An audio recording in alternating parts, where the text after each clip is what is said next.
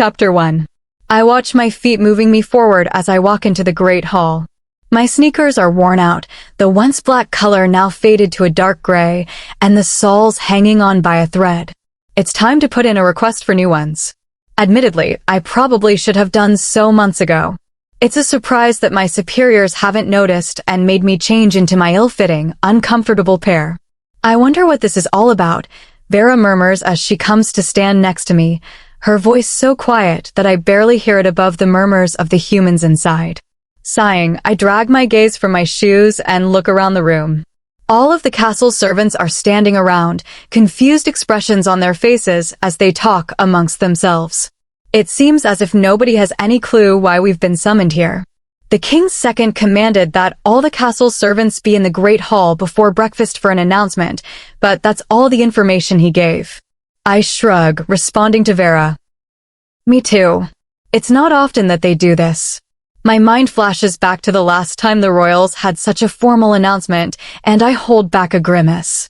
Some wealthy beasts from a nearby land were coming to visit, and we were warned that their treatment of humans was harsh and to be on our best behavior.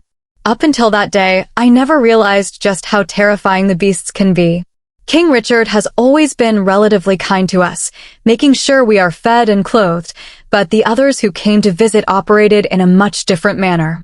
On the first day of their visit, one of the men was eyeing a kitchen girl, and as she was serving him his meal, this mate reached across the table and attacked her.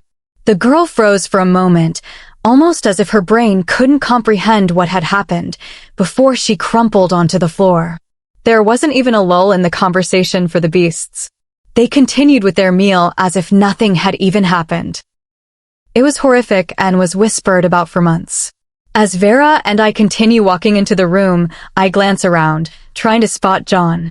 He stands a good foot above the other human men, and with his overgrown mop of pale blonde hair, he's generally hard to miss. I quickly spot him talking with a group of men near the front entrance, but before I can make my way over, the room falls silent. Everybody turns to face the doorway behind me, and I follow their lead. Spinning around, I watch King Richard and his second step into the room. Uncomfortable with their proximity, I shuffle backwards slightly. I know that the action won't go unnoticed, but it's important I keep a safe distance in case they are angry with us. My movement causes the king to glance at me before peering around the room. He takes his time, carefully inspecting each one of us, occasionally nodding to himself. I can feel my palms getting sweaty, and I resist the urge to wipe them on my dress.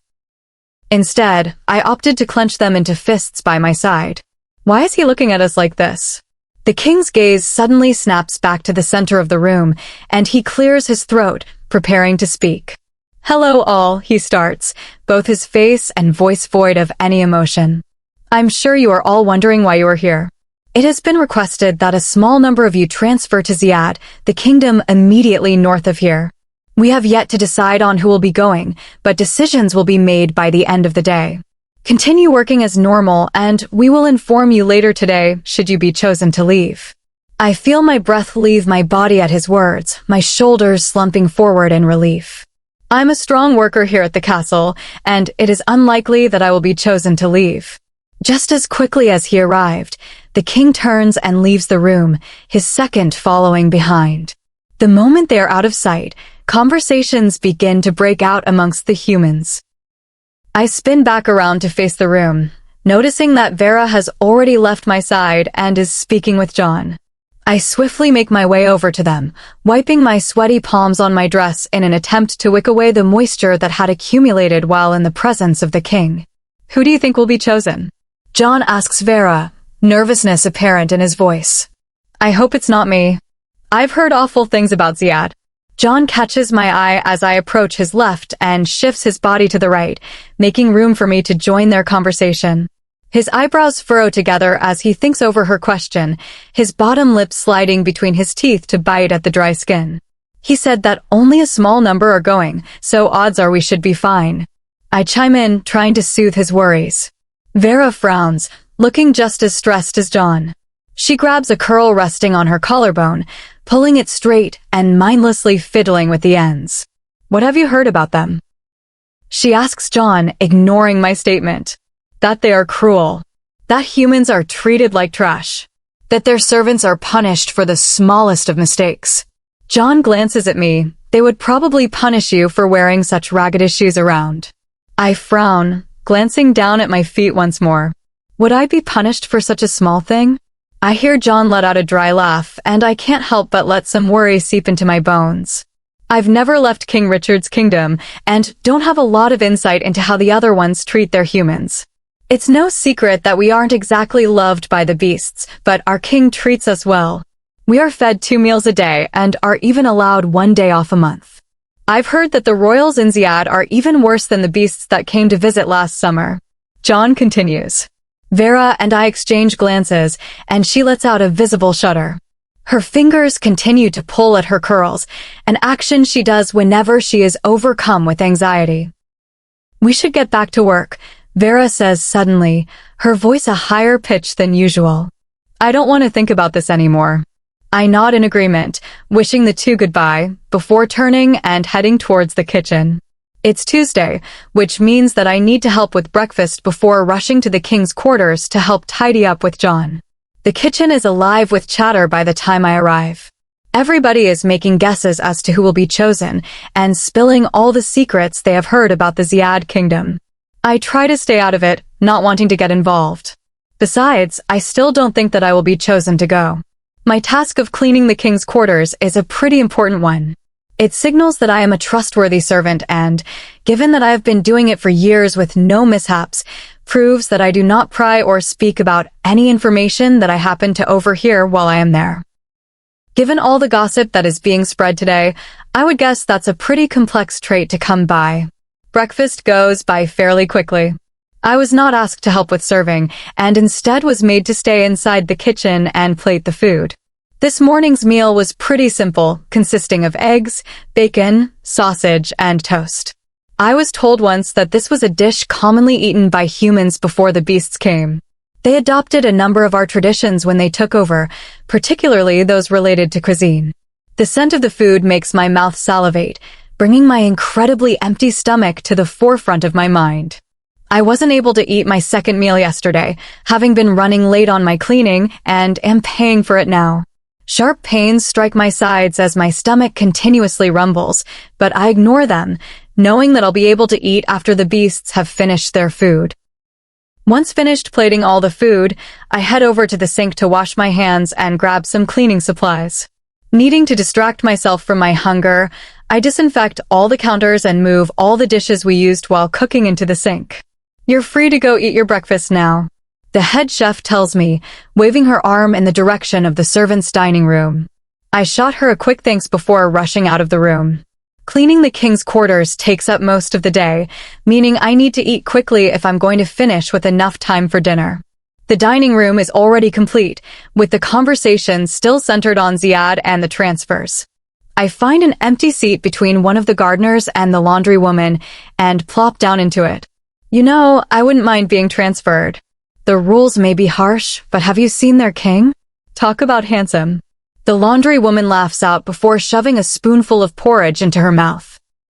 I grab a bowl from the center of the table and serve myself a couple of large scoops of porridge. A smile spreads across my face as I notice that they put in some brown sugar today. An elderly woman sitting across from Emma and me scoffs, "Watch what you're saying." She points her spoon at Emma. "You don't want them hearing and putting you on that list. Besides, do you think that the king would be interested in a human?" Wishful thinking. I heard that a boy was killed once simply for sneezing. The gardener pipes in. Emma laughs, "Yeah, but to be fair, I heard that he sneezed on the king." The trio continues to bicker back and forth, and at some point, I tune them out to focus on shoveling the food into my mouth. I don't have time to waste, and manage to finish eating in just a couple of minutes.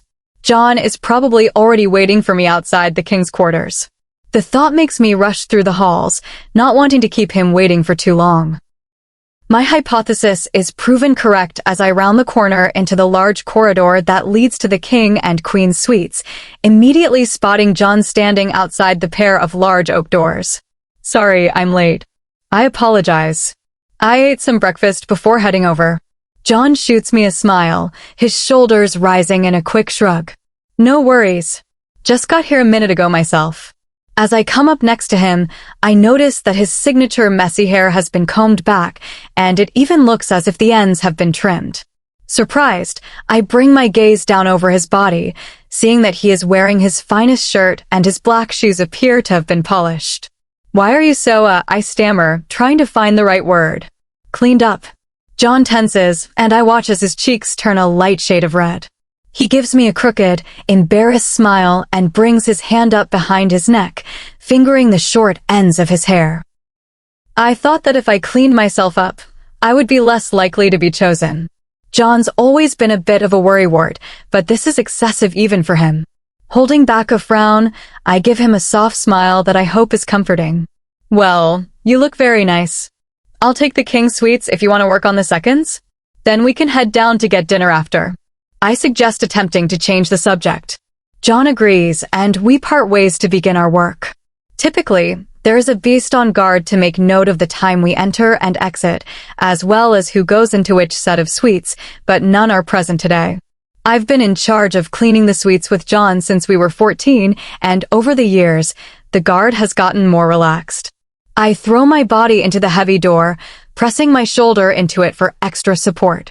It opens just enough for me to fit through, and I slip inside, the door slamming behind me with a loud thud. Glancing around the entryway, I am pleasantly surprised to see that the king has kept both his shoes tidy and the small table along the left wall free of clutter. I continue down the hallway until it opens up into the living room. Oh, I hum quietly, looking over the mess that has become this room. Empty bottles are strewn about, and multiple photos lie haphazardly on the couch and table. A children's book lies open on the floor, the pages romanticizing the beast's invasion some 200 years ago, and half-eaten plates are sitting on the bookshelves that line the far left wall. Knowing how important the photos are to the king, I decide to start there first to ensure that nothing spills on them as I clean. I'm surprised that he took them out in the first place. King Richard was looking at them daily after the death of his mate, but in the past couple of years, he has stopped looking at them altogether. I make sure to pick them up carefully, flipping the images so they are all facing the same direction, before placing them back in the albums from which they were taken. I learned years ago which photos belong to which albums, but I still take my time to ensure I don't misplace any. With the photos safely tucked away, I make quick work of the rest of the room. It's a tedious but relatively easy job. Before I know it, I'm finishing up the dusting and bringing the complete trash back to the front door. Thankfully, the living room was the only room in poor shape, and I was able to finish most of my cleaning within a couple of hours. Approaching the front door, I ball up my hand into a fist and bang against it a couple of times. Usually, the beast on guard can open it for me, but since he's gone today, I have to rely on John. I spent a good 2 years convinced that if I tried hard enough, I would be able to pry open the heavy front doors, but eventually gave up and accepted that while I can push them open just enough to slip inside, I don't have enough strength to pull them towards me to get out. John doesn't come to open the door, and after a couple more bangs, I accept that he is probably still cleaning and I need to sit and wait. Already, I can feel my hunger settling in. My stomach has been rumbling for the past 2 hours, but over the past 30 minutes, I've begun to feel the sharp pains return. Just the thought of eating some food has me salivating. In a moment of weakness, I contemplate digging through the trash and eating some of the leftovers that the king didn't finish, but even as I think it, I know that I won't go through with it. The punishment would be too great if I were caught. Every few minutes, I give a couple of pounds on the front door, not knowing when to expect John to leave the seconds quarters. After waiting for what feels like an hour, I hear the door groan. Knowing that this is a sign that it's about to open, I quickly step backward and begin gathering the trash bags in my hands. "Took you long enough," I exclaim as it pops open. I was starting to get worried that we would miss. The words die in my throat as I look up to see the king standing in front of me, his hand holding the door open with ease. A mocking smirk spreads across his face as he realizes that I've been trapped inside. "Come on out. I need to speak to both you and that young man you clean with." He steps aside, giving me space to squeeze past him into the main corridor. I sigh in relief as I realize that I am not going to be punished for speaking to him in such a way. As I exit the quarters, I spot John standing against the far wall to my left. He refuses to meet my eye, opting instead to stare at his overly shined shoes. I make my way over to him, dropping the garbage bags to my right and bringing my hands behind my back. I bow my head, showing respect to the king, before looking back up at him. I see John do the same out of the corner of my eye. Given the announcement this morning, I am sure that you are aware of what I need to speak to you about. You have both been chosen to transfer to the Ziad Castle. It was a hard decision, and you two were not among my top choices, but King Heloik specifically requested we send our best servants. He informs us, a slight frown etched onto his face. I don't move, my mind trying to wrap around what he's just told us. Seconds pass in silence as the king watches us. I clear my throat, the sound reverberating throughout the long corridor. When do we leave? I finally muster up the courage to ask, wincing as my voice cracks slightly. King Richard purses his lips, eyes darting between John and me. John shuffles his feet, the movement subtle, while I fiddle with my fingers behind my back. It's a futile attempt to comfort myself. Tomorrow afternoon. Chapter 2. What are you going to do? Vera asks, her voice soft. I hear the door close behind her, but I remain still, pretending to be asleep. If I don't get up, then I don't have to leave today. Simple as that. Vera's shoes squeak as she walks towards me, and seconds later, I hear a creak and feel the mattress dip as she sits on the edge of my bed. I don't know what I'm going to do without you and John, she continues. It's always been the three of us. Giving up the charade, I open my eyes and peek up at her. Her curly brown hair is thrown up in a messy bun, and deep bags have appeared under her eyes overnight. She looks about as bad as I feel. I sigh, not knowing what to say. Well, I'm glad that at least one of us gets to stay here. John and I will be okay, I assure her. Pushing the thin sheet off my body, I throw my legs over the edge of the bed and pull myself up into a sitting position. Help me pack, I ask. I'm sure Vera has loads of chores to do today, but I'd like to spend some time with her before leaving. I said all of my goodbyes yesterday during dinner, and am hoping that if I stay in my room all day, I can avoid having to go through that all again. Vera gives me a sad smile. Of course. The next couple of hours are spent packing and reminiscing on all the great times we'd had over the years. From running around the castle gardens as young children to becoming teens gossiping about who was having relationships. We were lucky in that we weren't expected to start working until we were 10, and therefore got to spend a lot of our childhood exploring and having fun. Do you remember when John and Sarah started seeing each other? We would have to cover for him and tell his mom that he was asked to go help out in the gardens. Vera asks, choking on her laughter. I chuckle at the memory. I doubt his mom believed us for even 1 second, especially given that we couldn't stop giggling while speaking to her. And remember when she caught them? I snort. She made all of us sleep out with the horses for lying to her. Vera and I laughed together, continuing to share good memories in an attempt to take our minds off the matter at hand. It makes the time go by quickly, and before I know it, it's time to head outside to the main gate. I take one last look at my bedroom, tears bubbling up in my eyes at the knowledge that this will be the last time I am ever here again. The area is just large enough to hold a twin bed and a small chest of drawers, but it is the only space that was ever really mine. 24 years of existence, and all we have to show for it is one sad burlap sack. Vera laughs, sarcasm heavy in her tone. I glance down at my sack, a loud snort escaping my throat. I quickly throw my hands over my mouth to cover it, the motion causing Vera to laugh harder. Seconds later, we are both hunched over with our hands holding our sides as we laugh together. As expected, it doesn't take long for the laughter to turn into loud, fat sobs.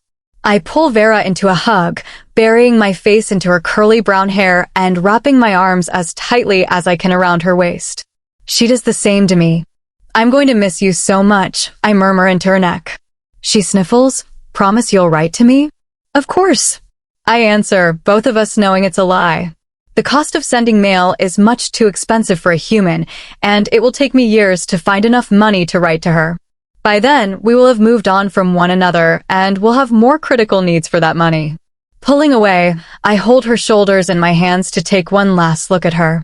I fear that the sight of her red-rimmed eyes and tear-stained cheeks will be the image of her that I carry with me for the rest of my life. I release her shoulders and reach down, grabbing my burlap sack and throwing it over my shoulder. No words are spoken as we leave my bedroom and walk through the servants' quarters, heading to the side exit that leads to the front gate.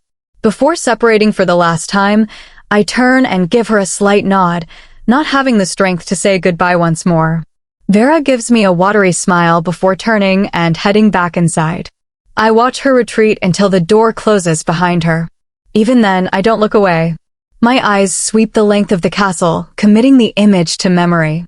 It's hard to believe that this is the last time I'll ever see this place again.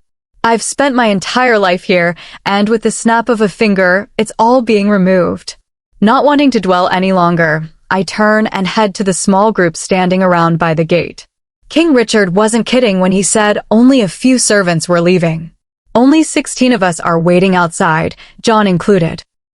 I can't help but wonder why King Helioix needed more humans.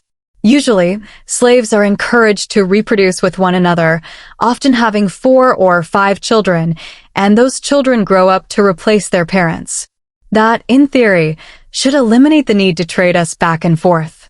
Maybe King Helioix is killing his slaves at a rate faster than they can populate.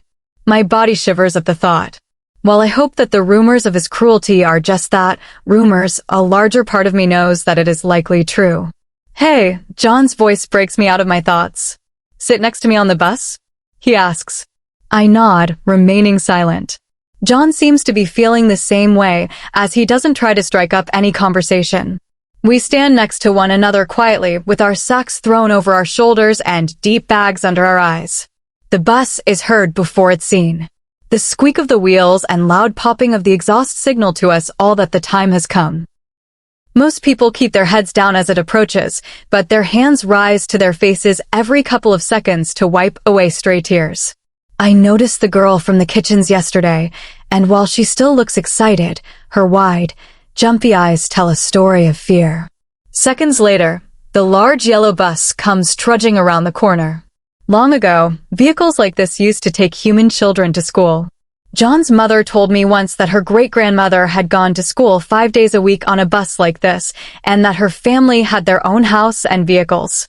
She used to love telling us grand stories about what life was like before the beasts came. At that time, and even now, it's hard to visualize. As the bus comes to a halt, everybody picks up their sacks and lines up in front of the double doors. With a loud whine, the doors are pushed open, revealing an annoyed-looking beast sitting in the driver's seat.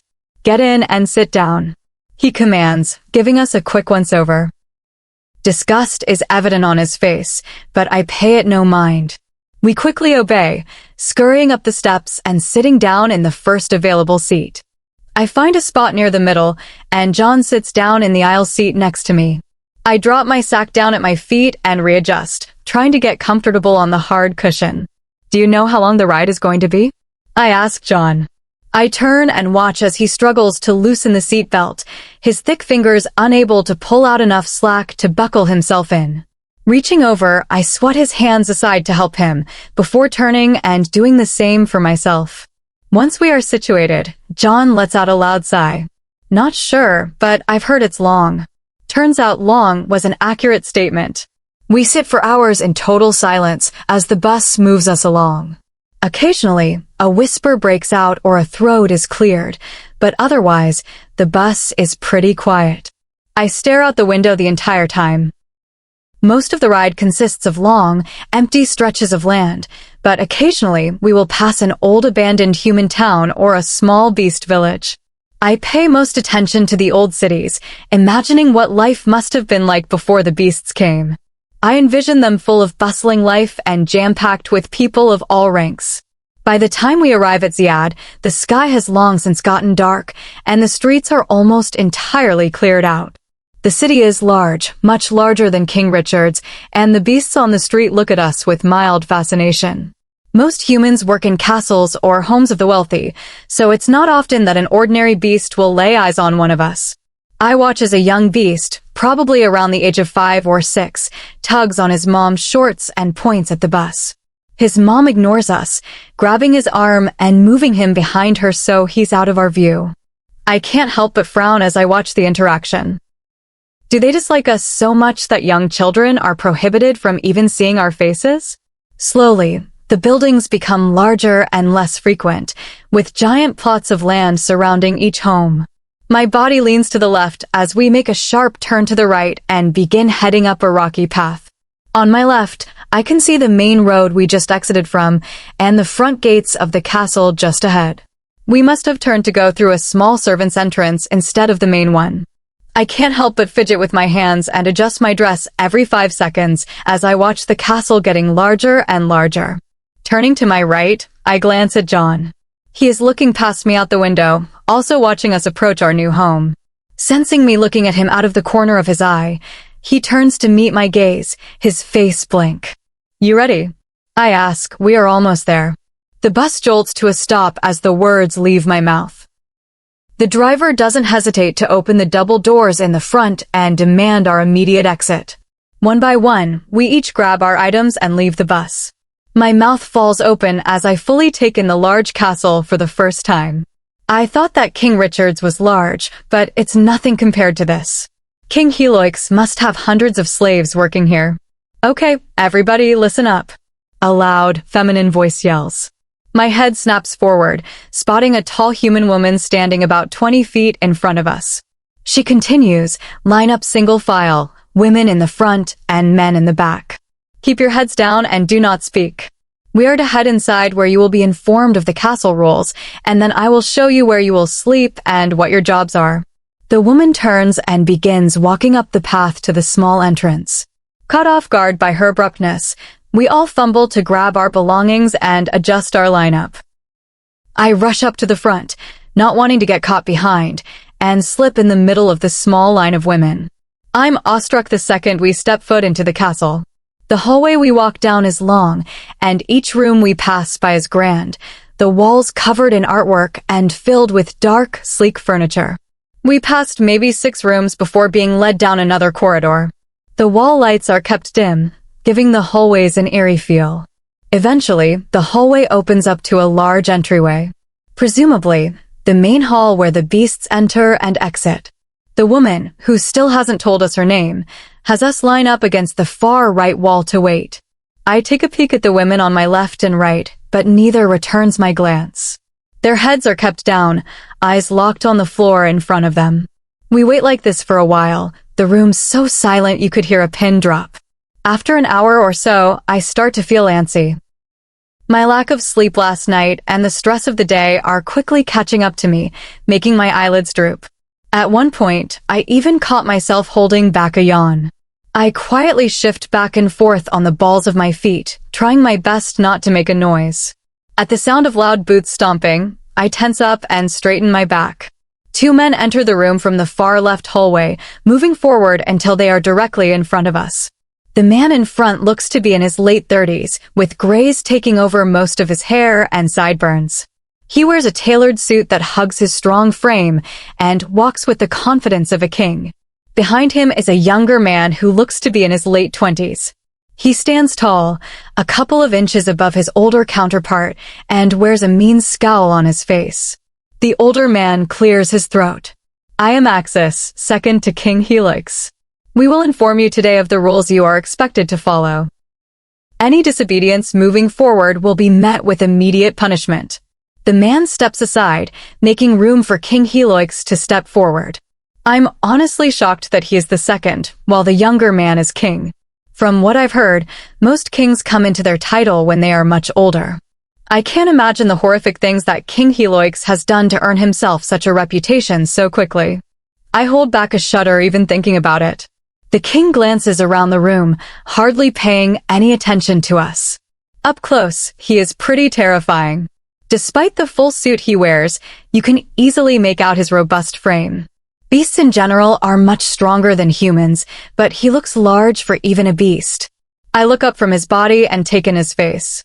He has a sharp jawline, which leads to thick lips and dark, wavy hair. His eyes are dark too, almost looking black in the lighting.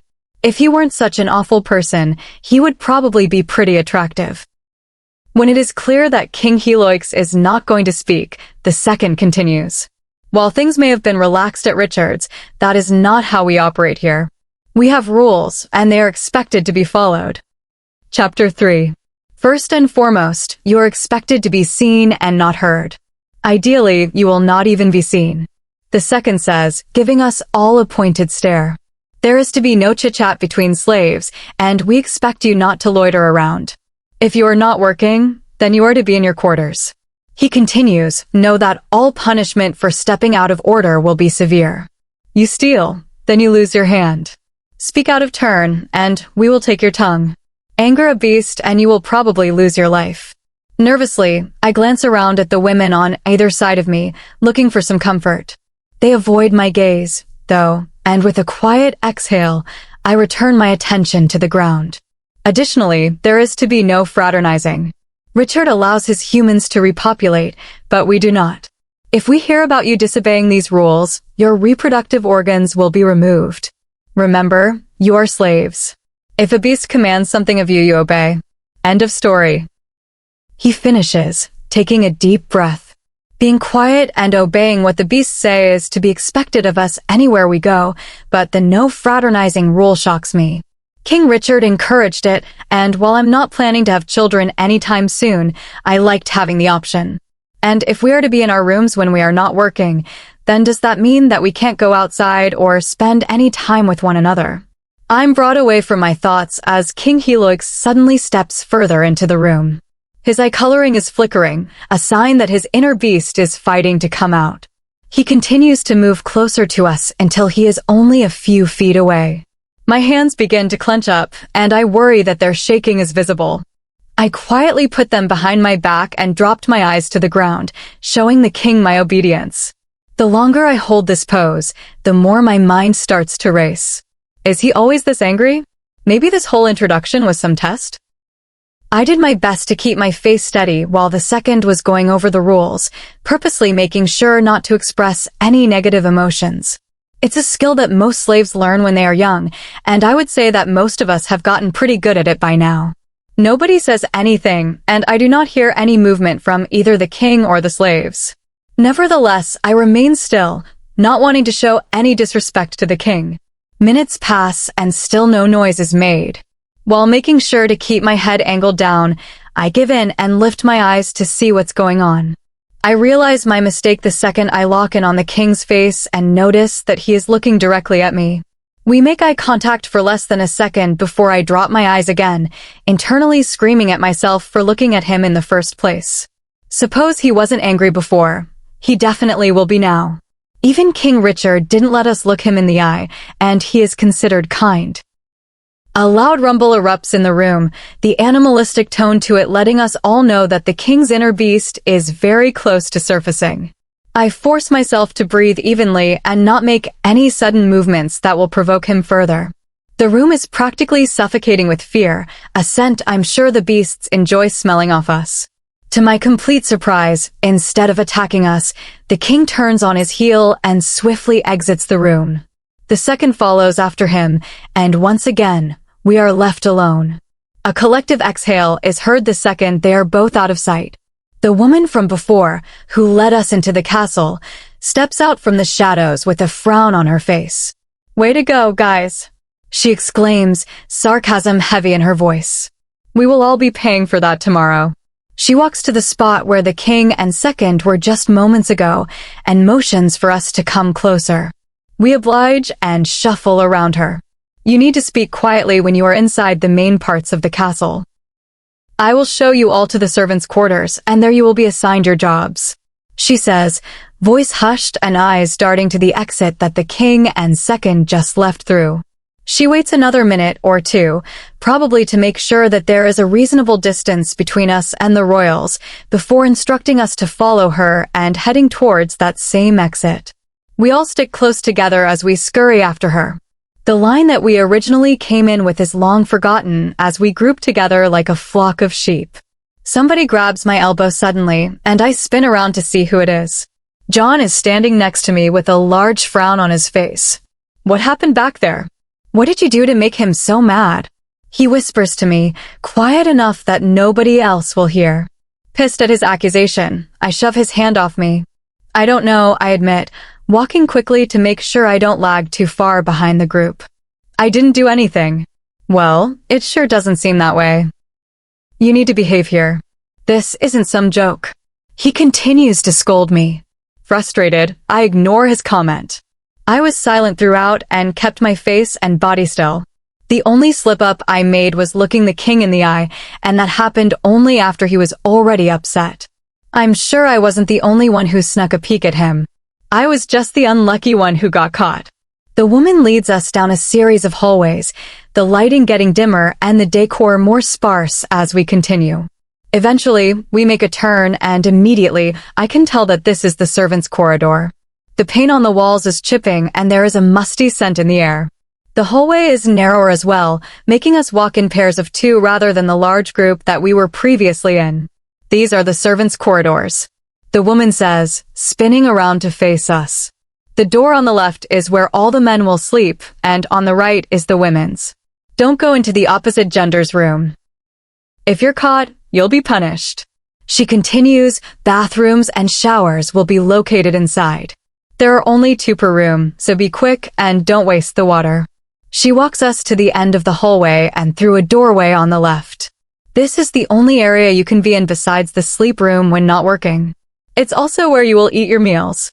There's a paper on the counter listing your job responsibilities. Feel free to look it over and come to me if you have any questions. We all run to the table the second the words are out of her mouth, crowding around each other to see what our jobs are. I can't see over the people in front of me, and I try to squeeze in further to get a glimpse. Adeline, I'll check for you, John says from behind me.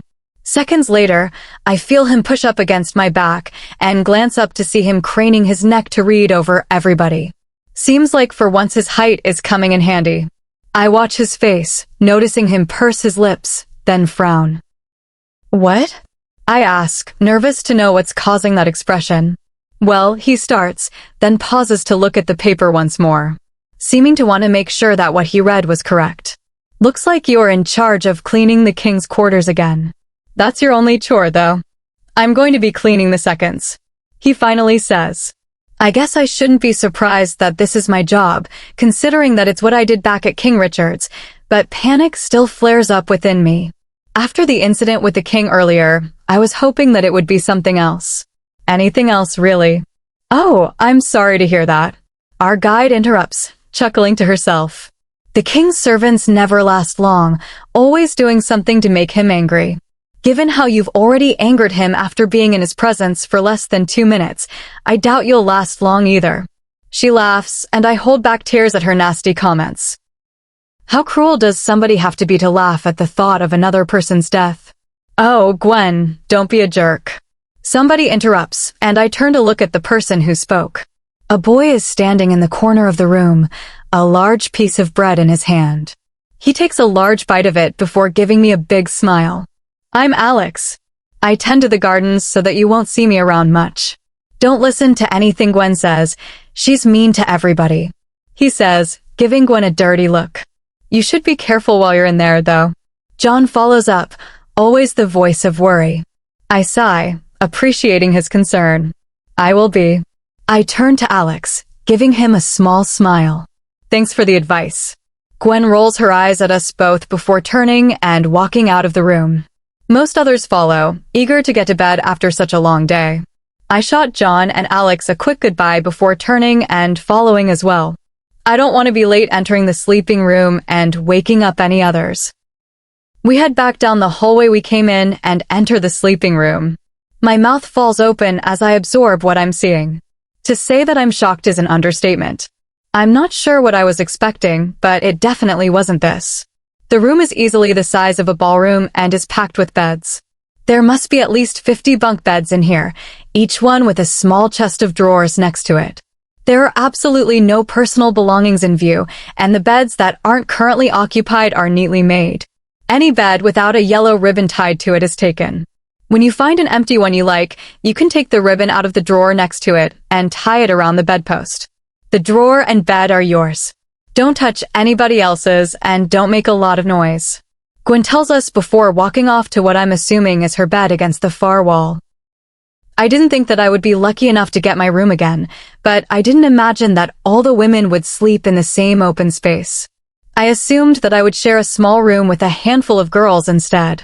Most of the beds appear to be taken, but I find one near the bathroom and quickly grab a ribbon from the closest drawer to claim it. Being next to the toilet isn't ideal, and I worry that I'll be woken throughout the night as girls get up to use it, but it's better than nothing. I unpack my sack, making sure to organize all my clothing so it fits properly in the drawer and is easy to access. As I finish, I glance around the room, trying to figure out where the sleeping clothes are around here. Back when I had my room, and even when I shared with others, I would sleep in my underwear. We didn't have any night clothing, and most of the girls found it more comfortable to sleep in their work attire.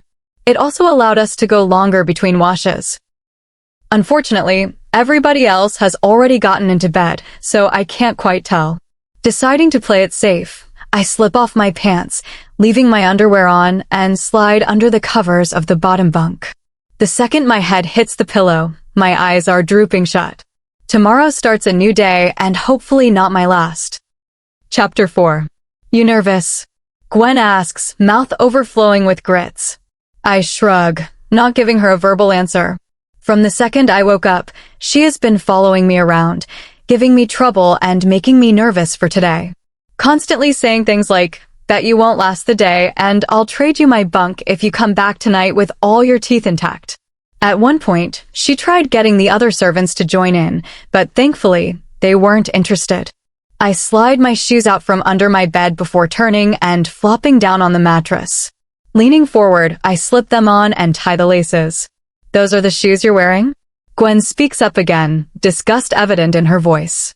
They're my nicest pair, I answer calmly, not wanting to provoke her further.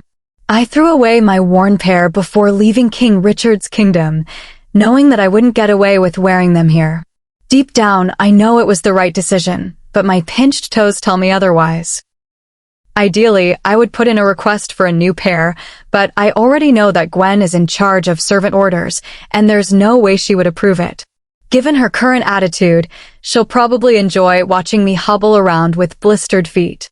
Gwen continues watching me as I slip on my shoes and tie up the laces. Oh, I forgot to tell you something, she suddenly says, throwing her hands up in the air in mock surprise.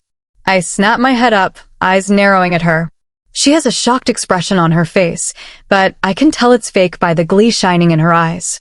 Your work starts earlier than the other servants. You need to be at the king's chambers in a— Gwen looks at her wrist, pretending to be checking a watch. 5 minutes ago. My blood runs cold. Are you serious?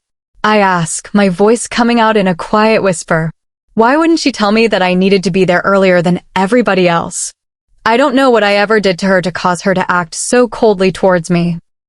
It's like I have a giant stamp on my forehead that reads, mess with me. Gwen nods. You should really get a move on. I snap into motion, jumping off the bed and rushing towards the exit of the women's chambers. I haven't had time to eat any food or make myself presentable, but hopefully no beasts will notice, and I can quickly tidy myself up when alone in the king's chambers. I rip open the door, ignoring the sound of Gwen's laughter behind me, and rush out of the servants' quarters towards the main halls. I don't know where the king's chambers are, but assuming that this castle is built similarly to King Richard's, then it will be on the top floor. I continue rushing down the hallway, keeping my eyes peeled for a staircase that I can go up. As I near a corner, I hear some loud laughter and immediately slow my pace and move closer to the wall, dropping my head towards the ground to show my submission. Taking a deep breath, I round the corner and see a couple of female beasts up ahead. Both are tall and elegantly dressed, adorned with jewels. They look to be a mother and daughter, but aren't accompanied by a guard, meaning that they likely aren't royalty. If he accepts your proposal, you'll definitely need to redecorate. The elder woman laughs. They approach me quickly, and I make sure to keep my steps even and face blank, making myself as invisible as possible. The younger woman gives her mom a playful push, bringing her dangerously close to me. That's if he even accepts, she says. I remind myself to keep my eyes straight ahead and breathe evenly. My heart pounds in my ears as I near them, and I pray that they can't smell my fear. They pass by, and my clenched muscles relax when they don't acknowledge my presence and continue down the hallway laughing and joking with one another. Picking up my pace once more, I start my hunt for a staircase, pleased to see one up ahead on my left. I scurry over to it and slip inside, immediately taking the steps 2 at a time. The first couple of floors pass by easily, but by the 5th, I'm panting and using the railing to stay upright. As I reach the 6th floor, the stairwell suddenly ends, signaling that this must be the top. I stopped behind the door leading to the hallway to take a quick second to collect myself. My breaths are coming out rapidly, and I force myself to breathe more slowly through my mouth. Reaching up, I run my fingers through my hair, haphazardly combing out the big knots before throwing it in a low ponytail. I'll take more time to clean up once I'm alone inside the king's chambers, but for now, this will have to do. Taking one last deep breath, I push open the door and exit into the hallway. The floor is completely silent, not a soul to be seen anywhere. I'd expect the king's chambers to have guards nearby, and the lack thereof has me worried that my assumption was incorrect. I continue forward down the hallway anyway, taking care to step lightly to minimize the echo of my shoes. I notice a couple of doors up ahead, all very large and imposing, and regret not asking anybody to show me where to go. It was foolish of me to assume that I would be able to find his chambers all on my own, and by now my tardiness is sure to be noticed. The doors are all identical, solid dark wood with black detailing, and look eerily similar to the ones at King Richard's. I carefully walk up to the first one on my left and place my ear against it, trying to see if I can hear anything inside.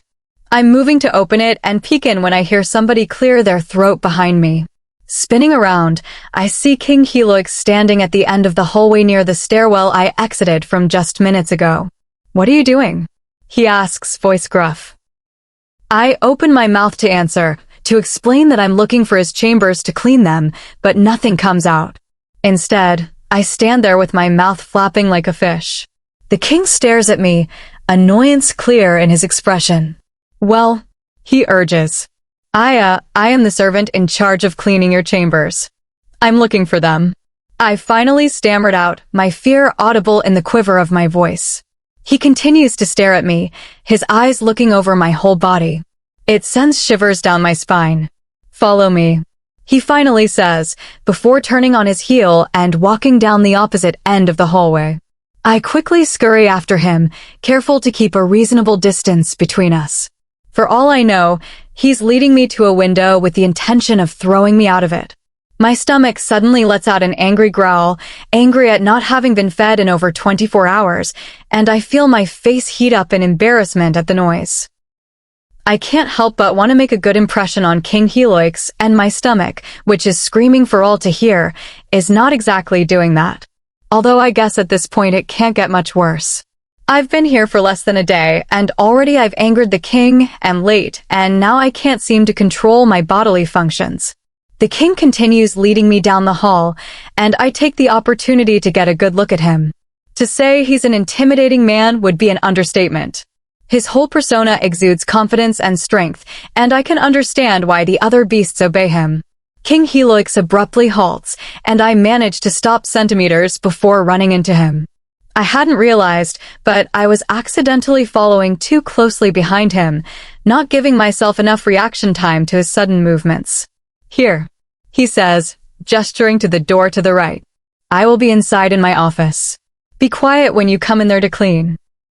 With that, he pushes open the large door and walks inside. It quickly slams shut behind him. I wait a couple of seconds, wanting to give him time to get adjusted in his office before I enter. "When you're done cleaning the king's quarters, come to mine," a loud voice says from behind me. I quickly spin around and lock eyes with a guard standing along the opposite wall. I was so distracted by the king that I hadn't even noticed he was there. He's wearing a tight suit, the seams looking like they are about to pop at his arms and chest. The guard gives me a sly smirk, eyes looking me up and down. He takes a couple of steps towards me, and I resist the urge to walk backwards. I heard whispers that slaves are often mistreated in this kingdom, but I was hoping that I could escape it. The beast continues forward until he is only inches from me. His hand snaps up, faster than I can register, and roughly grabs my chin between his thumb and forefinger. He squeezes hard and forces my head to turn left and right. His grip is painful and I feel tears start to well up, but I refuse to let them fall, knowing that crying will only cause me more trouble. He continues his inspection of my face, a large smile on his face the whole time. "You'll be fun to break in," he finally says, releasing me. "Come directly to my room once you're done here." I drop my eyes to the floor, face burning in shame. "Yes, sir." He nods in approval at my confirmation and walks back to his post along the far wall. I turn to King Helix's door and begin working on prying it open. Thankfully, I find that the process is similar to the one that I learned at King Richard's. I set my shoulder against the door and with one strong push, cracked it open just wide enough to slip inside. Getting out will be a whole other issue, but I'll worry about that in a couple of hours when it's time to leave. To my surprise, King Helix has a beautiful suite. The door opens up immediately into the living room, and the entire apartment looks to be one large room. They used to have a name for a style like this, a studio, I believe. A large leather couch and living area are right in front as you walk in, but to the right is a grand kitchen space and center island. I spot a bed in the back left corner with long white curtains around it. The entire room is brightly lit by the floor-to-ceiling windows that line the whole wall to my left, and I'm honestly shocked by the taste of the decor of this room. Most beasts prefer a darker, muted color scheme, but the furniture in here is either white or beige, with the occasional brown thrown in. There's a small hallway past the kitchen, which I assume leads to the office and bathroom. This place is already pretty tidy, so hopefully it won't take me too long to clean.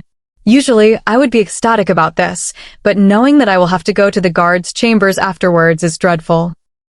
My mother warned me when I was young that this might happen, and that the best thing to do is just stay still and allow them to do what they please.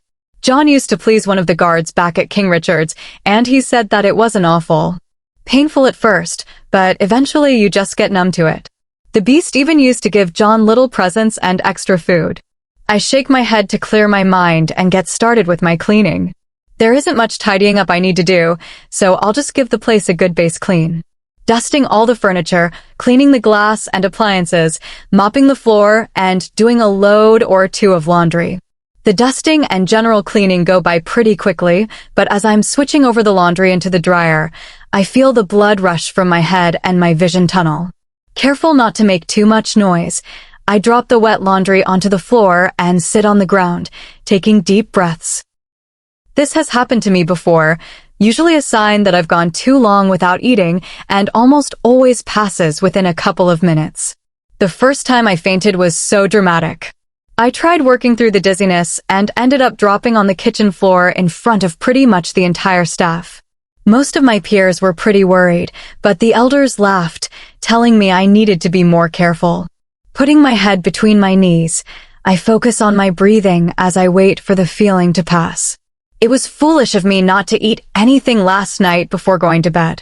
I was so concerned with finding a bed and not bothering anybody else, but it wouldn't have really made a difference to anybody if I took 5 minutes to eat a couple of pieces of bread and an apple.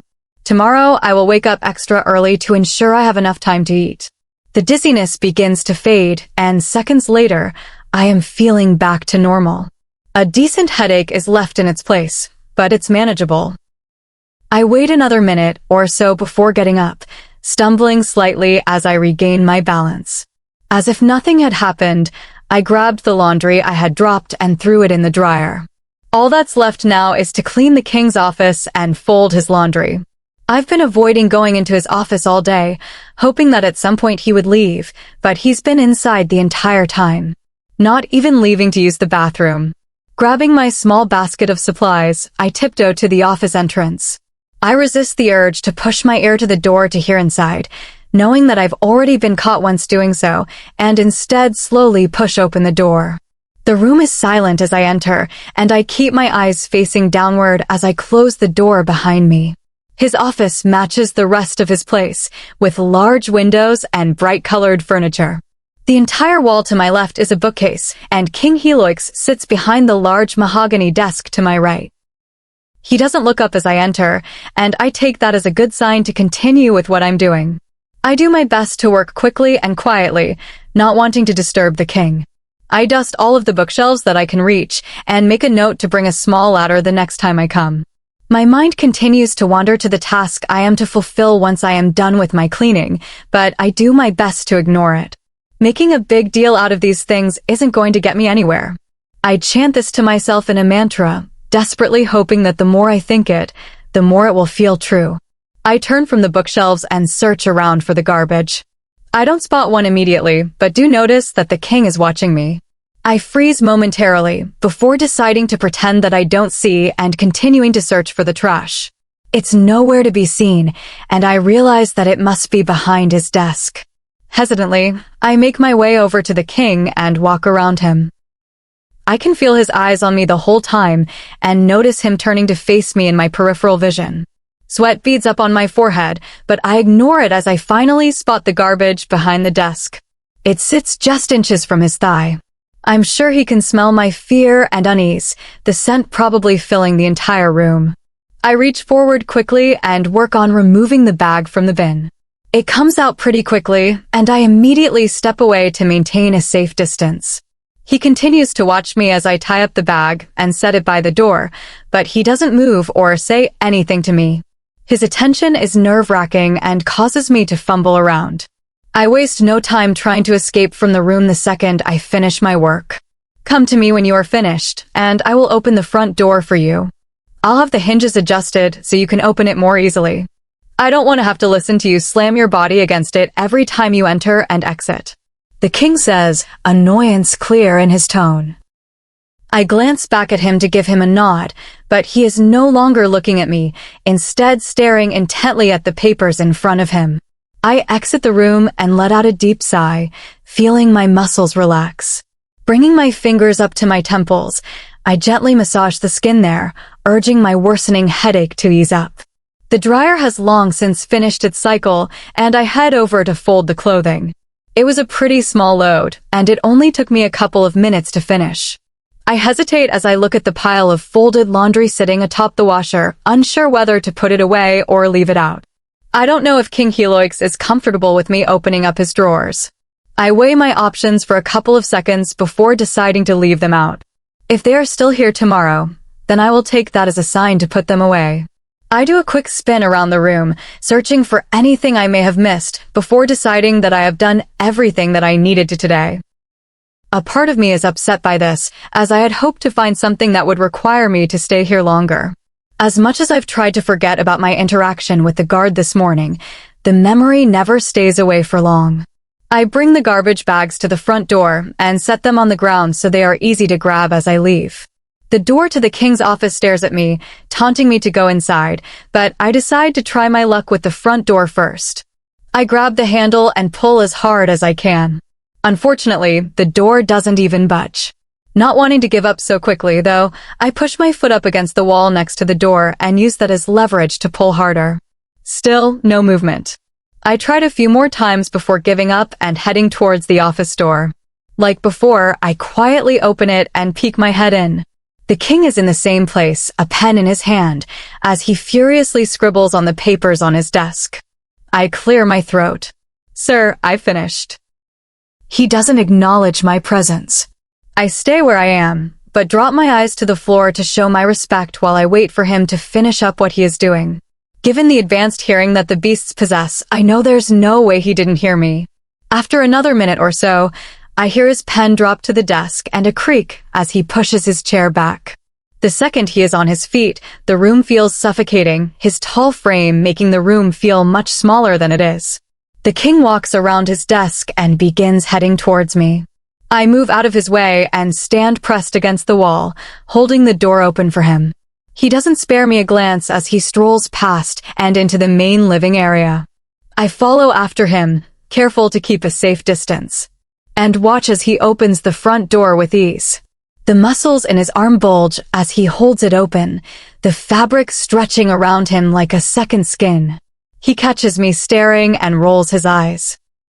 I feel my face flush at having been seen and quickly grab the garbage before he punishes me for being disrespectful. My body is tense as I walk past him and out into the hallway, the door immediately slamming shut behind me. I notice that the guard from earlier is gone and has been replaced with another beast. I was worried that he would be here waiting for me, giving me no time to mentally prepare before taking me to his room. I heard from a couple of servants this morning that the guards live directly above us. I'm not sure which room is his, but I assume that there will be guards everywhere down there, and one will be able to tell me where to go. With a defeated sigh, I make my way down the hallway, preparing myself for what's to come. Chapter 4. You nervous? Gwen asks, mouth overflowing with grits. I shrug, not giving her a verbal answer. From the second I woke up, she has been following me around, giving me trouble and making me nervous for today. Constantly saying things like, bet you won't last the day, and I'll trade you my bunk if you come back tonight with all your teeth intact. At one point, she tried getting the other servants to join in, but thankfully, they weren't interested. I slide my shoes out from under my bed before turning and flopping down on the mattress. Leaning forward, I slip them on and tie the laces. Those are the shoes you're wearing? Gwen speaks up again, disgust evident in her voice. They're my nicest pair, I answer calmly, not wanting to provoke her further. I threw away my worn pair before leaving King Richard's kingdom, knowing that I wouldn't get away with wearing them here.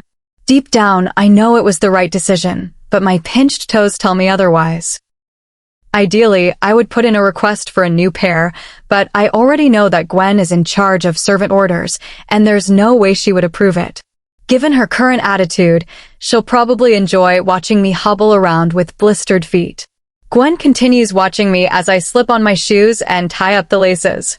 Oh, I forgot to tell you something, she suddenly says, throwing her hands up in the air in mock surprise. I snap my head up, eyes narrowing at her. She has a shocked expression on her face, but I can tell it's fake by the glee shining in her eyes. Your work starts earlier than the other servants.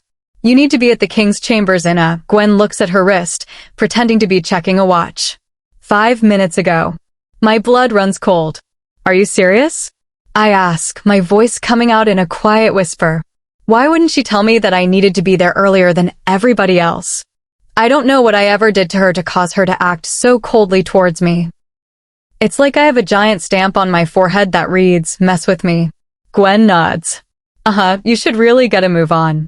I snap into motion, jumping off the bed and rushing towards the exit of the women's chambers. I haven't had time to eat any food or make myself presentable, but hopefully no beasts will notice, and I can quickly tidy myself up when alone in the king's chambers. I rip open the door, ignoring the sound of Gwen's laughter behind me, and rush out of the servants' quarters towards the main halls. I don't know where the king's chambers are, but assuming that this castle is built similarly to King Richard's, then it will be on the top floor.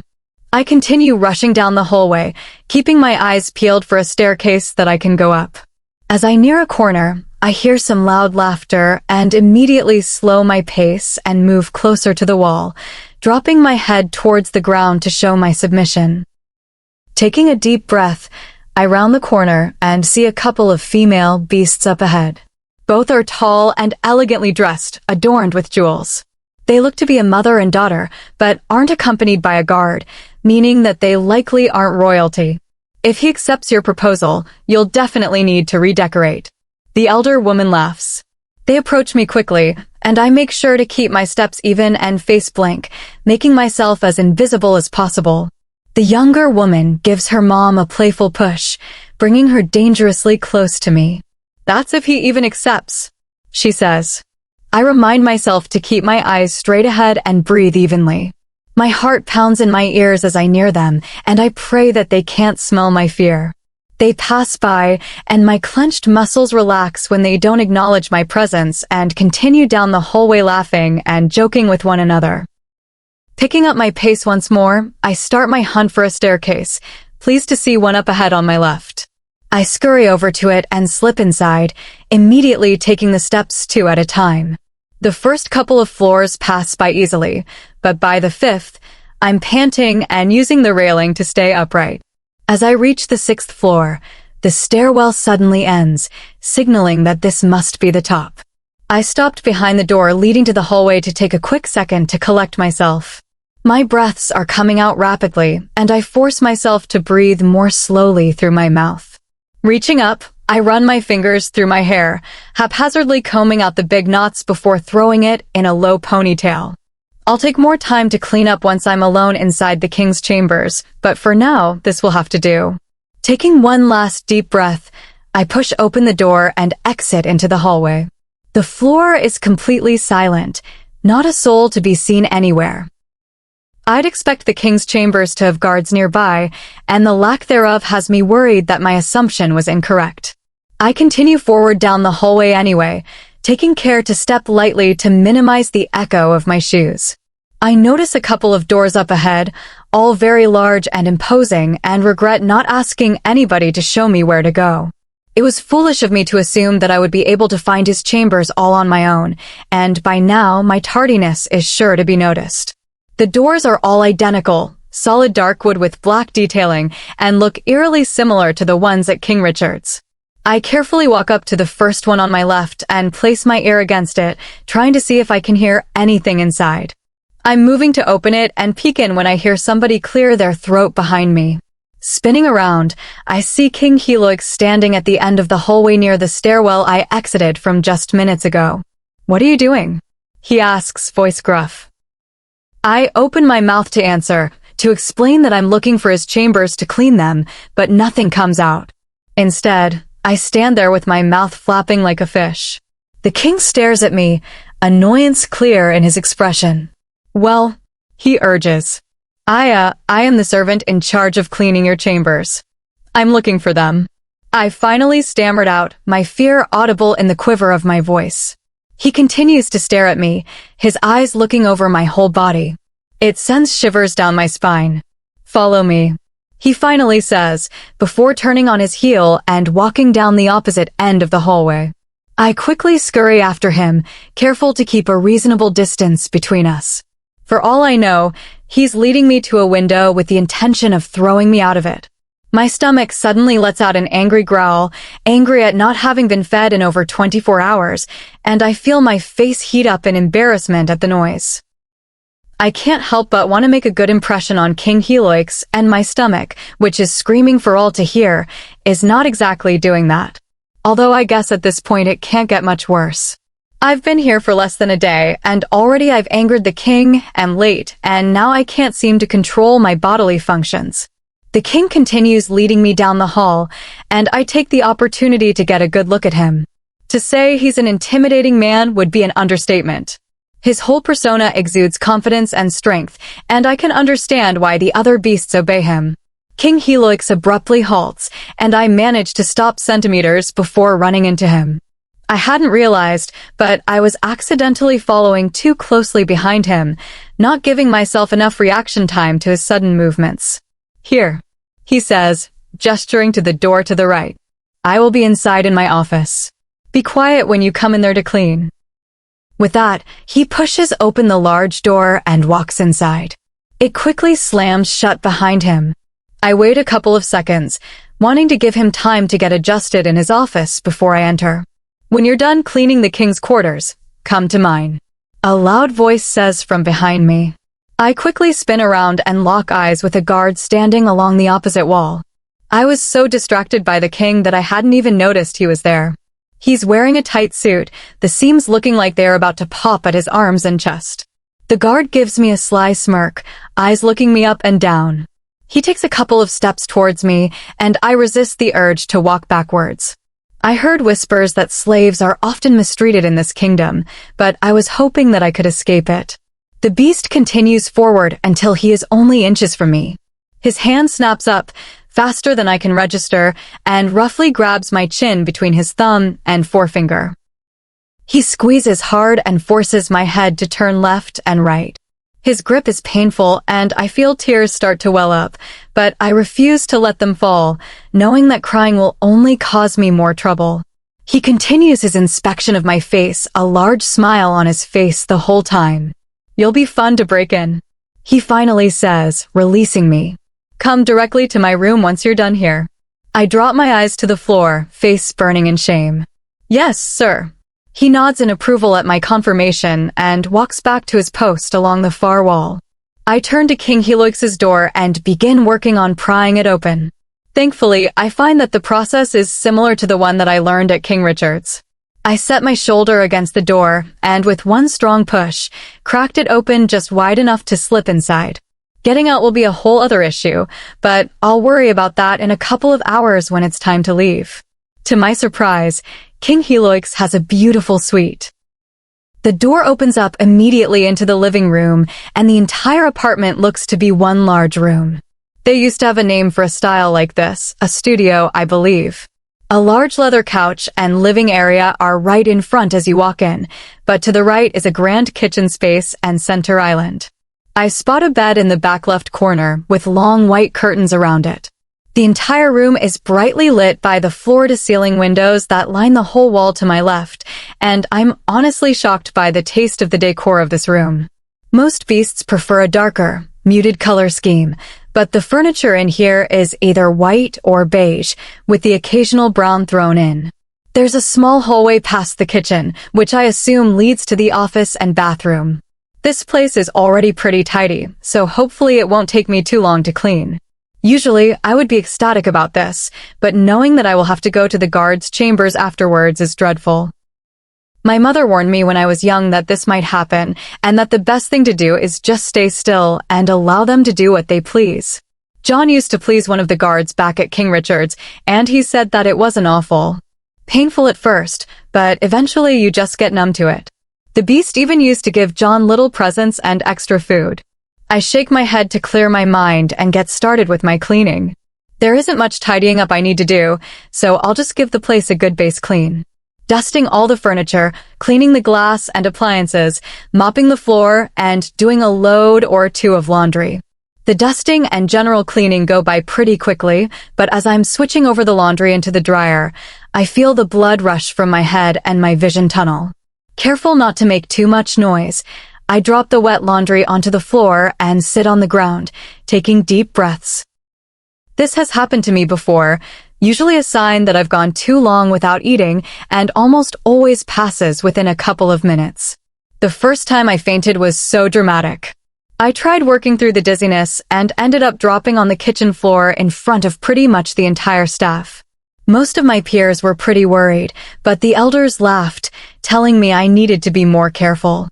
Putting my head between my knees, I focus on my breathing as I wait for the feeling to pass. It was foolish of me not to eat anything last night before going to bed.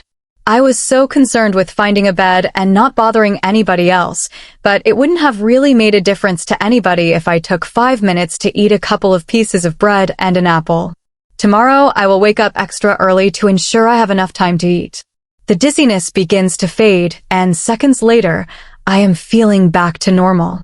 A decent headache is left in its place, but it's manageable. I wait another minute or so before getting up, stumbling slightly as I regain my balance. As if nothing had happened, I grabbed the laundry I had dropped and threw it in the dryer. All that's left now is to clean the king's office and fold his laundry. I've been avoiding going into his office all day, hoping that at some point he would leave, but he's been inside the entire time. Not even leaving to use the bathroom. Grabbing my small basket of supplies, I tiptoe to the office entrance. I resist the urge to push my ear to the door to hear inside, knowing that I've already been caught once doing so, and instead slowly push open the door. The room is silent as I enter, and I keep my eyes facing downward as I close the door behind me. His office matches the rest of his place, with large windows and bright-colored furniture. The entire wall to my left is a bookcase, and King Heliox sits behind the large mahogany desk to my right. He doesn't look up as I enter, and I take that as a good sign to continue with what I'm doing. I do my best to work quickly and quietly, not wanting to disturb the king. I dust all of the bookshelves that I can reach, and make a note to bring a small ladder the next time I come. My mind continues to wander to the task I am to fulfill once I am done with my cleaning, but I do my best to ignore it. Making a big deal out of these things isn't going to get me anywhere. I chant this to myself in a mantra, desperately hoping that the more I think it, the more it will feel true. I turn from the bookshelves and search around for the garbage. I don't spot one immediately, but do notice that the king is watching me. I freeze momentarily, before deciding to pretend that I don't see and continuing to search for the trash. It's nowhere to be seen, and I realize that it must be behind his desk. Hesitantly, I make my way over to the king and walk around him. I can feel his eyes on me the whole time and notice him turning to face me in my peripheral vision. Sweat beads up on my forehead, but I ignore it as I finally spot the garbage behind the desk. It sits just inches from his thigh. I'm sure he can smell my fear and unease, the scent probably filling the entire room. I reach forward quickly and work on removing the bag from the bin. It comes out pretty quickly, and I immediately step away to maintain a safe distance. He continues to watch me as I tie up the bag and set it by the door, but he doesn't move or say anything to me. His attention is nerve-wracking and causes me to fumble around. I waste no time trying to escape from the room the second I finish my work. Come to me when you are finished, and I will open the front door for you. I'll have the hinges adjusted so you can open it more easily. I don't want to have to listen to you slam your body against it every time you enter and exit. The king says, annoyance clear in his tone. I glance back at him to give him a nod, but he is no longer looking at me, instead staring intently at the papers in front of him. I exit the room and let out a deep sigh, feeling my muscles relax. Bringing my fingers up to my temples, I gently massage the skin there, urging my worsening headache to ease up. The dryer has long since finished its cycle, and I head over to fold the clothing. It was a pretty small load, and it only took me a couple of minutes to finish. I hesitate as I look at the pile of folded laundry sitting atop the washer, unsure whether to put it away or leave it out. I don't know if King Heloix is comfortable with me opening up his drawers. I weigh my options for a couple of seconds before deciding to leave them out. If they are still here tomorrow, then I will take that as a sign to put them away. I do a quick spin around the room, searching for anything I may have missed before deciding that I have done everything that I needed to today. A part of me is upset by this, as I had hoped to find something that would require me to stay here longer. As much as I've tried to forget about my interaction with the guard this morning, the memory never stays away for long. I bring the garbage bags to the front door and set them on the ground so they are easy to grab as I leave. The door to the king's office stares at me, taunting me to go inside, but I decide to try my luck with the front door first. I grab the handle and pull as hard as I can. Unfortunately, the door doesn't even budge. Not wanting to give up so quickly, though, I push my foot up against the wall next to the door and use that as leverage to pull harder. Still, no movement. I tried a few more times before giving up and heading towards the office door. Like before, I quietly open it and peek my head in. The king is in the same place, a pen in his hand, as he furiously scribbles on the papers on his desk. I clear my throat. Sir, I finished. He doesn't acknowledge my presence. I stay where I am, but drop my eyes to the floor to show my respect while I wait for him to finish up what he is doing. Given the advanced hearing that the beasts possess, I know there's no way he didn't hear me. After another minute or so, I hear his pen drop to the desk and a creak as he pushes his chair back. The second he is on his feet, the room feels suffocating, his tall frame making the room feel much smaller than it is. The king walks around his desk and begins heading towards me. I move out of his way and stand pressed against the wall, holding the door open for him. He doesn't spare me a glance as he strolls past and into the main living area. I follow after him, careful to keep a safe distance, and watch as he opens the front door with ease. The muscles in his arm bulge as he holds it open, the fabric stretching around him like a second skin. He catches me staring and rolls his eyes. I feel my face flush at having been seen and quickly grab the garbage before he punishes me for being disrespectful. My body is tense as I walk past him and out into the hallway, the door immediately slamming shut behind me. I notice that the guard from earlier is gone and has been replaced with another beast. I was worried that he would be here waiting for me, giving me no time to mentally prepare before taking me to his room. I heard from a couple of servants this morning that the guards live directly above us. I'm not sure which room is his, but I assume that there will be guards everywhere down there, and one will be able to tell me where to go. With a defeated sigh, I make my way down the hallway, preparing myself for what's to come. Chapter 6. I narrow my eyes in concentration as I begin to scrub the stain harder. King Heloix must have had guests over last night, as the entire suite was turned into a giant mess overnight. The second I walked into his apartment this morning, I knew that I had my work cut out for me, but I didn't expect to have to spend an hour on my hands and knees trying to get wine out of his mattress. Groaning loudly, I crawl off the side of his bed to rinse my rag in the bucket on the floor. I dip it in a couple of times to dilute the wine, before rinsing out all the soapy water and climbing back onto the bed. This time, I try to tackle the stain at a different angle, turning my body so my back is to the front door. This is ridiculous, I complain out loud, glad that the king is gone and I can talk to myself. He was around for the first couple of days, always working in his office, but lately has been absent. I'm not sure where, but he's gone before I arrive and doesn't come back after I'm gone. I don't mind, though. It's made my time here much less stressful. I begin scrubbing the mattress once more, excited to see the color starting to fade. The stain won't completely disappear, but my goal is to get enough of the wine out that the king won't smell it when he goes to bed at night. King Richard used to spill in his bed all the time and would always complain about the smell. I'd never say this out loud, but it's what he deserved for spilling it in the first place. A small part of me enjoyed seeing his enhanced senses come back to bite him in the butt too. Tossing the washcloth into the bucket, I push my face into the stain and take a deep breath, trying to see if I can smell any wine. My nose picks up the light scent of soap and laundry detergent, but no wine. Deeming that good enough, I crawl backwards a couple of inches until I'm at the edge of the bed and climb down. It's not perfect, but it'll do, I mumble to myself. The buzzer on the dryer goes off, making me smile at the perfect timing. The once clear water inside the bucket is now tinted purple, and I dump it in the kitchen sink before starting the laundry. Glancing at the clock on the oven, I sigh as I take in the time. It's getting pretty late, and I'll be lucky if there's any dinner left for me when I get back. I made the mistake of cleaning the entire place before checking the bed. Foolishly, I assumed that it would be fine and all I needed to do was make it, not realizing that the sheets needed to be washed and the mattress cleaned.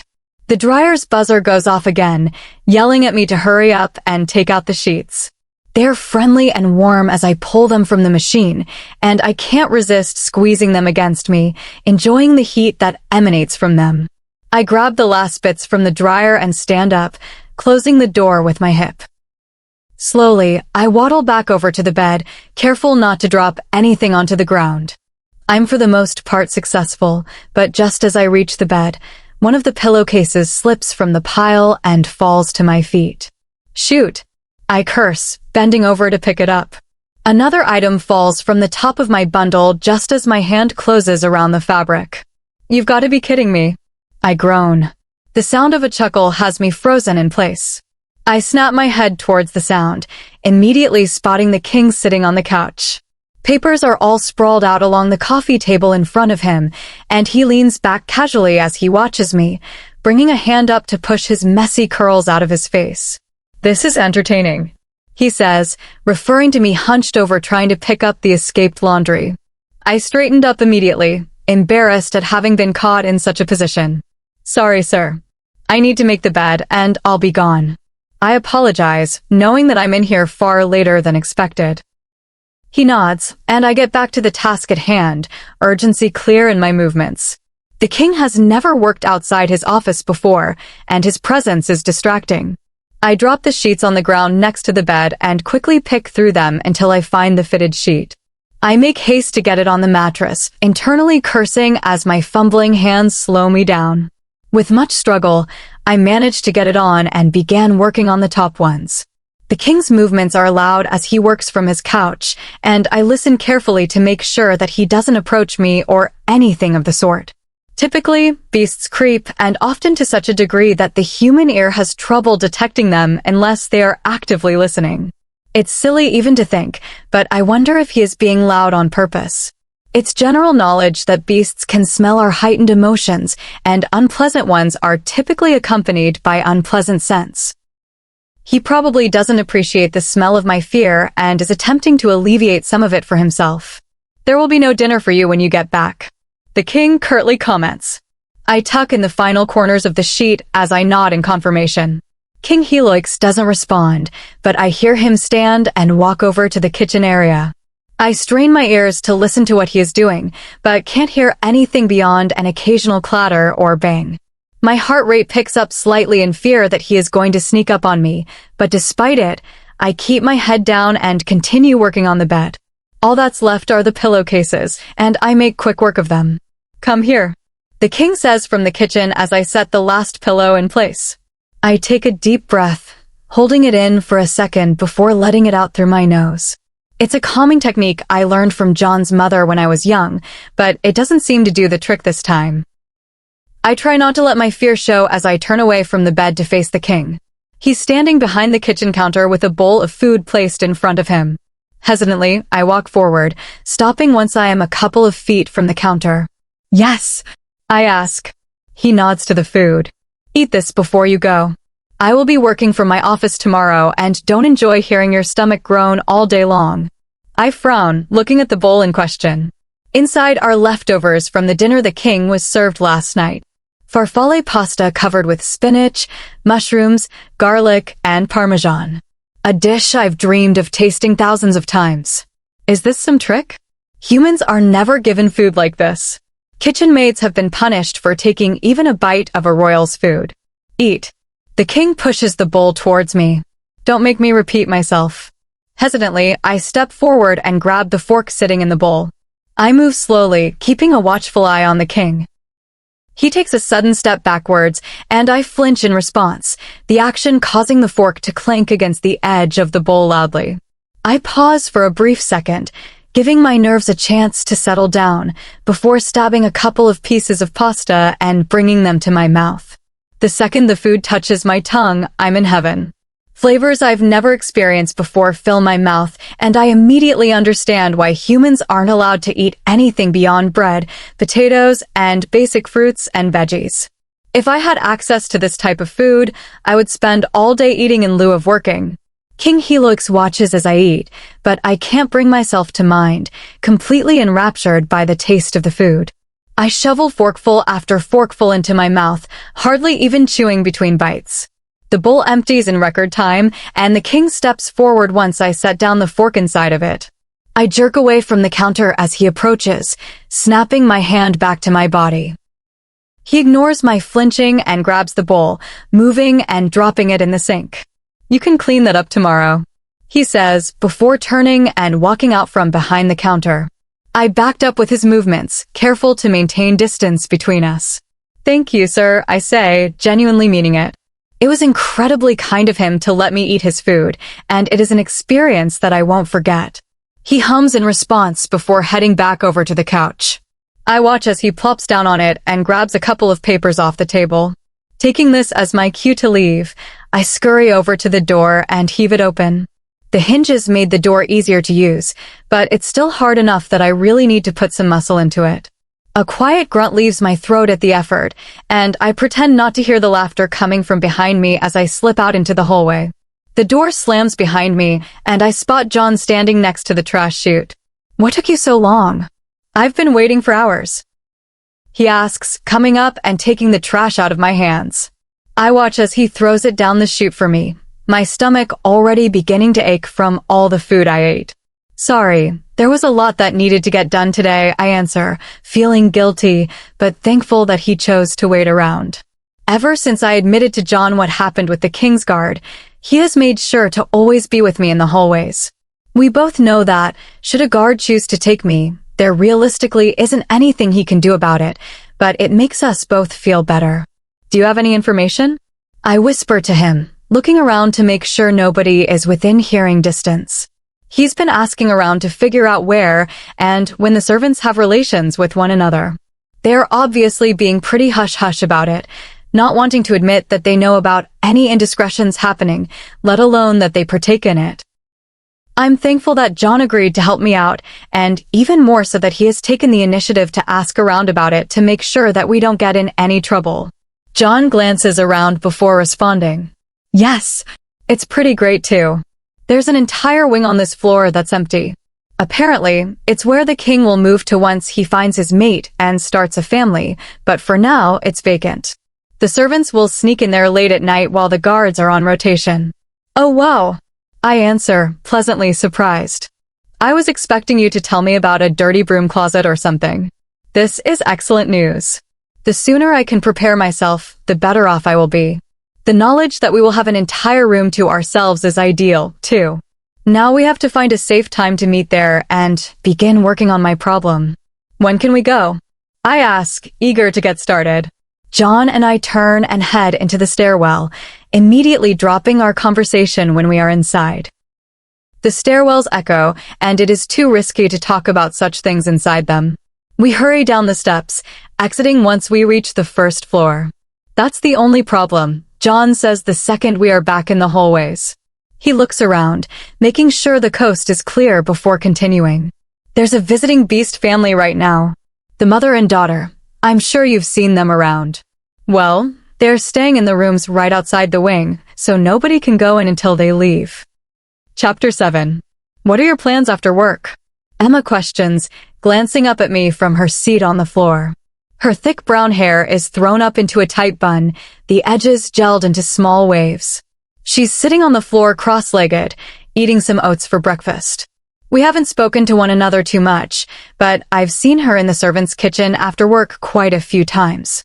After I'm finished with the king's quarters, I need to clean all the furniture in the courtyard, I answer, rolling my eyes as I speak. Gwen was displeased by the whole 3 hours of spare time I have at night, and as a form of punishment has been assigning me extra tasks to do each day. They take me hours to complete, and for the past couple of days, I've been lucky to get even 4 hours of sleep at night. I've developed some dark bags under my eyes, and when paired with my bony frame, it makes me look sickly. Emma sighs, standing up and dusting off her dress. Sorry about that. Gwen's a real hard-ass on you. I think it's because she wanted to be the one tasked with cleaning the king's chambers. I didn't realize that, I reply, happy to finally understand where some of her dislike is coming from. Generally speaking, cleaning the king's or queen's chambers is a pretty easy job, and as such is typically favored among the humans. You get to spend most of the day alone, and there isn't any crazy hard manual labor involved. Yeah, but don't tell anybody I told you. Emma points a finger at me, pursing her lips before transforming them into an exaggerated frown. Laughing, I put my hand over my heart. I promise. Emma laughs back, shaking her head as she sets her bowl in the sink and heads to the doorway. I should get going. Don't want to be late, she says, giving me a short wave before leaving the room. Sighing, I push off the wall and follow her out of the room. It's time for me to get to work as well. Thankfully, the king hasn't spoken to me since he gave me his food, and I'm starting to feel a bit more at ease around him. I'm still careful to keep quiet and be respectful while in his presence, but I don't worry that he's going to rip out my throat at any minute anymore. John's already waiting near the end of the servants' hallway, and I smile at him as I approach. Morning. I greet him. I need to head to the courtyard after work, so you don't need to wait around for me today. John frowns at my statement, clearly unhappy with it, but doesn't immediately respond. I can practically see the cogs turning in his head as he takes in the information and thinks over his response. I'll still wait and walk you down to the courtyard. He answers with finality in his tone. I shrug. Suit yourself. Just know that I won't be offended if you go down early.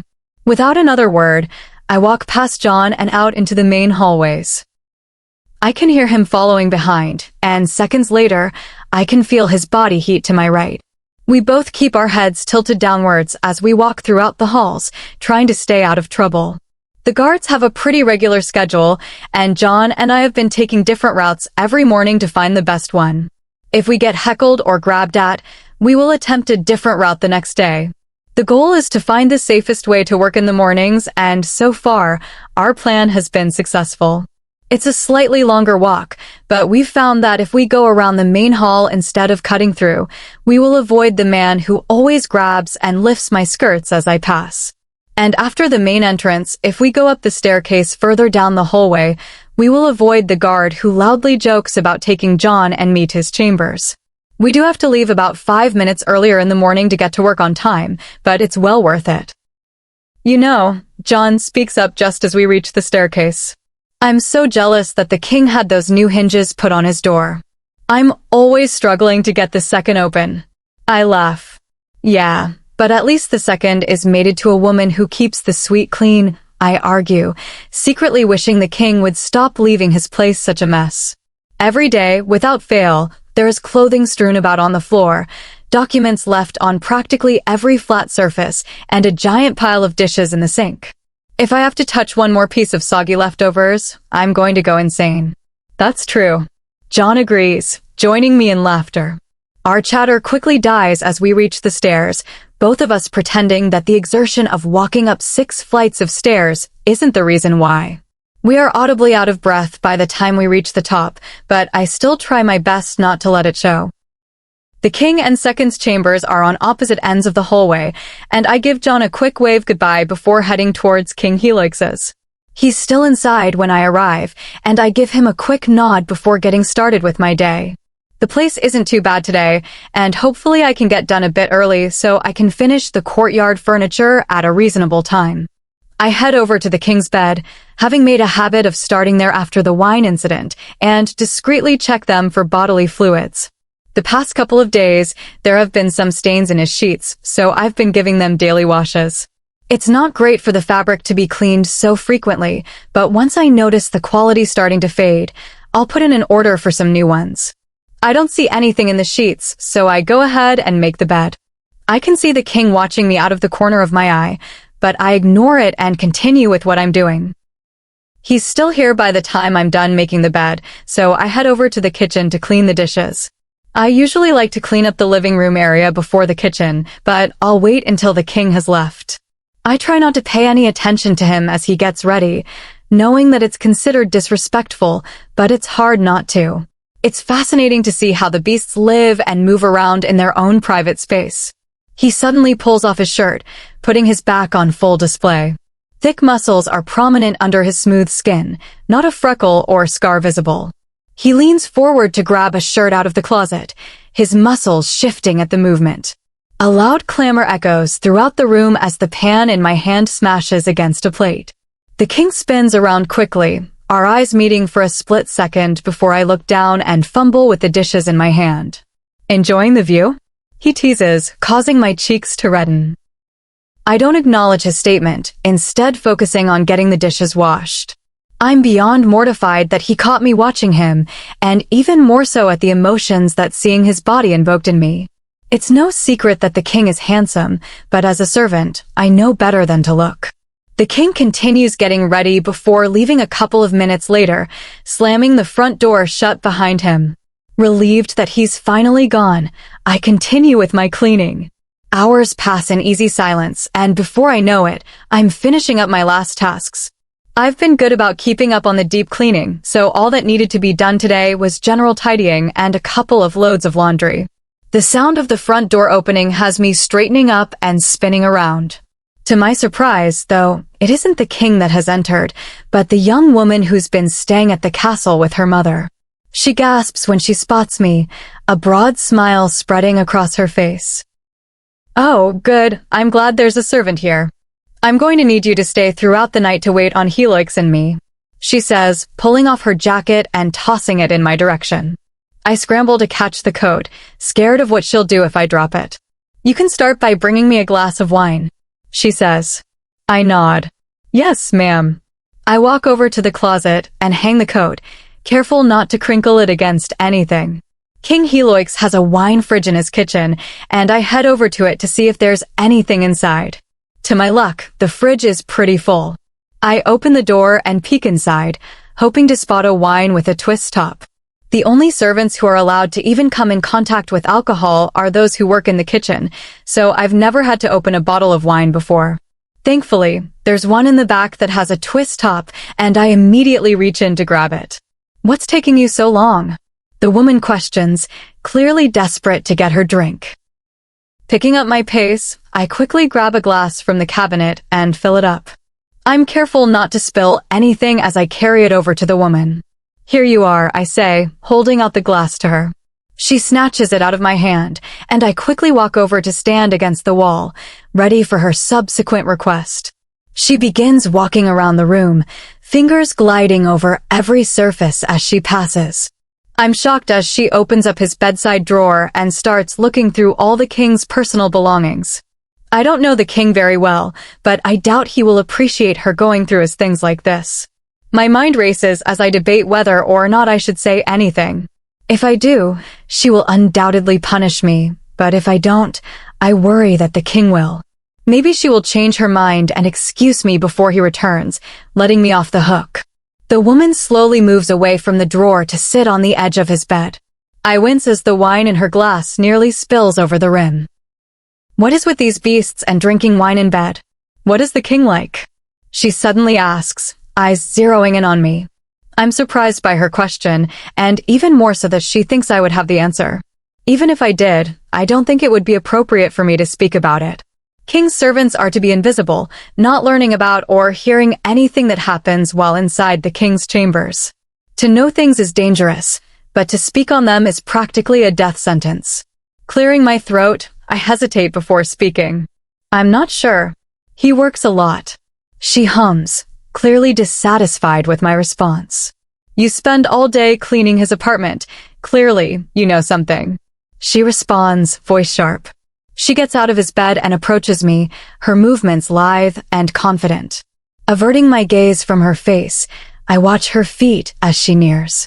My heartbeat quickens the closer she becomes, and I resist the urge to back away as she comes to a halt only inches in front of me. Sweat is beading on my temple, and my hands clench as her hand raises to my face. A sharp nail makes contact with my forehead and slowly drags down the side of my face and neck until it settles on my collarbone. I hold back a hiss at her actions, her nail easily slicing open my skin as she trails it down my body. "So tell me, Dash," she continues. "What do you know?" I rack my brain for something, anything I can tell her, but am struggling to focus. She continues to run her nail across my neck, applying more pressure the longer I take to respond. I no longer wonder if I am bleeding. The liquid I feel pooling into my collarbone answers enough. "He likes to cook." I finally blurt out, remembering the dishes that I have to wash every morning. I continue, also remembering the wine stain on his bed. "And he likes red wine." The woman sighs, removing her finger from my skin. I watch out of the corner of my eye as she downs the rest of her drink. "I need a refill," she commands, pushing the glass into my chest. I rush to grab it, careful not to touch her fingers, and hurry into the kitchen. My heart is pounding in my chest, and my hands shake as I pour more wine into her glass. The blood feels wet and sticky on my skin, but I ignore it, knowing that I need to bring her wine before cleaning myself up. The woman has moved back to her spot on the bed and eagerly grabs the glass out of my hand. The second she is comfortably seated with her drink, I rush back into the safety of the kitchen. I spot my reflection in the microwave and am glad to see that the cut on my face and neck isn't too bad. The line is thin and looks pretty similar to a paper cut. Blood has surfaced along the entire cut, but only from my mid-neck to collarbone did I bleed. I grab a paper towel from the counter and wet it under the sink before bringing it to my wound. Holding back a hiss as it comes in contact with my skin, I carefully dab at my face and neck to wipe away the blood.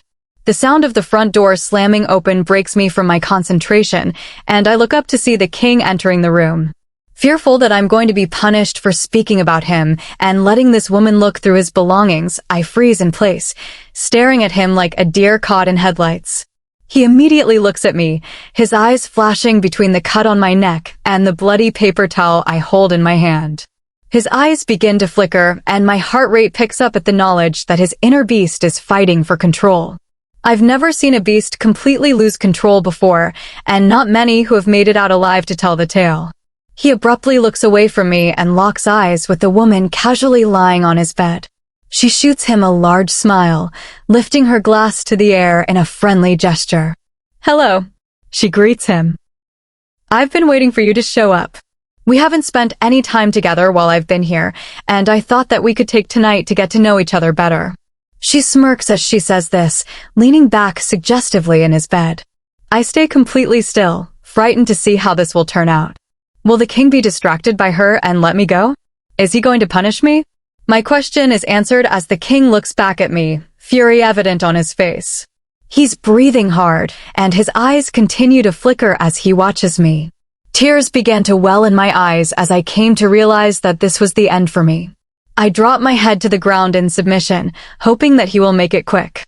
A low growl echoes throughout the room, and I can no longer hold back the tears that leave my eyes.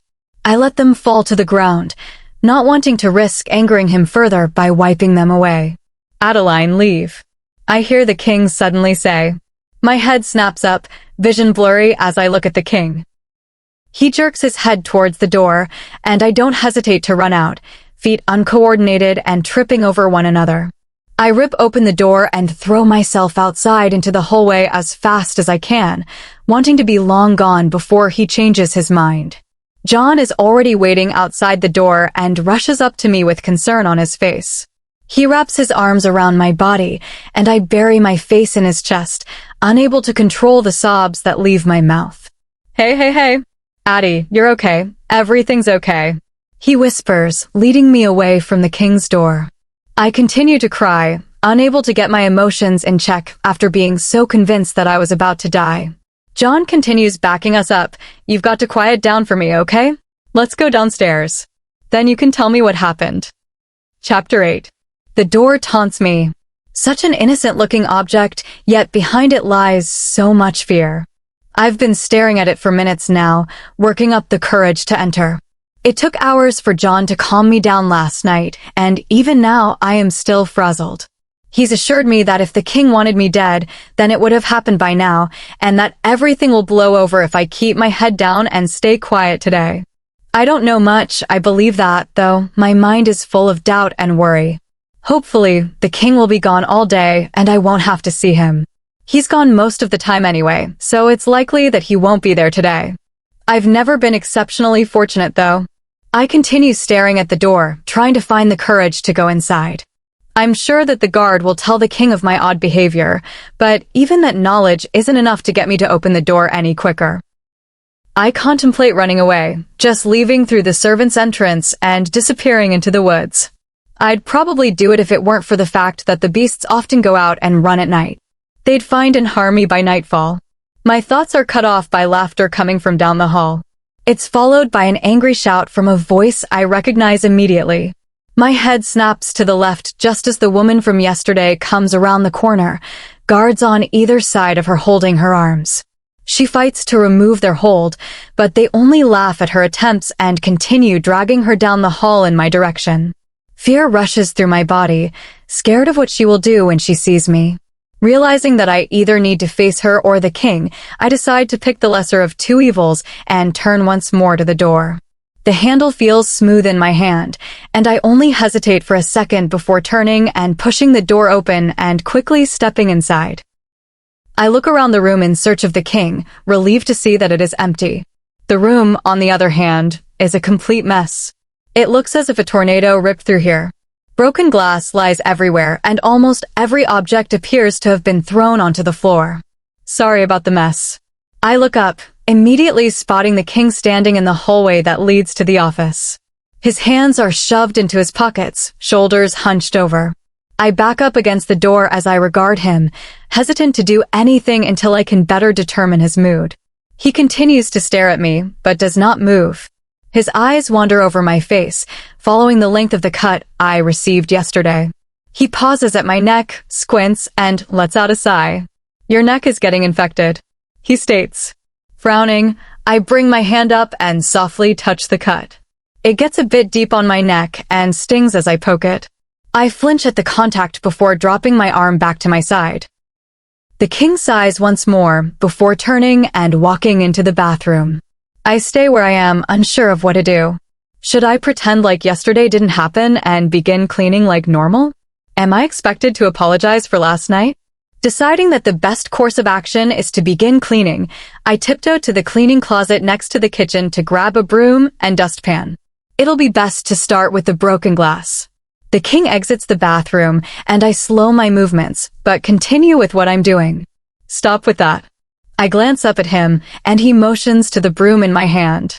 Sit down. He gestures to the bar stool underneath the kitchen island, and I cautiously do as he says. I sit on the very edge of the seat, watching him with narrowed eyes as I try to gauge his intentions. The king lifts his hand, showing me the first aid kit he holds. I'm not upset with you. I'm just going to clean your cut, okay? He says, pointing to my neck. I want to ask why, but instead nod my head in obedience. He walks closer to me, carefully stepping around the broken glass and stopping once his feet are only inches from mine. He sets the kit on the counter and pops it open, showcasing a multitude of products that I've never seen before. Servants don't typically have access to any bandages and are often expected to clean up scrapes with body soap and paper towels. It's not the most effective method and usually leads to infections, but it's better than nothing. Jade wishes for me to marry her, which is why she came in last night. She and her mother are leaving today, so you shouldn't re-encounter her, he says, his voice almost sounding kind. I nod, eyes tracing the floor's wood pattern. The king sighs, and I feel his fingertips touch my face moments later. His prodding is gentle, and after a couple of seconds, I feel some of my unease start to leave. I couldn't tell you the last time somebody touched my skin, and it admittedly feels pretty nice. Sometimes I would give John or Vera a quick hug after a long day, but they were brief and often quite awkward. John may have made a good point last night. If the king wanted me dead, he would have either killed or had me killed by now. And given the king's kind attitude towards me today, I am starting to believe him when he says he is not angry with me. You can talk to me, you know. He grunts. It's not exactly fun having a one-sided conversation. His hands pause for a moment on the deeper part of my cut before continuing. This is going to hurt. As the words leave his mouth, he presses a cold, wet cloth to my neck. Immediately, my skin is on fire and I jerk away, hissing in pain at the sensation. The king's free hand loops around the back of my neck, squeezing gently to hold my head in place. I look up at him in anger as he brings the cloth back to my neck. His eyes are zeroed in on my wound as he bites his full bottom lip in concentration. I try to jerk away once more, causing his hand at the base of my neck to tighten further in response. That hurts. I finally murmur, continuing to try to move my head away. His eyes snap to mine, and I see what looks like pity in them. I know, but I'm almost done. Whoever cleaned your cut last night did a poor job. I frown, embarrassed that I was the one who cleaned it last night, and had felt that I did a pretty adequate job, too. He continues rubbing the disinfectant on my neck, the stinging slowly mellowing out. Smiling, the king pulls the cloth away as he releases his hold on my neck. There. Not so bad, was it? He questions, sounding smug. I huff, not justifying his question with an answer. He doesn't seem to mind, and I watch as he sets the cloth down and reaches back into the first aid kit. He pulls out a tube and squeezes some clear gel out onto his finger. He brings his finger to my neck, probably intending to apply it to my cut, but I pull away before he can make contact. I'm fine. I don't need all that, I say, scared that it will sting. The king looks between my neck and his finger before understanding flashes in his eyes. This part won't hurt, he assures me. He seems sincere in his tone, but I'm also not great at being able to tell when people are lying to me. He's the king, though, and I'm not really in a place to refuse his help. Giving in, I tilt my head to the side, giving him better access to my neck. I tense up as he brings my hand to my throat, relieved to discover that he wasn't lying when he said that the gel doesn't hurt. In fact, it feels cool and brings instant relief to the scrape. He's tender in his movements, and I watch his face as he works. His eyebrows are furrowed in concentration, and his eyes are focused on my wound. Up this close, I can see light freckles smattered across his cheeks and gold flecks in his eyes. I heard once that all beasts have gold flecks on their irises, and that it's their inner beast watching through their eyes. It's probably just folklore, though, humans having made it up as a fun story for their children. The king looks up suddenly and makes eye contact with me before focusing once again on my neck. He grabs a large band-aid from the kit and puts it over the deeper part of my cut. No beast has ever been so kind to me before. In fact, I don't think I've ever heard of a beast, let alone a king, being so kind to any human before.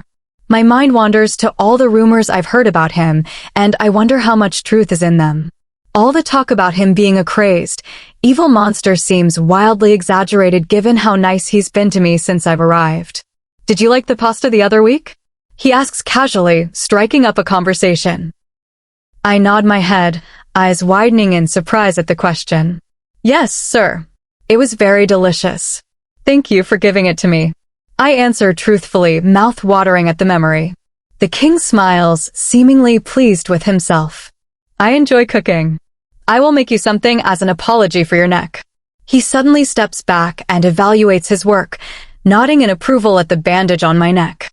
What do you want me to make? He continues. I frown, not sure how to answer his question. I've never eaten anything else, and to be honest, I don't really know what I like. There are hundreds of dishes I've always dreamed of trying, and I worry about picking the wrong thing. I've always wanted to try meat, I answer honestly. King Helix nods. Noted. I smile softly, wondering if he will actually follow through with cooking me some food. I won't be surprised if he doesn't, but a small part of me hopes that he does. I need to get going, but don't worry about getting everything cleaned up today. If it gets late, feel free to leave and finish up tomorrow, he says, turning away from me and quickly heading to the door. I watch from the stool as he moves around the apartment to grab a couple of things before leaving. The door slams shut behind him, and I stay put for another couple of minutes, trying to make sense of what just happened. I gingerly poke at the bandage on my neck, surprised by the lack of pain I feel. With a sigh, I hop off the chair and go about my cleaning. The glass takes a while to do, and I end up pricking my fingers a couple of times while trying to pick the pieces out of the rug. The rest of the apartment takes just as long, and before I know it, it's gotten pretty late. I look around the space, eyeing all the work that still needs to be done. Was the king being genuine when he said I don't have to finish it all up today?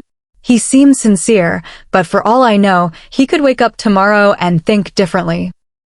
It'll take another 2 or 3 hours to get everything completed, though, and it's already so late that by the time I finish, I'll be lucky to get even a couple of hours of sleep.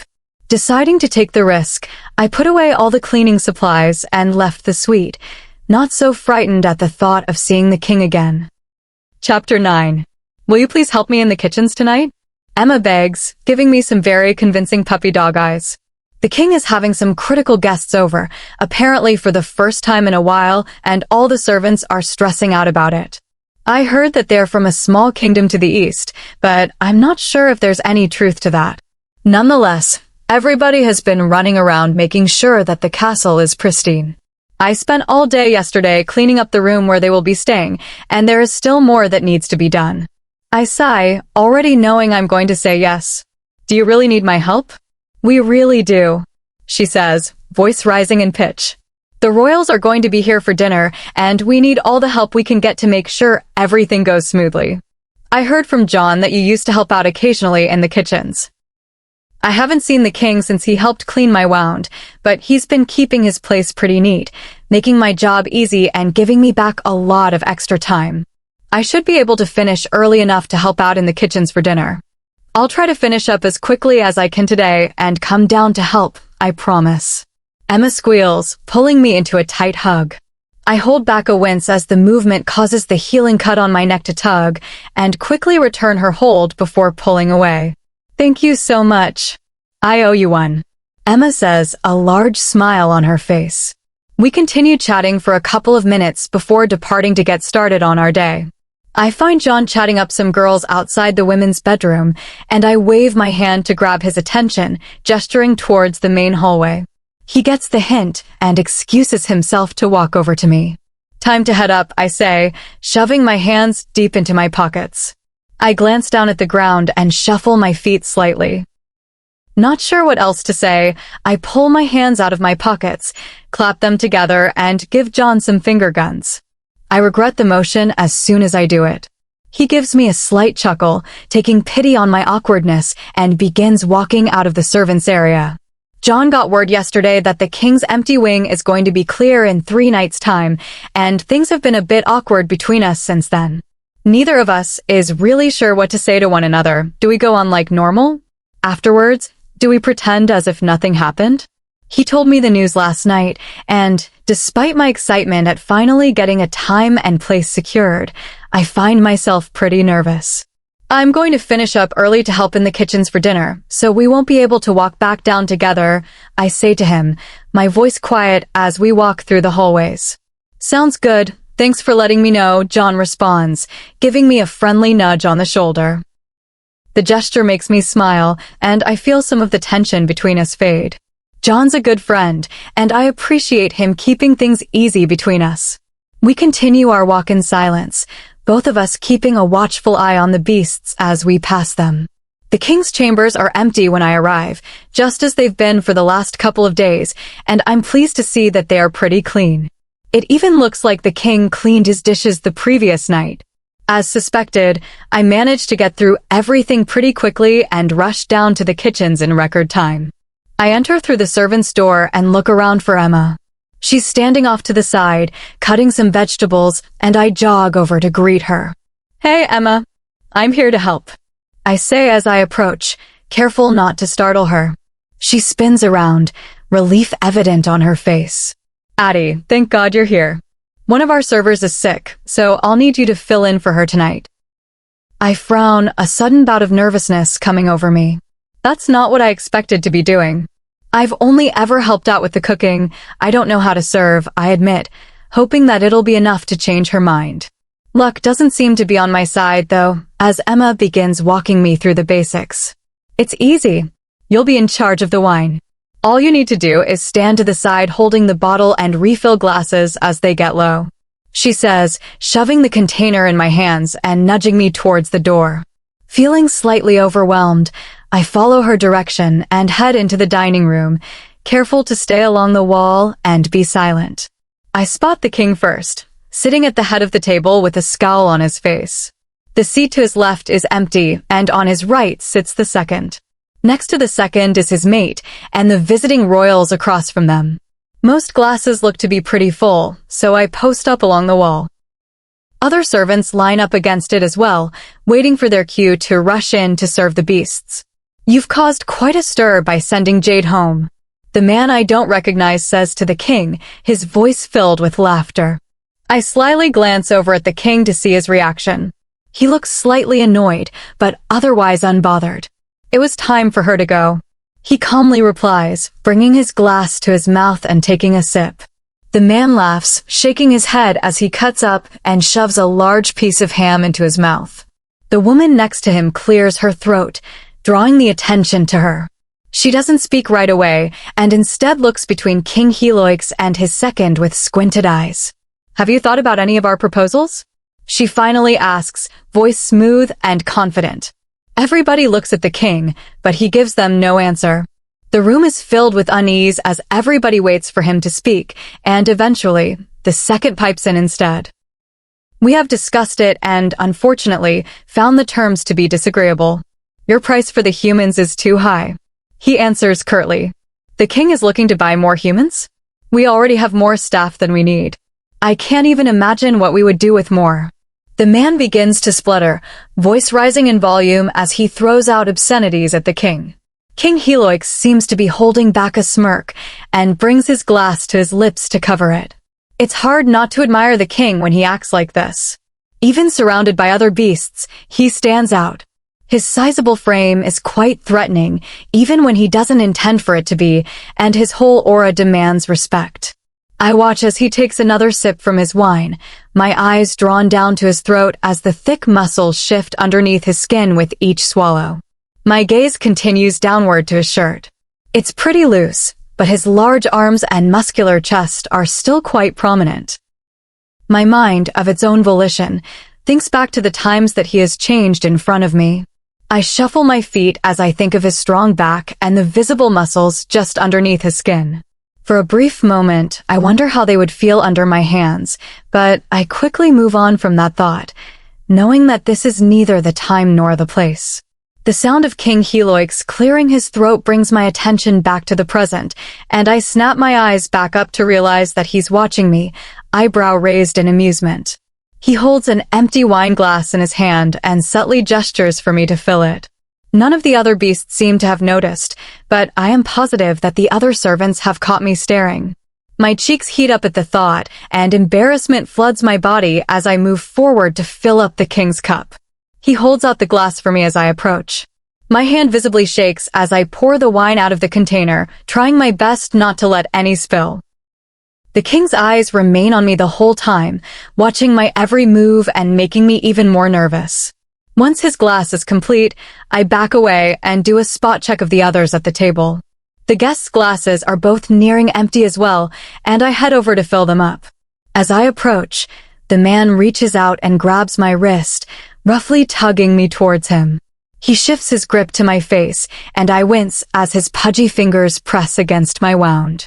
I flail in response, trying to regain my balance and almost dropping the bottle of wine on the floor. The liquid splashes over the rim with my abrupt movements, coating my dress and shoes. Ignoring the mess, the man yanks my head to the side, facing me towards the king and second. My price is too high? Why don't you tell me how much this one's worth? He snarls, squeezing my face with more force. You've clearly got a soft spot for her. My jaw clicks under the pressure and an audible whimper leaves my mouth. The second looks merely annoyed, mouth turning down at the corners, but the king is livid. He sits up straight, eyes narrowing in on the man's hand. I recommend you let her go, the king says, his voice loud and threatening. The man loosens his grip slightly at King Helix's words, but quickly changes his mind and tightens up once more. The man laughs. Or what? How about this? The price you put on her head is how much I'll sell you my humans for. He pauses for a moment, rubbing his rough thumb across my lips. If you give her a good enough price, I might even buy her from you. King Helix's eyes flash and his body twitches at the threat. The second notices the change and jumps quickly into action. Standing, he puts a rough hand on the king's shoulder, keeping him seated in his chair. If you expect to see me tomorrow, I recommend you release the girl, the second says, looking at me with narrowed eyes. The man does as he's told this time. The second his painful grip is gone, I scurry backwards until my back meets the wall. I bring my hand up to my jaw, gently massaging the muscle and watching the scene unfold in front of me in fear. Is King Helix going to sell me? If he sets a low price, then the other king will no doubt try to buy me. My entire body is shaking, and it takes everything in me not to run right out of the room. All eyes are on the king as he struggles to compose himself. King Richard was never this temperamental, always able to control his inner beast, and King Helix's inability to do so is honestly quite concerning. We will be taking the slaves free of charge, the king says, finally calm enough to speak. He takes a deep breath, standing up as he continues. And should you have any issues with that, you are free to declare war. I don't recommend that, though. We both know that my men outnumber yours 4-1. You will take leave immediately, Dash. The king's eyes suddenly flash to mine before returning his gaze to his guests. Empty-handed. He doesn't wait for a response before walking away from the table towards me. He grabs me by the arm and pulls me out of the room. I stumble after him, struggling to make sense of thousands of questions running through my mind. His guests begin arguing with the second and his mate as we exit the space, but I'm unable to make out the words. King Helix continues pulling me through the hallways, his pace so fast I need to jog to keep up. He pushes open a closet door and abruptly pulls us both inside. What are you, Dash? My words are cut off as the king crushes his body to mine, burying his head into my neck. His arms snake around my waist and squeeze my body into his. He breathes deeply, taking in my scent as his wild curls tickle my face. I remain frozen in place, not sure how to react. The king doesn't seem to mind my reluctance, though, as his arm around my waist loosens and his hand moves to my head. He grabs a handful of my hair, gently pulling my head back and exposing my neck to him. Are you okay? I whisper. My voice seems to snap the king back to normal as he quickly composes himself and pulls away from me. What the heck were you doing serving in the kitchens? He asks, his frustration now directed at me. My blood runs cold at his tone, not having expected him to be angry with me. I was asked to help out tonight with dinner. King Heloix steps backwards, getting as far away as he can from me in the small space. He runs his hand through his hair before yanking softly at the curls. If I wanted you to be a kitchen servant, I would have made you a kitchen servant. Next time, do the job you're assigned to do. He scolds, spitting the harsh term at me. I say nothing to that, unable to come up with the right words to explain myself. King Heloix doesn't wait around to hear what I have to say, anyway, opting to rip open the door and exit the room, leaving me alone in the closet. His footsteps echo as he stomps away, the noise slowly diminishing until he's completely gone. Every pore in my body is filled with confusion and shock at the 10 different moods he seems to have just cycled through. I stay in the closet, trying to process what just happened. Loud footsteps begin heading back towards me from the direction the king just left, and I straighten up, ready to be yelled at some more by him. Instead, and to my surprise, the second appears in the doorway. He looks me up and down with a frown, clearly unhappy with what he sees. Come with me. Chapter 10. I glide my finger across the rough wood surface, avoiding eye contact with the second. A large, imposing desk sits between us, but even that doesn't feel like enough. He's been questioning me for what is probably only 20 minutes, but feels like hours, demanding I tell him everything about the king and my relationship. Unfortunately, I have no good answers to his probing questions, and the ones I do have, I feel uncomfortable talking about. Why does it matter what King Heloix and I talk about or how I got the cut on my face? Judging by the nature of his questions, I'm assuming that the king doesn't know or approve of his second doing this. I'm not sure if I should say anything to the king, though. He was so upset with me for ruining his dinner that I wouldn't be surprised if he punished me for tattling and questioning the intentions of his second. What happened when Heloix pulled you out of the room? The second asks me again, his voice stern. I shrug, uncomfortable telling him that the king hugged me. Nothing. He was upset that I was helping in the kitchens and told me to stick to my assigned job. Then he left. The second narrows his eyes at me, clearly not believing what I'm saying. That's all. He probes further. I nod, keeping my mouth shut. The second sighs and rubs his temples. I want to ask why he wants to know so bad, but I know better than to pry. You may leave, he finally says, gesturing to the door. I don't hesitate to take him up on the offer, immediately jumping out of the chair I'm sitting in and rushing out of the room. The second's office is on the top floor near his suite, and I'm all too aware of my current proximity to the king. As much as I know that I should go back down to the servants' quarters and go to bed, a larger part of me seeks to find him and apologize for ruining his meal tonight. My feet carry me down the hallway towards the king's chambers, and before I know it, I'm standing in front of his door. His guards watch me with curious eyes, no doubt wondering what I am doing here so late, but they make no move to stop me. Tentatively, I raise my fist and lightly tap on the wood. It's ripped open directly after the first knock, and I'm met with the king's chest. I back up a step and look up to meet King Helix's eye. I wanted to apologize for today. I should dash. My words are cut off as the king abruptly moves to the side. Come in, he says roughly, eyeing the guard behind me. I follow his command and make my way into the room. My fear of being around him is still present, but has lessened considerably over time. Despite the king's nasty reputation, he's been pretty decent and hasn't brought me any harm. The second I'm fully in the suite, the king releases the door and lets it slam behind me. I stand idly in the room, watching as he goes into the kitchen and gets down 2 glasses from the cupboard. He pours a dark liquid in one, but pauses and hesitates as he goes to pour it in the second glass as well. The king looks up at me, his eyebrows furrowed in question. Have you ever had alcohol before? I shake my head vigorously. It's against the rules in most kingdoms for humans to drink any alcohol, and the punishment for doing so is often severe.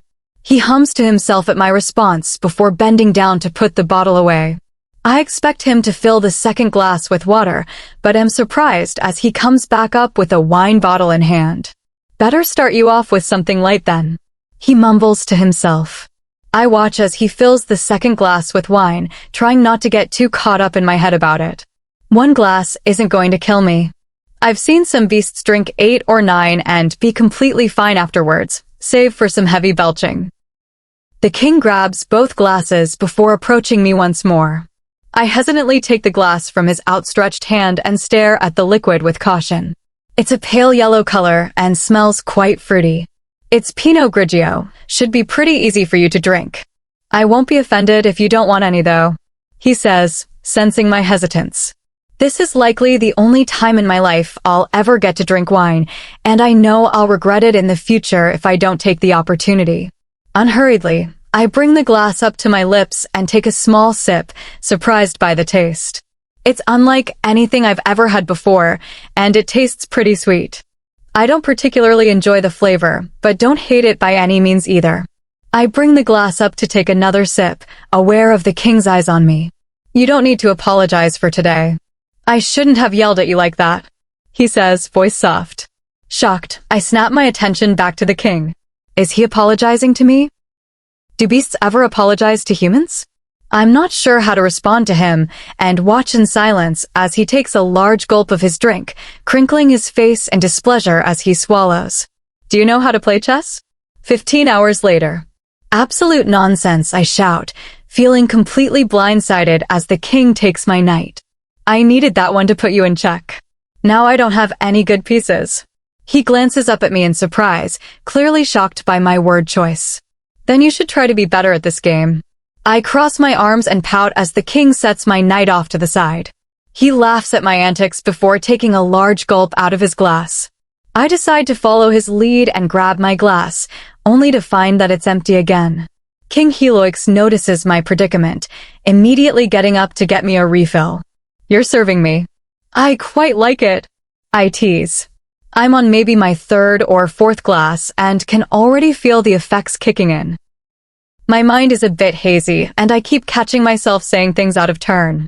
I know I'll regret this tomorrow, but I am having too much fun to care about that just now. A new glass is placed in my hand, and I give the king a large grin. Thank you, I say, slightly embarrassed as I realize that I'm speaking a little too loudly. I fear that I'm getting a bit tipsy, I tell him honestly, although I'm sure he already knows. The king hums at my statement and looks at me thoughtfully. He places a hand on his chin, stroking it as if he is deep in thought. Can I tell you a secret? He suddenly says, leaning in until his face is only inches from mine. I already am. 2 hours later. My hands grip my sides in laughter as I try my best to stop laughing. Stop, it hurts, I shout. The king laughs along with me, another pillow in his hand, ready to throw at me. I will once you stop insulting me. He responds, cocking his arm back, preparing for launch. I mean, seriously, what kind of name is Helix? I snort out, trying to dodge the airborne pillow. I'm unable to move fast enough, and it hits me square in the chest, causing me to fall backwards. The movement causes the drink to drop out of my hand, spilling all over myself and the couch. Oh shoot, I'm so sorry. I apologize, fumbling to grab the cup and set it on the table. Let me get something to clean this up. The king waves his hand in indifference. Leave it. It'll be cleaned up tomorrow. I frown. Is he serious? Yeah, cleaned up by me. And it'll be much easier if I set some stain remover on it now, I say, tripping over my feet as I stand and stumbling my way over to the cleaning closet. Well, fine. While you do that, I'll grab you some dry clothes to put on. 3 hours later. Your cut is healing nicely, Helix remarks, eyeing my face and neck. I huff, bringing my hand up to touch the bandage. My fingers are clumsy and uncoordinated as I prod my neck, and I briefly wonder if the touch would hurt if my mind weren't so fuzzy. I worry it's going to scar, I admit. Helix frowns at my statement before moving to sit next to me. His torso is turned to face me, bringing his face only inches away from mine. My fingers stop their prodding as I take in our proximity. His eyes are glassy and unfocused, making me wonder how much he is feeling the effects of the alcohol. He mentioned earlier that his drink was quite a bit stronger than mine, and he's probably had about 6 or 7 of them. He licks his lips as he looks at me, the pink muscle running along his skin, capturing my attention. I wonder what it would feel like if he kissed me. Slowly, he lifts his hand to my neck and pushes mine away. Grabbing the corner of the bandage, he peels it down to see the wound. His mouth grimaces as he takes it in, and I already know his answer before he speaks. Yeah, it'll probably scar. Sad, I murmur, finding that just saying my emotion is easier than describing it. Helix sighs. I can heal it for you, but you have to promise not to tell anybody about it, especially Axis. Who's Axis? I ask, trying to rack my brain for who that could be. My second. Helix laughs, shaking his head in disbelief. Under normal circumstances, I would say no, that there's no way I'm signing up to let him do something secretive.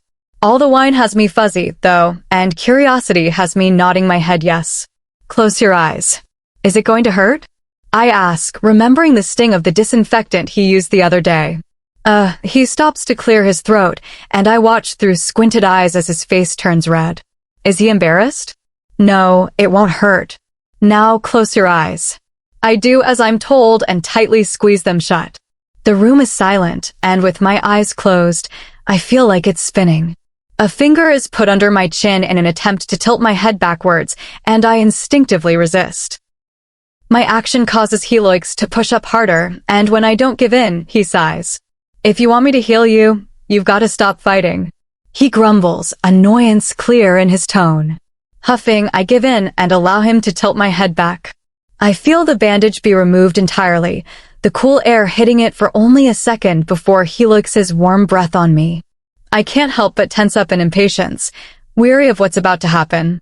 I can feel him breathing on my neck as he looks at my wound, his face so close to mine that his hair is tickling my lips and chin. Oh, I exclaim, jerking back as something wet touches the sensitive skin of my neck.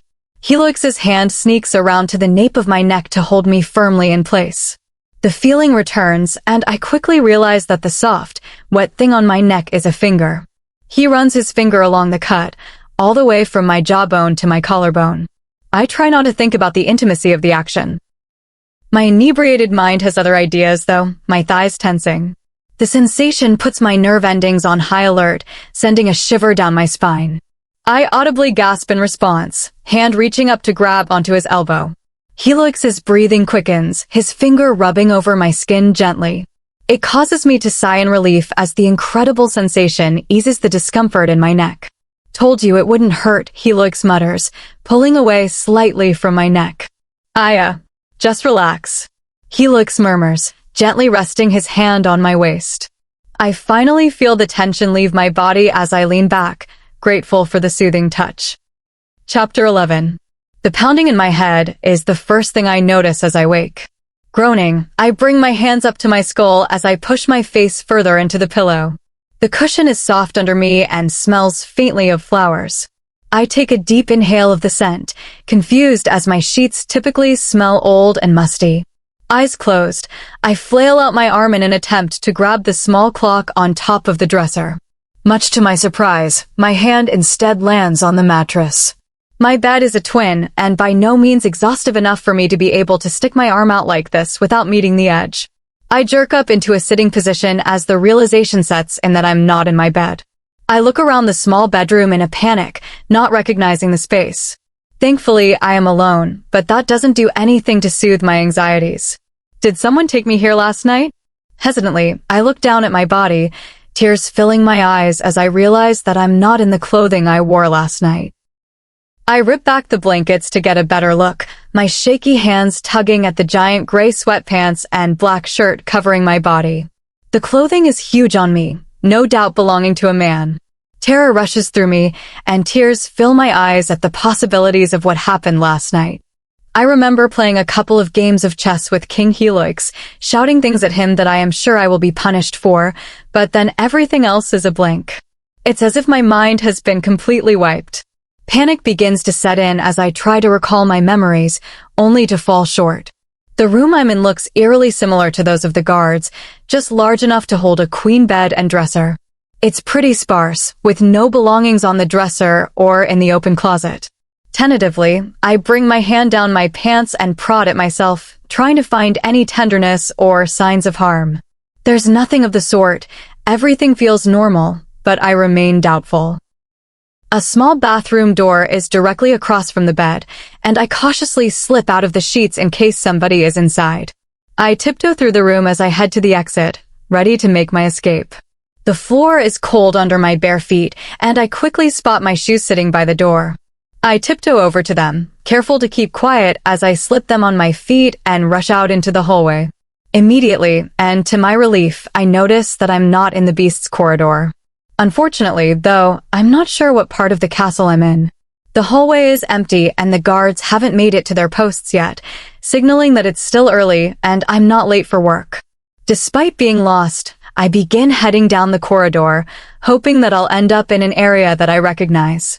I can either head directly to the king's chambers and work to finish my cleaning early, giving me time to return to the servants' chambers and change while the humans are still out.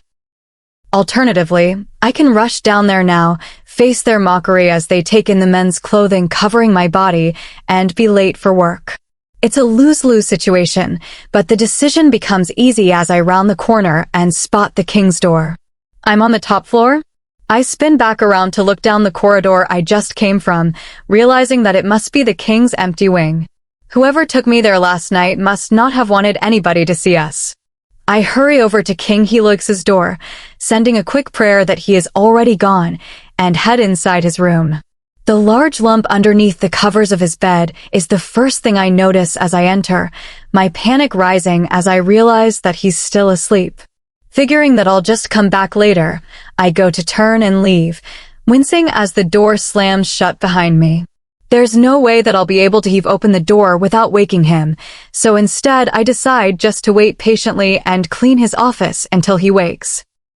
Glancing around the room, I search for any clue as to what happened last night. The space seems perfectly normal, though, and in fact looks even cleaner than when I arrived yesterday. Even the chessboard that I know we used has been tucked back into its shelf. The king groans and rolls over before peeking open his eyes to look at me. "Can you bring me some water?" he asks, voice rough. I nod, heading to the kitchen and filling up a glass. The sink is empty, save for the glasses we drank from last night and a large metal bowl on the drying rack. I glance at it in confusion, not remembering having washed it. I shake my head in an attempt to move on from the thought, the motion making my skull pound, before carrying the water over to the king. I slow as I approach, taking in his current state. He seems pretty unhappy, with a large frown on his face and an arm thrown haphazardly over his forehead. Large bags are apparent under his eyes, and his skin is quite pale. Despite this, a slight smirk is evident on his face as he watches me approach. "Your dress is in the dryer," he murmurs, looking at my ill-fitting clothes. My cheeks heat up under his gaze, having forgotten that I was not wearing my items. I'm confused by his statement, though. "My dress is in the dryer?" The king must sense my confusion as the smirk on his face transforms into a frown. "Do you remember last night?" I shake my head. "No, sir." He mumbles, eyebrows furrowing. "Well, you spilled something on your dress, so I gave you something of mine to change into. I washed it for you and threw it in the dryer before I fell asleep." I want to ask him about last night and what happened after playing chess. I'd also like to apologize for the things that I do remember, but his mood now seems quite sour, and I don't want to ruin it further. "Thank you, sir," I answer instead, hovering by his bed. "You can leave after you get changed. I don't need you cleaning today." He seems pretty upset, and I hold back a grimace as I realize that I must have really offended him last night. I hesitantly step towards him, pausing once I am a foot or so from his bed. "Excuse me, sir." "Helix." I tilt my head, confused. "What?" The king groans, scooching back against his headboard as he sits up slightly. He runs his hand through his hair, pushing the curls out of his face and giving his temples a quick rub. "Just call me Helix when we are alone." My eyes widen in response to his words, surprised that he would permit me to call him by his first name. "Okay, Helix," I murmur, testing out the word. "I wanted to apologize for last night." I shouldn't have spoken to you the way that I did while we were playing chess. I'm also sorry for anything else I did that was out of turn. The king stares at me blankly, his lack of response making my palms sweaty. He eventually just rolls his eyes as he lies back down and turns away from me. I mentally curse at myself. I know I shouldn't have said anything. I stare at his back a second longer before turning around to get my dress and leave. It's in the dryer like he said, and I quickly snatch it out, tiptoeing to the bathroom to get changed. Quietly shutting the bathroom door behind me, I set my dress on the sink and took a look at myself in the mirror. It's not often that I get to see myself, and I'm shocked at how unkempt I appear. My hair is a tangled, greasy mess, long strands sticking out at odd angles and knots throughout. I lean in closer, audibly gasping as I take in the state of my neck. My wound is completely healed, not a scar or scratch in sight. I poke at the area where it once was, expecting to feel some pain or discomfort, and am shocked that the skin feels completely normal. Maybe the king gave me some more medicine or something to put on it. As I examine my neck, I notice that there are minor purple marks scattered about. I lean in closer to get a good look, but can't quite figure out what they are. The color is very faint and hardly noticeable, but I prod at them anyway out of curiosity. I've never seen anything like this before, and their sudden appearance concerns me. If they are still there in a couple of days, I'll ask one of the older servants about it. Most here are under the age of 40, as the older humans tend to get put down, so I don't know how much help they will be, but it's better than nothing. Shaking my head, I tear my gaze from the mirror and slip off the king's clothing. My cheeks heat up as I remove them, unable to wrap my head around the fact that he was kind enough to lend me his personal clothing. Most beasts would have just had me stay in my ruined ones. My dress smells like laundry detergent, a scent I'm not used to smelling on myself, causing a large smile to spread across my face. I can't remember the last time I had my clothing cleaned with actual laundry soap. Usually, when we slaves need our garments cleaned, we will just bring them into the shower with us to give the underarms and areas a quick scrub with body soap. It's not ideal, but it does the job. I quietly exit the king's bathroom and check to see if he is still asleep. To my surprise, the bed is empty and the king is nowhere to be seen. I glance around to see if he's lurking in the shadows somewhere and notice that the office door is shut. He must have gone in there while I was in the bathroom. I make my way over to his laundry bin to throw the sweatpants inside. As I toss them in a pair of pants, they catch my eye, and I reach in to grab them. My nose crinkles as I pull them out and realize that they are covered in stains. Oh no, I mumble to myself, bringing them in closer to get a better look. The stains are clearly from the previous night's mishap, and I throw them back into the basket in horror. Did I spill something on the king last night? No wonder he doesn't want me around to clean today. I wouldn't either. I make a note to clean the laundry first thing tomorrow morning before shutting the closet door. Glancing around the room, I look around once more in a desperate attempt to figure out what happened last night. A part of me wonders if he cleaned up after I left to hide the evidence that I was even here. I'm sure the king is feeling ashamed to have spent any quality time with me, especially after the public accusations his guest made about him having a soft spot for me. Sighing, I take my leave, making sure not to let the door slam shut behind me. The hallway is still pretty empty, save for a couple of guards stationed along the walls. I don't doubt that word has already spread about the mess of a dinner last night, and I'm sure that my not returning to the slaves' quarters was noticed as well. I wouldn't be surprised if John thinks that I've been killed or am sitting in the dungeons. It's what I would have felt if I were him. A part of me wants to go and find John to assure him that I'm okay, but I'm sure he's already in the second's quarters by now. Not wanting to get him in trouble or re-encounter the second after his interrogation yesterday, I decide to just head down to the servants' quarters and wait for his return tonight. The guards eye me as I walk through the corridors, quiet sneers falling from their lips as I pass, but I do my best to pretend I don't notice. Well, if it isn't the king's little companion. A guard murmurs at me. I ignore his statement and continue walking, hoping that he doesn't bother me any further. Thankfully, he doesn't, but another guard leaves his post against the wall and moves to stand directly in front of me. I stop in my tracks, glancing up to see the beast that I spoke to weeks ago when I was called to the guard's quarters. He doesn't immediately say anything, but looks me over with squinted, judgmental eyes. So, is it true? He asks. I frown, confused by his question. Is what true? I ask, voice quiet so as not to draw the attention of the other guards nearby. That you're the king's companion? No, I gasp, shocked that he would even think this. I quickly look around to make sure that nobody is paying attention to us. I could be punished for even suggesting or letting rumors spread about the king and me. He may not have found his mate yet, but there is no doubt that when he does, she will ensure that all slaves who have been rumored to have been with him will be punished. The guard continues watching me, probably trying to detect if I'm lying, before sighing and stepping aside to let me pass. I waste no time scurrying past him, steps quick, and I rush to get back to the safety of the slaves' quarters. I knew that there would be hushed whispers after last night's dinner, but didn't expect that I would be confronted by them so abruptly. Clearly, that was a foolish assumption on my end, though. Gwen stands by my bed as I enter the woman's area, her long arms ripping at my belongings and throwing them into my sack.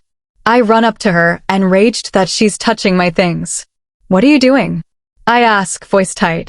She spins around to face me, eyes looking me up and down in disgust.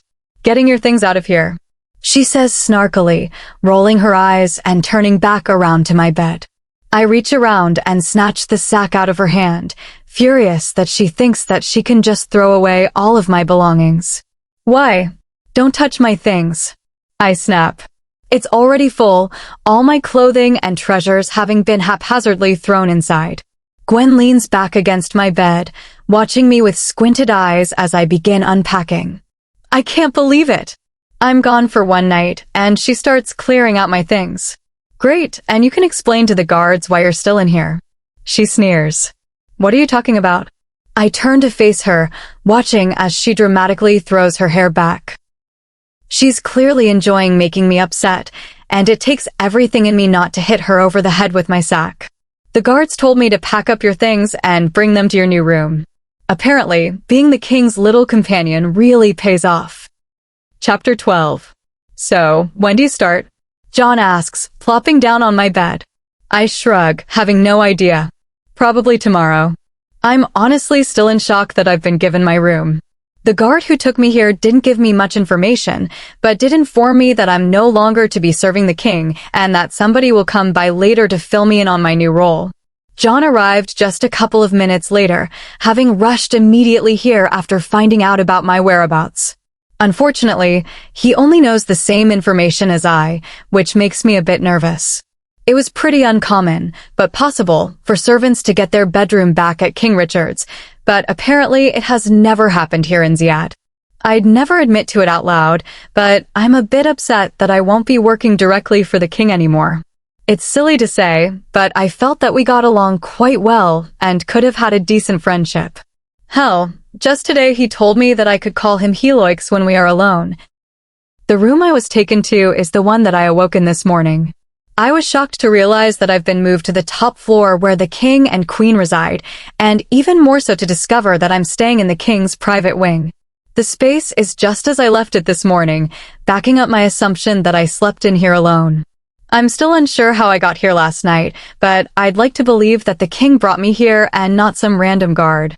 We should get you some plants for your window. I'm pretty close with the gardener, so I bet I could convince him to cut me off a vine or something. John says excitedly. I spin around, looking towards the window in question. It overlooks the gardens, a beautiful view that is even better than King Helix's. Yeah, that would be nice. I agree. John continues walking around the room, pointing out all the decorations I should make and claiming my shower. Laughing, I promise to let him use it whenever he wants. Knowing that I should unpack before the guards come back, I pick up my sack from the floor and bring it over to the dresser. There's a small closet in here with a couple of hangers that I use to hang my dresses. I only have 3, including the one that I'm wearing, and I hold back a snort as I take in the view of my sad excuse of a closet. Shaking my head, I turn my attention to the dresser and quickly stuff my undergarments inside. I only have enough clothing to fill up 2 of the drawers, which is honestly pretty lovely because now I have extra space to hide any fun things I find over the years. Back at King Richard's, I only had a small, singular drawer, and any knickknacks I managed to find were always thrown away by the guards during inspection. John continues walking around the room as he shares his grand vision for the space. If I didn't know any better, I'd say he's more excited about this than I am. Maybe I can find you some spare fabrics that we can piece together to make you some curtains. I hum, doubtful that we would be able to source enough fabric for that. We can try, I respond, not wanting to spoil his good mood. A knock on the door quickly silences our conversation, and we exchange nervous glances as we wait for the beasts to enter. The door swings open, but to my surprise, it's the king and his second who step inside the room. Both look serious and turn to glare at John as they enter. Both men speak out at the same time. What are you doing here? Shouldn't you be cleaning my quarters? My head snaps to the side to look at John, watching as he visibly clams up under the pressure. I want to jump in and help him, maybe create some excuse as to why he is here, but I struggle to think of anything believable at the moment. Sorry, sir. I'm leaving now to finish my cleaning. John croaks out, immediately rushing out the door. He doesn't bother to say goodbye, but I don't blame him. The room feels tiny with both the king and second inside, and I can't help but feel nervous being alone like this with them.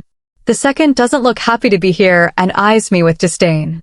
The king, on the other hand, looks much better than he did this morning. He's freshly showered, and the angry expression he wore is gone, now replaced with a friendly smile. Adeline, sit, he says, gesturing to the bed. The second's eyebrows raised slightly at the king's informal use of my name. I'm careful to maintain a considerable distance as I walk past them and tentatively sit on the edge of my bed. I'm sure you're wondering why you've been moved. Helix starts, and I vigorously nod my head in response. We've decided to make an official head of household position and are putting you in that role. What about Gwen? I ask, confused. It may not have been official, but that's the role that she has taken ownership of. We all go to her when we need new clothing or supplies, and she puts in a request to the guard in charge of making castle orders. It's not a highly sought-after role as the servant typically has to sleep with the guard to get him to order, but usually somebody is willing to do it. As much as I dislike Gwen, I do have respect for her for being that person. It prevents many slaves from going without and keeps overall morale up. Who? The second pipe in. Gwen. She is the servant we go to when we need things.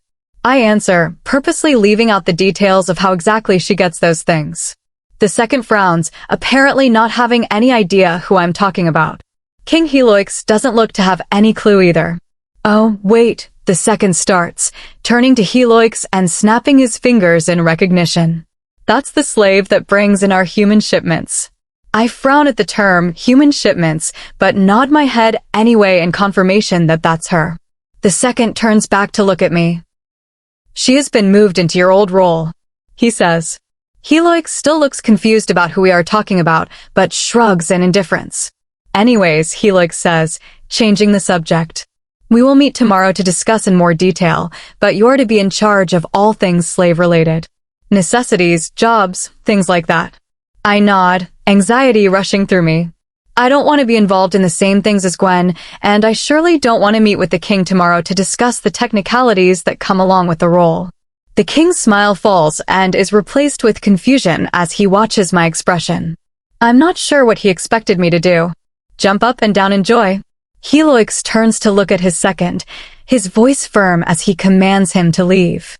The second hesitates for a second, eyes flashing between the king and I, before exiting with a huff. Will you put me on birth control? I quietly ask the second we are alone in the room. What?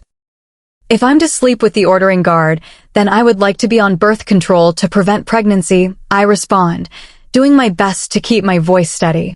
Helix visibly recoils at my statement, anger evident on his face. He mumbles a curse, bringing his hand up and pinching the bridge of his nose. No, he says, squatting down so he's eye level with me.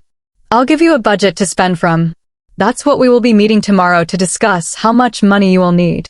I look at him skeptically, not quite believing his words.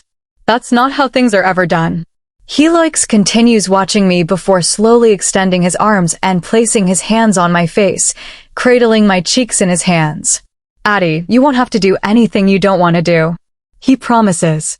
My eyes scan over his face, looking for signs of deceit, but he seems truthful in his words. He hasn't lied to me before, but he is a beast at the end of the day, and I do well to remember that. Despite what my brain says, my body relaxes as it hears his words as truth. A small smile comes across his lips as my glare eases. The smile doesn't last for long though, as seconds later it's replaced with a scowl. His hands are quickly removed from my face as he stands back up and moves a couple of steps away from me. Why was that male in here? He questions, clearly upset. I know he's talking about John, but I'm confused as to why he's so upset about it. Am I not allowed to let anybody enter my room? King Richard didn't have any issues with it, but he also let his humans live together. Well, he urges, arms crossing against his chest. He's my friend. I didn't return to the slaves' quarters last night, and he was worried. He came to visit me once he heard I was here. I answered truthfully. The king moves toward me, continuing forward until his toes meet mine. He bends down slightly as he leans over me, bringing his face only inches from mine. He's not to come in here again. Helix commands. I nod my head in understanding. It won't have. He raises his hand, cutting me off mid-sentence. I shut my mouth immediately, not wanting to anger him any further. And if you two decide to continue with that little plan of yours, I'll have him removed from the castle and sent to the dungeons, the king threatens. I freeze up at his words. Is he referring to John and my plan to be together? A part of me wishes to explain to him that it's not for pleasure and is simply so I can learn to become accustomed to intimacy in case a beast decides to take me, but I stay quiet. Yes, sir, I whisper, voice cracking at the threat. The king's smile returns as if his threat never occurred in the first place, and before I can register what's happening, he leans down and plants a chaste kiss on my lips. Great. Come to my office tomorrow morning, and we will discuss your new role in more detail. I stare at the door Helix just exited, fingers touching my lips. Why did he kiss me? It happened so fast, a part of me wonders if I imagined it. My face heats up as I think about it, a small part of me wishing that he would do it again. I shake my head in an attempt to rid myself of such thoughts. His mood is so back and forth today, it's giving me whiplash.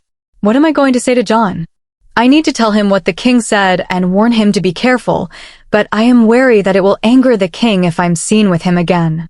I didn't realize how serious Helix was about humans keeping distant, and am shocked that he knew of our plans in the first place. We were so careful to discuss them only in private and made sure to keep our voices low and the conversations brief. I begin to pace the room, stressing over John's safety and what tomorrow will bring. The sun slowly begins to set as I worry, but I remain focused and continue my planning until the sky has long since turned dark and my feet are sore from walking. Chapter 13. Staring at my reflection in the mirror, I smooth down the front of my dress for the 100th time. This entire morning has been surreal.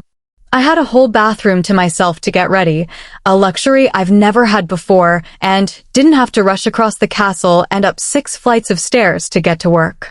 Anxiety woke me up early, so I've taken the extra time to style my hair into a braid. It took a while to do, and my arms were quite sore by the time I finished, but I think it's worth it. It's pretty simple, but it makes me feel a bit done up. I pop my head out of the bathroom door and peek at the position of the sun. It's just starting to rise, and I estimate that it's pretty close to 8. Sighing, I take one last look at myself, pinching my cheeks to draw some color to them and pushing back the tiny hairs that aren't long enough to stay in my braid. The hallway is empty as I enter it, making me wonder if the beasts even bother guarding this area. It appears to be only me residing here, so I wouldn't be surprised if they don't. The walk to the king's office is short, so much so that I reach it within one breath. His bedroom door taunts me as I walk past, and I wonder for a second what he would do if I entered his office through his bedroom. Lately, I've been finding myself wanting to push the limits with Helix. It's not a feeling I've ever had around a beast before, and I worry that I'll go too far and get myself punished if I start acting on it. King Helix has been relatively nice to me, except for threatening John, and it makes me want to act out. I don't know why, and despite being aware that it's a foolish response that could get me killed, I feel it nonetheless. Ignoring my wayward thoughts, I walk past his door until I find the second entrance that leads directly to his office. I raise my fist, hesitating for a second, before knocking it against the wood. My knock is met with silence, and I wait for a minute before hearing a muffled "come in." Setting my shoulder against the door, I grab the knob, turn it, and shove at the wood as hard as I can. It opens just wide enough for me to slip inside, and I quickly do so. Heloik sits behind his desk, clearly holding back a laugh as he watches me struggle to enter. The door is heavy. I huff, embarrassed by his laughing. I'll have the hinges moved to this door. What about Gwen? I ask, knowing that she is only allowed to enter through the bedroom door. Heloik shrugs. What about her? I hold back a smirk at his response, secretly enjoying the mental image of her struggling with it. She'll be annoyed if it gets moved to the office door that she's not allowed to use. The king gestures for me to sit in the leather chair across from his desk, and I obediently sit, sinking deep into the large cushions. This furniture was made for the immense stature of beasts, and I no doubt look silly in it. Heloix doesn't seem to notice, though, or pretends not to, as he slides a stack of papers over to me. Axis isn't going to be joining us today as his maid is having her baby, so I'll just have you look over these numbers he put together, and we can discuss. I nod, grabbing the papers off the table. The stack is quite large, and I quickly flip through it in shock. Helix watches me for a second before focusing once again on the work that lies in front of him. Turning back to the first page, I start reading, breaking out in a cold sweat as I realize that I can't make out most of what's on here. Slaves aren't given a formal education, and although John's mother did teach me the basics of reading and math when I was younger, it never quite reached the level of what's on here. Half the words and numbers on this page are beyond what I understand, and tears fill my eyes as I struggle to work my way through it. To admit to the king that I don't comprehend what's on here is humiliating, so instead I stare at the page in false interest. The liquid building in my eyes makes the words appear blurry, but I don't bother wiping them away. My palms are sweaty, sticking to the paper in my hands, and the back of my neck has gone clammy as well. There's no way I'm going to be able to pretend that I understand what's on here. I'm expected to speak on these numbers on behalf of the servants, and I'm going to be letting them all down. The sound of the office door opening tears me from my pity party, and I snap my head to the side to see Gwen enter the room with cleaning supplies. She says nothing to either of us, but shoots me a sharp glare. I look away, glancing at the king to see his reaction to her. He doesn't even seem to notice her presence. His attention is entirely focused on the work in front of him. It doesn't go unnoticed by me that he isn't staring at her the way he did me when I first came in here, the knowledge making me sit up a bit straighter. Gwen begins moving around the room, dusting off the shelves and replacing the books that have been removed from them. She doesn't seem nervous at all as she struts past the king to the bookshelf behind him, or as she reaches down to grab the trash next to his leg. I hear the bag crinkle, and milliseconds later, the king's leg jerks to the side, away from her hand. "Refrain from touching me, human," he says coldly. It's shocking to hear him speak with such disgust, and I hold in a gasp at his tone. Even when threatening John, his voice wasn't so harsh. Gwen nods, face paling, and steps away. I bring my attention back to the papers I hold in my hand, feeling all my frustration return. "What's wrong, Adeline?" Helix suddenly speaks. I look up at him, hoping he can't see the wetness in my eyes, and shrug. "Nothing, just looking through this." Ignoring your pounding heart, I can both see and smell the tears in your eyes. "Are you upset with the terms in the document?" he asks. "Sir," Gwen suddenly speaks up, a smirk on her face. Adeline can't read. The room is silent at her statement, and the tears I've been trying so hard to hold in start to fall. I can read. I don't know the bigger words. I'm quick to defend myself, but my voice cracks as I speak, making me sound small. The king hums thoughtfully, slowly turning his head to look at Gwen. "What's your name?" he calmly asks as he interlocks his fingers and sets them down on his desk. "Gwen." Tell me, Gwen, what do we do with humans who speak out of turn?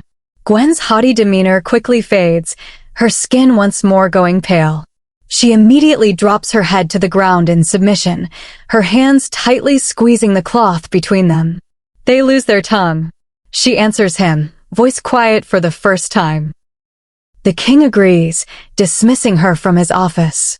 She scurries out of the room, leaving Helioix and me alone once more. I can feel his eyes on me, but I refuse to meet his gaze, feeling shame that I've been exposed. Adeline, look at me, he says, voice audibly softer than it was just moments ago. I do as I'm told, lifting my eyes to the king's. He's staring at me with his eyebrows raised in question. I'm not judging you, but I need you to be honest with me. Do you actually know how to read, or were you saying that to save face? He questions. I narrow my eyes in anger, upset that he's questioning me on my reading comprehension. I can read, I announce, voice firm. Great, that makes this easy, he says, getting up out of his chair and walking around his desk towards me. He comes to stand next to me and crouches down, so we are both eye level with the papers in my hand. Tell me what you don't understand, he orders. Sighing, I begin scanning the paper. Shyly, I point to the large chart at the center of the page. The king looks it over as he silently brings his hand to the nape of my neck. He doesn't do anything with it, rests it on the skin, but I feel my face flame up anyway. Okay, so this is a proposed inventory list for next month. It lists items in this first column and the quantity in the second column. Looking at the first row here, we see that the item is tampons and the quantity is 240. He says, pointing to each item as he speaks. Does that make sense? He asks when I don't respond. But there are 40 women here? I question. I struggle to do the mental math, counting out on my fingers. That means each woman will only get 5 tampons for the month. The king doesn't respond right away as he gets up and walks back around the desk. I watch him, confused, not sure why he suddenly left. He reaches into one of the drawers and pulls out a calculator. My face heats up as I realize that I must have been wrong in my math. Helioix comes back around to me and crouches down once more, setting the calculator in my lap. Do the math, he commands. Picking up the calculator, I quickly punch in the numbers. I've not used one before, but it's pretty straightforward, and the symbols match what John's mother taught me. 6 tampons per month. I correct myself, hesitant to speak up and tell him that that's not enough. The king smiles, seemingly happy that I figured it out. Does that number sound good? Well, that's not a lot. Women bleed for up to a week and need to change their tampon multiple times a day. I informed him. Then what do you think is a better number? He asks. I'm pleasantly surprised that he's asking for my input, and a small smile spreads across my face as I think of an answer. Each woman is different, and so giving them all the same amount seems a bit silly. I think a good option would be to get a large amount, say 500, and leave them in the bathroom for the girls to take as they need. Then we can refill whenever they are getting low. I share my idea with Helioix, blushing as he agrees and gives me a pen to mark down the adjustment on the sheet. As embarrassed as I am to be needing his help like this, he hasn't made me feel stupid or shameful for my difficulties. What else do you need help with here? Helioix murmurs. My eyes quickly scan over the page, looking to find any words or concepts that I do not understand. There are a couple, and I point them out, listening carefully as Helioix explains each one to me with unwavering patience. The afternoon continues like this, and before I know it, we are finishing up the last page. You did a good job today, the king says, grabbing the papers out of my hand and setting them on the desk. Thank you, Helioix. I respond, testing out using his first name. He smirks at my words before turning his back to me and walking up to his bookshelf. His outfit is quite simple today. A pair of nice slacks and a white t-shirt, both of which are hugging his body nicely. I take the opportunity of Helioix having his back to me to admire him, letting my eyes wander over him from head to toe. You know, he mutters, bending down and running his finger along the spines of his books. That's not how you pronounce my name. I blush. Oh, it's pronounced Heloi. He snatches the book he's been searching for off the shelf, quickly spinning around and holding it out to me. It's a book on beast culture, and I tentatively reach out to grab it with a frown. While I'm not exactly an expert on beasts, I have been around them my whole life and have a pretty good idea of their traditions. This new role is going to require you to go into the city. You've only been around royals your whole life, and commoners have different traditions. It will do well to learn them. He answers my unspoken question. I'm going to go into the city? The only time I've ever ventured off castle grounds was when I was young and managed to convince the chef to take me with him to the market. We were harassed the entire time, beasts shouting crude things and even going as far as to throw trash and leftover food at us. I felt so bad for the chef, knowing that he was forced to go through this every day. I never asked for him to retake me, and he never offered. He went missing a couple of years later, and the rumor was that he was killed on his way back from the market. Apparently, the beasts didn't even take his food or money, just killed him out of sport. The thought of going again has me nervous, my palms sweaty at just the mention of it. I don't think that Helix would put me in a situation that would have me killed, but that doesn't mean that it'll necessarily be pleasant. Have humans been to the city before? I ask. Helix grimaces, bringing his hand up to scratch at his chin. Axis will accompany you whenever you go to keep you safe. It doesn't go unnoticed that he didn't directly answer my question, but I don't push any further. Chances are that any humans who have gone to the city haven't made it back unharmed or even alive. I do feel slightly better that the second will go with me. Despite the apparent fact that I'm not his biggest fan, I doubt he would go against his king's wishes and let the commoners hurt me. Do you ever go into the city? I ask, curious to hear more about what the king does when he's not working. He shrugs. Not really. I've been going every couple of days or so with Jade to keep the people happy. Jade? Is that not the woman who cut my face? I thought that he wasn't a fan of hers. A strange mix of anger and jealousy washes over me as I feel about them together in the city. I thought you had her removed from the castle? I ask, wondering if my memory is failing me and he is speaking about a different woman. Oh, I did. I dislike her quite a bit, but it makes my people happy when I make appearances with her. So you accepted her proposal then? No. Oh. I grabbed the book off the table, running my finger along the hard cover. Is he going to accept it? It sounds like it if they're going out together so often. Deep down, I thought that maybe he had kicked her out and rejected her because she had hurt me. It feels silly now to think about, and I feel foolish for being upset by the news. Helix is a king, and it's expected that he find a strong mate and start a family. You are upset by this, he says, sounding curious. I refuse to meet his gaze right away, choosing to stare at the book in front of me. It looks pretty old. The cover is a deep blue with gold trim. It's titled Beast Tradition and Culture, and I'm actually pretty curious to read it. I look away from the book and up at Helix, plastering a fake smile on my face. I'm not upset. I just wasn't aware that you two were together. I say, keeping my voice chipper. You're lying. No. You're jealous. No. You want me. I gasp, scowling at his words. It's pretty presumptuous of him to assume these things about me, and even more so for him to voice them this way. Although they are true, I don't quite appreciate him saying them as if they are facts. It's pretty embarrassing, too. Am I that open to a book? That transparent? It's okay, he says, crouching down once more so he's eye level with me. If you want me, all you need to do is ask. I don't respond, but it doesn't seem to bother Helix at all. His hand reaches out and brushes my hair out of my face before tucking it behind my ear. He leans in slowly, making me nervous. I can promise that you'll enjoy it, he murmurs, his voice low. I jerk away from him, my heart beating rapidly. My legs instinctively clench together, and I scrunch up my face as I feel a rush of emotions. My mouth flaps open like a fish as I try to think of something clever to say. I should leave now if I'm going to get down in time for dinner. Chapter 14. The king told me he likes the way I fold his jeans. Said it's the best he's ever had it done. Gwen brags in between bites.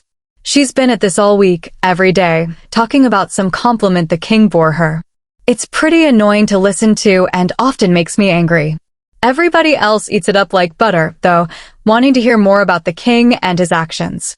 Oh wow! I can't believe he said that. A servant whom I haven't met before says, eyes wide in amazement. Yeah, he's honestly so sweet. I roll my eyes at their conversation, trying to block them out as I eat my breakfast. I've been coming down here in the mornings and after work to eat, and while it's not exactly convenient, it is nice being able to spend time with everybody still. Usually, I sit next to John so we can catch up and chat about our day, but he hasn't shown up this morning. I got down here a bit later than usual, though, so I figure he's probably already left for the day. He was pretty upset when I told him that he couldn't come to my room anymore, but he has seemed better the past few days. The other servants have been treating me a bit differently, too, some opting to suck up to me in hopes that I'll put in special orders for them, while others ignore me entirely because I'm consorting with the beasts. Gwen and the other woman continue to gossip, my grip on my fork tightening with each word. His bed is huge too, and so comfortable. Her words have my full attention. How does she know how comfortable his bed is? What? Have you? The other woman asks, voice trailing off suggestively at the end. I observe Gwen's reaction, but she simply smirks at the girl, sending her a wink. The motion doesn't go unnoticed by me, my body filling with anger at the knowledge that they have been together. King Heloix doesn't pay her much attention while we are together, but apparently, I don't know what happens behind closed doors. Clearly, he's just looking for a warm body in his bed, the person connected to it unimportant. I scoff at the thought, not at all surprised. Beasts aren't exactly known to have a lot of integrity. Or, apparently, taste. Have something you want to say, Adeline? Gwen turns her attention to me with amusement. I shake my head, thinking back to the expression my mother used to say. If you have nothing nice to say, don't say anything at all. Gwen continues to smirk at me until I grow tired of it and get up to leave. It's not appropriate for her to be talking about the king in such a way. She's being foolish, and if she isn't careful, will end up getting herself into trouble. I wouldn't be surprised if Jade does it herself when she gets wind of Helix's indiscretions. My stomach grumbles as I walk out of the room, the organ angry with me for not finishing my food, but I ignore it. I'll eat extra tonight to make up for it.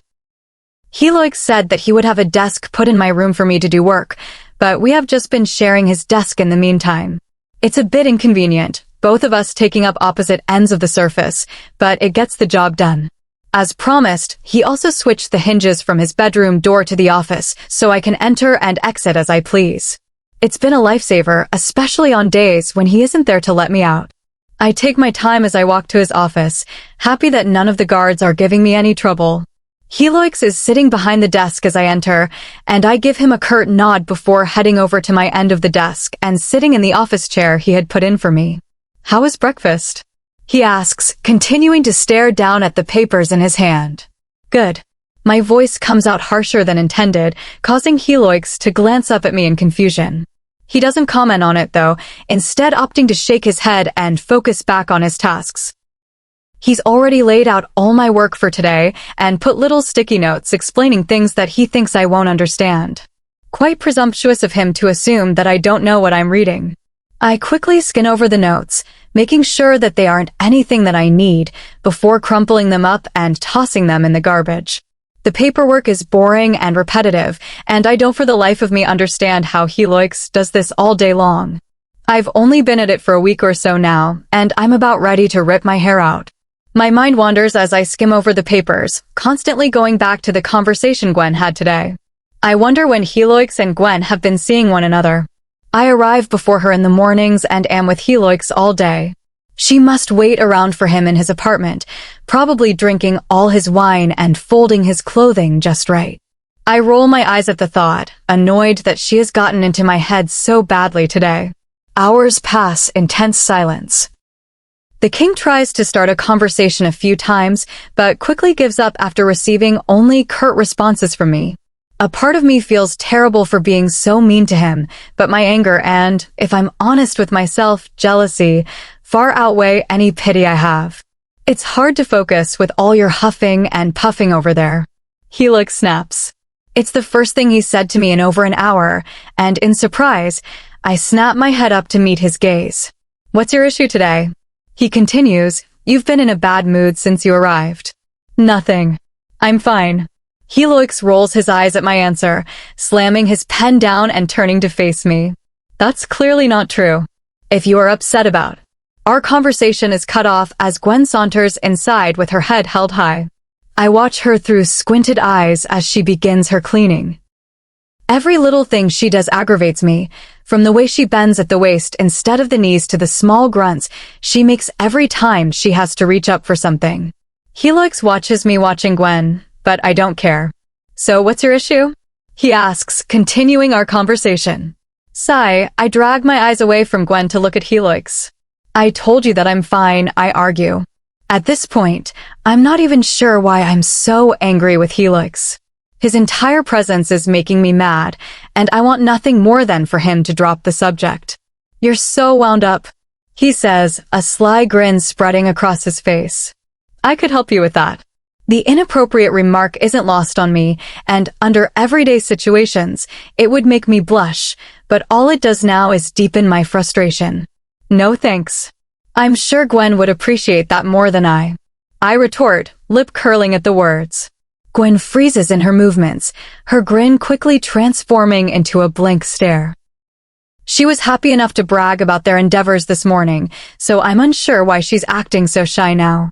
The king, on the other hand, appears confused. He looks between Gwen and me with furrowed eyebrows. Well, I didn't ask her now, did I? Helix snaps, clearly getting fed up with me. You. He points at Gwen, flicking his hand towards the door. Leave. Gwen does as he commands, quickly scurrying out of the room. With her gone, Helix's attention is once again all on me. Usually, I would enjoy this, but today, I wish for nothing more than to shrivel up and hide under his desk. I shouldn't have made that comment about Gwen. I'm sure he doesn't want anybody knowing about the two of them, and I'll no doubt get in trouble for speaking on it. What's your problem? Helix snaps, all patience gone from his voice. His tone flares my anger, making me lash out. Nothing. I just think it's inappropriate for you to say those things to me when you're involved with both Gwen and Jade. I'm cringing the second the words leave my mouth. I'm really on a roll today. Why don't you try this one on for size? I'm not involved with either of them, and I sure don't appreciate your judgment. Helix's chair slams against the bookcase as he abruptly stands, eyes flickering in anger. I shrink into myself, humiliated, as he storms out of the room. I want to seek him out to apologize, but pride prevents me from doing so. Instead, I follow in his footsteps and storm out of the room towards my bedroom. No doubt Gwen heard our argument, and no doubt that she's going to ream me out tonight at dinner. If she does, she'd be admitting to lying about her relationship with the king, though, so maybe she won't. Either way, I can't bring myself to care much right now, too frustrated and angry with myself to think of any of that. Whoa. What's your problem? John asks, startling me. He's standing outside the second's chambers with a garbage bag in hand, looking at me like I've grown 3 heads. I was so wrapped up in my thoughts that I didn't even notice him. Slowing my footsteps, I take a deep breath in an attempt to calm myself before plastering a smile on my face. Nothing. Just having a busy day. I respond, cringing as my voice comes out at a noticeably higher pitch than usual. John narrows his eyes at me, clearly seeing through my lie. I continue to smile at him in hopes that he will let it go. Relief rushes through me as he shrugs, turning to the trash chute and throwing the bag inside. Well, he starts, cheeks reddening.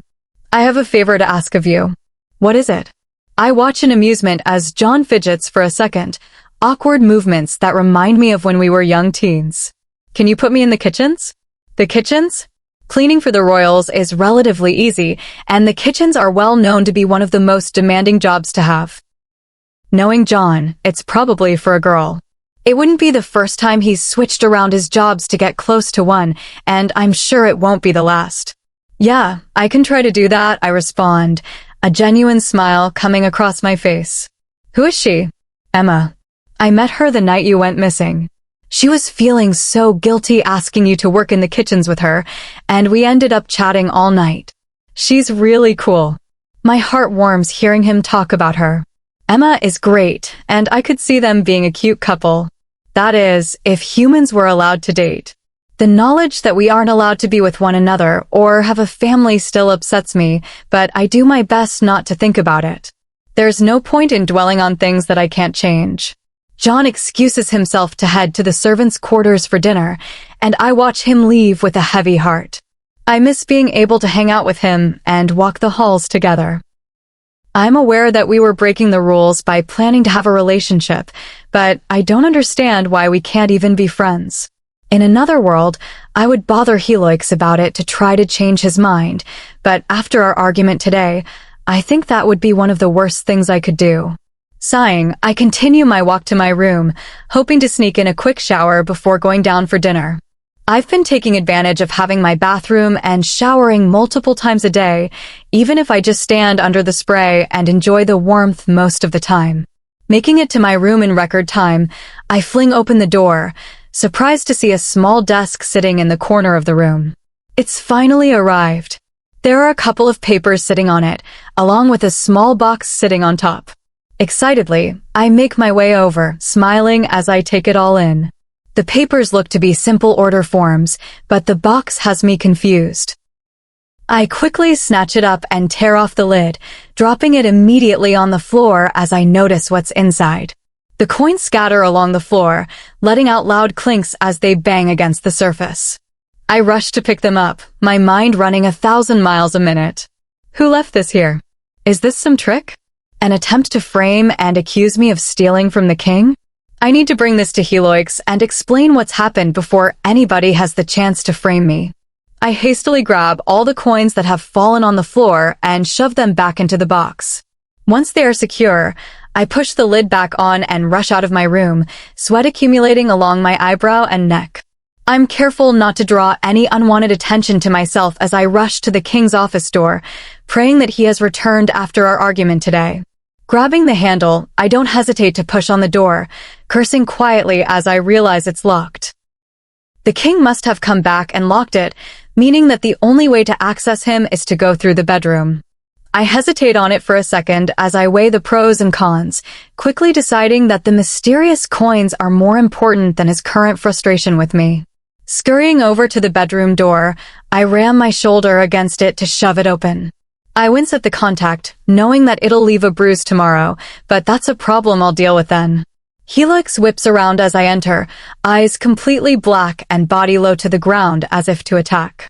He's on top of me before I can register what's happening, his body caging me against the floor as he crouches above me.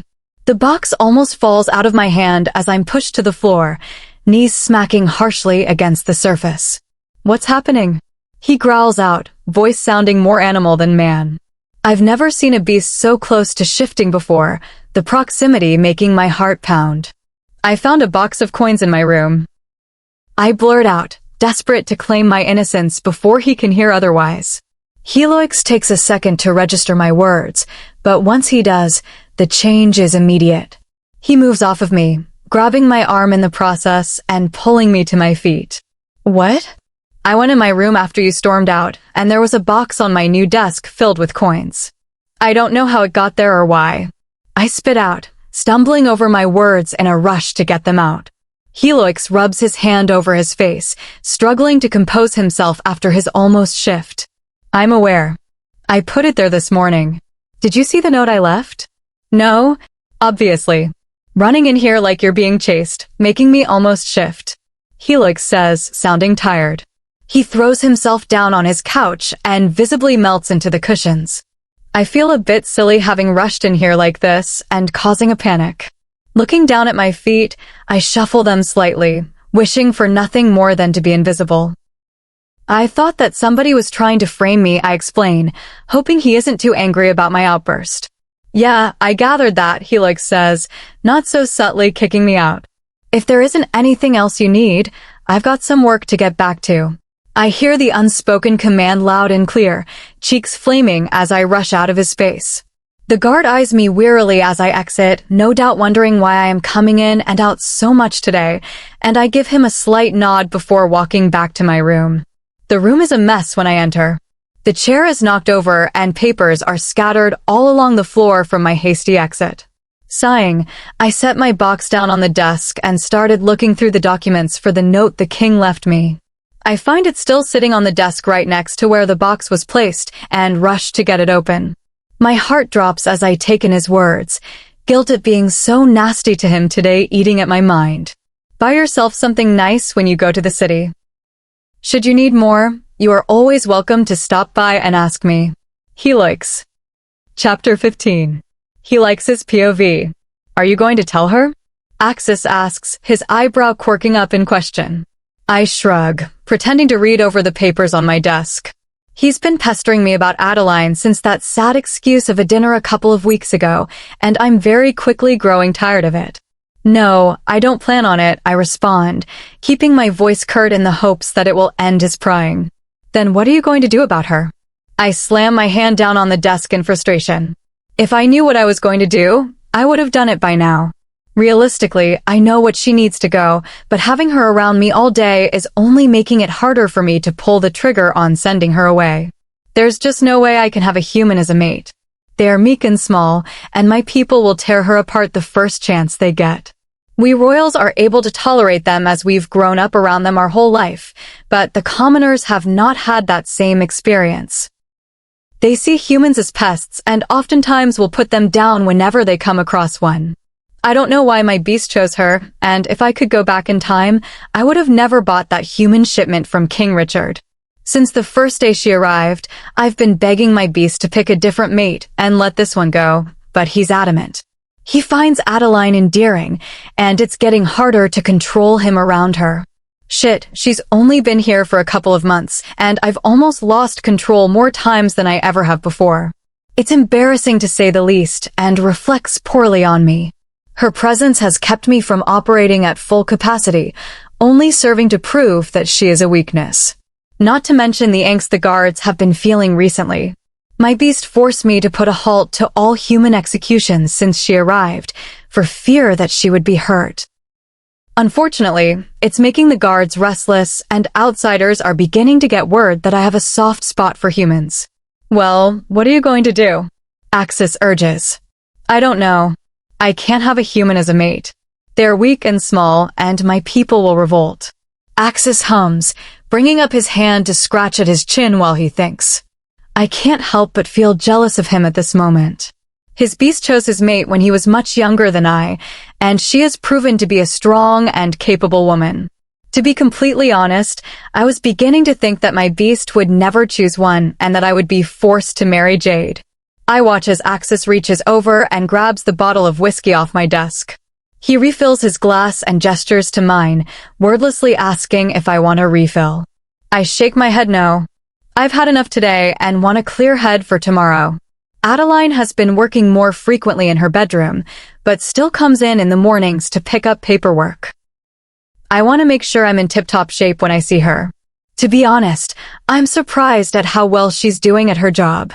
Of course, she still has a long way to go, but she is passionate about advocating for her fellow humans and friends. She would have been an adequate leader in the past, before the wars. Have you considered just accepting Jade's proposal? Axis suggests, breaking me from my thoughts. No. Axis sighs. And why not? She's intelligent and well-liked. The people are getting impatient with you. I said no, I repeat, my beast once more, beginning to fight for control.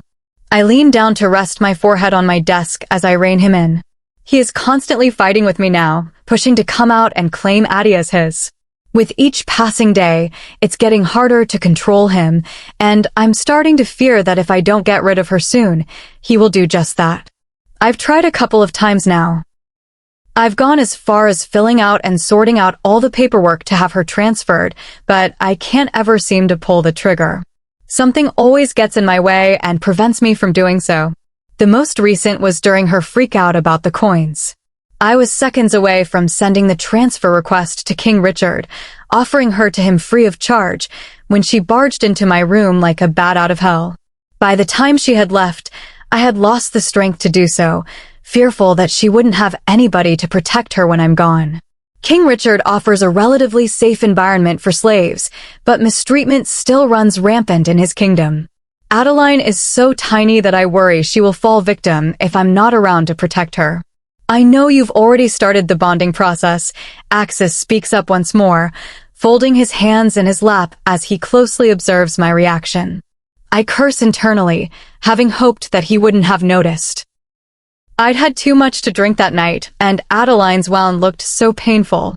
I knew that my blood would heal her, and I thought that if I were just to put a small amount of it on her wound, it wouldn't affect the bond. The second my tongue touched her skin, I realized just how wrong I was. Complete euphoria would be the only way to describe it. Given that she's human, the feelings were likely muted for her, but immediately, I could feel my mind connect to hers. If I focus hard enough, I can sense her emotions, and when she's nearby, it can be suffocating. From rage to desire to fear, I can feel it all wrapping around my body like a tight cloth, choking me. I don't think she feels anything on her end, which both angers and soothes me. It won't happen again, I respond, not exactly confident in my words. It will. And it will be better for us all if you either send her away or publicly claim her as your mate. As much as I don't want to admit it, Axis is right. I can't continue to walk this thin line with her. I have an idea, Axis speaks up once more. But you won't like it. I'm intrigued, hopeful for a solution that doesn't involve sending her away or marrying Jade. What is it? Axis hums, excitement evident in his expression. Tell the guards that they have free reign of the humans again. A growl rips from my throat at his words, my fangs elongating as my beast begins forcing his way out. Axis moves back quickly, putting his hands out in surrender. I'll personally make sure nothing too bad happens to her. No harm or abuse. He promises. Chapter 16. I roll my wrist in an attempt to crack it a couple of times, hoping it will alleviate some of the tension. I've been reading through the book on beast culture practically all day, making detailed notes on anything that seems important or shocking. The book is so much more informative than I thought it would be, and I find myself unable to step away from the intriguing words. I opened it early this morning to just get a couple of pages in, but found myself almost immediately ensnared in the writing. The book covers all aspects of beast life, from clothing to mates to social conventions. I'm honestly shocked at the differences outlined in this book from what I see in the castle, and I wonder how accurate they all are. I make a mental note to ask Heloix about the truth of them all, especially the ones regarding children. It's hard to believe that looking children in the eye is actually seen as a sign of aggression, and oftentimes also seen as a challenge to the parent. Glancing out the window, I notice that the sun is starting to fall, my sign that I need to head down soon if I want to get any dinner. I was so wrapped up in reading this morning that I missed breakfast, and my stomach is making its displeasure known. I close the hardcover with a sigh and carefully place my pencil on the table. Picking up the papers in front of me, I straighten them out and read over my words once more, ingraining them into my head. If I'm completely honest with myself, the beasts seem pretty barbaric. I assumed that life outside the castle was relatively similar to that within, but it sounds like the royals live a much tamer lifestyle. There haven't been any deaths or gruesome acts that have happened while I've been here, but according to this book, it's not exactly uncommon to see beasts fighting on the street. Apparently, it isn't typically to kill, but deaths do happen. Glancing out the window once more, I let out a deep huff and stand. I'm a bit anxious to go down to dinner after the incident with Gwen in Heloix's office, but I can't avoid it forever. The chair creaks loudly as I push it back, making me wonder briefly how much the beasts can hear inside my room. It's no secret that they have excellent hearing, and I wouldn't be surprised if the guards outside the king's chambers could listen in. Our rooms are right around the corner from one another, and I wouldn't be surprised to learn that they've been tasked with listening in on what I do during the day to make sure that I'm not up to anything sneaky. Shaking away the thoughts, I quickly throw on a clean dress and rush out of the room. As always, the hallway is empty, but as I round the corner, I spot the king's guard standing along the wall, his body stoic and unmoving. He pays me no attention as I pass, and I quickly scurry down the hall and into the stairwell. Thankfully, it's empty, and I'm able to make my way down and to the servants' quarters with no issues. The servants' area is already pretty full, dozens of people milling about, chatting with one another as they eat from the large bowls in their hands. I eagerly make my way past them and into the kitchen, my body stiffening as I spot Gwen sitting at the head of the table, chatting with a couple of others. She doesn't notice me, and I make sure to stick to the edge of the room as I walk towards the food. I look around for John or Emma, hoping to have somebody to eat with, but they aren't anywhere in the room, so I sneak back out into the corridor with my food.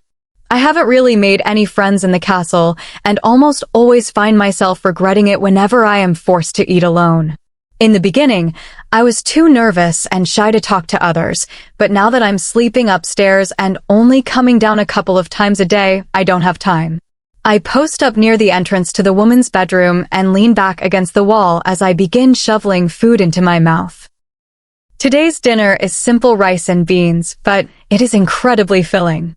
There is a group of guys having a pretty animated conversation a couple of feet away, and I nonchalantly watch them as I eat.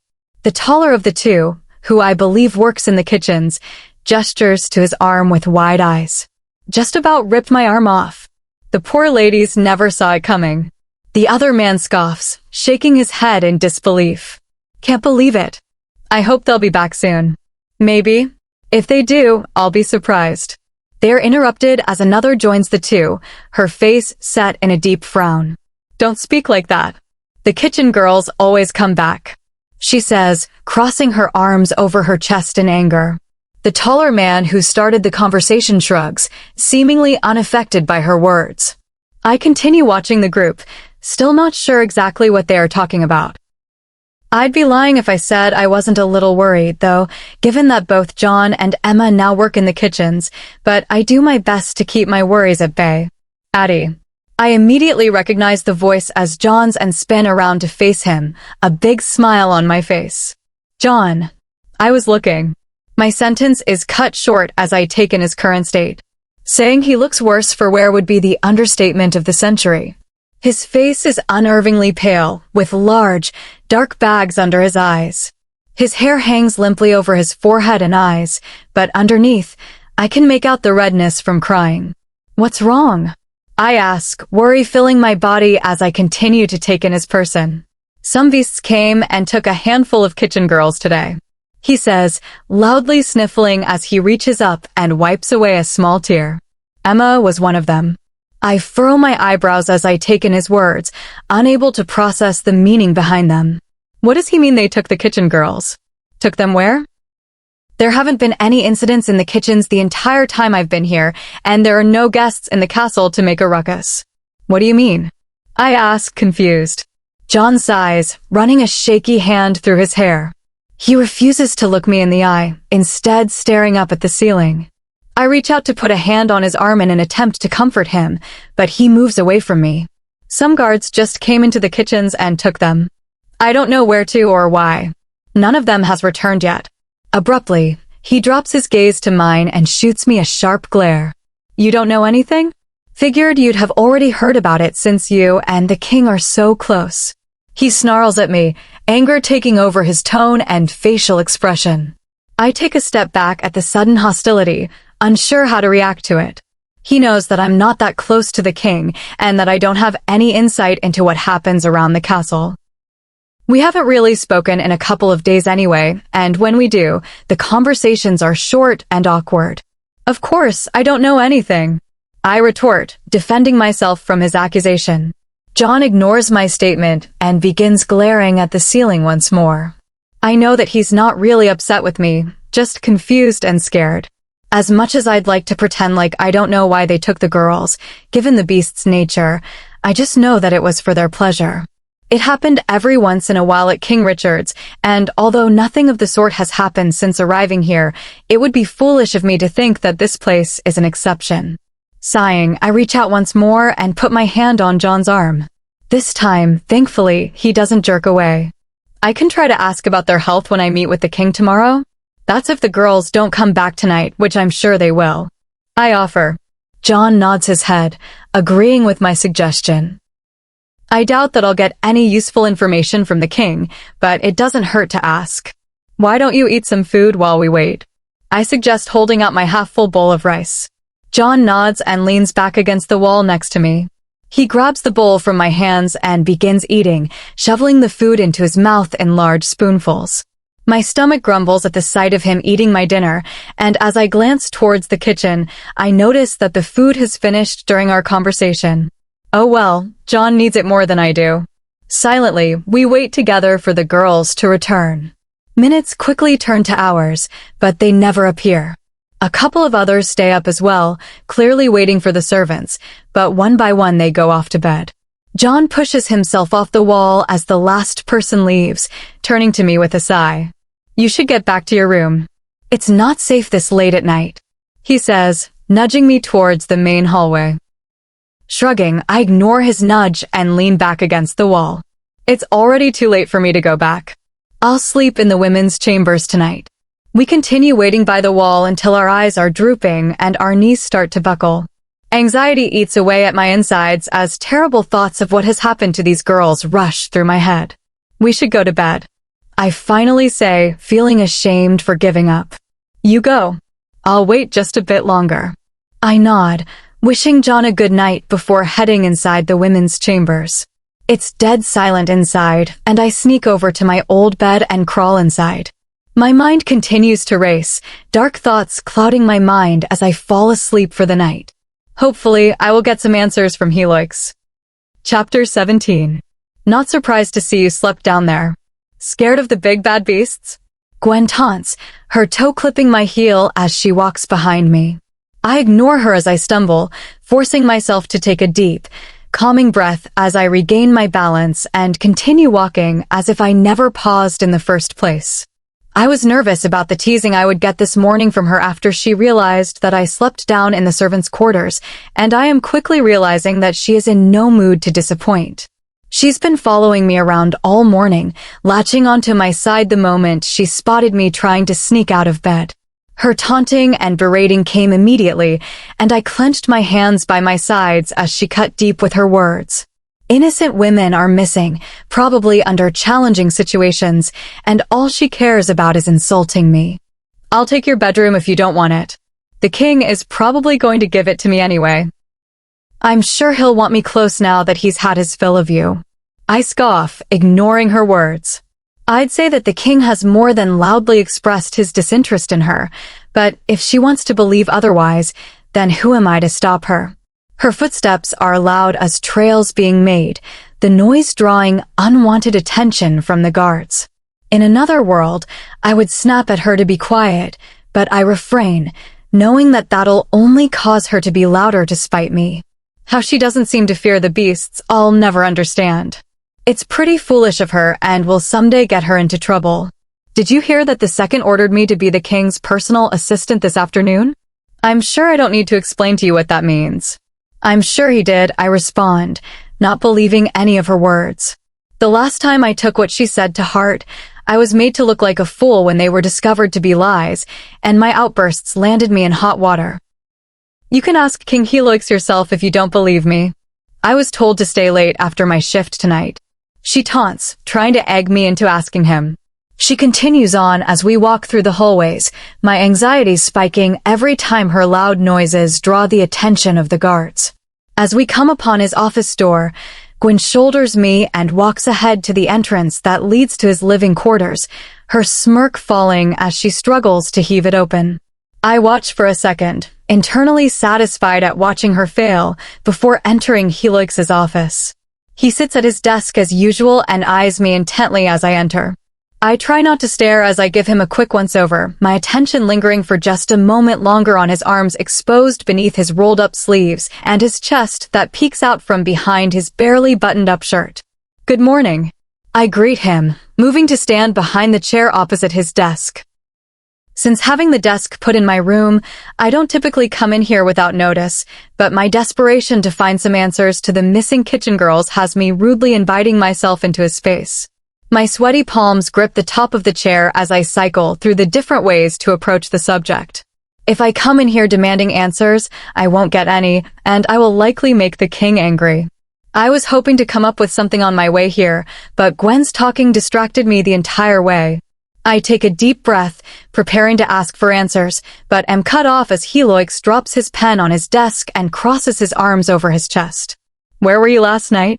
He asks through narrowed eyes. I blink, shocked that he even noticed that I wasn't in my room.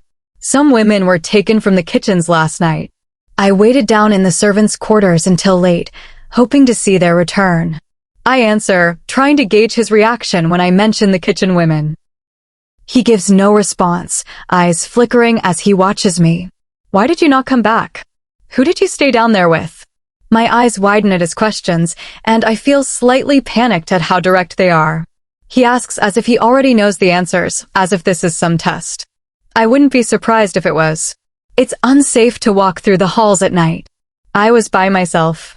I respond, lying about waiting with John. Helix growls, the sound loud and deep as it emerges from his chest.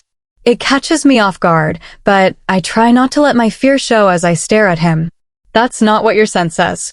I'm shocked by his statement, embarrassing me with my ignorance. I should have known that he would be able to smell John on me. We stood next to one another for hours last night. There's no way his scent wouldn't rub off on me. Helix suddenly yells Gwen's name, his eyes never once leaving me as we wait for her to come barging into the room. It takes her only seconds to come barreling inside, and I clench my jaw as I realize that she was probably standing outside the door listening in the hopes of hearing me get reprimanded. Annoyance flashes through me at her actions, but I don't dwell on it, knowing that King Helix's current anger is more pressing. Where was Adeline last night? He asks Gwen, continuing to stare at me. I look between the two of them, heart falling at Gwen's smirk. There's no way she would ever lie for me. This is probably the best case scenario for her, being the cause of my punishment. Gwen clears her throat, straightening up as she speaks. Sir, she was out with John all night. My gaze snaps to Helix as she says this, taking in his reaction. To say he looks angry would be the understatement of a century. His fists clench up where they rest on the table, his eyes flickering slightly before settling on the black of his beast. My pulse spikes as I rush to change the conversation before his beast appears any further. We were waiting for the kitchen girls who were taken yesterday. Do you know what happened to them? I ask, desperation audible in my voice, as I attempt to both get answers and draw the attention away from John and me. Gwen looks back and forth between the two of us, her body practically vibrating with excitement. I ignore it as Helix's beast continues to emerge, his muscles visibly shifting underneath his shirt. I notice his canines beginning to elongate, a telltale sign that it's time to tuck tail and run. Instinctively, I take a step backwards, continuing until my back hits the wall. Gwen also seems to notice his change, her smile fading as she rushes out of the room. Helix pays no attention to her exit, standing as the door closes behind her with a quiet click. I watch in terror as he rises, his legs carrying him around his desk and towards me with slow, heavy steps that have my heart pumping faster and faster. What is he going to do? I'm positive that he can smell my fear, the scent encapsulated within the small office. I feel like a chicken preparing for the slaughter, standing idly by as the coyote approaches with malicious intent. My eyes dart to the door, the thought of running briefly crossing my mind before I deem it useless. There's no way I could outrun him, and beasts love a chase. Trying to flee would do nothing but secure my death. Helix continues forward until he is directly in front of me, the toes of his shoes touching mine. I'm forced to realize just how large he is at this proximity, my head barely meeting his chest. I stare down at his feet with my head bowed, showing my submission as I try my best to conceal my uneven gasps. His breathing is loud and menacing, each inhale expanding his chest until it's only millimeters from my face. Take off your dress, he says, voice rough. Wordlessly, I obey his command and reach towards my knees, grabbing the hem of my dress and slowly dragging it up my body. My hands shake as I do so, tears building in my eyes before freely falling down my cheeks and dripping onto the wooden floor. He continues watching me, and a large lump forms in my throat as I pull the dress above my head, disconnecting it from my body. Instinctively, I hug the fabric to my chest, using it as a barrier between the king and me. I wait for him to say something or make some movement, but he stays where he is and continues to watch me with darkened eyes. Although I've never personally gone through this, I know that there is only one reason why he would want me to undress in front of him. Praying that it will be quick, I drop the protective fabric to the floor and lower my arms to my sides, exposing my body to him. Goosebumps break out all over my skin as he stares at me, my skin feeling like it's on fire under his harsh gaze. Slowly, and to my horror, the king reaches up and begins unbuttoning his shirt. I continue staring at his feet, my mind racing 1,000,000 miles a minute as his broad chest comes into view, one button at a time. Although I keep my head down, I watch out of my peripheral vision as his long fingers make quick work of the buttons, quickly undoing them all before sliding the shirt off his shoulders. Keeping the item in his hand, he brings his arms around me and grabs my shoulder. I flinch at the sudden contact with my skin, but don't fight him as he lifts my arm and slides it into the fabric of his shirt. Confusion fills my body as he repeats the motion with my other arm. My beast will not settle until you no longer smell of that boy, Helix explains, with a slight lisp to his words as he speaks around his elongated canines. He adjusts the shirt so it sits comfortably on my shoulders. My body continues to shake as he begins to close the buttons, slowly covering my exposed skin. I, nor my beast, have any interest in taking advantage of you, he murmurs, voice so quiet I can barely hear it. I nod my head, not believing his words, but not wanting to further anger his beast by doubting him. Helix takes a step back after clasping the last button, finally giving me some space to breathe. Although he remains within arm's distance, I feel like a weight has been lifted off my shoulders. Immediately, and without thought, I bring my arms up over my chest, hugging my body in comfort. His shirt is enormous, covering more of my skin than my dress did, but I still feel exposed. He's done nothing but make me painfully aware that he could choose to do whatever he wants, and there's nothing I could do about it. The king continues watching me, but I keep my eyes cast downward, scared of further angering him. Adeline, look at me, he commands. Hesitantly, I do as he orders and look up at him. I'm relieved to see that his beast has retreated, his eyes back to normal, and his teeth their average size. You wanted to know about the kitchen girls? He asks.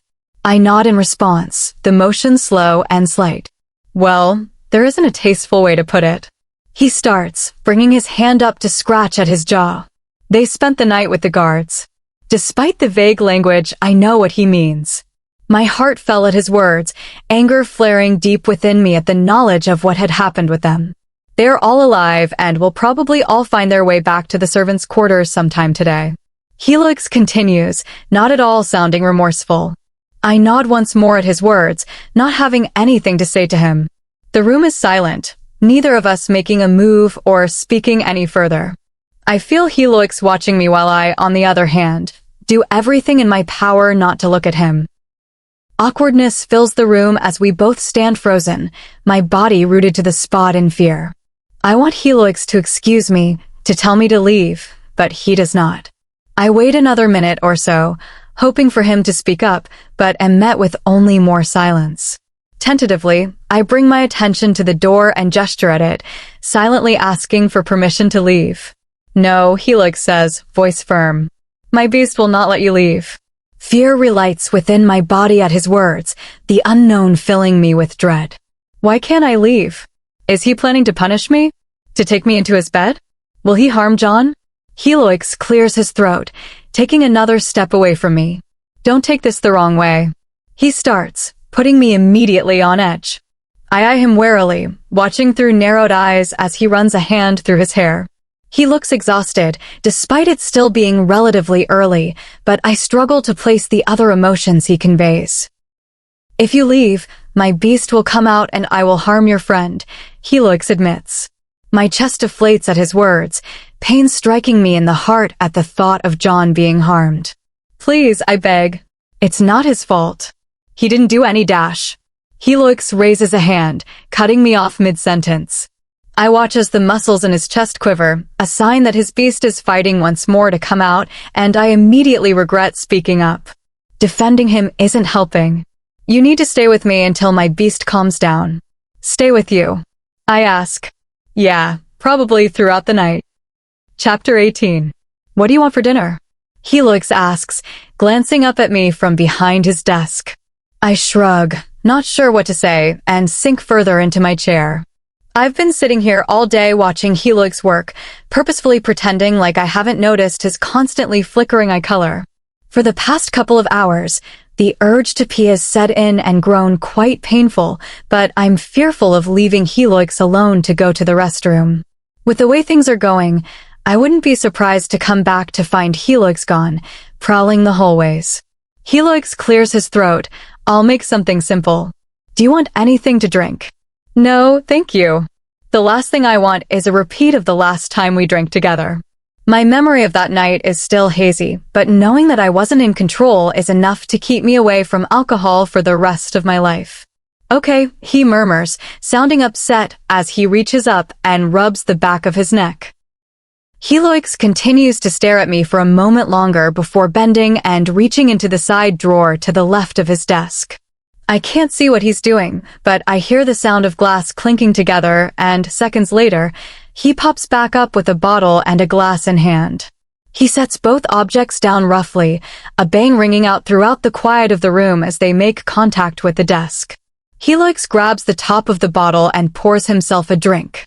His eyes start from his drink to me, lips falling into a frown as he abruptly throws his head back and takes a large swig, the liquid flowing quickly into his mouth.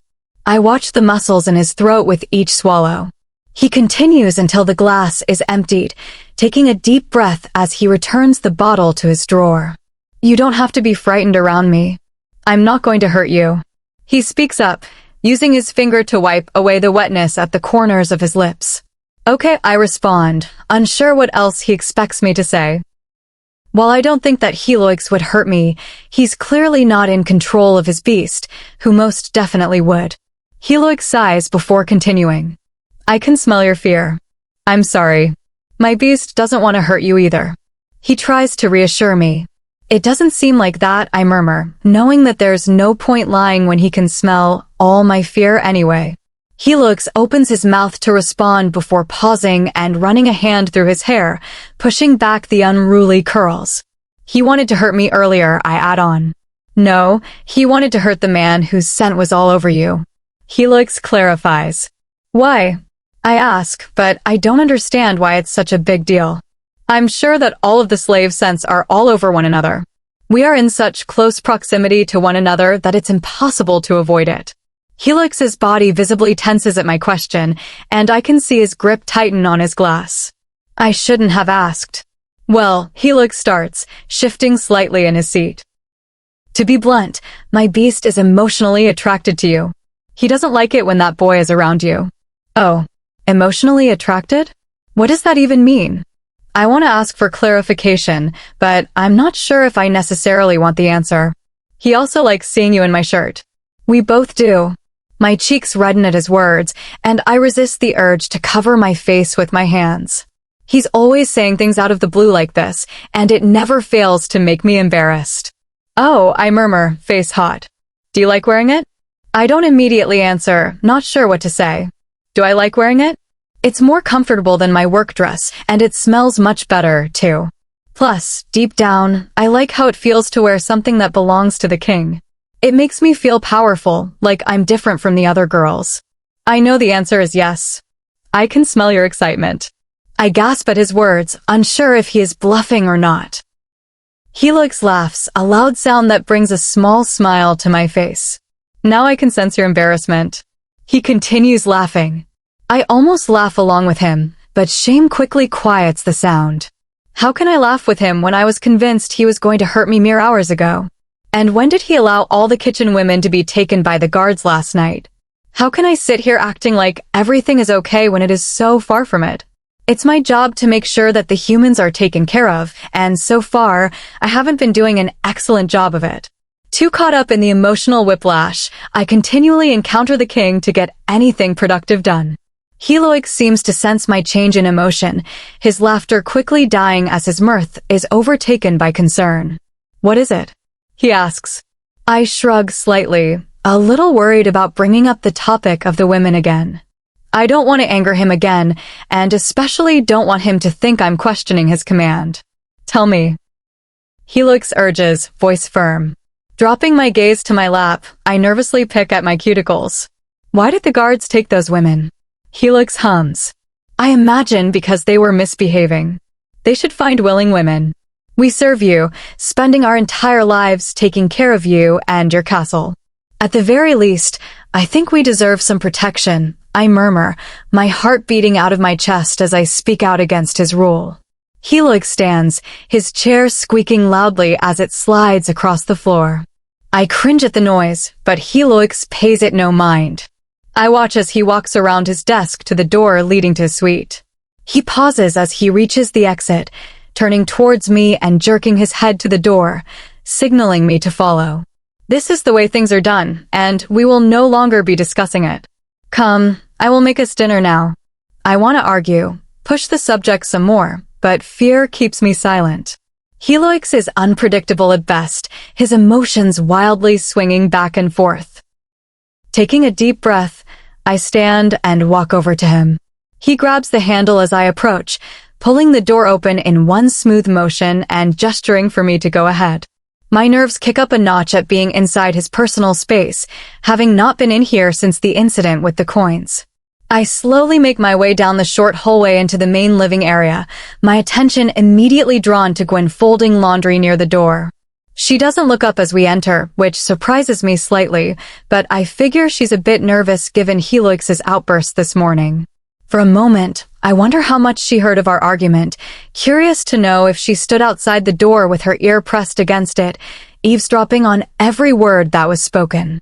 I wouldn't be surprised, and if I'm honest, I probably would have done something similar if I were in her position. Helix walks around me and into the kitchen, not sparing a glance at Gwen as he walks past her. Awkwardly, I move to stand against the wall near his closet door, feeling uncomfortable moving freely around his space. I watch as Helix begins grabbing food out of the fridge, setting them down on the island before catching a pot and pan out from underneath the stove. "You can come sit down," he says, glancing up at me briefly before focusing once more on his cooking. The tension in the room is thick, and I'm sure that we are a sight to see at this moment. The king is cooking for himself while one human cleans and another stands by. Helix gestures to the bar stool in front of the island as I continue to hold my position, his eyebrow lifting until I give in and tiptoe over. He holds back a smile as I sit, his lips turning upward as he spins and begins searching through the fridge. When he turns back around, he is holding a small bowl in his hands, the smile on his face growing as he sets it on the counter in front of me. "Here, you can snack on these while I cook," he explains, nudging it forward slightly. I peek into the bowl, surprised to see freshly cut watermelon cubes.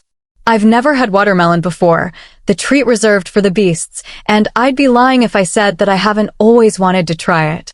"Thank you," I respond earnestly, hesitating for a moment before reaching over and grabbing a piece.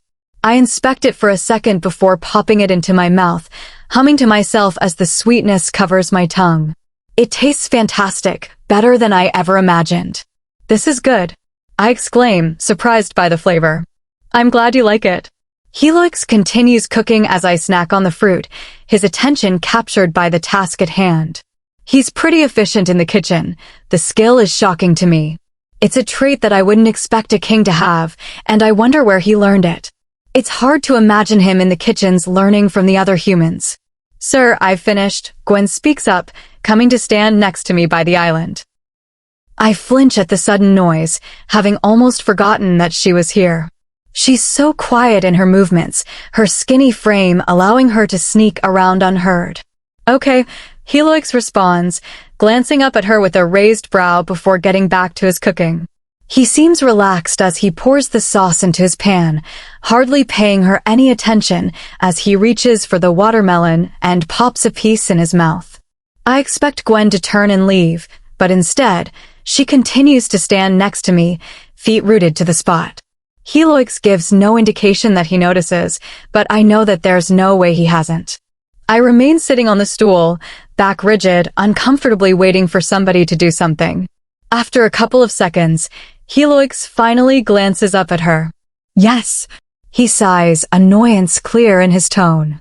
Gwen clears her throat, and from the corner of my eye, I see her straighten up, bringing her arms behind her body and clasping her hands together. "The second told me to stay after cleaning today to assist you," she announces, her voice steady. My head snaps around to face her, mouth open in shock.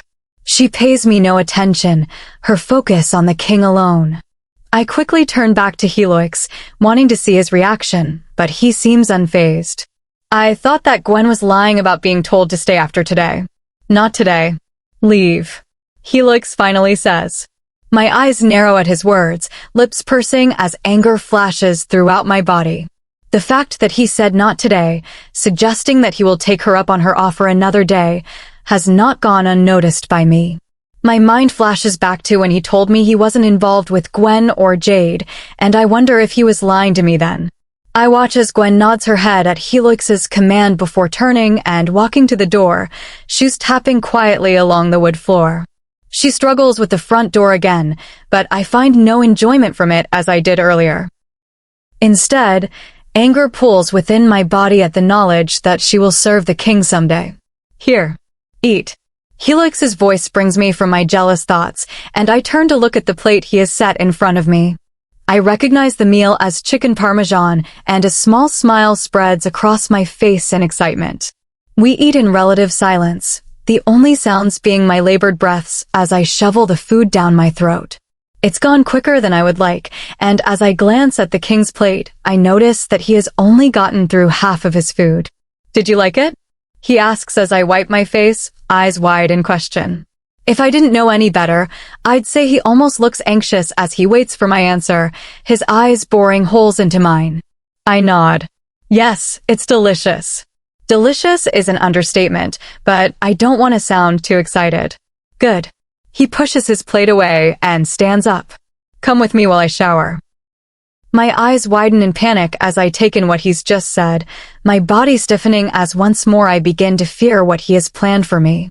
Helix's nostrils flare as he turns to look at me, his eyebrows furrowing as he no doubt tries to understand why I'm not following him. He shakes his head as he takes in my terrified expression, his hands raising in a gesture of peace. I need you to be in the same room to stay calm. I'm just asking you to stand in the bathroom, not enter the shower with me. I gulp, nodding my head. Why his beast needs me around is beyond me, but I'll be damned if I sit here and question him on it. Standing, I swallow my fear and follow him, waiting patiently as he grabs clothing from the closet before heading into the bathroom. The room is quite spacious, and I eagerly make my way to the corner farthest from the shower before turning to face the wall. I listen to Helix walk around, his bare feet padding over to the shower and pausing before the loud spray of water begins.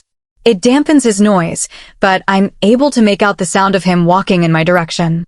I tense up as he approaches, freezing as he pauses just behind me. Each passing second feels like hours as he reaches above my head and grabs a towel for himself. Beasts are stealthy creatures, and I wonder if the king is purposely loud so as not to startle me. I don't doubt that he could move around in complete silence, able to come up right behind me without me noticing. You can take one when I'm finished if you'd like. I have plenty of wash products for you, Helix comments. He doesn't wait for my response before opening the shower door, the glass panel squeaking slightly before the sound of the spray shifts as Helix moves underneath it. What kind of soaps do you like? He speaks up once more, voice muffled as he speaks through the water and the door. I shrug before realizing that he probably can't see me. Not sure. I haven't ever used anything beyond the plain bar we are given, I answer truthfully. Helix hums in response before falling silent. Fog slowly overtakes the room as he cleans himself, my skin growing dewy as moisture collects on it. I shift my weight between my legs as I try to think about anything other than the fact that Helix is showering mere feet behind me. Chapter 19. Helix. This is absurd. I'm not going to touch you. I grumble, pushing at the pillow wall Adeline has created between us. I made the mistake of leaving the bed for 30 seconds to go to the bathroom, only to come back to find a giant line of pillows dividing my bed in half, and Adeline was burrowed underneath the sheets, pretending to be asleep. After my shower earlier, I was fearful that she would be upset with me, my mind worrying over it while she took one for herself. Thankfully, though, the incident has had the opposite effect. While still tense and uncomfortable, Adeline has started speaking up a bit more, occasionally even snapping at me despite my annoyance. I've been resisting the urge to touch her for hours now. She doesn't know it, but she's been teasing me all night, staring at me while I pretend not to notice. I push once more at the pillow wall, sighing loudly as I grab the one between our heads and throw it off the bed. This wall is stupid, and her pretending like she's asleep is annoying me. Sighing even louder than before, I grab another and chuck it onto the floor. Stop messing with my pillows. She finally snaps, turning to glare at me in the darkness. Even though she can't make out my form in the dark, her eyes narrow in my general direction. It's pretty endearing, and I'm unable to stop myself as I raise my hand and bring it to her face, watching her pupils dilate as she tries to make out the approaching form. She doesn't flinch away, so I press a firm finger to her forehead, pushing it into her warm skin. No. I'm more than annoyed by her outward displeasure towards me. My entire life, women, humans, and beasts alike have fawned over me, begging me to take them to my bed. It's just my luck that the first time I allow one to enter, it doesn't even want to be here. You will sleep here and you will enjoy it, I order, poking her forehead once more. Her mouth drops open at my words as she moves to swat my hand away. I remove it before she makes contact, my smile falling as I take in her slow movements. I'm hardly attempting to move quickly, yet despite it, she's still unable to move fast enough to make contact with my hand. She would never make a strong queen, and bonding with her would only serve to weaken me. When we bond, my kind connects their beasts to become stronger together. Adeline doesn't have one to share with me, though, leaving her with no option but to take from mine. It rarely happens, a beast bonding with a human, and almost always ends with both dead. My beast will try until death to share himself and protect her, either unable to understand or not caring that he will die if he splits himself too thin. I've run through thousands of scenarios for us, and none have led to a happy ending. Even if my beast is strong enough to handle the bonding without killing himself, the act of mating with a human will lead to a revolt. My people will call for our heads, and will no doubt attack when I am weak. And what of our children? They will be hunted, viewed as a disgrace by all of my kind. No self-respecting beast will want to bond with them, and my line will end. It's just not an option. Adeline sighs, fixing the pillows to conceal the gap that I created. I frown as she places one between our heads again, unhappy that I can no longer see her face. I don't know why I need to sleep in here with you. She complains. My beast is not settled, so you must. I lie. Truthfully, she could have left hours ago. My beast was calmed the second I felt her eyes on me in the shower and sensed her want for me. I don't know why I've made her stay, lying to her and saying that I am not calm, but I do not regret it. She is mine, and although she pretends otherwise, I know she likes that she holds my attention. She loves the special treatment I give her, preening every time I share with her private information or offering up treats that I would never dare give another human. I can tell that that's not true. You've been perfectly calm for hours now, she retorts, sitting up slightly in my bed. I reach out and clamp my hand around her wrist as she sits up, quickly tugging her back down in a playful gesture.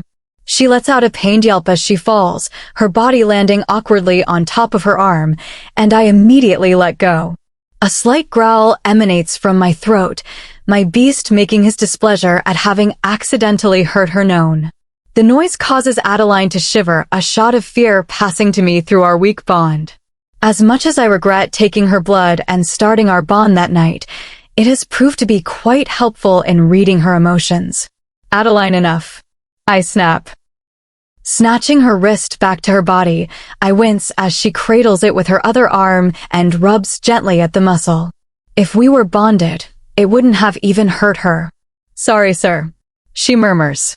I stay silent beside her, unsure how to proceed, before sighing and grabbing 2 more barrier pillows and throwing them off the bed in anger. It leaves only the one near our heads between us, and I know that she's glaring at me through it. Most women would beg to sleep in the same bed as me, I grunt, grabbing the last pillow and flinging it onto the floor. As expected, she was glaring at me from behind it, her eyebrows, nose crinkled, and lips pursed. If you want somebody to beg, then go ask Gwen. You're quite jealous of her, I comment, shocked by the anger that flashes through the bond. It's not typically this strong, Most of the time, she only offers me small bits of her emotions, but her proximity is strengthening it. It's as if her feelings are being shoveled directly into me. I am not, she retorts, turning to lie on her back. I let out a quiet hum in response, knowing that her statement is simply untrue. Yes, you are. It's understandable. She spent years with me, and it's made her cocky.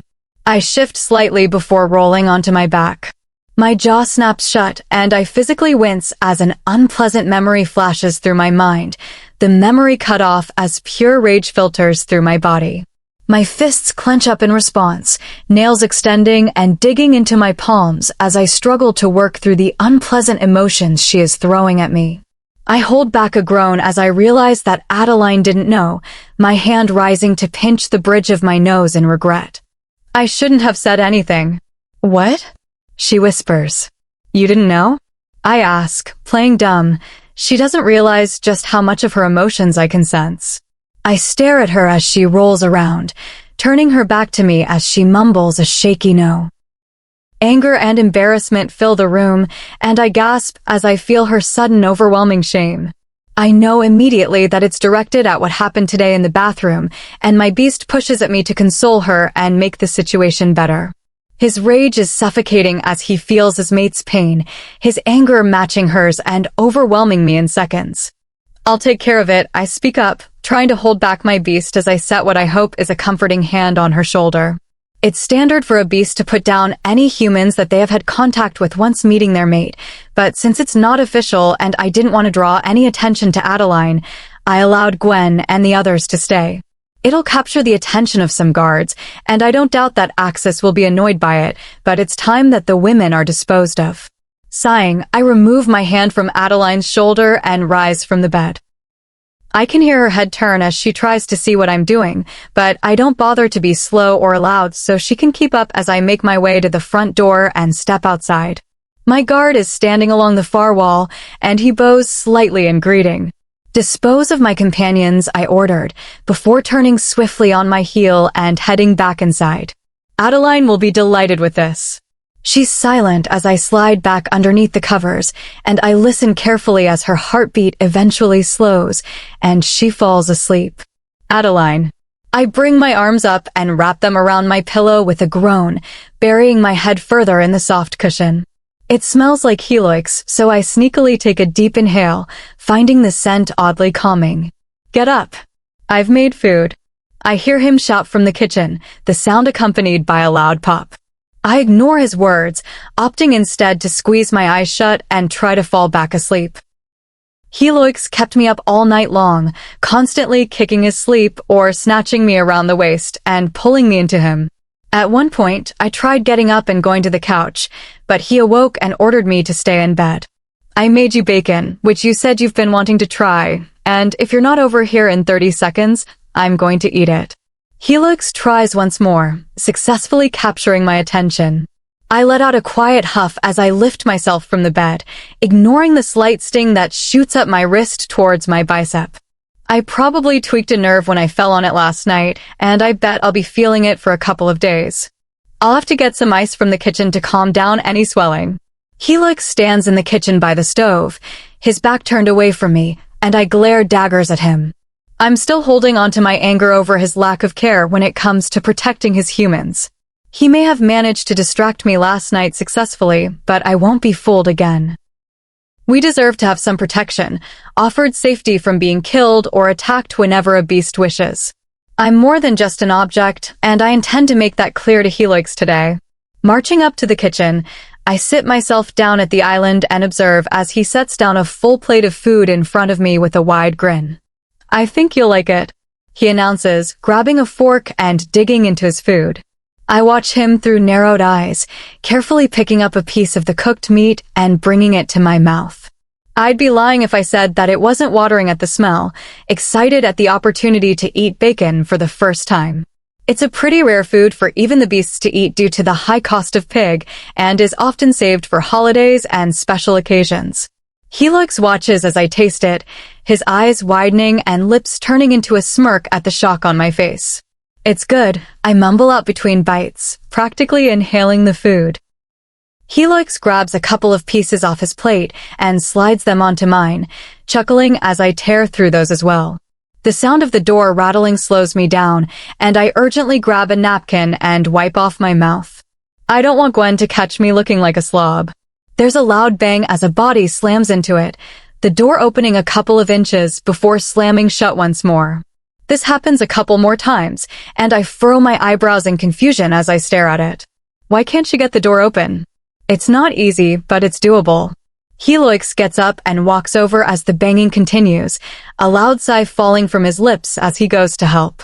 Jealousy flares within me at him helping Gwen, but I tamp it down and shovel a forkful of egg into my mouth.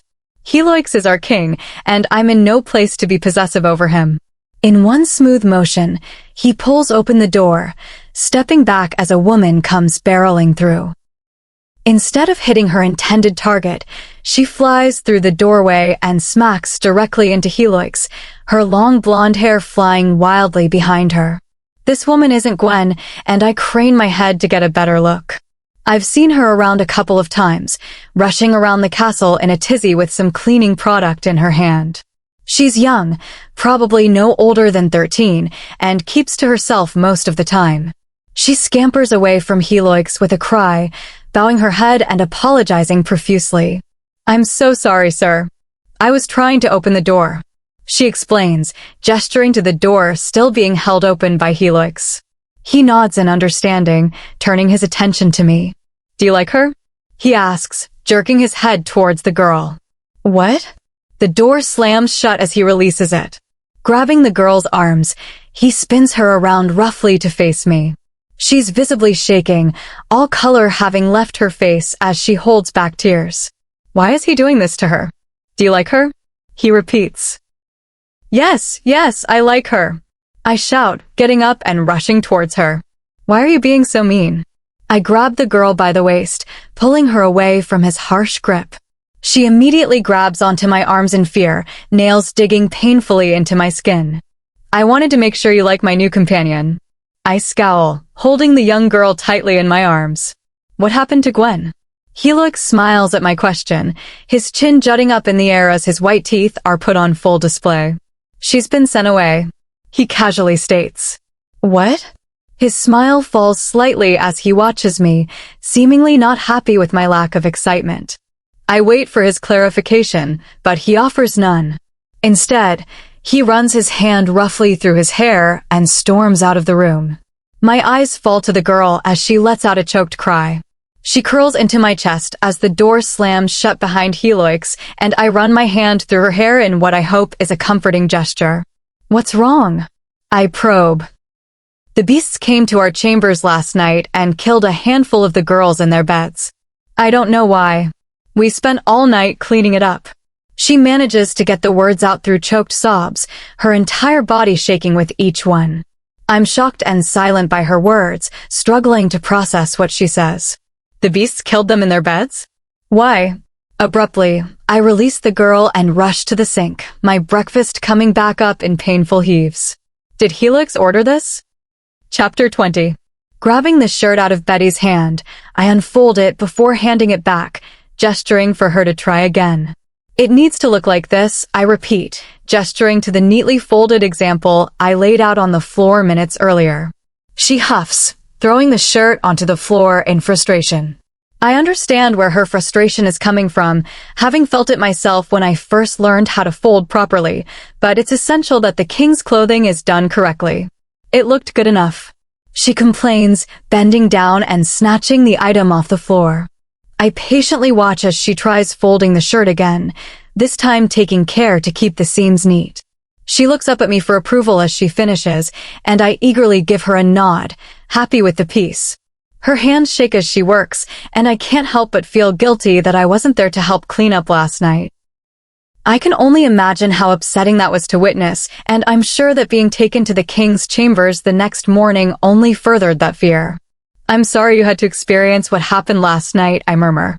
She freezes momentarily at my words before shrugging slightly and continuing with her folding.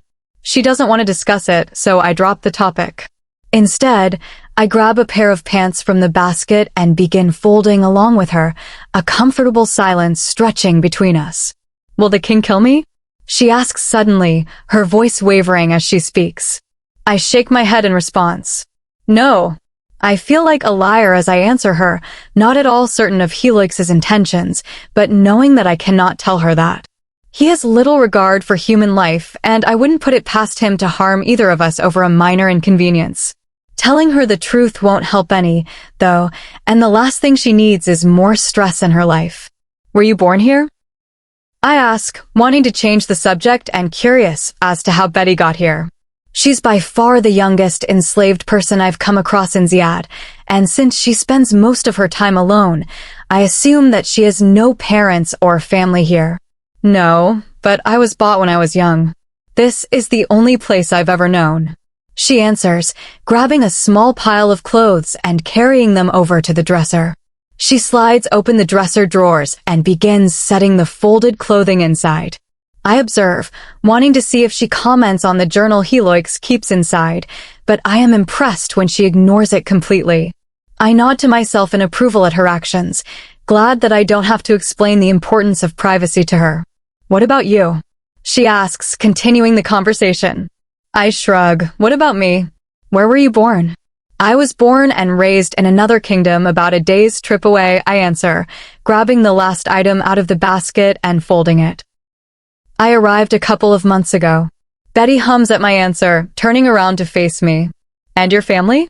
My mom died when I was still pretty young, and I don't know who my dad was. He was probably another servant who was sold before I was born. I answer, grabbing a pile of clothing and bringing it over to the closet to hang. Once we are done with laundry, I'll show you how to make the bed properly, I inform her, grabbing a metal hanger off the rail and sliding it into Helix's shirt. We finish up on the laundry in silence, my mind too preoccupied to hold a decent conversation. The knowledge of what happened to Gwen has me worried, scared of what the future holds for me. It's no secret that the beasts don't exactly appreciate the humans, but having them harmed in the middle of the night without cause is pretty extreme. Will Helix have me die when I inconvenience him? Will a beast harm me if I walk too close to them in the hallways? Betty puts the last bit of laundry away, her small hands pushing the drawers closed with a quiet thud before we move over to the bed. You'll need to tear off all the sheets first, I instruct, grabbing a handful and pulling them back. Sometimes Helix leaves stains in them, so you'll have to look for that between the sheets. Wash them if you notice any. She nods in understanding, eyes inspecting the sheets. I watch as she nods slightly in approval before moving forward with making the bed. Her short arms move quickly as she grabs a handful of the sheets and pulls them to the floor. Are you going to be sleeping with Helix often? I frown, shooting her an exaggerated glare. No. Betty hums and shoots me a pointed stare, clearly not believing me, before beginning to sift through the bedding on the floor. She grabs the thin sheet and pulls it from the pile, tossing it back onto the bed and spreading it over the mattress. Make sure to get out any wrinkles before putting the next layer on. I remind her, nodding my head towards the large rumple at the top corner of the bed. She quickly fixes it, smoothing out the sheet before grabbing the comforter. Despite her reluctance, she's a pretty quick learner, and I have no doubts that she will be a great personal enslaved person for Helix. I continue showing her how to clean his apartment, my pulse racing every time I hear somebody moving around in the hallway. I want to finish all the cleaning and get Betty out of here before Helix comes back, my mind worrying over the danger being around him brings. Do I have to do all of this every day? She asks, huffing in exertion as she stands up and cracks her back. I can't help but chuckle lightly at her attitude, remembering how much I hated all the cleaning when I first started. My hands would get so dry that they'd crack open, and I'm sure I looked like a walking corpse for the first couple of months as I adjusted to the long hours. Betty shoots me a glare, clearly unhappy with my laughing. I try my best to tame it down, failing and letting out a loud snort as she gives me the finger. Yeah, pretty much, I answer with a shrug. Or at least most of it. Some things can go ignored for a couple of days. The king is quite messy. I hope th-. Her words are cut off by the sound of the office door slamming shut. Betty's entire demeanor changes at the sound, her shoulders dropping and body folding in on itself. Her large eyes look towards me for guidance, but I have no value to offer. I don't know Heloix that well and still struggle to understand what makes him tick. After a moment of tense silence, Betty gets back to cleaning, her movements noticeably slower and more careful. We both move around the room quietly, and I watch to make sure that everything is done correctly so I can defend her should Heloix throw a fit about something. Luck appears to be on our side, though, as Heloix remains put in his office. Occasionally, I can hear the door opening and closing as others enter to speak with him, and at one point, I even hear the second's voice rise to a shout. I take a step or two towards the door, intending to eavesdrop on the conversation stealthily, but the sound of a deep growl reverberating through the air halts me in my steps. The sound is easy to distinguish as Heloix's, but I can't tell if it is directed at me or the second. I'm sure that he could hear me inching towards the door, so to be safe, I scurry back into the main room as if I was never trying to listen in the first place. Betty must hear the noise as well, as she lets out a quiet gasp and flinches. The plate in her hand slips between her fingers at the action, the glassware moving in slow motion as it falls to the floor and shatters. We both stare at the broken glass in shock. I'm fearful that Heloix is going to come storming in, but when nothing happens, I jump in to help. It's okay, things break sometimes. I reassure her quietly, rushing forward to begin picking up the pieces. I'm so sorry. Betty quietly whispers, voice so low I can barely hear it. Tears almost immediately begin filling her eyes, but she wipes them away before they can get far. Bending down, I begin to grab the larger pieces off the floor, careful to avoid the sharp edges and smaller shards. Betty follows my lead, but her shaking hands fumble around as she picks up the glass, and a large piece lodges into her hand. Blood pools out of the cut and seeps between her fingers before dropping onto the floor, and in a panic, I gesture towards the kitchen. Go run your hand under some water, I order. Betty drops the shard and hurries away, her footsteps pattering quietly along the floor as she moves. I can't help but feel pity for her, knowing that her constant fear is only going to make this job harder for her. She quickly turns on the sink in the kitchen, her mouth grimacing as she moves her hand underneath the water. I hope the sting serves as a warning to be more careful with her actions in the future. The sound of the office door opening has my heart racing, and I snap my head to look at Betty. She's already staring at me, eyes wide in fear as Heloix enters the room. I nonchalantly raise my finger to my mouth and signal for her to stay quiet, my hand shaking as I slide my gaze over to him. His eyes narrow as he looks over at me on the floor, his gaze moving from me to the glass on the floor, sliding over to Betty. She's visibly shaking, her wet, bloody hand clutched tightly to her chest. I will get the bandages, he announces, spinning on his heel and marching into the bathroom. Both Betty and I remain still as Heloix clinks around in the bathroom, surprised that he doesn't seem upset about our mistake. He emerges seconds later and makes his way over to Betty. She looks between Heloix and me, clearly petrified as I rush to pick up the last pieces of glass so I can go over to her. I know that realistically, there isn't anything I can do should he decide to harm her, but that won't stop me from trying. Damn it, Adeline. Let go of the glass. Heloix barks, startling me. I immediately flex open my hand, letting the pieces I'm holding fall back to the floor. They clink against one another as they drop, some breaking further upon impact. Standing back up, I smooth down my dress and focus on Betty and Heloix. He stands only inches in front of her, her small hand held firmly between his as he inspects her cut. Flashbacks of the time he bandaged up my neck come to my mind, but I shoo them away as I move closer to the pair. You still have glass in your hand, he mumbles with a shake of his head. His curls bounce around at the action, but I refuse to let myself be distracted by it. He moves so quickly that my eyes can't keep up, and the next thing I know, Betty is yelping and Heloix has a piece of glass between his fingers. Instinctively, she tries to jerk her hand away, but he holds onto it tightly to prevent her from doing so. She looks to me for help, but I can only stand by and watch as he bandages her up the way he once did for me, stinging liquid and all. Betty is tense the entire time, eyes locked on either me or her hand. I'm happy to see that he is helping, a significant change from how he treated her this morning. It brings me peace of mind and fills me with the hope that he will treat her with the same kindness he does with me.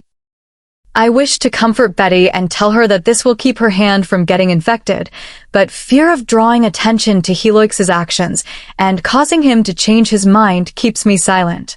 The process is quick, and the second Helix releases her, she rushes backwards, stumbling slightly over her own feet in the process. "You may leave," he says to Betty, jerking his head towards the door. She immediately rushes to the front door, arms tugging at the heavy wood in a sad attempt to pry it open. Helix heads over to help her while I take advantage of the distraction and rush to grab my paperwork off the kitchen island. I had brought it here last night, hoping to escape to my room early this morning and get some of it done. The door creaks as it is opened, and I turn to rush out with Betty, wanting to avoid being left alone with Helix. He appears to have other plans, though, and slams the door shut the second she is past it. "I have purchased you a couple of items," he states, arms crossed over his chest. I nod slightly in response, unsure of what to say to him. "They are in your bedroom." I nod once more. "I am warning you so you do not get fearful and run in here panicked again." He continues, a slight smile on his face. I only nod, and Helix's smile leaves as quickly as it appeared.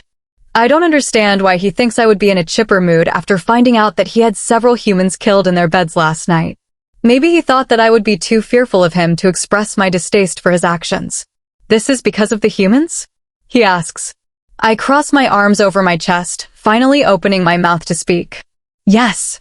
You didn't even know any of the women, and you hated Gwen," Helix argues, clearly not understanding that dislike doesn't equal me wishing a person were dead. "That doesn't mean I wanted her dead," I say, my voice rising in tone as I struggle to keep my emotions out of my words. Helix sighs, leaning back against the door. "Well, what's done is done. You can't be angry about it forever." I open my mouth to argue, but stop myself before saying anything. As comfortable as I may feel around Helix, I need to keep in mind that he is the king, and I need to maintain respect. Inside, though, I want to scream and argue and push Helix until he understands my feelings. Until he sees how his actions affect us and how difficult our lives are under his rule. Instead, I nod, staring at the door he leans against as I wish for nothing more than to leave this room. "What would you like me to do?" Helix continues, throwing his hands up in frustration. "Not kill us," I murmur, annoyed that I even have to tell him this. Helix stares at me silently for a second before shaking his head and pushing himself off the wall. I back up slightly at the sudden movement, expecting him to crowd my personal space, but instead, he turns and pulls open the door. "I hope you enjoy your presence," he states, holding the door open for me to exit. I don't hesitate to rush out of the room, breathing a sigh of relief the second my body is over the threshold of his chambers. The corridor is empty, save for the ever-present guard standing along the wall, but even the sight of him isn't enough to keep me from running back to my room. Chapter 21. I crane my neck to look at the door as a loud knock echoes throughout my room. My heart races as the knocking continues, and I struggle to rack my brain and think of who could come to visit me. The beasts will enter without permission, and the humans are so scared of Helix that they stay away.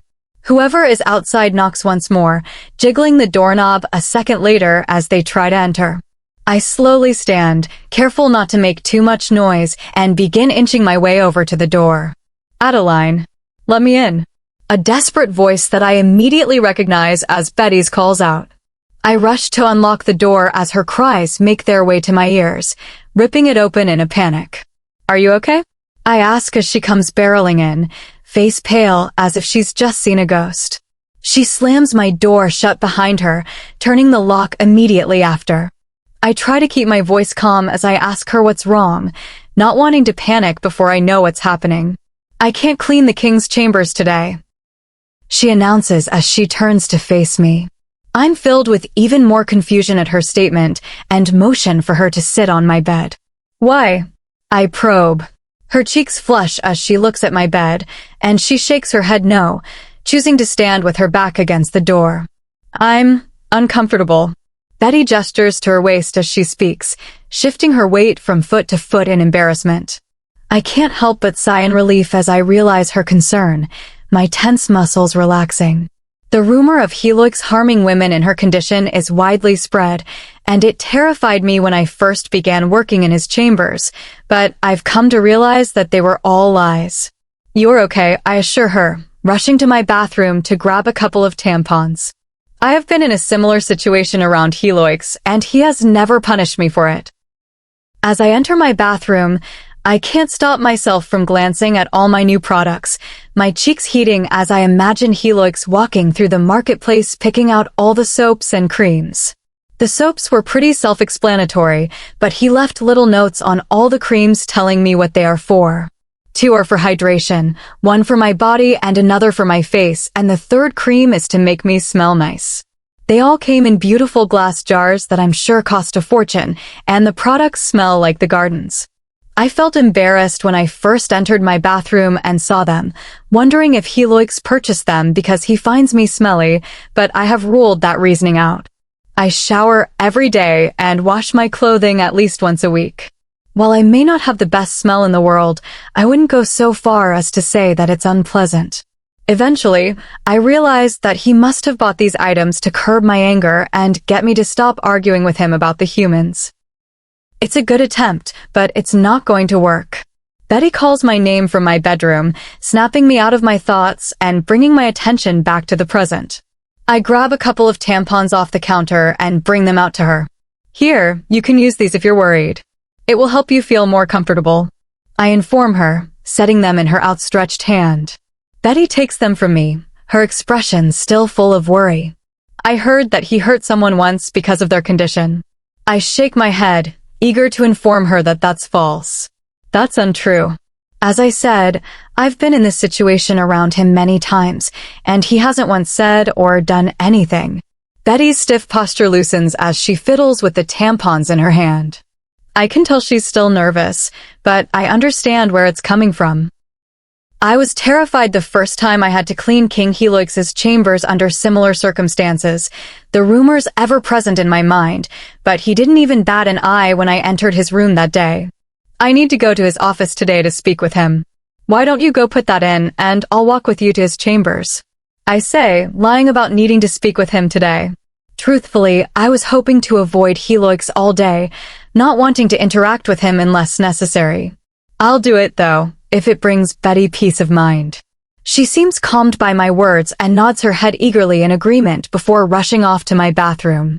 As she enters, I begin to worry that she will question me about my products and take the time to think of a good excuse for how I obtained them before she comes out.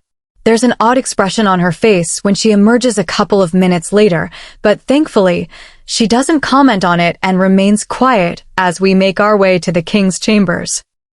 Come in through the office door, I instruct her. There's a mechanism that makes it easier to open. Her eyes widen slightly in surprise, but still, she remains silent. She follows closely behind me as I approach it, her body so close that I can feel her breath on my back. I pause for a second as we reach the office door, giving Betty a moment to collect herself before pushing open the door. Helix is, as always, sitting behind his desk. He looks up as I enter, seeming surprised by my presence. He doesn't even acknowledge Betty as she follows behind me, and I hold back a smile, so glad that he isn't commenting on her condition. I walk to the center of the room, stopping once I am directly in front of his desk, and step aside so Betty can pass by and enter his chambers. What brings you here today? Helix speaks up, sounding almost excited. I shrug, waiting for Betty to fully exit before speaking. She was worried you would harm her, so I agreed to come with her today, I explain, my confidence wavering now that I am alone with him. Helix hums, setting down his pen and leaning back in his chair. You deem me to be such a bad beast, yet you march in here with a little human, so confident that I won't bring either of you harm. I avert my eyes from his, grinding my teeth slightly in annoyance. That's different. How so? Helix pushes. I open my mouth to argue, but struggle to explain my logic. He makes a point, but doesn't seem to be getting the larger picture. Being confident that he isn't going to harm Betty doesn't mean that I still don't fear him harming us for other offenses. Do you like your presents? Helix asks, changing the subject. I nod my head, cheeks hot. Yes, thank you. I picked the scents out myself. He states, puffing out his chest in pride. I hold back a smile at his excitement, not wanting him to think he's getting to me. I had wondered if he had sent a guard out to fetch the items for me, and I can't help but feel flattered that he went and picked them out himself.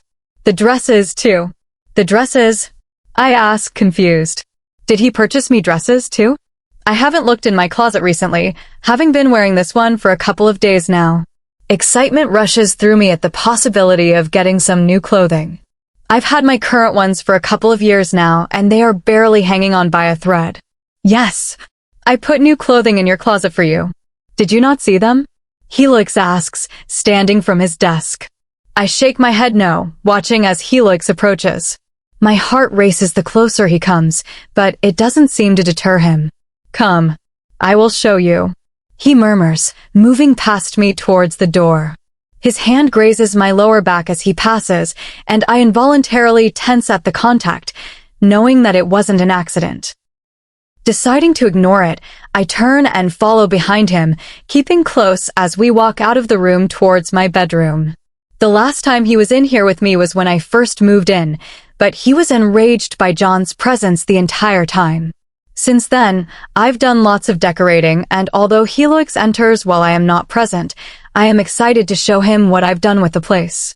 The gardener was kind enough to give me some flowers to line my windowsill with, and I have found several small, colorful rocks to decorate the top of my dresser. It's probably not much to him, but it's more than I've ever had before. Helix walks quickly through the corridor, and I jog lightly to keep up. He pauses once he reaches my door, turning to look at me expectantly. I'm surprised that he didn't just barge his way in, given that that's what he has done previously, but I don't comment on it as I walk past him and push open my door. I make my way inside, Helix following close behind, and spin around quickly to face him. I do my best to hold back a smile as I extend my arms and gesture around the room. I decorated. I announce proudly, pointing to my plant-filled window first, and then pointing to my rocks. Helix looks around the room, his eyes soft. It looks good. I watch as he closes my door and moves further into my room. He walks over to my window, running his hands along my flowers before lightly pinching the petals. I want to tell him to leave them alone, but he moves away before I have the chance. My rocks are next, and Helix picks up each one, inspecting it closely before carefully setting it back down in its original place. Where did you find all these? I shrug, not wanting to tell him that sometimes I sneak out of the castle early in the morning to collect them from the garden. Unless it's pertinent to our job, slaves aren't allowed to leave the castle walls, and I don't want him taking my rocks away in punishment. Helix turns to look at me, eyebrow raised as he awaits my answer. I find them around, I answer, purposely keeping my words vague. To my surprise, Helix shoots me a wink and sets the rock he holds back down. Moving away from my dresser, he meanders over to my tiny closet and pulls open the door. Bright-colored fabric explodes out of the doorway, and I'm floored as I take in the amount of clothing he has put in here. Slaves wear only long, unfitted beige or black dresses. Often patched up and passed down as we grow out of them, most dresses are tattered and dingy. These dresses, even at such a glance, are nothing of the sort. Vibrant colors, ranging from reds to blues to yellows, fill the small space, and I can't resist stepping forward and running my hand through the silky fabric. Helix stands next to me as I peer at the clothing, his eyes staring holes into the side of my head, but I pay no attention to it. These are mine. I whisper, finally turning to face Helix. He nods. If you're going to be working with us, beasts, you're going to need nice dresses. They won't respect you if you look dirty. I only work with you? I question, rolling my eyes as I correct myself. And sometimes you're second. Helix hums thoughtfully, but doesn't immediately answer. Instead, he turns his attention back to the closet to inspect it before reaching in and pulling out a red, silky dress. It's the nicest one in here, and I refuse to let myself even think about how much it cost. This clothing is extravagant even for a beast, and I would guess that this entire closet costs Helix thousands of dollars. I almost feel guilty accepting all these presents, knowing that my fellow humans aren't getting the same treatment, but I hope I can convince Helix to extend this kindness to the others as well. Try this one, he orders, pushing the fabric into my hands. I fumble to grab it, not wanting any piece to drag along my dirty floor, and look up at Helix curiously. He's visibly excited to see me try on the clothing, a large smile on his face as he gestures to the bathroom. Go try it on, he urges once more. I debate it for a second, wondering if this is some trick that I'm not catching on to, but he seems genuine in his actions. If I'm honest with myself, I want to know what it feels like to have a piece of fabric so soft on my skin.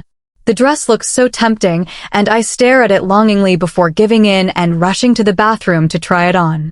I slam the door shut behind me, locking it for good measure, and rip off my tattered dress. I hunt through the fabric of my new one to find the bottom, quickly throwing it over my head once I find the hole. It slides easily over my skin, the silky fabric smoothing itself out without my help. This dress is significantly smaller than any others I've ever worn before, the waist hugging me tightly and the hem ending a good couple of inches above my knee. The straps are thin, and the neckline is lower than I'm used to. I've seen women wear similar dresses before, but usually with additional coverings. The style isn't exactly practical for servants and would no doubt draw the wrong attention from the beasts, but I figure it won't hurt to style it the way the royal women do while within the safety of my room. I hesitate for a second before making any adjustments, trying to determine whether I trust Helix. He's promised he wouldn't harm me and hasn't been forceful with me in the past, but I know that he's attracted to me. My mind teeters back and forth before I decide to trust Helix just this once. Pulling down the straps, I adjust the dress accordingly and take a moment to check myself in the mirror. I feel a mix of excitement and discomfort, but the fabric feels surprisingly good. I want to see, Helix calls out, his voice sounding as if he is just on the other side of the door. Looking over myself once more, I quickly adjust the fabric to make sure everything is covered before I reach for the doorknob, my heart racing. With a sharp inhale, I pull open the door. He steps back, giving me space, and I stroll forward. He doesn't speak, but his eyes follow me closely. I wait for his reaction, feeling nervous under his gaze. Helix continues to inspect me, then looks around the room before speaking. It looks good, he says softly, but you'll need proper coverings for your chest. I nod in agreement. I have one sports bra, but it didn't look good underneath the dress. Helix moves closer, his eyes scanning the room as he says, I will get you proper clothing. I'm still hesitant but agree. I appreciate the gesture, even if I don't fully trust his motives. Chapter 22. What do you mean by that? I inquire, unable to keep the shock out of my voice. While Helix isn't rumored to have taken nearly as many lovers as most other beasts do, he's by no means known to be chaste. Tales of his human relationships float around the castle, and we humans are always eager to gossip about who the royals are involved with. Helix raises a brow at my question, crossing his arms over his chest as he pretends to pout. I roll my eyes at the action, watching as he narrows his eyes at me in response. I feel my statement was quite self-explanatory. I have saved many parts of myself for my mate. He repeats. Helix casually blows a piece of hair out of his eye before turning and making his way over to my small bed. He holds a wide smirk as he casually sits himself down, the wooden frame creaking underneath his weight. You're not a virgin, I point out, knowing that he has been with several human slaves. Maybe not. I sigh, exasperated and annoyed with his roundabout answers. Are you? I ask, crossing my arms. The motion causes me to shift uncomfortably, and I quickly lower my arms, not wanting to encourage any further attention. Helix frowns at my actions, drawing his gaze back up and meeting my eyes. Why do you want to know? I shrug, not having a good answer to his question. A large part of me is curious to know if the big dire beast is a virgin as his vague words suggest, but a small portion of me is also just trying to understand him better, perhaps hoping to make him less intimidating. Forget it. I eventually sigh, turning to head back into the bathroom to change. It's clear that he isn't going to tell me, and I have things I need to do today that don't involve standing around. Oh, come on, I'm just teasing you. He murmurs, jumping off the bed and inserting himself between me and the bathroom door in an attempt to stop me from going in. I'm not a virgin in the way that you would consider it. Helix finally answers before reaching forward and grabbing my chin. He tilts my face upwards gently, urging me to look him in the eye. I feel myself growing nervous as his intense gaze locks with mine, but I stay calm, not letting my thoughts wander too far. But I haven't been with anyone in the way you might think. He continues, his hand moving from my chin to rest lightly at the back of my neck. It might please you to know that you are the first woman I've ever had a close conversation with like this. He looks into my eyes, waiting for some response that I can't quite give him. He suddenly smiles softly and steps back, allowing me space to breathe. I hesitate for a moment, unsure of what to say next. He doesn't seem as frightening now, though still intense in his way. Oh, come on, I'm just teasing you. He chuckles, clearly enjoying the effect his words have on me. I nod slowly, unsure of how to proceed. I realize that this moment doesn't have to be filled with awkward tension, and I can move on.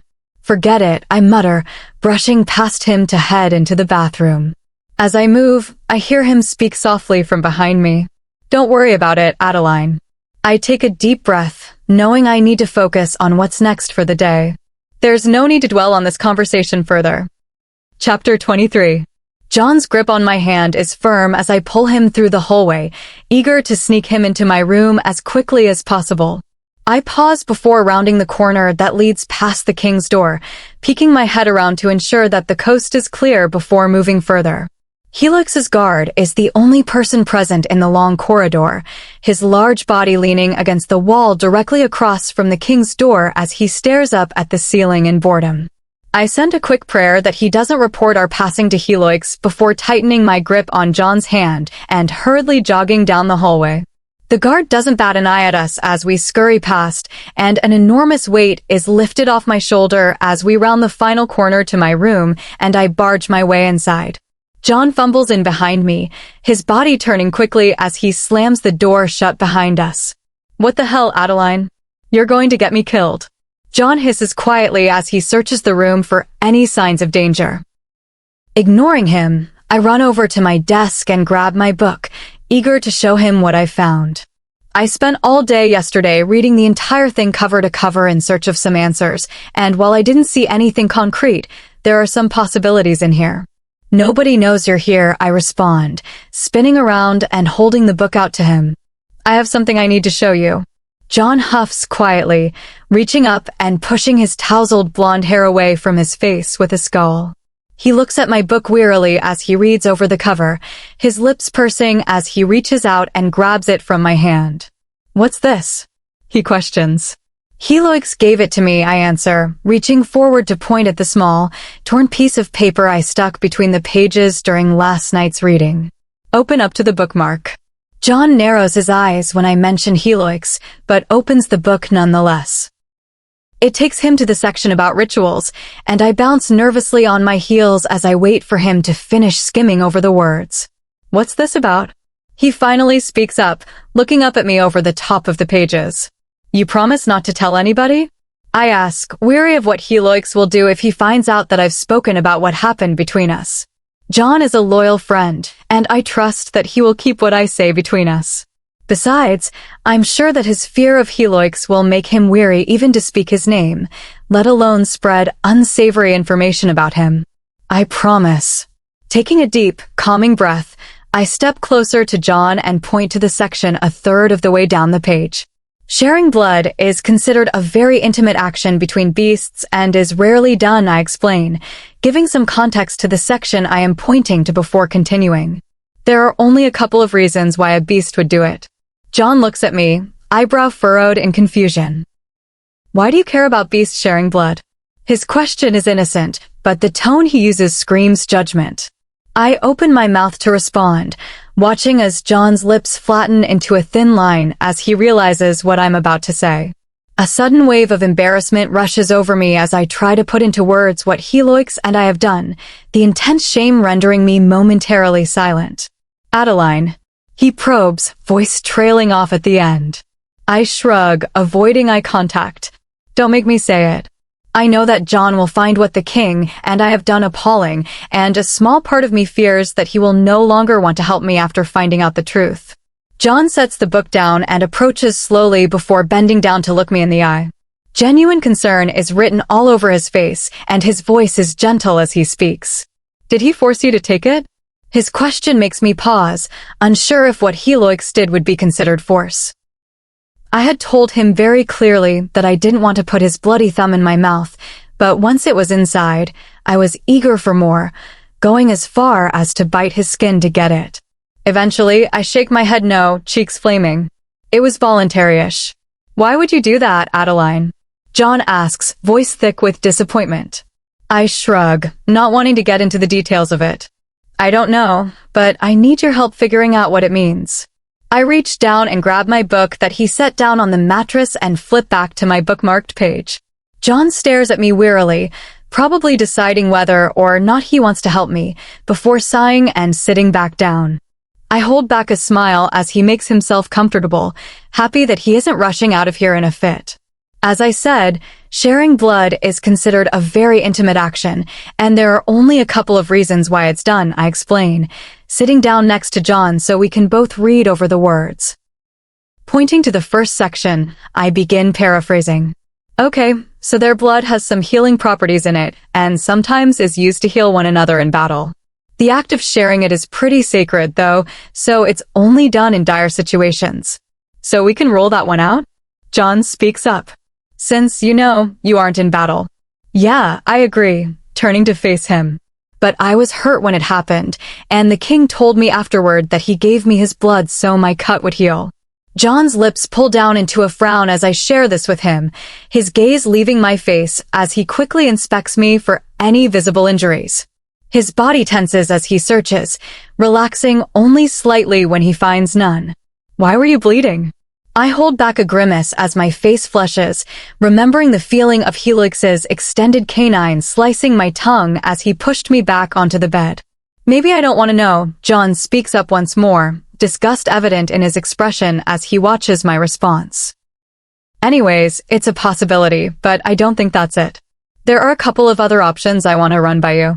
I state, drawing my focus back to the book. Flipping to the next page, I skim over several sections that I've already deemed as unlikely before spotting the next possibility. Yes, I murmur as I find it, jabbing my finger roughly into the page. It's also done to perform a mate bond. A lot of blood is needed for that, but I'm doubtful that his beast has chosen me as a mate. Mate bonds are sacred to the beasts, and I imagine that if Helix did choose me, I would have been told by now. To continue to treat me as a slave and allow me to work for him would be unheard of, and I'm sure it would go against everything the beasts believe in. He has confessed that his beast has unusual feelings for me, but I'm not sure how much I believe it. He probably wants to sleep with me, and I'm sure that he told Gwen the same things to get her into his bed. John nods his head in agreement, watching as I slide my finger down to the last option and poke at the page angrily. I think this one's it. Beast blood is like a drug to humans, and if we are given enough, we become slaves to it, willing to do whatever it takes to have more. I announce, voice rising in volume as I speak the words out loud. John furrows his eyebrows as he takes in my words, his hands covering mine as he studies the book and reads the passage himself. I wait tensely for him to work his way through it, stewing in silent fury the entire time. How dare Helix try to manipulate me into being some slave to him? It's pretty bold of him to act as if my being a servant who needs to bow to his every command isn't enough. The book is suddenly snapped shut with a loud bang, John's hand gripping the cover so tightly that his knuckles turn white. You think that's what he's doing? He asks, hissing out the words through a clenched jaw. Unable to sit here any longer, I stand and begin to pace the room. It's the only thing that makes sense. He even commented on the effect his blood has on me. I admit. John sets the book down on the bed next to him before adjusting, his watchful eyes never once leaving me. Cracking my wrists, I pace back and forth across the room as I struggle to rein in my bubbling anger.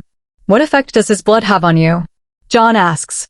I shrug, grabbing a small rock off my desk and throwing it out the window with all the strength I can muster. Makes me feel drugged, I respond, unable to find the proper words to describe the bloodlust I experienced. You need to stay away from him.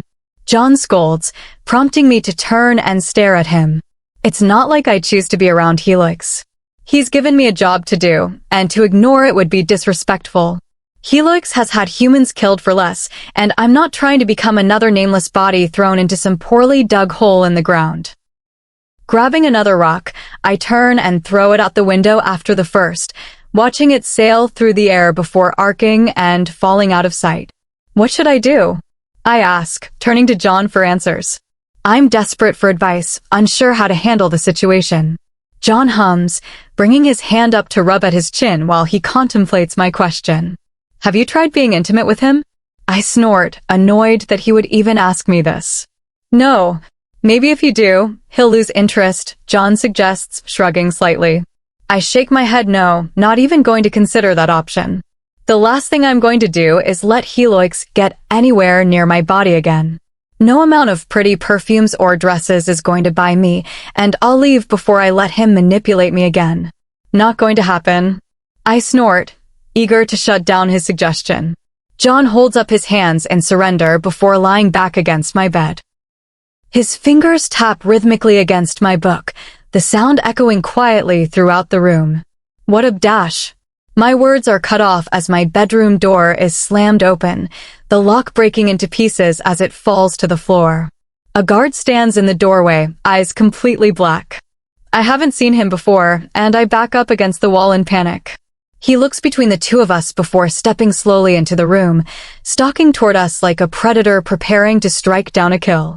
Quicker than my eyes can follow, he grabs John by the throat and lifts him onto his feet.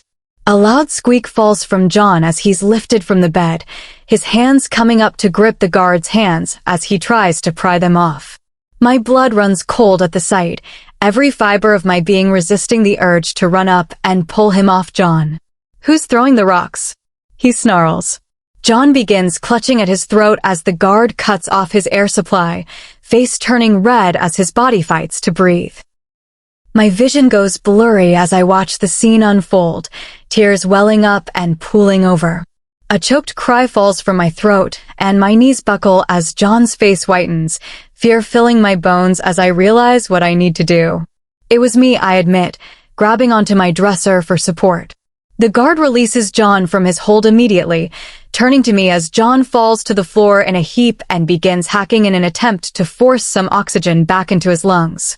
I watch as he struggles to regulate his body, fearful that the guard has broken his windpipe. My attention is ripped away from John as the guard begins to approach me with pure hatred in his eyes. I back up further into the wall as he advances, mind racing to find a way out of this situation. It proves to be all in vain as the guard's large hand wraps around my neck in the same way that it did with John. My hands wrap around his wrist as I attempt to pull him off me, my body going into overdrive as I realize that it isn't going to work. I've been waiting for the opportunity to meet you, he says in my ear, grip tightening until no sound or oxygen can pass through my throat. He brings his face close to mine as he pins me against the wall. Been wanting to see what the king finds so enticing about you. Gathering all the strength I can muster, I swing my leg forward until my foot slams into a shin. He hardly flinches at the contact, a loud snarl tearing from his throat as he looks down at my legs. The hand around my neck loosens just enough for me to take in a panicked breath, my attention stolen as his fist comes up and makes painful contact with my cheek. My head flies to the side at the contact, a loud crack echoing throughout the room as my mouth begins to fill with blood. I feel my consciousness start to waver as my head lolls to the side, my face pulsating with each beat of my heart. The sound of tearing fills the room seconds before I feel the cold air hitting my body, the breeze signaling that my dress has been torn open. I try to raise my arms to cover myself, but my mind is too hazy and I can't tell whether my limbs are moving in the way I demand them to. My throat burns as I take in another deep breath, the guard's hand moving from my neck to grip harshly at my chest. The king. I choke out, words mumbled as my eyes droop closed. He will kill you for this. The guard laughs loudly in my face as he calls my bluff. A loud zip is heard throughout the room before he forces my leg up. The king doesn't give a damn. My eyes lock with John's as I slump against the wall, his teary face being the last I see before losing consciousness. Chapter 24. The first thing I notice when I wake is the intense pain in my skull, every breath and heartbeat feeling like a heavy pressure against my temples. The pain is overwhelming, taking up all my attention and leaving me unable to focus on anything else. My jaw aches from how hard I'm clenching it, the muscle tight as I try to ignore the discomfort. After a few minutes, I begin to feel the pressure subside slightly, but the pain still lingers. I can barely make out the sounds of movement around me, soft footsteps, and quiet noises as objects are shifted. I try to open my eyes to get my bearings, but my eyelids feel heavy and uncooperative. None of my limbs responds to my attempts to move them. "You're making a huge mistake," a familiar voice calls out, tight with anger. I try to place the voice, but can't quite figure it out. There's a moment of silence before another voice speaks. "I don't care. What will the people think?" The first voice responds again. A quiet growl is heard, and then silence falls over the room. I try once more to open my eyes, but the frustration of being trapped in my own body increases as I realize I can't move. Again, I don't care.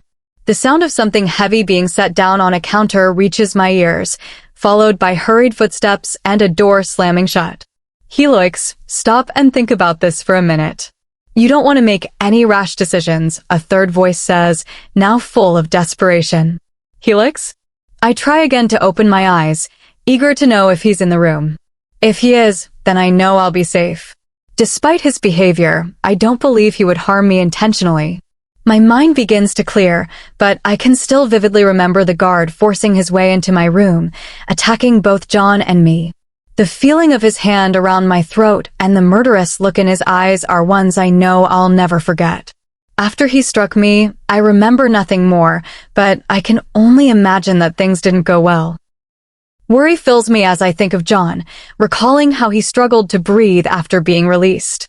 I hope he managed to escape the room before Helix arrived.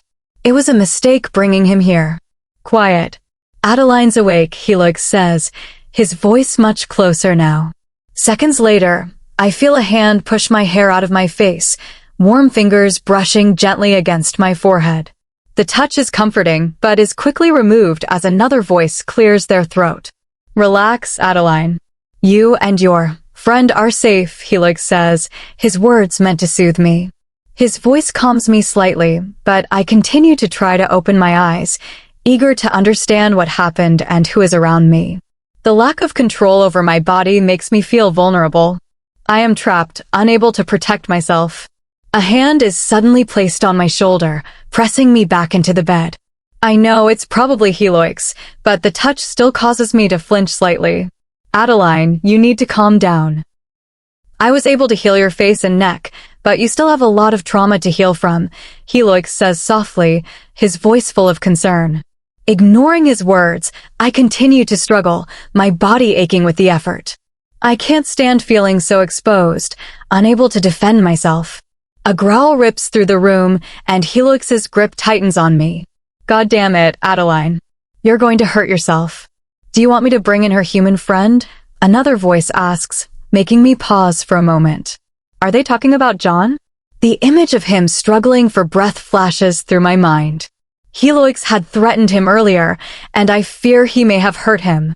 Helix sighs, his hand leaving my body as he speaks quietly, too quietly for me to hear. I strain my ears, desperate to understand what they're saying. I can hear footsteps moving around the room before a door slams shut, signaling that I am in a place reserved for the beasts. Only they have these heavy doors, meant to keep humans and weaker beings out. I strain my ears, hoping to hear any sounds from the room. I finally catch a faint shuffling, and I hope it's Helix and not another beast nearby. "Axis is going to get your human," Helix murmurs, his voice steady. "I don't like him, but he protected you so that I won't harm him." I hear him take a deep breath, his hand sliding from my shoulder to my jaw, gently massaging the muscle below my ear. It feels comforting, and I relax slightly under his touch. I have had us moved to my private wing. You'll be safe here, Helix continues.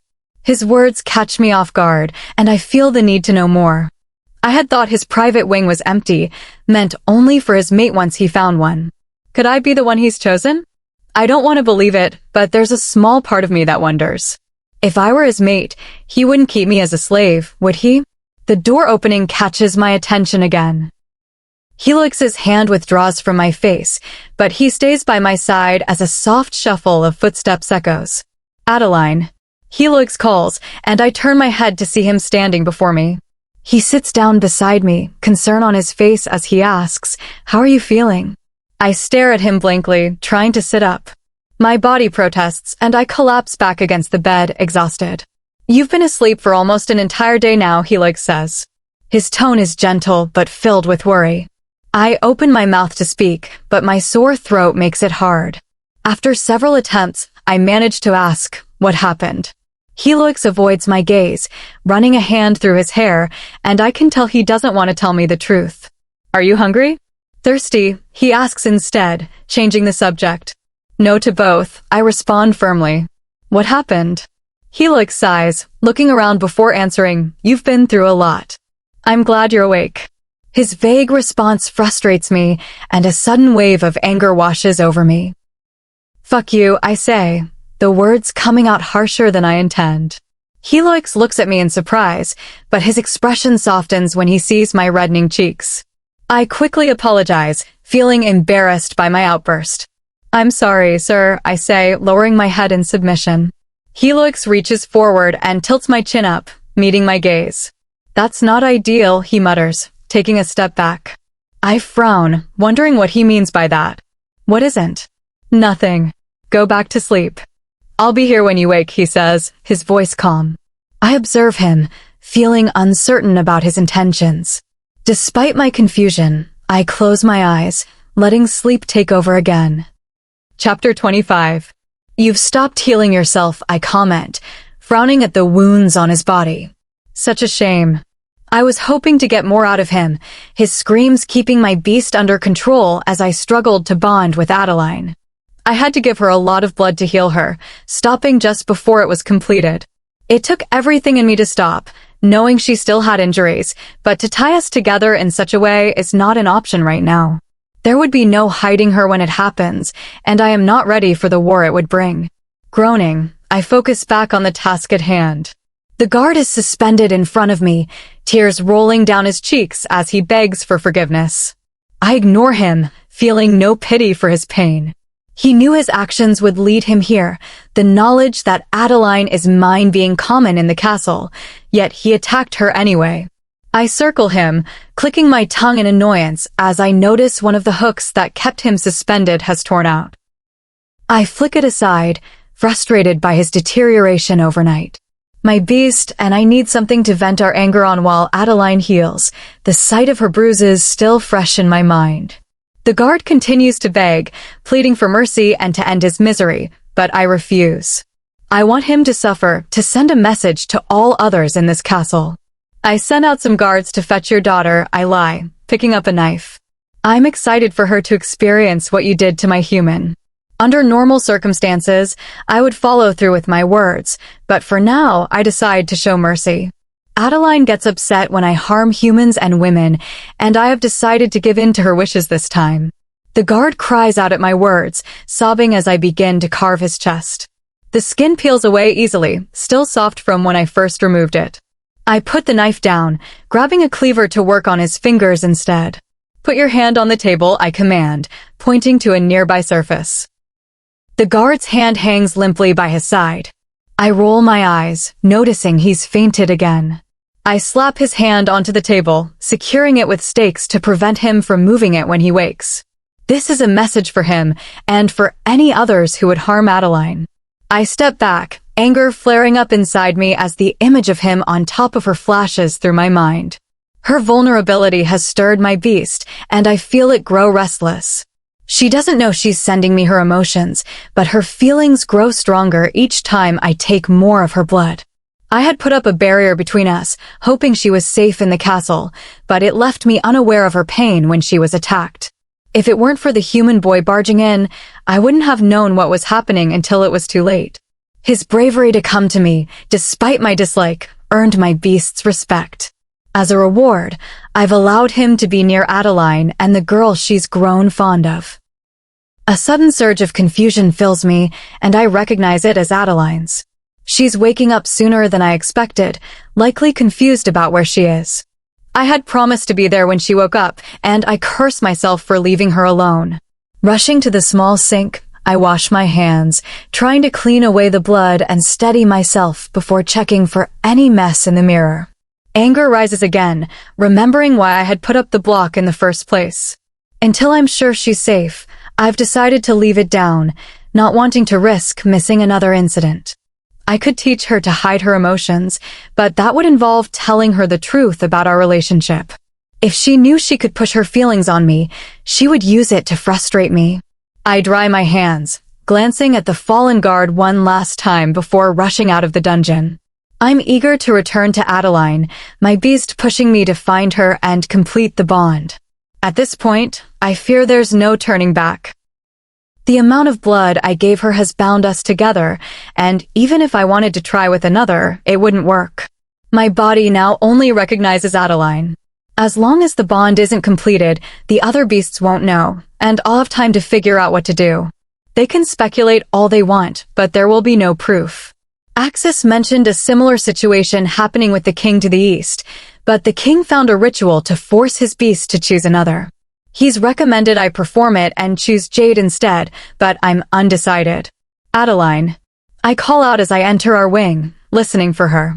There are footsteps in the guest bedroom, and I find her there, going through my laundry. Can I help you with something? I ask, leaning against the doorframe. She spins around at the sound of my voice, fear flowing through our bond, reminding me to be more careful when approaching.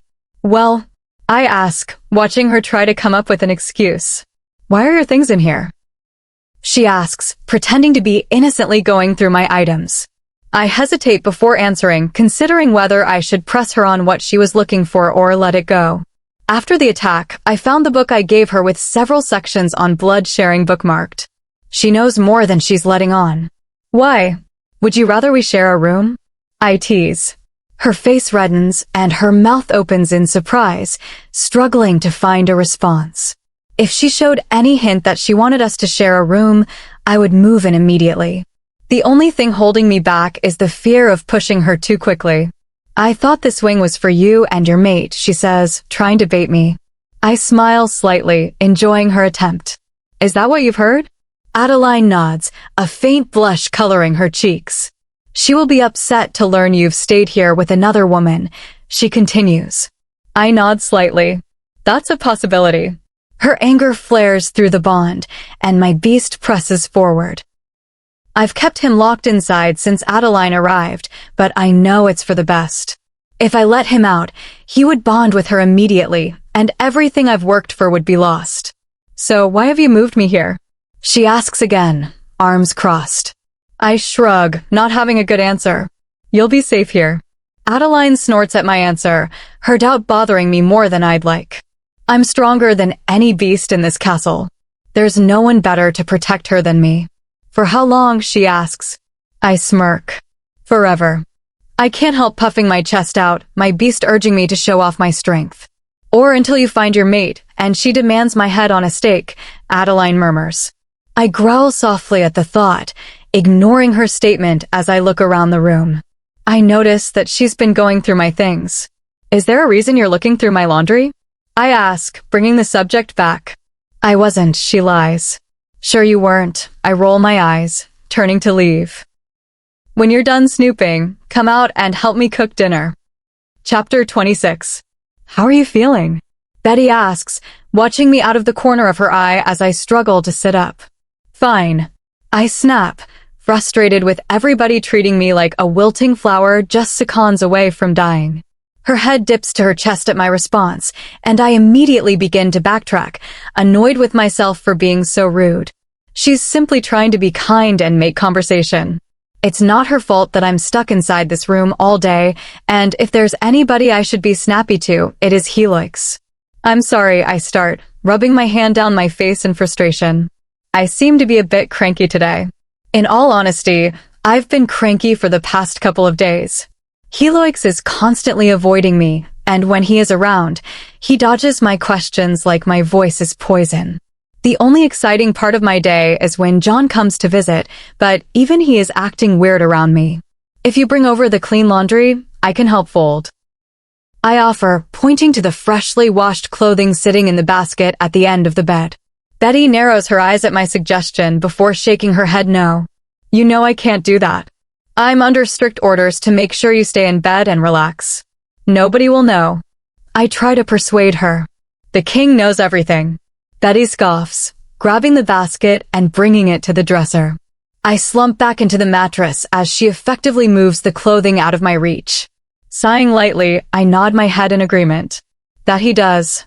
Helix does seem to know everything, and I know that there's something he's hiding from me. I'm willing to bet it's about the attack, given that both he and John are so weird talking about it. I've asked them both what happened multiple times, and they tell the same story, but it does nothing to alleviate my suspicions. They both claim that after I passed out, John ran to find Helix, reaching his office and alerting him before the guard was able to remove any of my clothing. I've wondered if they are lying about how far the beast got in his attempted rape. It would indeed explain their weird attitude, but I felt no soreness when I awoke and feel no different inside. I've even gone as far as to prod myself when Helix is distracted at work, tentatively poking my insides to see if I can find any changes. There are no changes, which leaves only one option. John must have told Helix of my suspicion towards his treatment of me and the blood sharing. It wouldn't surprise me if the king made John explain his reason for being in my room, which would make sense why John is being so weird. It doesn't quite explain Helix's actions, unless my theory is correct, and now he knows I'm onto him. Where is the king? Betty asks, pulling open one of my drawers and setting some clothing inside. He stepped out for a meeting. He should be back soon. I answer, eager for his return. Helix has practically forbidden me from leaving his wing, insisting that this is the safest place for me. It's led to a series of long and tedious stays, desperate for socialization with somebody other than Betty. I love being around her, and her presence is calming, but she is still a child, and I am eager to have conversations that she isn't ready for. I tried leaving a couple of times, but each attempt was foiled by Helix storming down the corridor and ordering that I go back inside. I'm willing to bet it's the guard who stands outside who tattles on me, probably under orders to alert Helix II as much as my toe crosses over the threshold of the doorway. Betty continues tidying up the room, making idle chit-chat as she moves around. I wish to hear about all the drama happening amongst the servants and theories on who is seeing whom, but she's still too young to be in the know on all that. Eventually, she finishes up and leaves to go down and get herself some dinner, leaving me alone once more. I expected Helix to be back by now, but his meeting is going on far longer than I anticipated. With a quiet grunt, I push myself up and throw my legs over the side of the bed. The ground is cold underneath my bare feet, but I ignore the unpleasant feeling and stand up on wobbling knees. The kitchen is usually fully stocked, and I might as well indulge in some snacks while I have the opportunity. My bedroom door squeaks slightly as I push it open, and I peek my head out to make sure the coast is clear before leaving. I wouldn't put it past Helix to have come back and sat in silence by himself in the living room, just waiting to catch me sneaking out. To my relief, though, the place is empty, and I quickly scurry over to the pantry and throw open the double doors. There's more food in here than I've ever encountered before, and Helix has told me that I can eat whatever I want. At first, I was pretty nervous to eat, but now it's the most exciting part of my day. Helix tends to get upset when I eat too many snacks, complaining that it's not healthy and that I'll regret it later, but if he weren't in such a long meeting, I wouldn't have to resort to these measures. So, keeping that logic in mind, I grab some chocolate bits and shove them in my mouth, followed by a large slice of bread.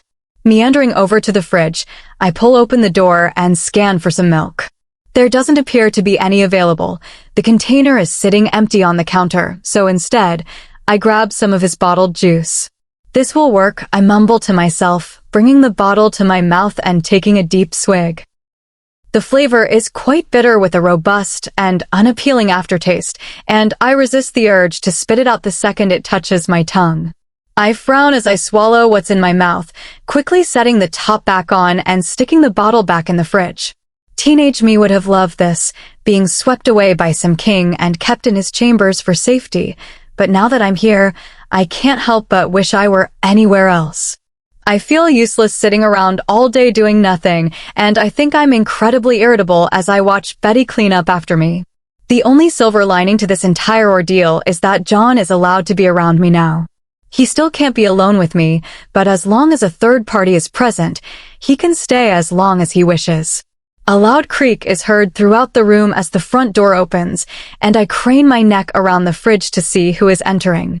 "You were gone a long time," I comment, watching as Helix's long legs carry him into the room. "You miss me?" He asks in response, and I resist the urge to roll my eyes. He wishes.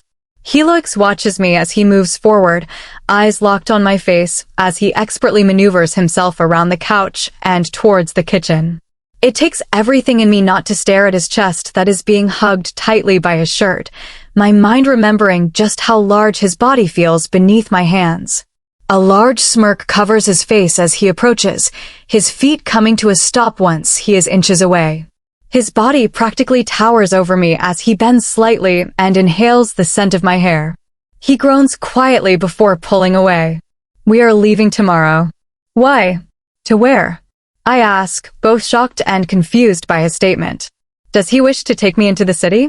He mentioned a long while ago that I would have to go occasionally as part of my duties, but he hasn't been allowing me to complete any work lately, insisting that I wait until my body has fully healed. There is a kingdom just east of here that we will be visiting. But why? I push, not understanding why he needs to leave in the first place.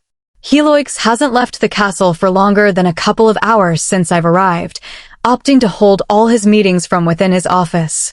Helix reaches out a hand and grabs a strand of my hair, rolling it gently between his fingers. The intimate action makes me blush, the temperature increasing as I begin to imagine how those fingers would feel elsewhere. As if he can read my mind, Helix drops the hair and brings his fingertips to my forehead, dragging them lightly down to my neck. Instinctively, I tilt my head back, allowing him more access to my skin. I wish for him to continue further, but instead, he drops his hand to his side. "You've been quite horny lately," he comments casually, as if speaking about the weather. "Maybe I can come to your room tonight? There is something I've never done before that I wish to try."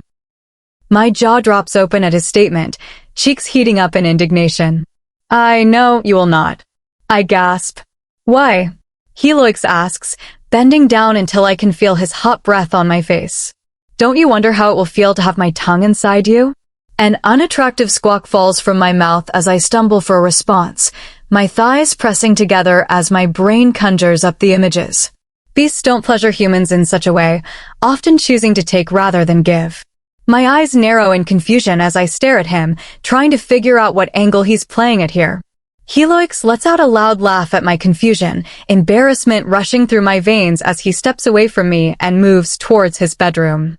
It's not until after the door has slammed behind him that I realize he never told me why he wants to visit that kingdom. Chapter 27.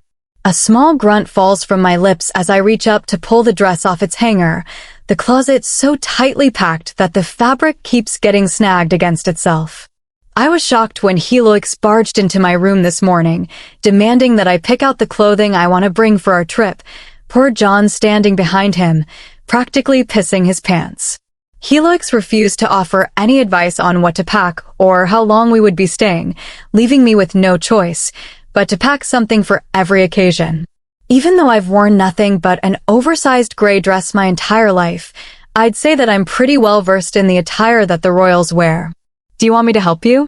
John speaks up, wearily eyeing the dress I'm tugging on from where he lounges on my bed. "No." Despite my answer, he gets up, walks over to me, and swats my hands away.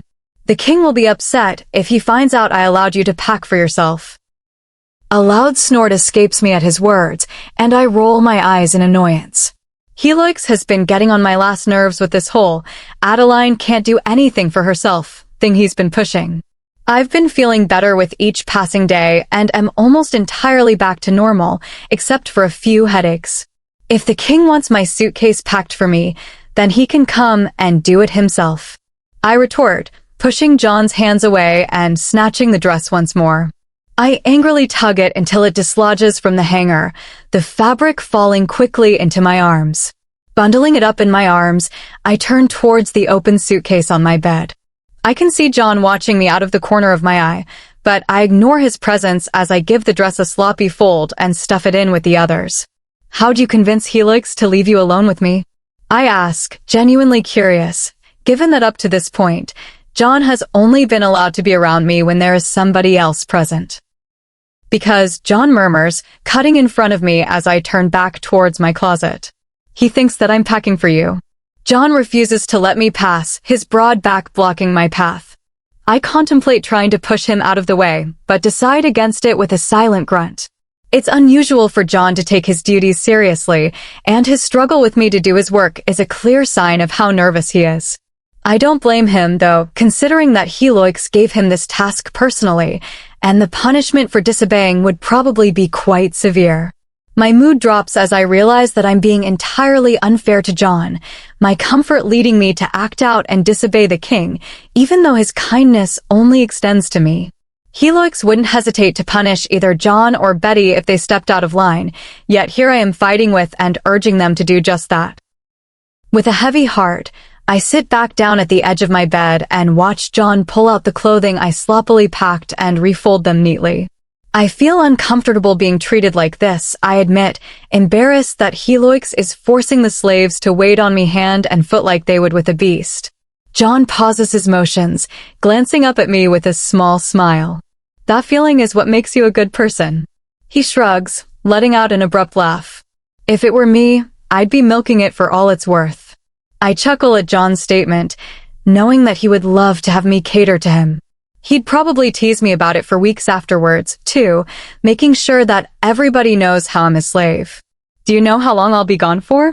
I pry, wondering if Helix was more generous with information to John than he was to me. I don't think for long, John answers, turning to glance at me in confusion. The king told me to pack enough clothes for a couple of days. Did he not tell you? Frowning, I shake my head no. Despite my annoyance at Helix for keeping such basic information from me, I'm glad to hear that we will not be gone for too long. It's not every day that humans travel with their owners, and I'm unsure how I will be treated at this new place. John continues packing for me, his tall frame making it easy for him to remove my clothing from the closet. He doesn't look to me for advice on what to pick and, as I watch, I realize that he has much different tastes than I do. While I gravitate towards the more modest styles, John chooses to pack the form-fitting and shorter dresses. I speak up a couple of times, urging him to pick something more appropriate, but he ignores my requests with a gleeful reminder that he is in charge of my packing. Despite Helix's reluctance to share with me the reason for this trip, I've gathered that it's quite an urgent matter.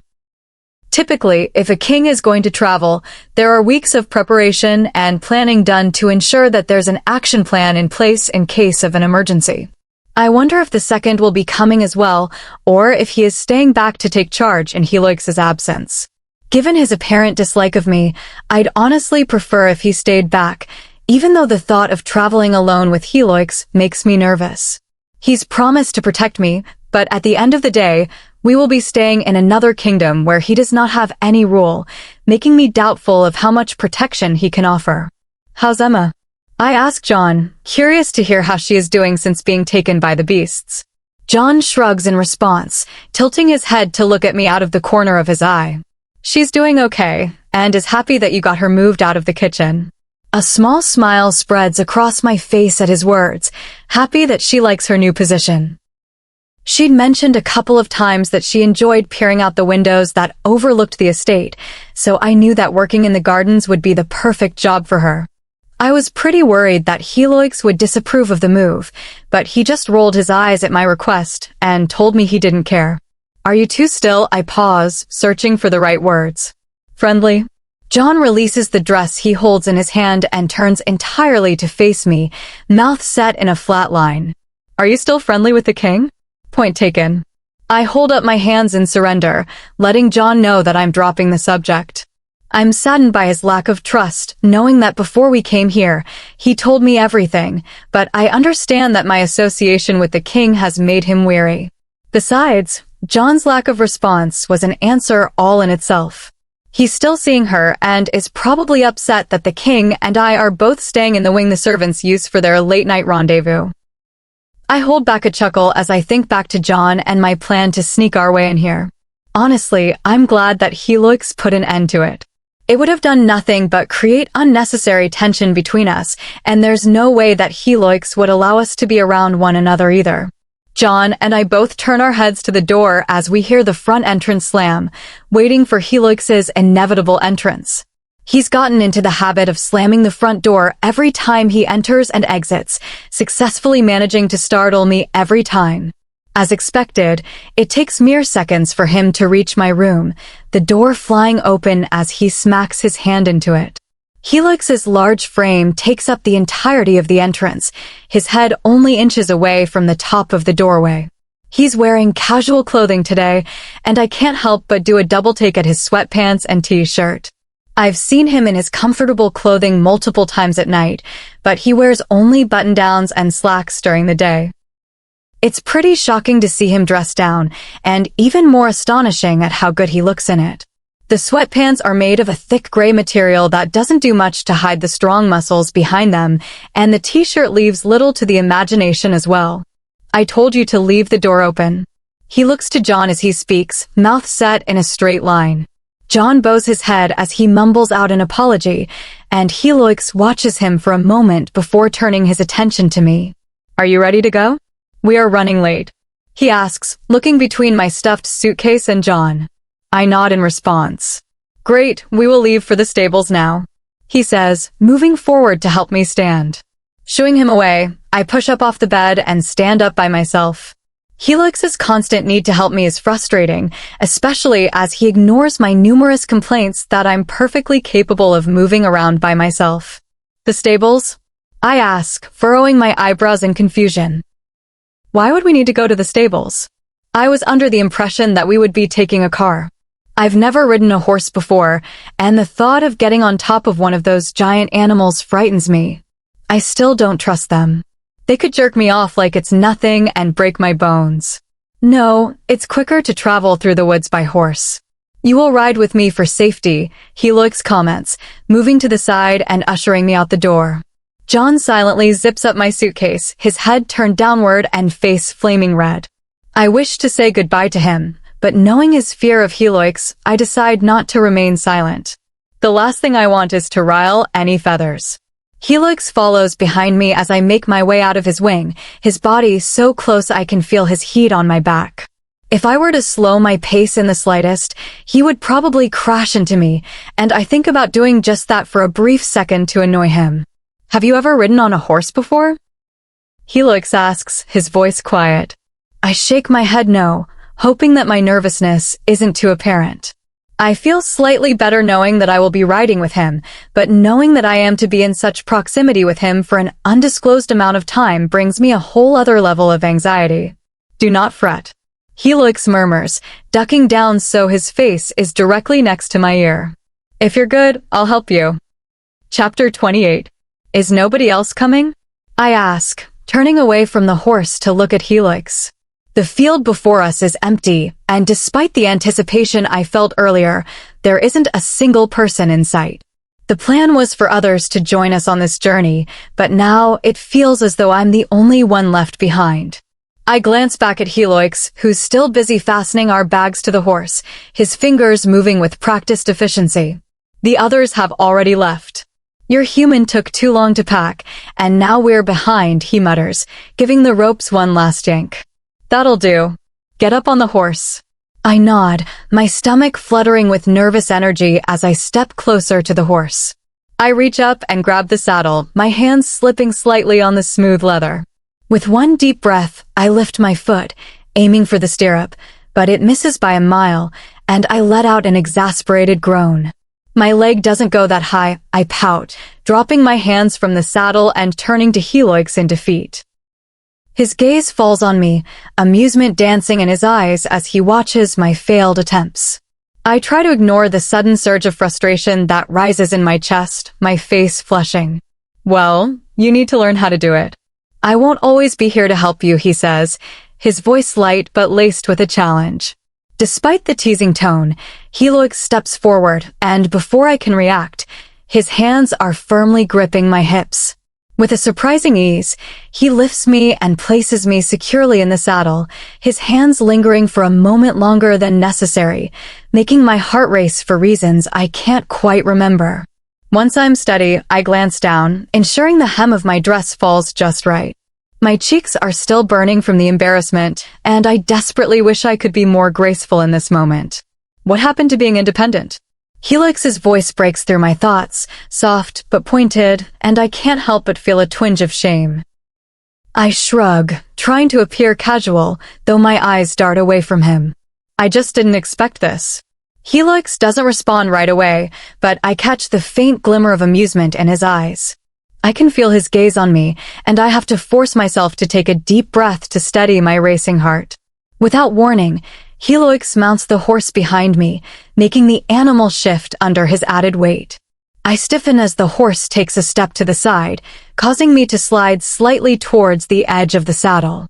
But before I can fall, Helix's hands are on my waist, steadying me, and I'm acutely aware of his presence behind me, his chest pressing against my back, his thighs caging me in.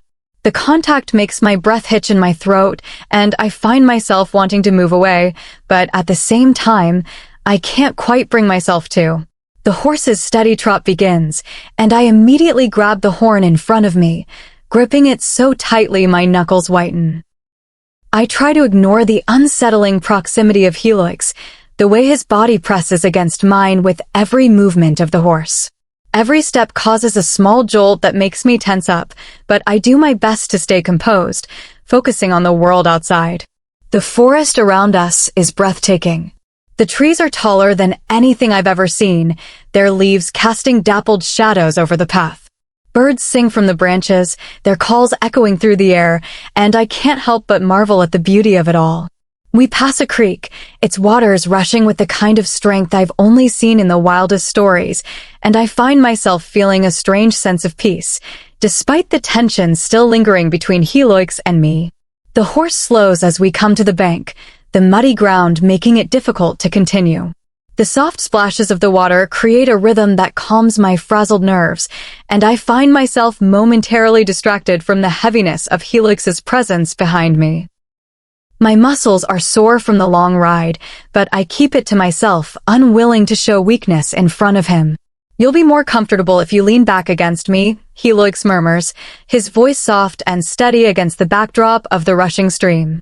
I immediately shake my head, pushing away the idea. "I'm fine."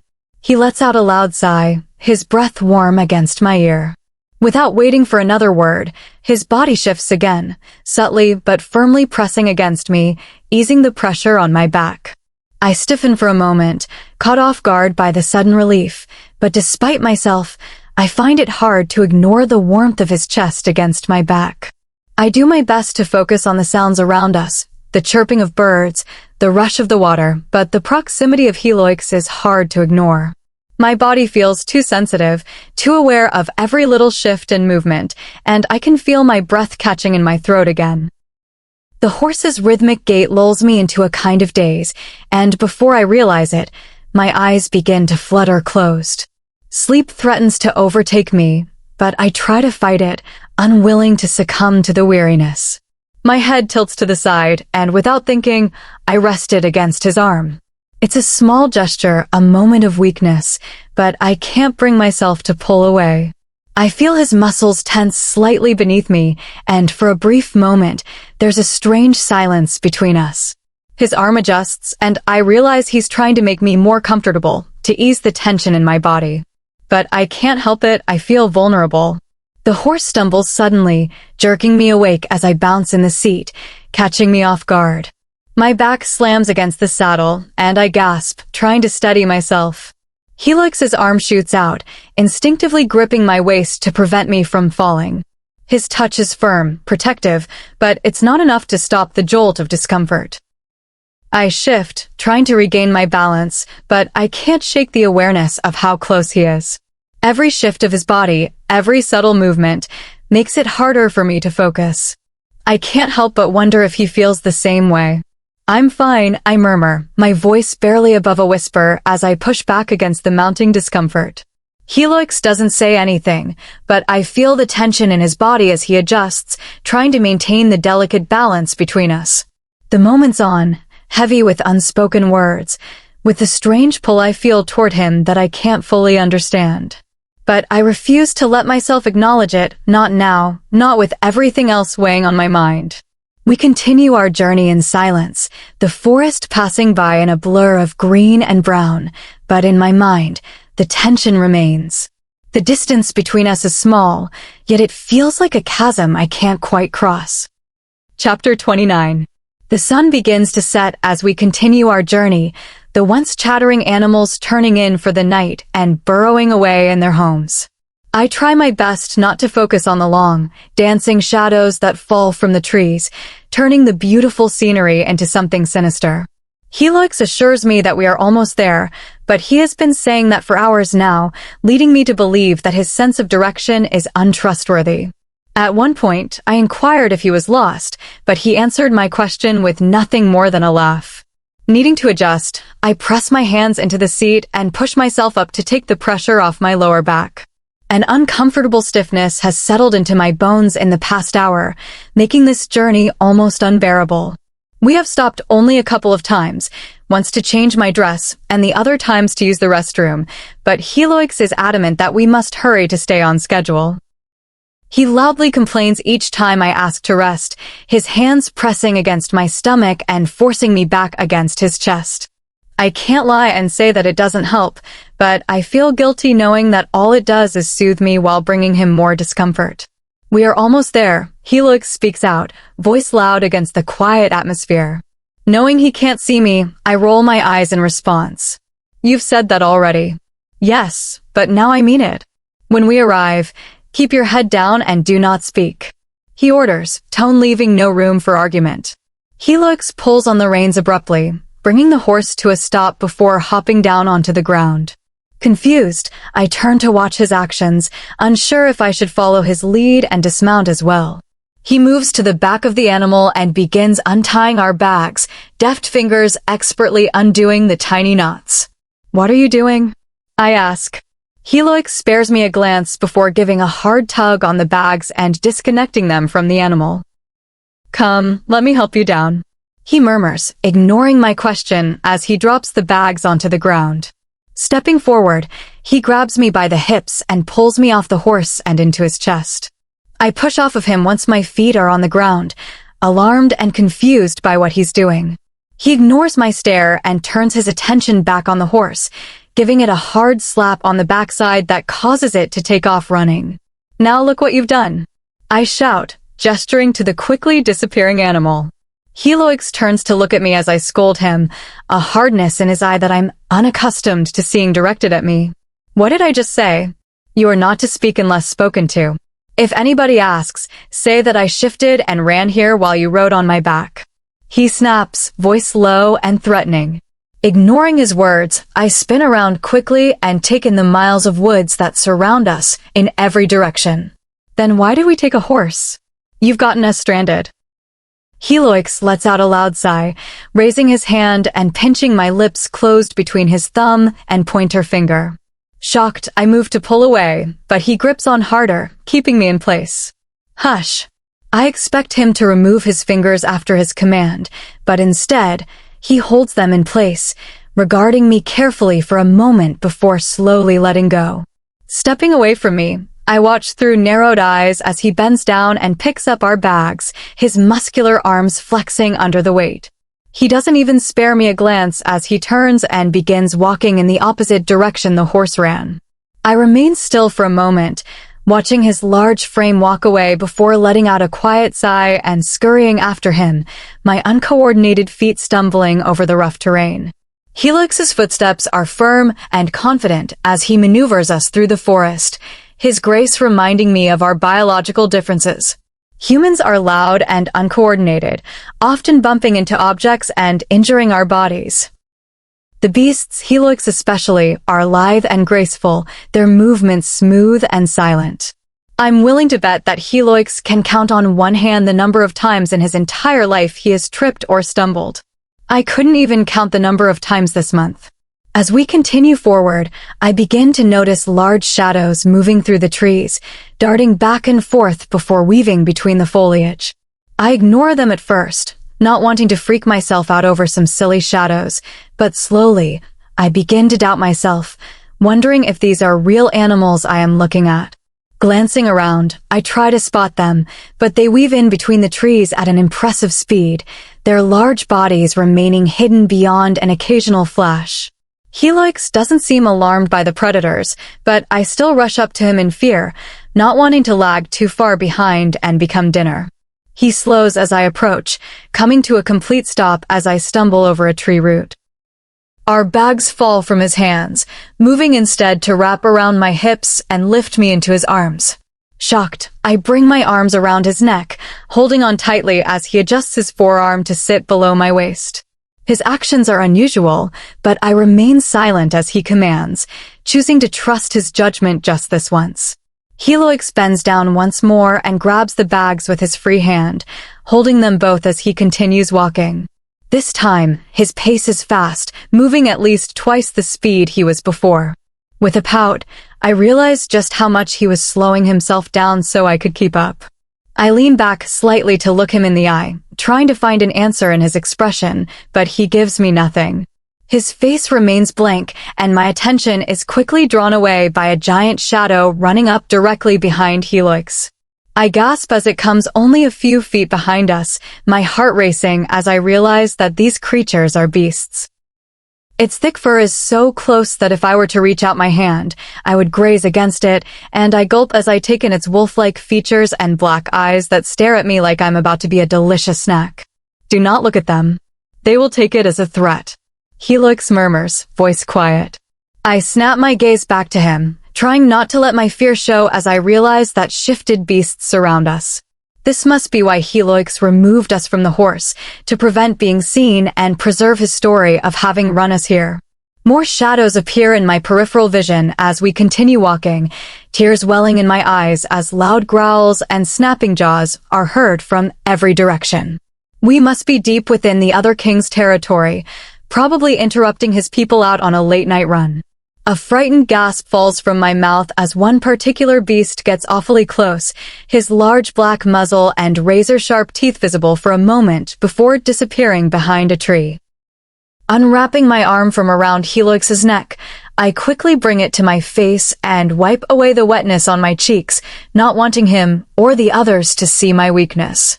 Helix lets out a quiet sigh as he turns to look at me, but I refuse to meet his eye. Don't worry, Addie. He coos, voice low. I'm a king for a reason. I can take down all these beasts easily should I need to. Loud, angry growls reverberate out from the trees at his words, and Helix returns the favor, eyes turning black as his beast makes itself known. The forest goes silent at his threat, and I find myself comforted as they back down. Quickly wiping away another stray tear, I bring my arm back around his head and bury my head in his neck, hiding from the sight of the prowling beasts. Helix tightens his grip on me, his pulse quickening. Slowly, the snapping of branches and murmurs of the beasts fade, and I tentatively look up to take in my surroundings. The forest has thinned considerably, and I crane my neck to look forward, gasping as I take in the large castle that sits in front of us. It's not nearly as large as Helix's, but is still quite grand. There are a couple of guards milling about ahead, and they bow to Helix as we approach. Helix's grip on me loosens as we come upon them, his knees bending to set me gently onto the ground as he comes to a halt. Immediately, I reach down and smooth out my dress, glad that I chose to change into one of the simpler ones that John packed. It's a deep forest green, a color I am pretty comfortable with, and falls to my midcalf. Unfortunately, there's a slit that goes up a bit higher than I would like, but beggars can't be choosers. Helix insisted I wear something nicer for my arrival, but I do not want to draw too much attention to myself. Let's go. Helix commands, his deep voice loud against the quiet night. He grabs only my bag and begins walking, and I watch in confusion as a guard scrambles to grab the king's luggage. Why not leave mine for the guards as well? Nonetheless, I do as I was told and keep my head low, silently following the king. Unlike before, he doesn't slow his pace, and I have to move in a light jog just to keep up. The castle entrance is a couple of 100 yards away, and by the time we arrive, I am panting, hunching over as I struggle to catch my breath. Hello. A loud shout is heard from the castle doorway. I look up just in time to see a large man making his way down the front steps, his body adorned in jewels. Stephen. Helix greets him, voice flat. Thank you for allowing me to come visit on such short notice. The king waves away the thanks, his sleeve giggling at the movement. I resist the urge to roll my eyes at such gaudiness. This man is clearly trying to show off, eager to impress Helix, and it makes him appear desperate. While Helix rules one of the largest kingdoms on our planet, he does not live in such exaggeration.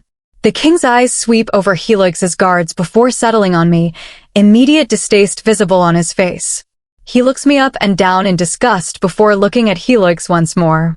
I was unaware you would be bringing your... He pauses for a moment, looking me over once more, human. Helix doesn't respond, but I notice his back tense, and seconds later, the king visibly gulps. If I had to guess, Helix is flashing his beast, unhappy with the questioning of his actions. Anyways, it is late. My slave will show you to your rooms. The king states, shooting Helix a large, fake smile before turning swiftly on his heel and heading back inside. A small human woman emerges from the shadows and gestures for us to follow her. Helix is the first to move, his guards following immediately after while making crude jokes about the slave. I am the last to follow and walk closely behind the large group, my heart racing. The guards are shown to their chambers first, the women pausing and waiting for them to all enter their rooms before we continue our journey. She remains silent as she leads us further down the hallway, her footsteps quiet as she pauses outside the last door in the corridor. Your chambers, sir, she murmurs, gesturing to the door. Helix nods, not sparing me a glance as he heads into the room. I hesitate to follow, unsure if I am expected to share a room with him, but as the door shuts behind him, I realize the answer. Come on. I'll show you to the servants' quarters. The woman says, finally looking up from her feet and offering me a kind smile. Her warmth fills me with comfort, and I find myself smiling back in relief. We both turn to walk away, but stop as the door opens and Helix pops his head out, looking at me in confusion. What are you doing? Come to bed. Chapter 30. Don't forget to stay quiet and keep your head down, Helix instructs as he bends to tie up my shoes. I watch him with a frown, frustrated that he is forcing me to stay by his side all day. Although rare, it's standard that when a human travels with a beast, they work in the castle with the other slaves while their owner goes about his business. I was looking forward to spending time with the kind woman from last night, and don't understand why Helix is so insistent on keeping me from doing just that. Can I work with the other slaves instead? I ask again, jumping to my feet as he completes the last tie on my shoe. Helix doesn't even consider my words before shaking his head no, his mind having already been made up. I resist the urge to stomp my foot in anger, knowing that nothing will come of my childish behavior, but instead glare holes into the side of his head and throw as many negative thoughts his way as I possibly can. Helix lets out a quiet grumble at my glaring, his eyes darkening until I turn away in submission. Come on. We are going to be late, he states, standing abruptly and walking to the door. His footsteps are loud as he stomps away from me, both of us angry. I don't immediately follow, but as he reaches the exit, I let out a quiet sigh and make my way over to him. The sooner we start today, the sooner it will be over. The hallway is packed full as we enter, all the guards standing along the wall waiting for Helix to pass. He doesn't so much as spare them a glance as he makes his way down the hallway, his strides long and fast. I struggle to keep up after him, my feet banging loudly against the floor as I attempt to. The guards follow along behind us, my cheeks heating up as I hear their quiet snickers at my struggle. I know they are speaking about me, no doubt making jokes about my position. Helix walks confidently throughout the hallways, not once faltering as he approaches a turn. It makes me wonder if he has been here before, and I make a mental note to ask him about it later. As he leads us through the corridors, I hear some chattering, the noise increasing the closer we become. Eventually, the hallway opens up into a large dining area, King Stephen already present. He sits at the head of the table, a spread of food covering the entire surface. I'm not surprised to see he's wearing another extravagant outfit, the fabric jingling with his every movement. Humans stand along the wall, occasionally moving forward to serve him or fill his water glass, and I instinctively move to stand with them. Helix doesn't seem to notice as he sits down at the other end of the table, his guards lining up behind his seat. The human next to me jolts forward as Helix lowers himself into the chair, immediately working on filling his plate. Good morning. The king greets Helix, shooting him a toothy grin. Helix only nods in response before turning to watch the slave dish up his breakfast. A slight frown spreads on his face as he watches, his eyes suddenly flickering. I'm shocked by his apparent aggression, unsure why his beast is fighting with him. Adeline. Helix eventually grunts, his head swiveling to look at me standing along the wall. Come eat. All eyes immediately fall to me as he speaks, my heart rate spiking in nervousness as I shuffle forward and sit down in the chair to his right. I've never sat at a beast's table before, and anxiety fills me at the sudden change. The maid serving Helix glances up at me in shock as I sit, but quickly drops her head back down and continues to dish up his meal. I do my best not to stare at the food, my mouth watering at the sight and smell. You've caused quite a stir with this little human here. The king speaks up, and I fight against every instinct in my body to look over at him. Is that so? Helix asks, picking up his fork and prodding at one of his sausage links. Moments later, a plate is placed down in front of me, and I slowly copy Helix's actions, grabbing my fork and stabbing it into the meat.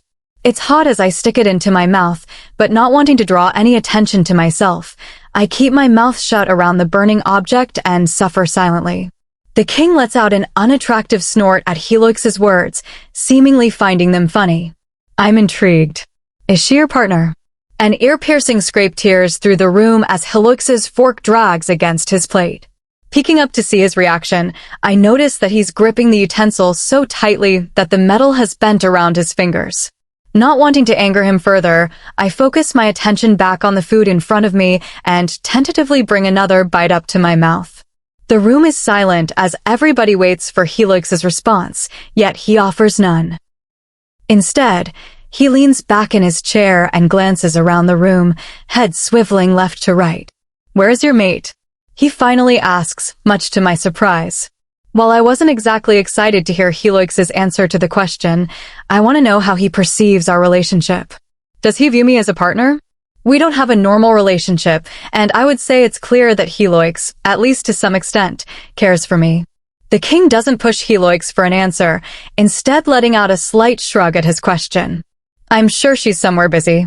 I have a human companion who would love to spend some time with your human. My ears perk up at this, excitement flooding through me at the possibility of being able to spend time with another human. It gets tiring being treated like an object all the time, and I'd love nothing more than to spend some time with an equal.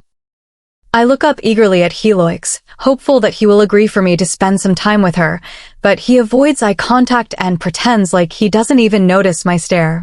Your mate allows you to keep a companion? Helix furrows his brow as he asks. I continue to stare at him, flinching as his foot makes contact with my shin. The kick isn't hard, but it is enough to frighten me, the message to stop staring at him loud and clear. Holding back a huff, I drop my gaze back to the plate, accepting that he isn't going to let me spend any time with the humans. My hand tightens slightly around my fork in anger as I harshly stab into the eggy food, the metal clinking lightly against the glass.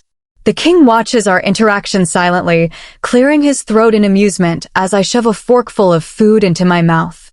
She's not my true mate, so I'm not obligated to keep up traditions. He responds, awfully proud for a man who is admitting to skirting around the rules. Yes.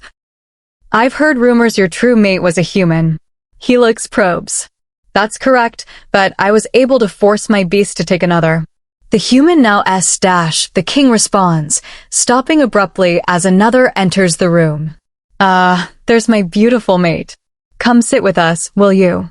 I resist the urge to look up at her, instead listening carefully as her heels click against the floor as she enters. She approaches quickly, sliding into the chair next to the king with a deep growl. What's the human doing here? She sneers, clearly talking about me. Helix stands by her words, the chair scratching loudly against the floor as it is pushed back.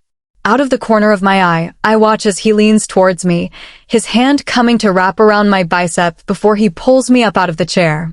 She's with me. Perhaps we should finish this conversation in your office. Helix responds, directing his question towards the king.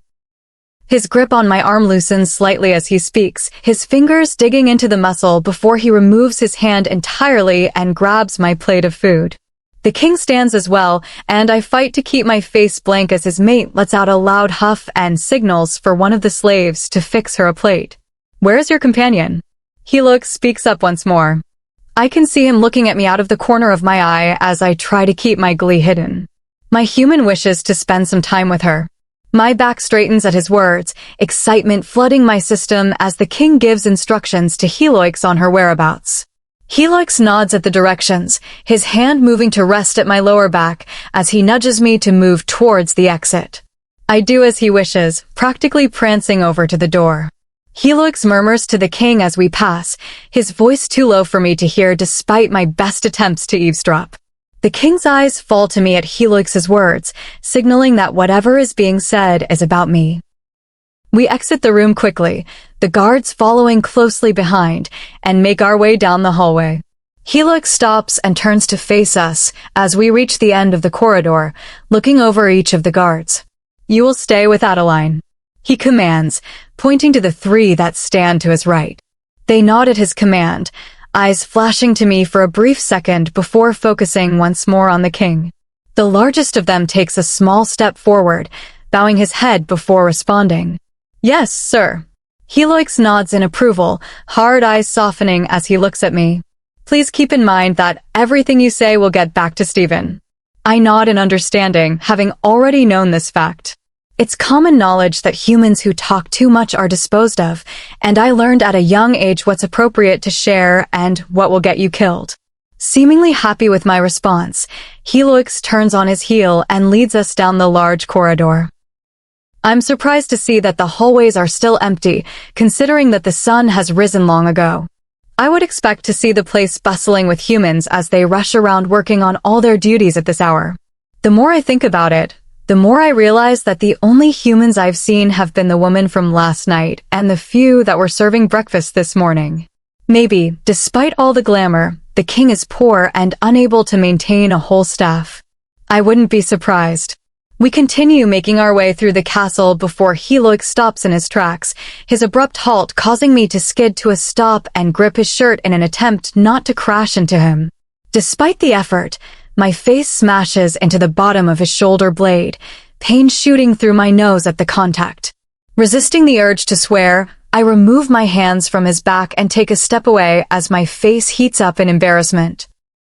There's some snickering from the guards behind me, but I ignore them, not wanting to egg them on further. She is through these doors. Do not leave. I'll come and get you when I am finished. Helix orders, his back still facing me. Turning, he shoves the plate of food he grabbed from the table into my arms before leaving without so much as a glance. I watch his retreating figure in shock for a moment, wondering if I have done something to make him upset. I wouldn't be surprised if I did, but I tell myself not to dwell on it as I take a deep breath and turn to face the large door he claimed that King Stephen's companion is behind. Forcing a broad smile on my face, I reach forward and push open the heavy door. Chapter 31. My jaw drops to the floor as I push open the door and take in the extravagance of the room. Instead of the dark decor that I've grown accustomed to, this space is filled with bright paints and fabrics, each with a unique pattern or texture. Even the wooden parts of the furniture have been painted a bright blue, a stark contrast to the white flowers and vases that surround it. I hesitantly make my way inside, the guards bustling in behind me and closing the door with a loud slam. A tiny spark of jealousy fills me as I take it all in, wishing that I could decorate my room with such objects. "Do you like?" A voice speaks up, and I turn to see a woman sitting in the corner watching me with a tense smile. "Yes, very much so. It's beautiful," I exclaim, not wanting her to sense my jealousy and think me unfriendly. She's sitting in a large recliner hidden partially behind an overgrown, bushy plant, but stands to greet me as I approach. I'm shocked to see that she is wearing just as many jewels as the king, if not more, but try not to let my bewilderment show. She must truly be in his favor to live in such luxury. "My name is Adeline." I greet her, unsure what to say. "I'm excited to meet you." A small laugh falls from her mouth at my words, her eyes flickering quickly between Helix's guards standing along the far wall and me. "I'm Josephine, but you can call me Jo. I'm glad that your king allowed you to come to visit me," she says, glancing down at the plate of food I still hold tightly between my hands. "And that he keeps you fed." My face heats up as she says this, having forgotten that I was holding the plate in the first place. Scanning the room, I spot a small table just to my right and set it down with a loud clink, the fork teetering on the edge before, thankfully, settling on the glass. "Would you like to come sit down? I'm working on a puzzle I'd love some help with," Jo says, gesturing to the small table that sits in front of her recliner. I make my way over to her with an excited nod, not wanting her to sense my nerves about this puzzle she speaks of. King Richard's mate was a big fan of them, always cheering when she slotted a small piece into place. After her death, King Richard put them all away, hiding each and every one in drawers, never to be brought out again. The pieces are covered in vibrant colors like the rest of the room, and under further inspection, I realize that they make up large flowers. There's a small seat next to the puzzle table, and I tentatively sit down on it while Jo flops herself back down in her recliner, the oversized chair swallowing her up. I've never done a puzzle before, I admit, shyly glancing up at her face. She's already in deep concentration as she stares at the pieces and hums quietly at my words.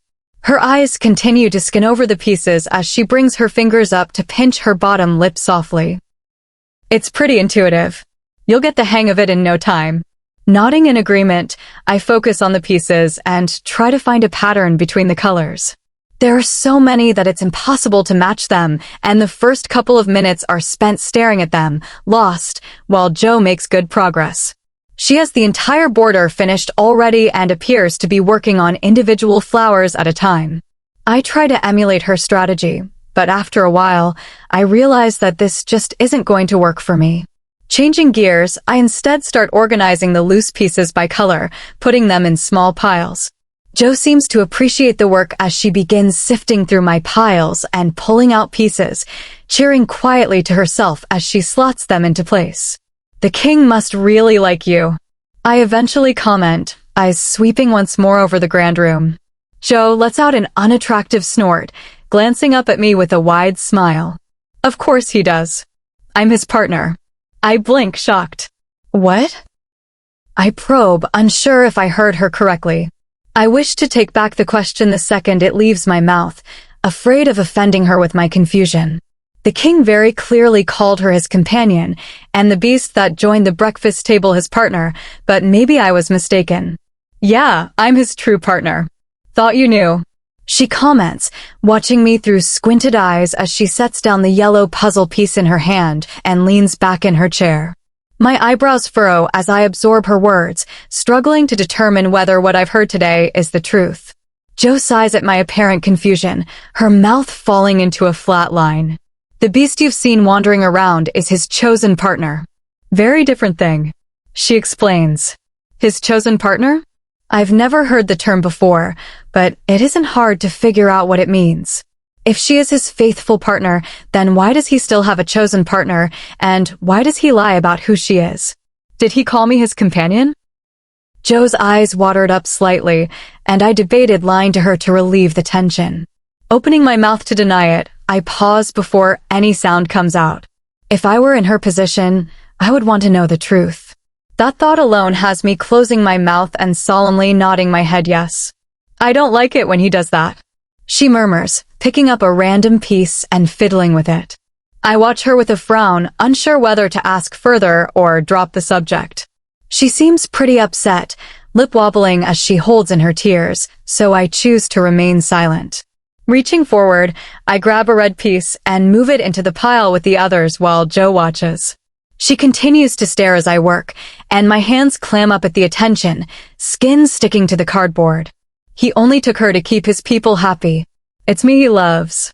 Joe speaks up after a tense moment, seemingly eager to defend against the judgment she feels I am giving her. Glancing up at her, I offer a small smile to try to show that I'm not judging. I'm glad that you've found somebody who makes you happy, I say, gesturing around the room. And treats you so well. Joe nods at my response, her stern expression softening slightly. I watch as she looks around the room, taking in all of her possessions and gifts, before focusing on me once more. Are you Helix's partner? She asks, cocking her head to the side. The guards along the wall shuffle slightly, making me all too aware of the trouble my answer could bring. Despite what I think the answer may be, speaking of my suspicions to Joe, especially in front of Helix's guards, is a stupid move. No, I state. Joe's lips purse at my words as she glances over at the guards with a sigh. Thankfully, she doesn't push the conversation any further, and we once more begin working on the puzzle, me sorting the pieces and Joe slotting them into place. Eventually, Joe stands and stretches her back with a loud groan, the bones audibly cracking beneath her skin. Setting down the piece I hold in my hand, I watch as she walks over to a small bar cart near the door and crouches until she's eye level with the large bottles. My anxiety spikes as I watch her grab 2 glasses from the rack attached to the wall, my mind replaying the last time that I drank alcohol. Gulping, I watch as she pours some wine into both glasses and carries them back over to where we sit. I hesitantly accept the offering, making a mental note to drink only one. The liquid is a deep red and bitter as it slides down my throat. I hold back the urge to grimace at the taste, but Joe catches on anyway and lets out a small laugh. Takes some getting used to, she assures me. A loud laugh bubbles up out of my throat, and I nod my head quickly in agreement. That's for sure. We fall into a comfortable silence as my mind naturally wanders back to Helix. I wonder what he needed to talk to the king about, and after meeting Joe, I'm now suspicious about his questioning of the king's human partner. If I am his partner, as I'm starting to suspect, is he looking to take another and force me to live a life like Joe's? She may be content being called the king's companion and having to share him with another woman, but that's not a life I'm willing to live. There's absolutely no way that I would sit idly by, stuck in some room all day, while Helix and his chosen maid parade around. If he doesn't want me, that's fine, but he needs to pull up his big boy panties and send me back home to King Richard's then. I take a deep breath as I struggle to calm myself down. There's no point in getting myself all worked up over something I don't even know to be true. You good? Joe asks, snapping me out of my thoughts. She's eyeing me with concern, and I grimace as I realize that I've been squeezing one of her pieces and accidentally crunched up the flimsy cardboard underneath my grip. Frowning, I drop the piece back onto the table and attempt to smush it back into its original flat shape. Sorry about that. I apologize. Was just thinking. Joe lets out a quiet hum, nodding her head in understanding. My partner makes me feel the same way. I open my mouth to respond, to reiterate that Helix is not my partner, but the door slamming open stops the words in my throat. Turning to see who's entered, I'm shocked to see Helix's large frame in the doorway, his black eyes locked on me. He stares at me with a clenched jaw. Come. I spring up from my seat and hurry over to him, nervous about what's gotten him so riled up. He grips me by the arm as I approach, and he pulls me into his chest. I remain frozen to my spot as his head dips down into my hair and he outwardly breathes in my scent. Helix holds onto me tightly for another moment before letting go and stepping back, eyes roaming over my face. So much anger for such a little body. He comments, flicking me lightly on the nose. I flinch back at the unwanted contact, confused by his words. What? Nothing. Let's get going. There's something I want to show you. Chapter 32. I watch Helix come to a halt in the middle of the corridor, his head tilting towards as his hand reaches out to graze the brick wall. Copying his movements, I look upwards, eyes tracing the designs that cover the entire ceiling. I lived here for a summer when I was younger. He murmurs. It's hard to tell whether he's speaking to himself or me, but I hum quietly either way, distracted by the beauty of the vaulted ceilings. It's breathtaking, with intricate etches carved into the wood to create abstract circular shapes that span the entire hallway. If it weren't for Helix's interest, I likely never would have noticed, and I wonder if the ceilings back home have the same design. This castle was built back when humans still ruled the planet. Helix comments, dropping his head back down and focusing on where his hand touches the wall. I watch in confusion as he brings up his other hand and begins poking around with them both, seemingly searching for something within the bricks as his long fingers prod at the cracks. While he works, I bring my attention back to the ceiling, imagining what it was like when the humans built this place. It's no secret that most of the homes and technology that the beasts use originated with us, but it's always surprising to hear it confirmed. Unfortunately, the beasts often choose not to give us any credit. Over the years, they've successfully managed to remove most of human history from our knowledge, the only truths we know now having been passed down from the older generations. The sound of scraping rock as I focus in once more on Helix, my eyes widening as I watch him pull one of the bricks out from the wall. I open my mouth to ask what he's doing, but quickly close it, not wanting to draw any unwanted attention to his actions. The brick slides out quietly, and Helix sticks his hand in the newly created hole with no hesitation, the appendage disappearing to the wrist as he searches for something inside. I nervously glance around, making sure that nobody is in the corridor to see his actions. I suppose that answers why Helix dismissed his guards earlier. As quickly as he put his hand in the hole, he pulled it out, hand tightly fisted around a small object. I try to spot what he has removed from the socket, but Helix moves too fast for me to catch it, shoving it immediately into his pocket. What's that? I inquire, tilting my head to the side in question. Helix doesn't immediately respond, too busy sticking the brick back into place before somebody comes walking around the corner. His secretive actions have me a bit worried, and knowing that he's probably doing something that he shouldn't, I decide not to push for an answer. Let's go. He murmurs, turning and glancing down the hall before continuing our journey as if this brief pause never happened. I wish for him to say more, but a couple of servants come walking around the corner just as I go to ask, effectively killing any chance I had to get more words out of him. The servants pause as they see Helix standing in the hallway, visibly wary of his intentions, before moving to walk along the edge of the corridor. Helix doesn't seem to notice or care as he turns abruptly on his heel and returns to his quick walking, leaving me with no choice but to scramble behind. Despite my unfamiliarity with the castle, I recognize that we are heading back to the room we are staying in, the corridor long and narrow with large, unique paintings hung up along the wall. The guards can be heard from inside their rooms as we pass, loud shouts coming out through the wood as they take pleasure in their free time. My eyes roll slightly as I listen to them. It must be nice to have free time and enjoy the company of one another without the threat of death. Jealousy courses through me as one particularly boisterous laugh comes barreling out into the quiet hallway, the sound loud to even my ears. If the humans dared to be this noisy, they would immediately be silenced, the biggest offenders probably losing their tongues as punishment. Anger begins to fill me as I watch Helix's back, years of mistreatment bubbling up in my mind and bringing me to a boiling point.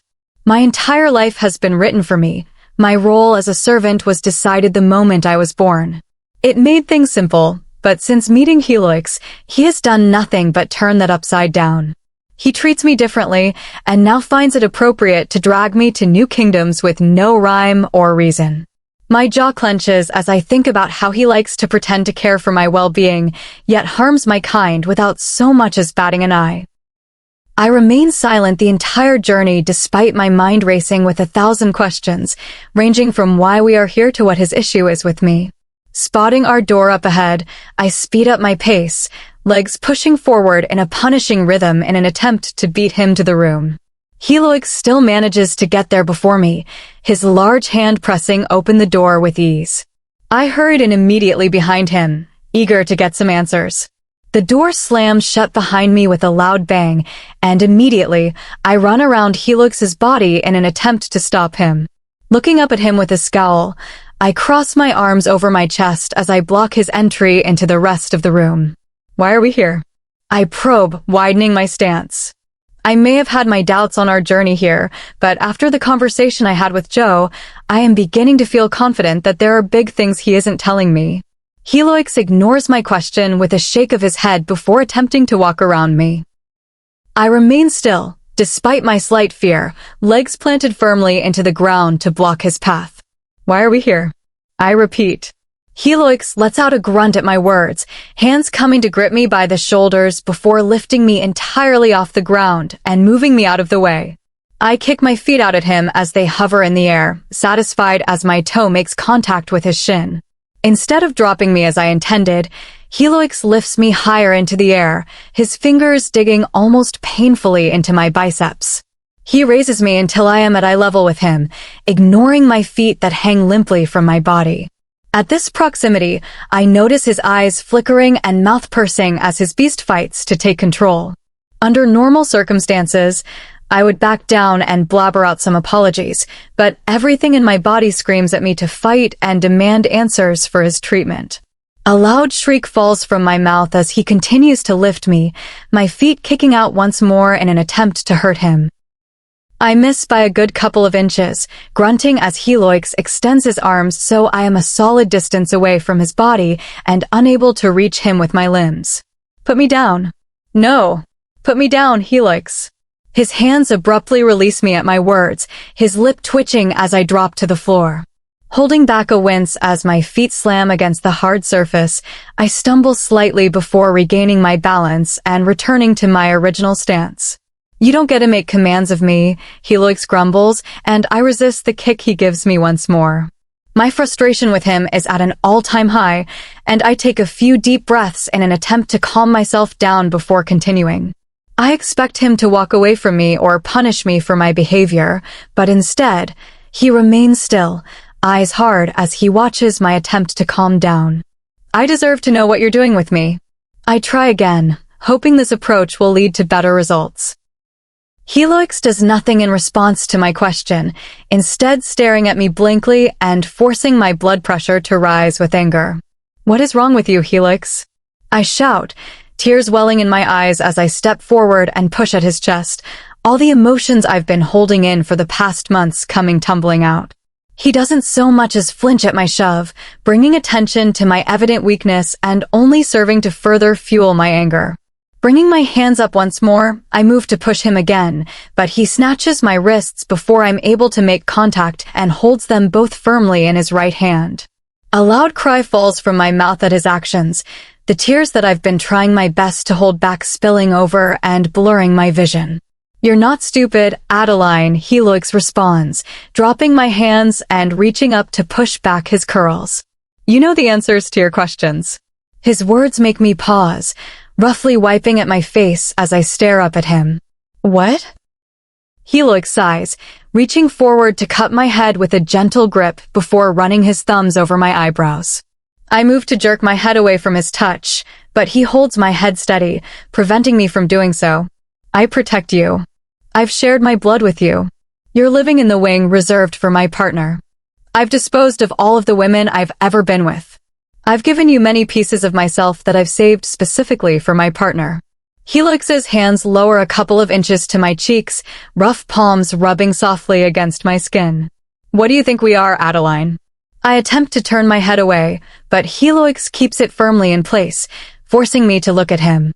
He holds onto my head patiently, waiting for me to compose myself as I take a couple of shaky breaths, mind reeling as I take in his words. Nothing he said is news to me, but hearing him spell everything out so bluntly has me feeling overwhelmed, unable to ignore the truth I've been hiding from. A stray tear falls from my eye, trailing down my cheek until it reaches the crevice of my nose. Helix observes it with a frown, his thumb moving to swipe it away.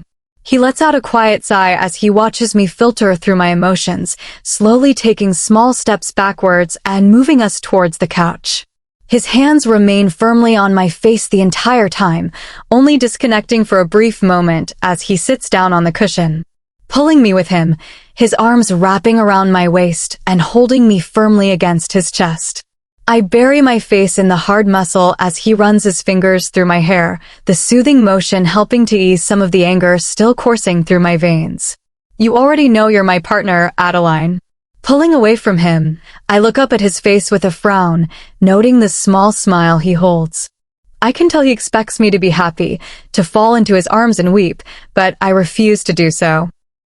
Instead, I disconnect my body from his, standing back up and putting some much-needed distance between us. Looking up at the ceiling, I press my fingers against my temples and lightly massage the muscle, wishing I had never opened my mouth. Suspecting something and knowing something are two very different things, and this was something I think I would have rather suspected. The knowledge that Helix intends for me to live like Joe is crushing, my lungs constricting painfully in my chest the more I think about it. I need confirmation, though. I need to hear him say it, to admit his truth to me. My body sags as I open my mouth, already knowing that I'm not going to like the answer to my question, but needing to ask it anyway. Why are we here? Chapter 33. Helix stands next to the bed watching me pack, his hands shoved deep into his pockets as he rocks back slightly on his heels. Wanting nothing to do with him at the moment, I avoid his gaze and pretend as if I don't notice him staring at me from 5 feet away. With a quiet huff, I shove my dress into the suitcase, the material crumpling at the rough treatment. Despite the long travel time, Helix agreed to get a car for us to go home in, driven by his desperation to appease my anger. Slamming the suitcase closed, I push down on the top in an attempt to flatten the bulging material as I reach for the zipper. Unfortunately, my lack of neat folding has made the insides bulkier, preventing the top from closing enough for me to zip it. I push on the top once more, a small grunt falling from my lips as I lean on it to add some additional weight. Do you want any help? Helix asks, taking a small step towards me. No, I respond curtly. Helix halts his advance, his feet freezing against the floor the moment the word is out of my mouth. His suitcase sits at the top of the bed, having been packed in less than 10 minutes. I stare at it in anger, frustrated by anything related to Helix. My blood boils every time I think of him, fury that he brought me here to destroy our bond filling every pore of my body. Adeline, I can feel your hurt. I'm not going to make you live like Joe. Helix murmurs, stepping towards me once more. I move away from him, rejecting his advances, and grab onto the handle of the suitcase.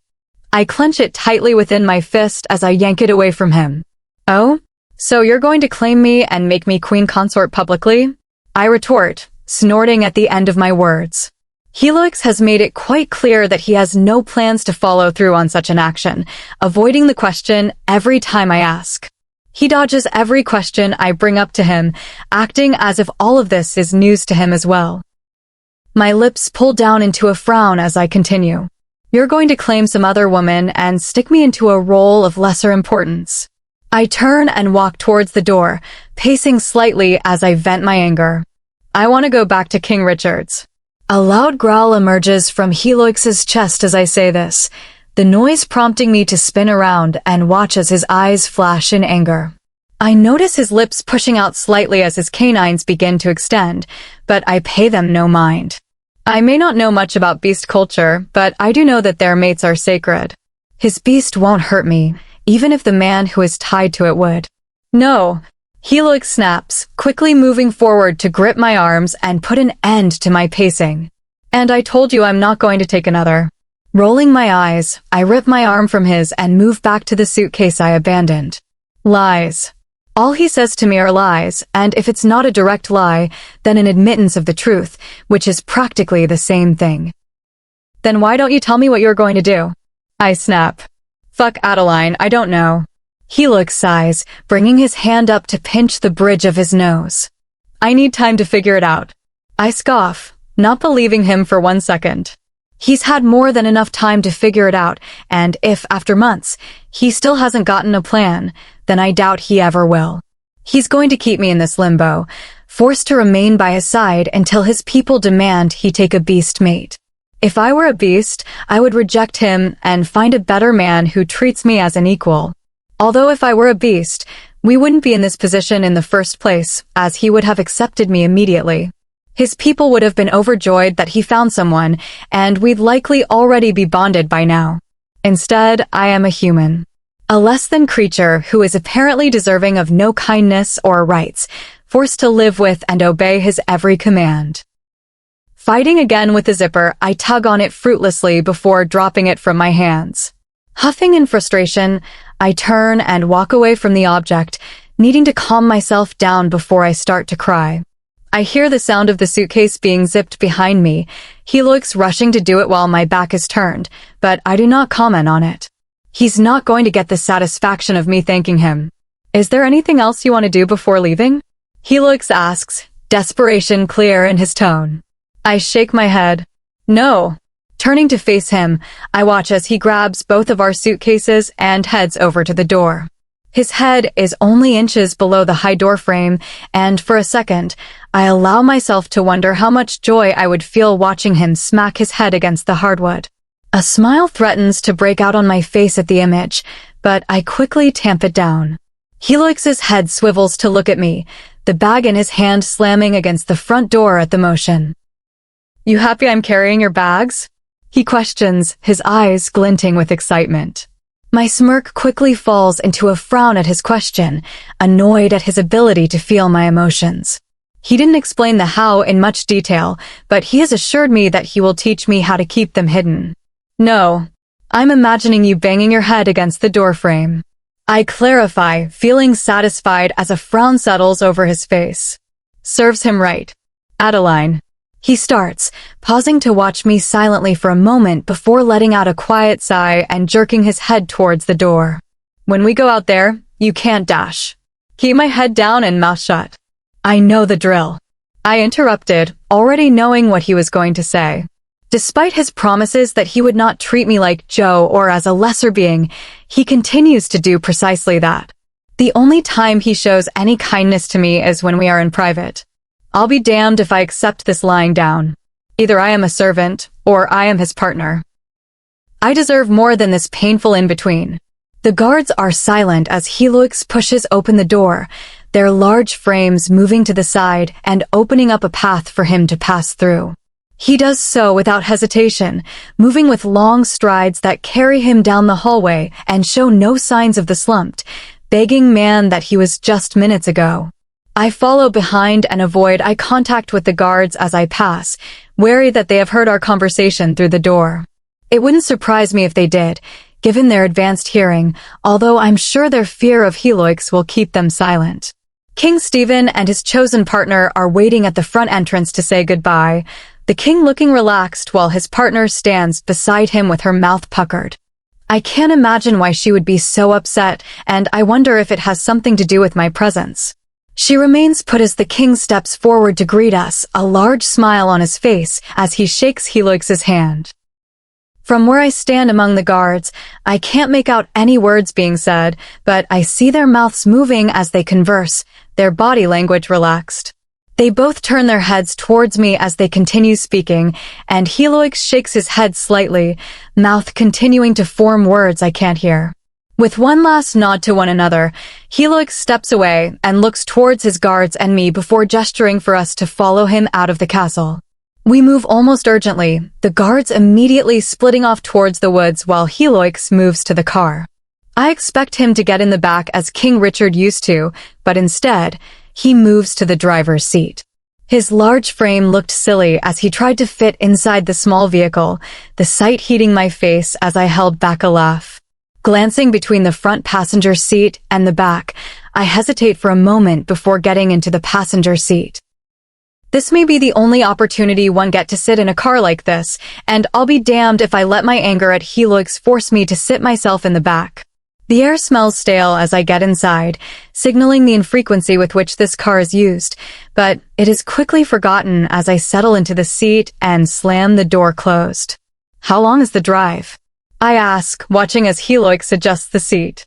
He needs to move it all the way back to fit, but even when fully extended, he looks cramped, his knees bent awkwardly to rest his feet comfortably at the pedals. His hand moves up to adjust the mirror near his head, the reflection showing what's behind the car. About 13 hours. He responds, the car purring to life as he presses the ignition. It would be quicker if we took a horse. I frown, shaking my head no. It's already been proven that I don't have much willpower when so close to Helix, and I don't want to put myself in a position to be manipulated by his touch. I'm also wary of walking through the forest surrounding the castle again, fearful of the beasts that roam within. Helix begins adjusting the gear shift that sits between us, moving it down a couple of notches before hitting the gas. The car jerks forward in response, and I grip the door handle in panic as Helix gets used to the vehicle. When he so confidently got in the driver's seat, I was led to believe that he would know how to operate this machine, but as I experienced him jerkily pull out of the driveway, I realized that my assumption was far from correct. We both sit in silence as Helix begins the long journey, the only sound being the rumbling of the engine and wind hitting against the windshield. As we move forward, large estates come into view, miles of land and rolling hills between each home. I observe them closely as we drive past, unable to see much from a distance, but still in awe of the beautiful architecture. As we pass the older ones, I can't help but wonder if they were built by and once owned by humans, their large families running through the halls, living independent, free lives. The thought does nothing but make me sad, knowing that I will never see a world where my kind can own property and have rights. You never asked what I took from the wall back at the castle. Helix speaks up, glancing over at me. I turn to look at him, narrowing my eyes as I try to decipher if he is trying to mess with me or not. A small smile sits on his face as he waits for me to ask, and I let out a small sigh, feeling intrigued as I take the bait. What did you take? I give in. With a large grin, Helix reaches into his pocket and pulls out a round metallic device. He holds it out to me proudly, and I tentatively grab onto the object. It's pretty light, the flat disc reflecting bright colors. Turning it over, I notice a faded image on top, but time has made it unrecognizable. What is it? I ask, flipping the object around once more. Helix reaches out and grabs it from me, his fingers lightly brushing against mine. I move away from the touch, not wanting any contact with his skin. Carefully, Helix sets it down in the center console, his oversized fingers holding onto the object gingerly. I found it when I was living at the castle. It's an object that humans use to listen to music. He explains, observing me as he speaks. Snapping my face towards him, I try to keep the excitement out of my body language as I glance between him and the disc. How does it work? At my question, Helix shrugs, grimacing slightly. I'm not exactly sure about that. But I'll figure it out and we can listen to the music together. I'm not necessarily excited about partaking in these pleasures with him, but I don't voice those feelings aloud. I don't want him to take the option away from me in punishment. Once more, we fall into an awkward silence, and I pretend not to notice Helix constantly glancing over at me every couple of minutes, his eyes boring holes into the sides of my head. Eventually, he lets out a loud sigh, but I ignore the sound and lean my head back against the seat. Closing my eyes, I relax into the cushion and pretend to be asleep in the hopes that it will make Helix leave me alone. Another loud sigh falls from his lips as I do this, though his intentions are clearly to draw my attention. Addie? I frown slightly at the nickname, but choose not to correct him. I used to feel special when he said it, small butterflies rushing through my stomach and throat, but now I just feel disconnected. His affection for me had been masked in lies and trickery. Yes, I respond, voice flat. What do you want from me? He probes. His question successfully manages to draw my attention, and I tilt my head to glance at him. What do I want from him? I know he's referring to our bond, but I'm not sure of the answer. Had he asked me before the trip, I might have said that I wanted him to claim me. I want him to treat me as an equal and to better the treatment of humans. Now I'm not even sure if I want that. His desperation to rid me has showcased just how little he thinks and feels for me, the knowledge making my heart ache. I don't want to be like Joe. I eventually respond.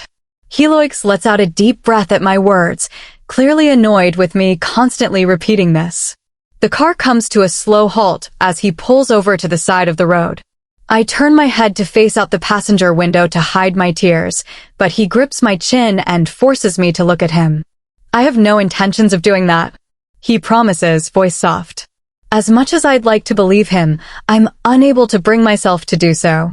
Pulling away from his touch, I cross my arms over my chest and wipe my wet cheeks against my shoulder. Yes, you do. That's why you brought us here. No, Adeline, I brought us here to see the success of the removal of the bond. Clearly, it doesn't really work, and the life the king lives is of no interest to me. Helix says, turning away from me to face forward. It'll only be you. A loud snort falls from my mouth at his words, causing him to shoot me a sharp glare. But nobody can know. I retort. Not yet. Just give me time to come up with a plan. Chapter 34. I'm startled awake as thick arms wrap around my torso and tug me roughly into the air. Flinging out my arms, I let out a loud screech and push at the chest I'm being pulled into, my body now halfway out of the vehicle. Adeline, it's just me. Helix shouts, jerking away from my swinging arms. It takes me a moment to register his words, my heart beating 1,000,000 miles a minute as I process what's happening around me. Helix stands next to the opening of the passenger seat, the tall walls of his castle looking imposing in the dark. Concern is written all over his face as he watches me, his arms still wrapped tightly around my stomach, holding me in place. Placing my feet firmly on the gravel, I push his arm off me and stand up, my grogginess making me slow to react. I was trying to carry you inside without waking you, he explains, stepping aside as he releases his hold on my waist. I nod, having figured as much, and begin heading inside. The moon operates as a minor light source as I make my way to the castle, but I still stumble slightly over the gravel walkway. I didn't intend to sleep for so long and am shocked that I didn't wake as Helix parked the car or opened my door. I'm not upset about it, though, my mind having needed a moment to relax after the whirlwind of a day I had. The thought of going back to the King's Wing makes me nervous, as I feel uncertain of what to expect once I am alone once more with Helix. The space is large enough that I should be able to avoid him easily, but I fear that he will constantly be seeking me out, trying to start a conversation and convince me to forgive him. The castle is eerily silent as I enter, the dark hallways feeling ominous and unsafe. I've always been careful to stay away during the night, not wanting to risk running into a beast out prowling for some poor human to grab. Admittedly, I know that nothing will happen while Helix is here, but I'm still cautious to keep quiet and walk against the wall as I make my way to our wing. Helix, on the other hand, makes no effort to be stealthy, his boots clinking loudly against the floor behind me and echoing down the corridors. For a moment, I contemplate turning and hushing him, but think better of it last minute and remain quiet, opting instead to silently suffer every time his foot makes contact with the ground. I let out a breath I didn't realize I was holding when we finally made it to our destination, my chest collapsing in relief. While we may have only been gone for 2 days, my body is reacting like I've been gone for weeks, wanting nothing more than to lie back and relax. Are you hungry? Helix asks as I enter the living room, our bags dropping from his hands with a loud thud. Despite the empty ache in my stomach, I shake my head no, not wanting to spend any more time with him than necessary. I'll make sure to get up early tomorrow and eat breakfast with the humans back in the servants' quarters. Eyeing the door to my bedroom, I waste no time heading over to it, eager to crawl into bed and be alone. The second I begin walking, I hear loud footsteps behind me, and the next thing I know, Helix is in front of me with darkened eyes, blocking my path. How long do you plan to ignore me for? He growls, chest puffing out as he speaks. I let out a quiet sigh at his question, bringing my bottom lip between my teeth and nervously chewing on the skin. The last thing I want is to push him too far and force out his beast, but he takes it 2 steps too far every time I ease up on him. I'm not ignoring you, I eventually say, clasping my hands behind my back and rocking back slightly on my heels. I'm just not interested in speaking to you. Helix moves forward a step as he absorbs my response, his large frame hovering over me in a way that would typically bring excited goosebumps to my skin.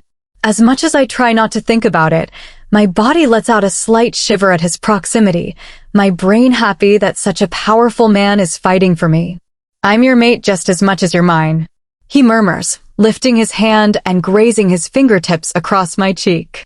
I don't immediately pull away, and Helix takes that as a sign to continue, his hand moving to push back my hair and tuck the loose strands behind my ear. A small part of me wants to move into his hand and enjoy the touch, but I shove that part of me down. Moving back, I pull my face away until his hand falls back to his side. He frowns at my reaction to him, but otherwise remains silent. I don't have a mate.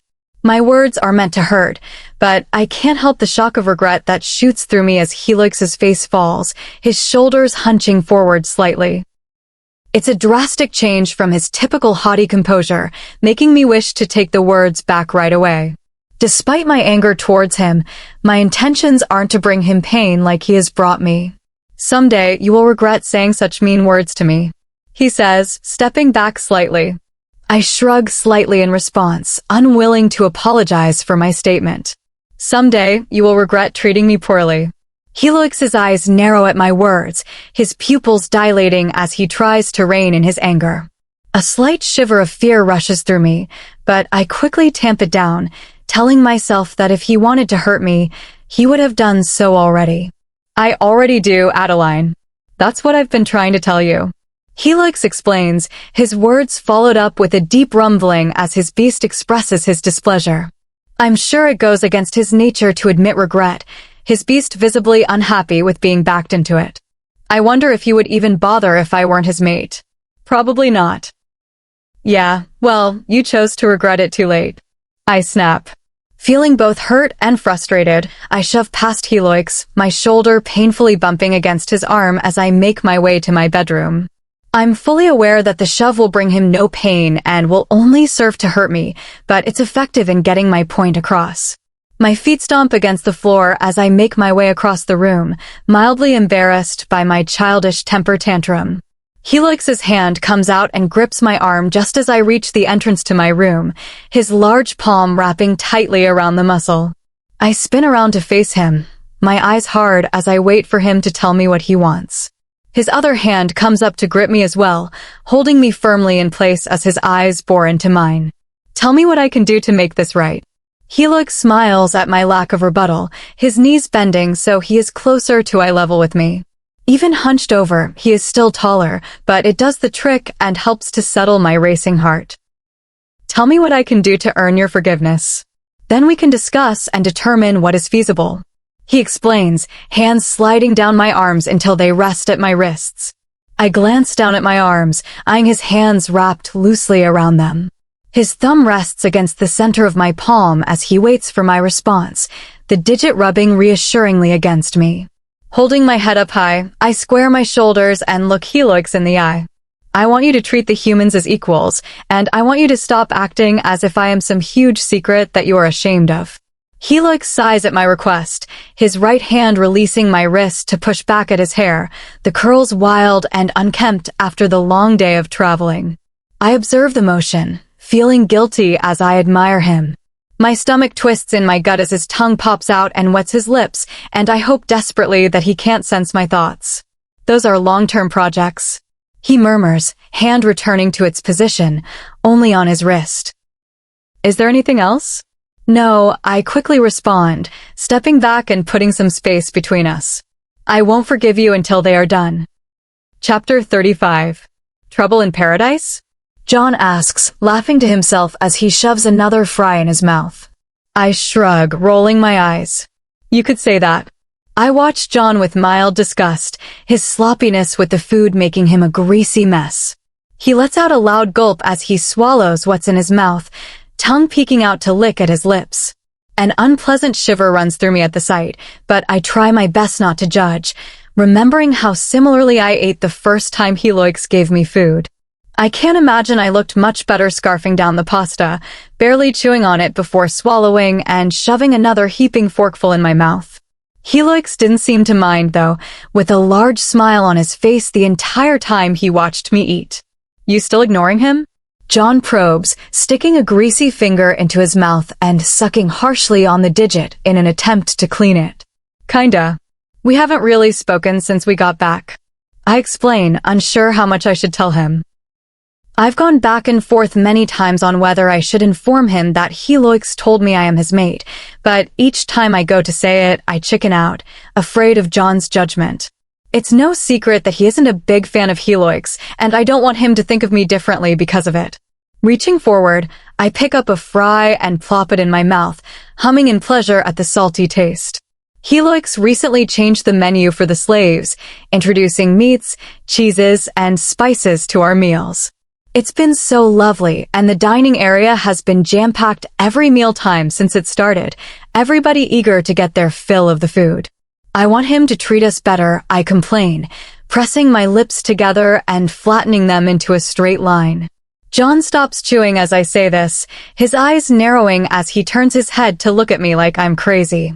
We have good food, and he told the beasts they can't beat or mistreat us anymore. What more do you want? I scoff, shocked that he is content with such minor improvements.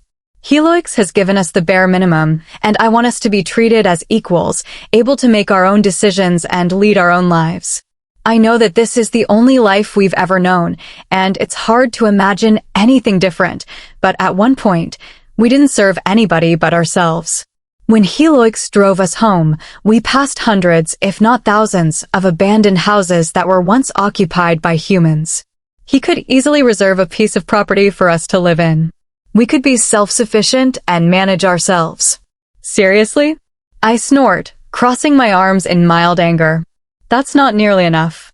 John shakes his head in response, clearly not believing that there is room for further improvement, before bringing his attention back to the fries. I watch through narrowed eyes as he picks one up, the long stick flopping over under its weight. John spins it around in his fingers for a moment before pointing it towards me, the fry acting as a crooked, limp finger. I have an idea, he exclaims, voice rising in excitement. I glance around as I shush him, not wanting the others to overhear our conversation. Even though pretty much everybody at this point knows about Helix and me sharing his wing, they aren't aware of any specifics, and I'd like to keep it that way. I assume they all think of me as his companion, and while I don't necessarily love that, it's better than them thinking that there are feelings involved. Being his companion is a forgivable offense, but to actually care for and love him would make me a laughingstock. What is it? I whisper, desperate for any help. John smirks, a dangerous glint in his eye that has my palms sweaty. Seduction. Confused, I tilt my head to the side as John looks between me and the fry suggestively. Is he seriously suggesting that I get closer to Helix? That's the literal opposite of what I want right now. Despite my attraction to him, I have decided to stay away until he decides what we are. John drops the fry as he takes in my nonplussed reaction, a loud sigh falling from his lips. Hear me out. Get closer to him and ask for something. No man can say no when they're that relaxed. John explains. I don't know about that, I admit, wary about his idea. Helix isn't one to just give in to things. Trust me. I look at John curiously, resisting the urge to roll my eyes at his dancing eyebrows before glancing down at the forgotten fry. I wouldn't even know what to do, I admit, my cheeks heating up in embarrassment. My experience with men is quite limited. Other than a couple of heavy makeout sessions and some harmless affection, I haven't done much. My job was always to clean King Richard's quarters, which didn't exactly lead to a lot of socializing with the other humans, and when I came here, Helix prevented me from completing my plans with John. John lets out a loud laugh, his hand reaching towards the fruit basket at the end of the table and grabbing a bundle of bananas. Let's go to your room. Without waiting for my response, he jumps up out of his seat and begins rushing out of the dining room, his long legs carrying him quickly out of sight. I watch after him for a moment before letting out a nervous sigh and following after him, face flaming as I realize what he intends with the bananas. A part of me wants to stop him and demand he forget that I even mentioned anything, but a more significant part of me is intrigued. If what he says is accurate and I can get Helix to agree to things after he's relaxed, then it might be worth trying. John and I giggle as we make our way through the castle, ignoring both the curious gazes of the guards and annoyed glances from the humans as we pass. I understand their frustration, knowing that I'd be upset too if I had to spend all day working while a select few get to mess around. John, slow down. I hiss, feet clomping loudly against the floor as I struggle to keep up. He slows only slightly, his excitement apparent as he continues at a pace that makes me scramble. This isn't the first time he has tried to teach me the ways of pleasure, as he likes to put it, but it is the first time I've agreed. Until now, there has never really been a need for me to learn. My interest in being with a man only ignited after meeting Helix. John and I barrel into Helix's wing, chuckling, both of us taking pleasure in being so obnoxious at this moment. Without warning, John stops in front of me, the sudden halt causing me to crash into his back with a shocked grunt. Glancing around his torso, my body stiffens as I spot the cause. Helix stands in the middle of the room, dressed in his usual work attire with a stack of papers in his hand. He's already left for his office by now, and no part of me anticipated running into him here. Nervously, I watch as his eyes dart between John and me before lowering to the bunch of bananas John holds. He raises an eyebrow at the objects, lips pursing slightly as he slides his gaze back to my shocked face. "What's going on here?" he asks, sounding surprisingly calm. I move to stand in front of John, feeling protective of him. "We were just messing around." "I can tell," he murmurs, lip turning up slightly on the side. "Could hear you both scurrying here from all the way down the hall." I don't respond to him, unsure what to say or do. John still isn't allowed to be alone with me, and I don't know how Helix will react to the fact that we both just entered his private wing together. He doesn't seem too upset, though, watching us both with only mild interest. A small bead of sweat makes its way down my arm, trailing from my armpit to my ribcage as I wait for Helix to say something. Shifting my weight from foot to foot, I glance up at him through my eyelashes and pray that he doesn't punish John. "I'll be in my office. Stay out of your bedroom," he finally murmurs, adjusting the papers he holds and moving towards us. John and I both move out of the way as he approaches, stepping to the side to give him access to the door we just entered through. Helix's eyes remain locked on mine as he makes his way towards us, his feet coming to a slow stop as he reaches me. My pulse races as he bends down and levels his face with mine, his cheek brushing softly against me as his breath hits my ear. "I'm only allowing this because I could sense your attraction for me well before you came into this room. I'll be able to know if it's ever directed at another." He whispers into my ear, voice a low murmur. "Keep that in mind."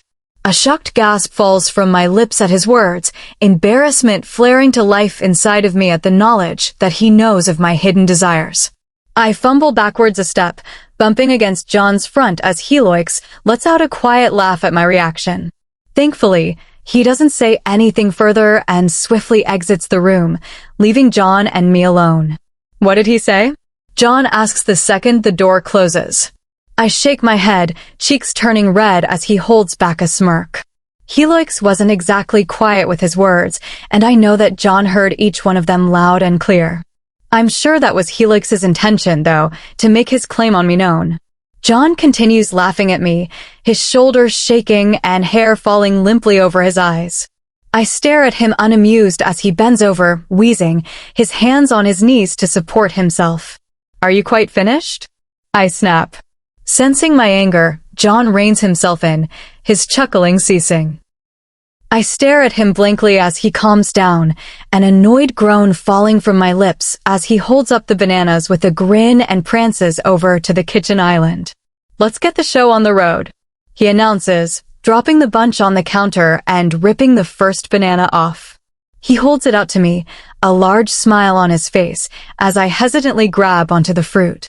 Although I didn't get a great look when I watched Helix, I know for sure that he is larger than this banana in both size. Unwilling to share this information with John, though, I hold up the fruit with a grimace and shrug. It's better than nothing. I look between John and the banana, unsure of where to start and fearful of doing something wrong and being laughed at. He offers no guidance, and with a quiet sigh, I begin to peel back the skin, my heart racing in embarrassment at what I'm about to do. Great. Now stick it in your mouth. John instructs as I drop the peel onto the counter. Grasping the banana tightly at the base, I give it a weary once-over before bringing it to my lips. I understand the basics of what to do and wrap my lips around the fruit, sliding it gently between them, my tongue guiding the way. John tilts his head to the side, observing me. Less teeth. Shooting him a glare, I open my mouth a bit wider to make sure my teeth aren't touching the skin of the banana. My face is hot as I continue, sliding the fruit back out until just the tip remains in my mouth before pushing it back in. That's good. Try getting it back further. With a slight nod, I push the fruit back further, the tip of it only lightly brushing against the back of my throat before I'm yanking it out with a slight cough. Try again. This time, take deep breaths through your nose. Should help with the gagging. John instructs, opening his mouth into a wide O and breathing in through his nose, demonstrating to me what he means. I take a deep breath to collect myself, the fruit squishing slightly under my tight grip. Once more, I bring it to my lips, sliding it deep into my mouth and breathing as John instructed. It helps, and I'm able to get it a good way down before gagging once more. I try this a couple more times before John gets me a new banana, the one I'm using having turned into a mushy mess. He shoves the fruit into my hand, a large smile on his face. Now, try using your hand. Move it up and down with your mouth. Your spit should help it glide. Feeling my confidence start to rise, I eagerly do as he said, holding onto the base of the banana with my left hand to keep it steady while I slide my right up and down the fruit, my mouth matching the motions. I can tell I'm starting to get the hang of it. My gagging is happening less frequently, and saliva is seeping out of the corners of my mouth at the effort. I continue the motions until the fruit has gone mushy, pulling back once it's no longer usable and grabbing another. The firmness of the fresh banana allows me to push it further into my throat, the long object disappearing more than halfway down my esophagus. Abruptly, John lets out a loud clap, the sound startling me and causing my throat to clench up in response. The fruit breaks off into my throat before I can register what's happening, my eyes going wide in panic as I realize that it's torn. Dropping the remaining bit onto the floor, I immediately begin to panic and try coughing in an attempt to force the object out of my throat. It doesn't so much as move an inch, and John rushes around my body to smack my back in an attempt to dislodge it. Tears pour out of my eyes as I try to breathe, but the object completely blocks my airway and lets nothing through. I look to John for help, jumping slightly in panic as I watch him begin to freak out. Jesus, Addie. Why are you always doing this to me? He shouts, running around me and out the front door, the wood slamming shut with a loud bang. I move to chase after him, but my feet stay planted to the floor, hands scratching at my throat in sheer desperation. Tears continue down my cheeks as I choke, my body heaving as it tries to take in oxygen. A loud slam draws my attention back to the door, and I look up to see Heloix storming into the room, John hunched over as he stumbles behind, his hair being held firmly within Heloix's fist. He drops John as he takes in my state, fear crossing his features as he rushes over and grabs my shoulders to spin me around towards the wall forcibly. His arms wrap around my waist, and he settles his hands under my navel despite my panicky flailing, his fists pushing up painfully against the muscle. The motion jerks me forward, and Heloix repeats it once more without pause, forcing the object out of my throat and onto the wall. The second my airway is clear, I'm taking in panicked breaths, my body desperate to fill my blood with its much-needed oxygen. I slump against Heloix as I recover, finding comfort within his arms as he continues to hold me against his stomach. I can hear him mumbling words into my hair, his deep voice sending vibrations through my body, but I am unable to focus enough to make them out. His body curves around mine as I hunch forward, leaving no space between us as my panic slowly begins to subside. You're okay, Addie. You're fine. He repeats, and I nod against him, needing the confirmation. Eventually, my heart rate settles back down, and I'm able to stand up by myself, shaky arms pushing against the wall as I move away from Heloix. Turning to face John and Helix, embarrassment quickly settles over me as I notice they are both staring at me in shock. John stands by the door, quietly rubbing his head where Helix grabbed and dragged him in, and Helix stands directly in front of me, clearly waiting for some explanation. I don't immediately offer him one, my mind racing as I struggle to come up with a lie. Nothing that I think of is even remotely believable, though, and I end up staring at Helix with wide, panicked eyes. Would you care to explain why there was half a banana in your throat? Helix asks, glancing at the mashed up, used ones sitting on the counter. And whatever this is? My eyes dart over to John, mouth flopping open like a fish as I struggle to come up with anything. Helix watches me through narrowed eyes, eyes flashing as he senses my distress. Tilting slightly to the side, Helix looks towards John, lips pursing as he eyes him standing in the corner. Explain, he commands. John doesn't even hesitate before snitching. Addie was learning how to be more intimate. He blurts out, words coming out slurred, with how fast he confesses. I shot John a stern glare, annoyed that he gave in to Helix's question so readily. The room is dead silent after John's confession, Helix's eyes shifting to a deep black as he turns his focus back on me. Leave, human. Helix orders, voice guttural and deep as he speaks around his extending canines. John obeys immediately, running out of the room as fast as his legs will carry him. I watch him leave with a frown, both annoyed and embarrassed that he shared that information with Helix and now gets to go, leaving me to deal with the angry beast alone. I refuse to make eye contact with Helix as he moves towards me, instead opting to stare at his broad chest. My face is flaming as he reaches over and grabs the last remaining banana, long fingers peeling back the skin of the fruit. He drops the skin onto the floor between us and holds the pale yellow object out to me, urging me to take it. Show me. Chapter 36. Helix. Adeline looks rapidly between me and the fruit I hold in my hand, eyes wide in panic as she tries to figure out whether I'm serious or not. I don't actually expect her to take the banana, especially after she was choking, but I can't resist teasing her a bit. I peek over at the used fruit that sits on the counter, a smirk spreading across my face as I imagine her practicing with it. As hot as it is, I'm furious that she would do something so dangerous, especially when she has something safer to practice on. I could sense her enjoyment through our bond while she was in here, and despite my jealousy over the fact that it was because of her human boy, I was happy that she was finally feeling something other than anger and frustration. The second it turned to panic, I was out the door and rushing towards our wing. As I came around the corner and spotted that human boy running towards me, face beet red as he pointed towards my wing, I knew something was wrong. It took everything in me not to lash out. My beast wanted me to hurt him, but knowing that Adeline would be upset, I chose instead to grab a fistful of his hair and drag him along with me. I hold back a smile as I remember his pained squeals, hands coming up to grip mine and instinctively trying to pry his hair loose. If it weren't for the sight of Adeline looking so helpless, standing in the kitchen by herself, hands scratching desperately at her throat, I probably would have reacted more harshly. Well, I urge her to give the banana a slight shake. I'm not going to do that, she responds, voice hoarse from the trauma she just endured. She winces as she speaks, and I drop the fruit on the ground with regret. She doesn't like my teasing. Reaching out, I grab her arms and gently guide her out of the kitchen and into the living room. She doesn't fight with me, to my utter relief, instead remaining silent as I lead her to the couch. Let me get you some tea, I murmur before turning and heading back into the kitchen.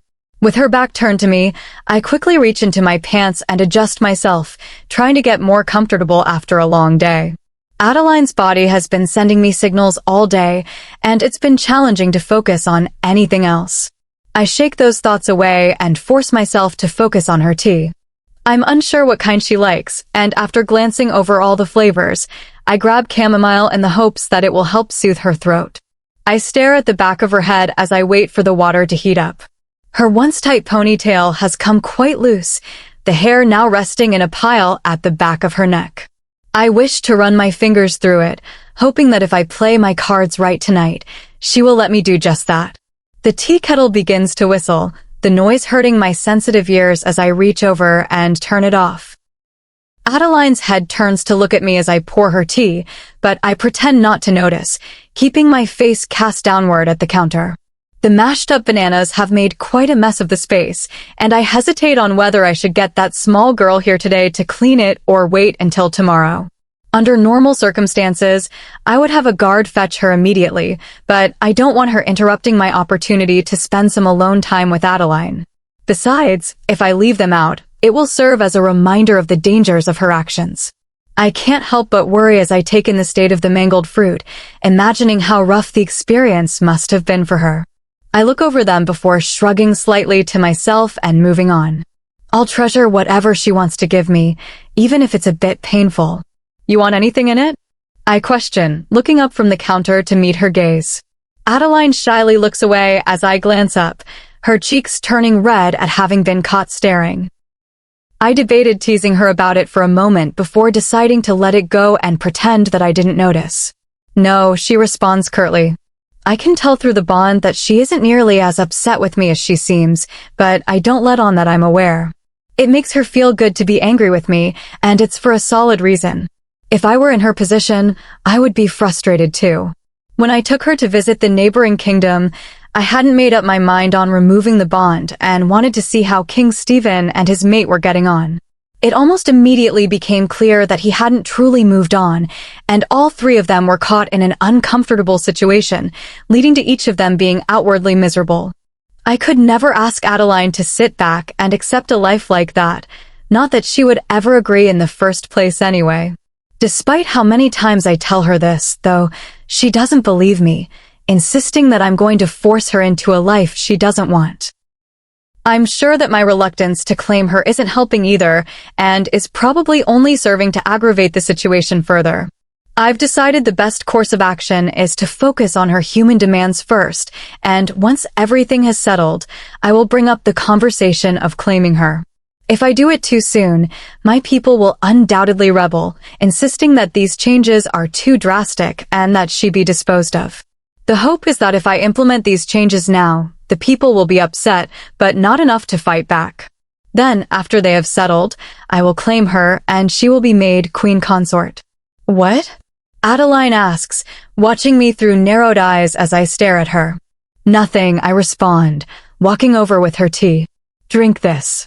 She cautiously takes the drink from my hand, her eyes staring at the liquid hesitantly.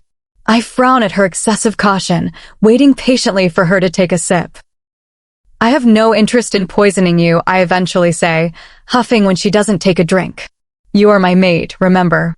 Adeline holds back a smile at my words, pleasure reaching me through our bond and reinforcing me to continue reminding her. Finally, she lifts the mug and sips the tea, her throat bobbing as she swallows. I observe the motion, my beast pleased that I'm taking care of her. If he had his way, I would be carrying her around and feeding her all day long. Maybe someday I will, but for now, this is all she'll allow. I have some exciting news I think you'll enjoy, I state, watching excitedly as she perks up. Lowering the mug down to her lap, she shifts to the side so she's facing me directly. What? With a smirk, I reach forward and grab the mug from her hands, the hot liquid splashing slightly over the rim onto my fingers. The heat doesn't bother me, but I regret my actions as Adeline jerks her hand away with a hiss. I rush to set the mug down on the table before reaching out and grabbing her hand, inspecting her tiny fingers for any signs of injury. They appear a bit red but are otherwise fine, so I don't fight her as she pulls them back to her body. I will tell you, I mutter, leaning forward and caging her body with mine. If you answer a question for me. Her heartbeat picks up at my proximity, and a mixture of her curiosity and embarrassment flows into my body. I ignore the emotions, moving in further until she is inches away. A part of me expects her to lean back and put some space between us, but instead, she holds her ground, large eyes staring directly into mine. What do you want to know? She asks, eyes crossing as I lean in further. Why do you think you need to do such things to bananas? I ask. Her mouth falls open at my words, eyes darting away from mine as she struggles to come up with a response. As much as I enjoy her desire to please me, I don't want her to feel pressured. I look forward to the day that I can teach her more, but only when she's ready. Adeline lets out a loud huff as I continue watching her, waiting for a response. I do not. She eventually retorts, arms moving to cross angrily over her chest. You don't. Adeline frowns at my teasing and turns her head to the side, avoiding my gaze. I can't help the smile that comes across my face at her annoyance, happy to be getting any emotion from her that's not anger or disappointment. No, I don't. I want to continue teasing her, but my excitement to tell her my news takes precedence. Despite the number of changes I've already made to better the living conditions for humans, Adeline still isn't happy, insisting that there is more I need to do. Do you want to know my news? I ask, reaching forward and gently tugging her wrists back down to her sides, not liking that she has them crossed. Adeline sighs. What is it? My chest rumbles in displeasure at her lack of excitement, my beast offended by her disinterest in me. He wants me to make her more aware of my presence, but I resist, knowing that she wouldn't like that. It involves the humans I tease, happy to see her head perk up at my words. They get a day off. I share with her. Adeline's lips purse slightly, the cautious action surprising me. How often? Once a month. Adeline shakes her head no, anger flaring through our bond. I'm confused by the reaction, having expected joy over the fact that this is the most significant change I've made yet. Twice a month, she says, correcting me. I hesitate for a moment as I think it over, running through the repercussions of making their free day bi-weekly instead of once a month. The timeline I created was already enough to cause a stir, and to make the free day off even more frequent will be too much, too fast. I can't do that. Adeline huffs, turning to face me once more. Yes, you can. She stares at me with an odd look on her face, and I try to pinpoint her emotions, but they are all over the place, her body cycling through them quickly. Slowly and quite hesitantly, she stands and turns to face me before dropping down on my lap, her knees settling beside both my thighs as she straddles me. Adeline. I question, hands coming up to cup her face as I try to figure out what's going on in her head. Her body pushes firmly against mine as she settles all of her weight on me. I pay it no mind, worry spreading through me at her odd behavior. Please, she whispers, voice still hoarse from her choking. I hold back a laugh as the pieces click together and clarity washes over me. She thinks she can persuade me into changing my mind. It's a cute attempt, and one I'll consider when the time is right. I've already taken too many liberties with her, and she is all too happy to remind me of that fact whenever she has the chance. I can't do that, I murmur, dropping my hands to her hips to gently slide her off me. As my hands make contact with her skin, she jolts, and I tighten my grip to steady her. Addie, I whisper, hoping to soften the blow by using the nickname she likes. I don't th. My words are cut off as Adeline leans down and kisses me. I gently respond, holding her back as I try to maintain control. Her eyes are full of betrayal as she pulls away, clearly not having expected me to reject her advances. I open my mouth to explain that her trickery won't work on me, but freeze as her shame and embarrassment hit me and her eyes fill with tears. Adeline, it's not like that. I try to assure her. She sniffs, turning to look away from me. Okay. Sighing, I grab her hand, my beast calming as I touch her. What's your plan? I whisper. She pulls back from my touch. What? What's your plan? I repeat, reaching forward once more and grabbing her hand, my beast only settling when I am touching her. You touch me in the hopes that I change my mind? Adeline looks down at her feet, cheeks turning red as I call her out. Then what happens when I don't? You'll blame me for being an asshole, I state. Adeline refuses to make eye contact as she hurriedly wipes away her tears. Do you want? I start to say, but she storms into her bedroom, slamming the door. I watch her retreating figure with a frown, unable to hold back as I shout something I know I'll regret later. Chapter 37. Heloix holds out his hand to help me down from the bar stool, fingers waggling as he waits for me to grab it. I hesitate on it for a moment before accepting his help and grabbing hold of his hand, his fingers swallowing mine as I slide down onto the floor. We haven't spoken much since he rejected my advances, my ego being much too bruised to hold any conversation with him. A part of me is grateful he didn't take me up on my offer, but another part feels offended that he didn't. Despite the anger and the overwhelming betrayal I feel, I can't seem to stop myself from wanting him. What are you and your human going to do today? Helix asks, picking up my plate and setting it in the sink. I hold back a sigh at his word choice. His name is John, and he isn't mine. He's his person. I retort. And he's busy all day, so I'm going to hang out here by myself. Helix hums quietly, dishes clanking as he sets his plate in the sink alongside mine. He got up early today and made us some eggs and toast for breakfast, insisting that I eat before going about my day. The thought of him doing something so kind for me has my cheeks heating up. I shake my head to rid myself of the softness I feel for him. He owns hundreds of humans and is allowing his kind to hurt mine. I can't just give in to him because he does one nice thing for me. Do you want to come to work with me? He asks, turning slightly to peek at me out of the corner of his eye. My eyebrow furrows at his question, surprised by the offer. Other than the short time when we shared an office, he has never offered to join him while he works. Well, Helix urges, turning completely to face me. My people are coming into the castle today to share their grievances. It doesn't happen very often, but I think you'd like it. It's full of drama.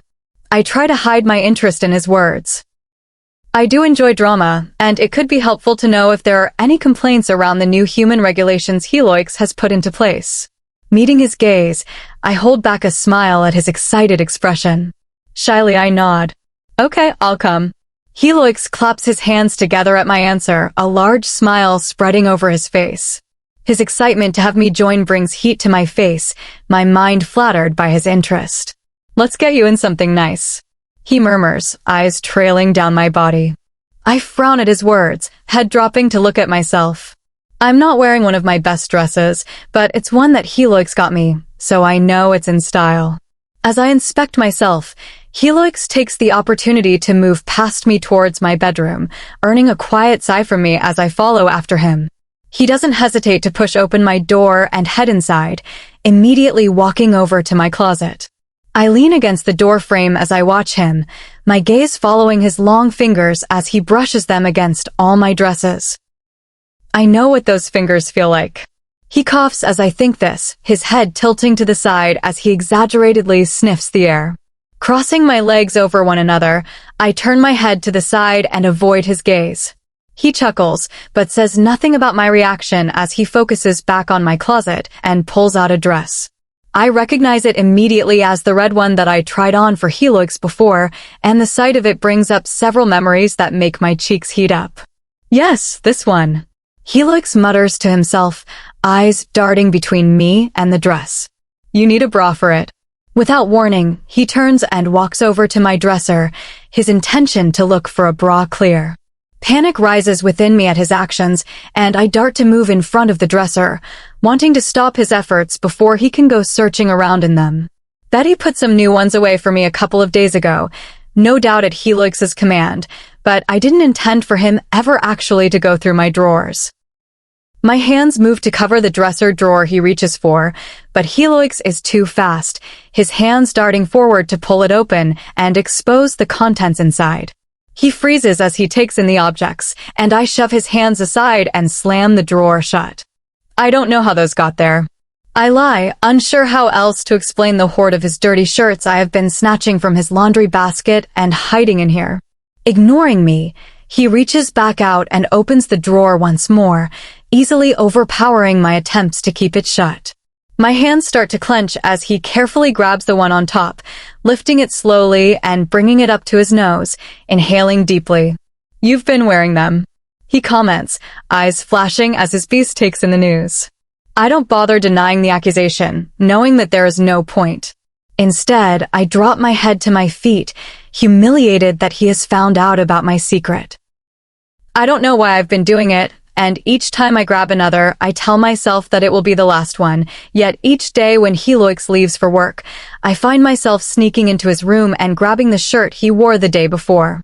At first, I was just sniffing them in shame, comforted by his smell, but at some point, I started wearing them too, going about my mornings in just his t-shirt before Betty showed up.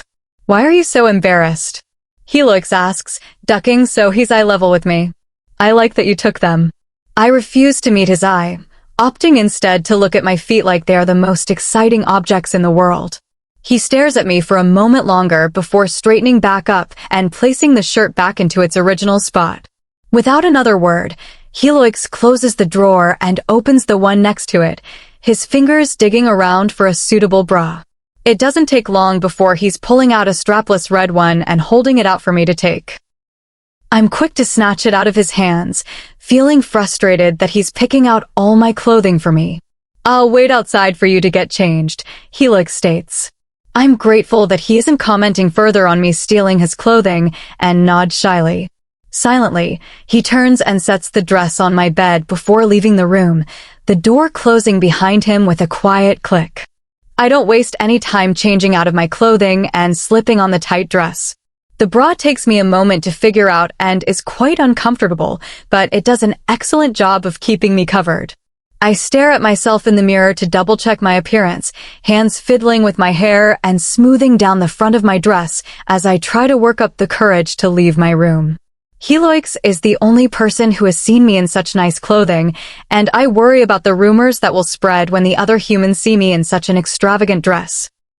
I especially worry about what Helix's people will think of me, as they will undoubtedly be curious as to why a human woman is accompanying him.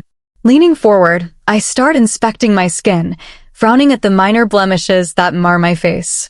As I move in to pick at one, a loud knock sounds at the door, and Helix yells my name through the wood. "You okay in there?"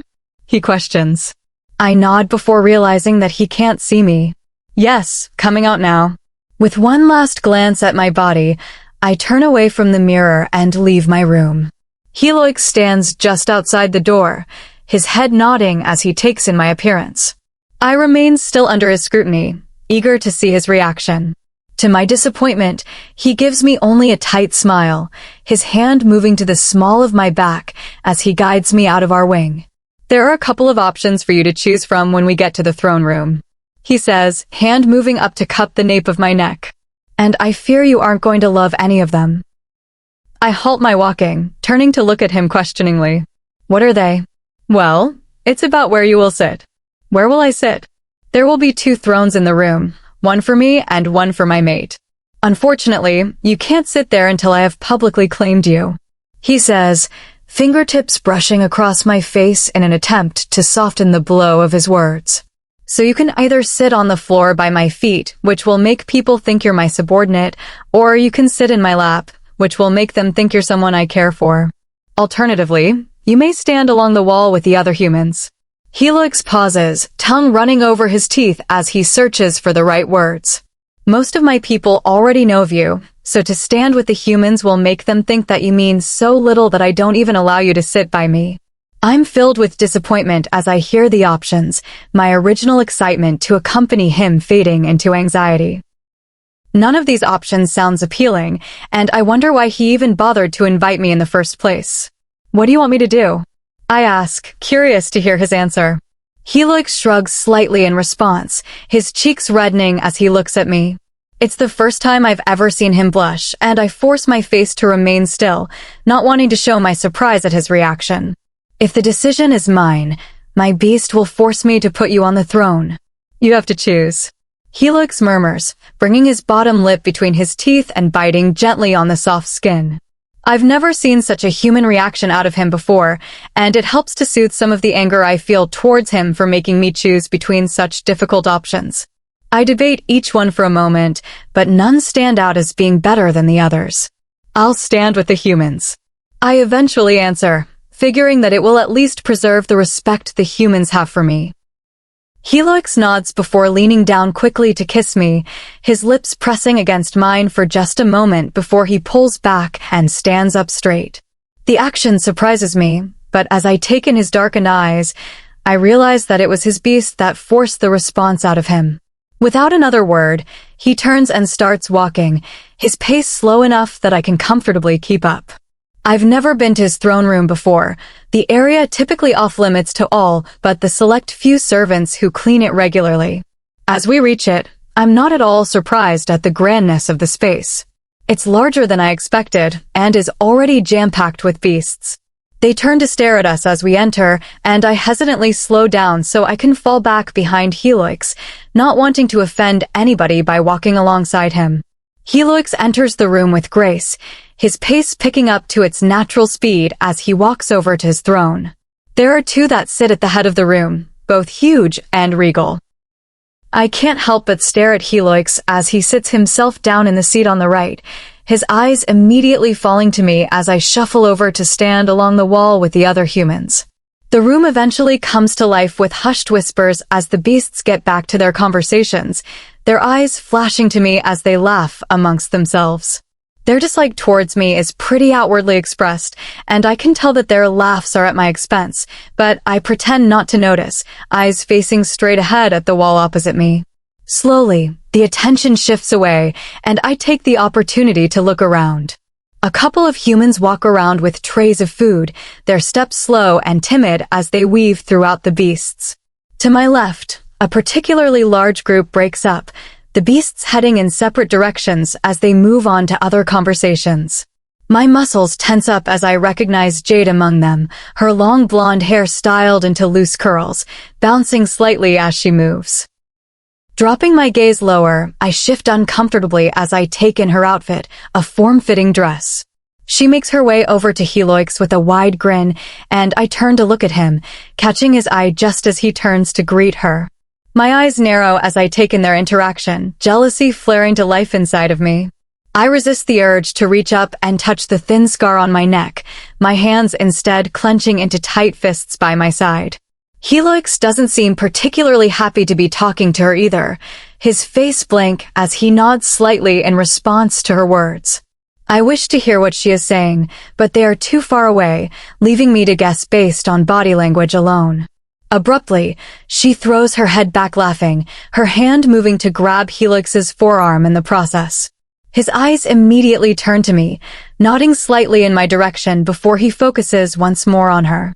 I expect him to push her away, but instead, he stays still, allowing her to continue touching him. Shifting slightly between my feet, I can feel my face and chest begin to heat up in anger as I watch them. Helix doesn't look at me again, despite my blatant staring, which only further aggravates me. It's not until he gives her a broad smile that my legs begin moving, my body forcing me forward despite my mind screaming at me to stop. My pace is quick as I walk towards them, loud footsteps that alert the beasts to my presence. By the time I have made it only halfway across the room, the volume has gone down, and everybody is turning to watch me. Helix turns to look at me with a small smile, his head moving slowly as he finally gives me his attention. I'm upset that he chose to forget and ignore me the second Jade touched him, all his assurances that he isn't going to make me live a life like that coming to mind and making me doubt his words. Jade watches me through narrowed eyes as I approach, her hand visibly tightening on Helix's arm. I watch the motion angrily, only slightly satisfied when Helix reaches over and brushes it aside. Knowing already that this is a foolish move, I bump my shoulder against hers as I pass, ignoring the discomfort that shoots down my arm as I turn and sit myself down in Helix's lap. His arms immediately wrap around my stomach while his chin moves forward to rest on the top of my head. "Took you long enough to come over," he murmurs, voice rising as he addresses the crowd. Let's get started. Chapter 38. I move my arm to the side as Helix shifts his hold on me, his right arm wrapping tightly around my back and ending at my front while his left hand remains loosely placed on my thigh. The beasts are slow to line up in front of him, their eyes narrowed as they take in my position on his lap. Jade ignores my presence altogether and continues to talk to Helix as if I'm not even here. She rambles on about some performance happening in the city, but gives up when Helix refuses to acknowledge her. Her gaze drops down to where his fingers run along the seam of my dress, an eyebrow quirking as a look of pure disgust takes over her features. I have half a mind to feel embarrassed by his wandering hands, but my jealousy has me taking pleasure in it instead. "I love this dress on you," Helix murmurs, leaning forward so his lips are directly next to my ear. "But you need to turn because everybody can see up it." I let out a small gasp at his words, immediately turning so my legs face to the side instead of forward. Helix helps me make the movements, dropping his knee down so I can easily slide my legs over his. His arm reaches down and hooks around my thighs as I settle, the thick muscle acting as a barrier from the prying eyes of the beasts.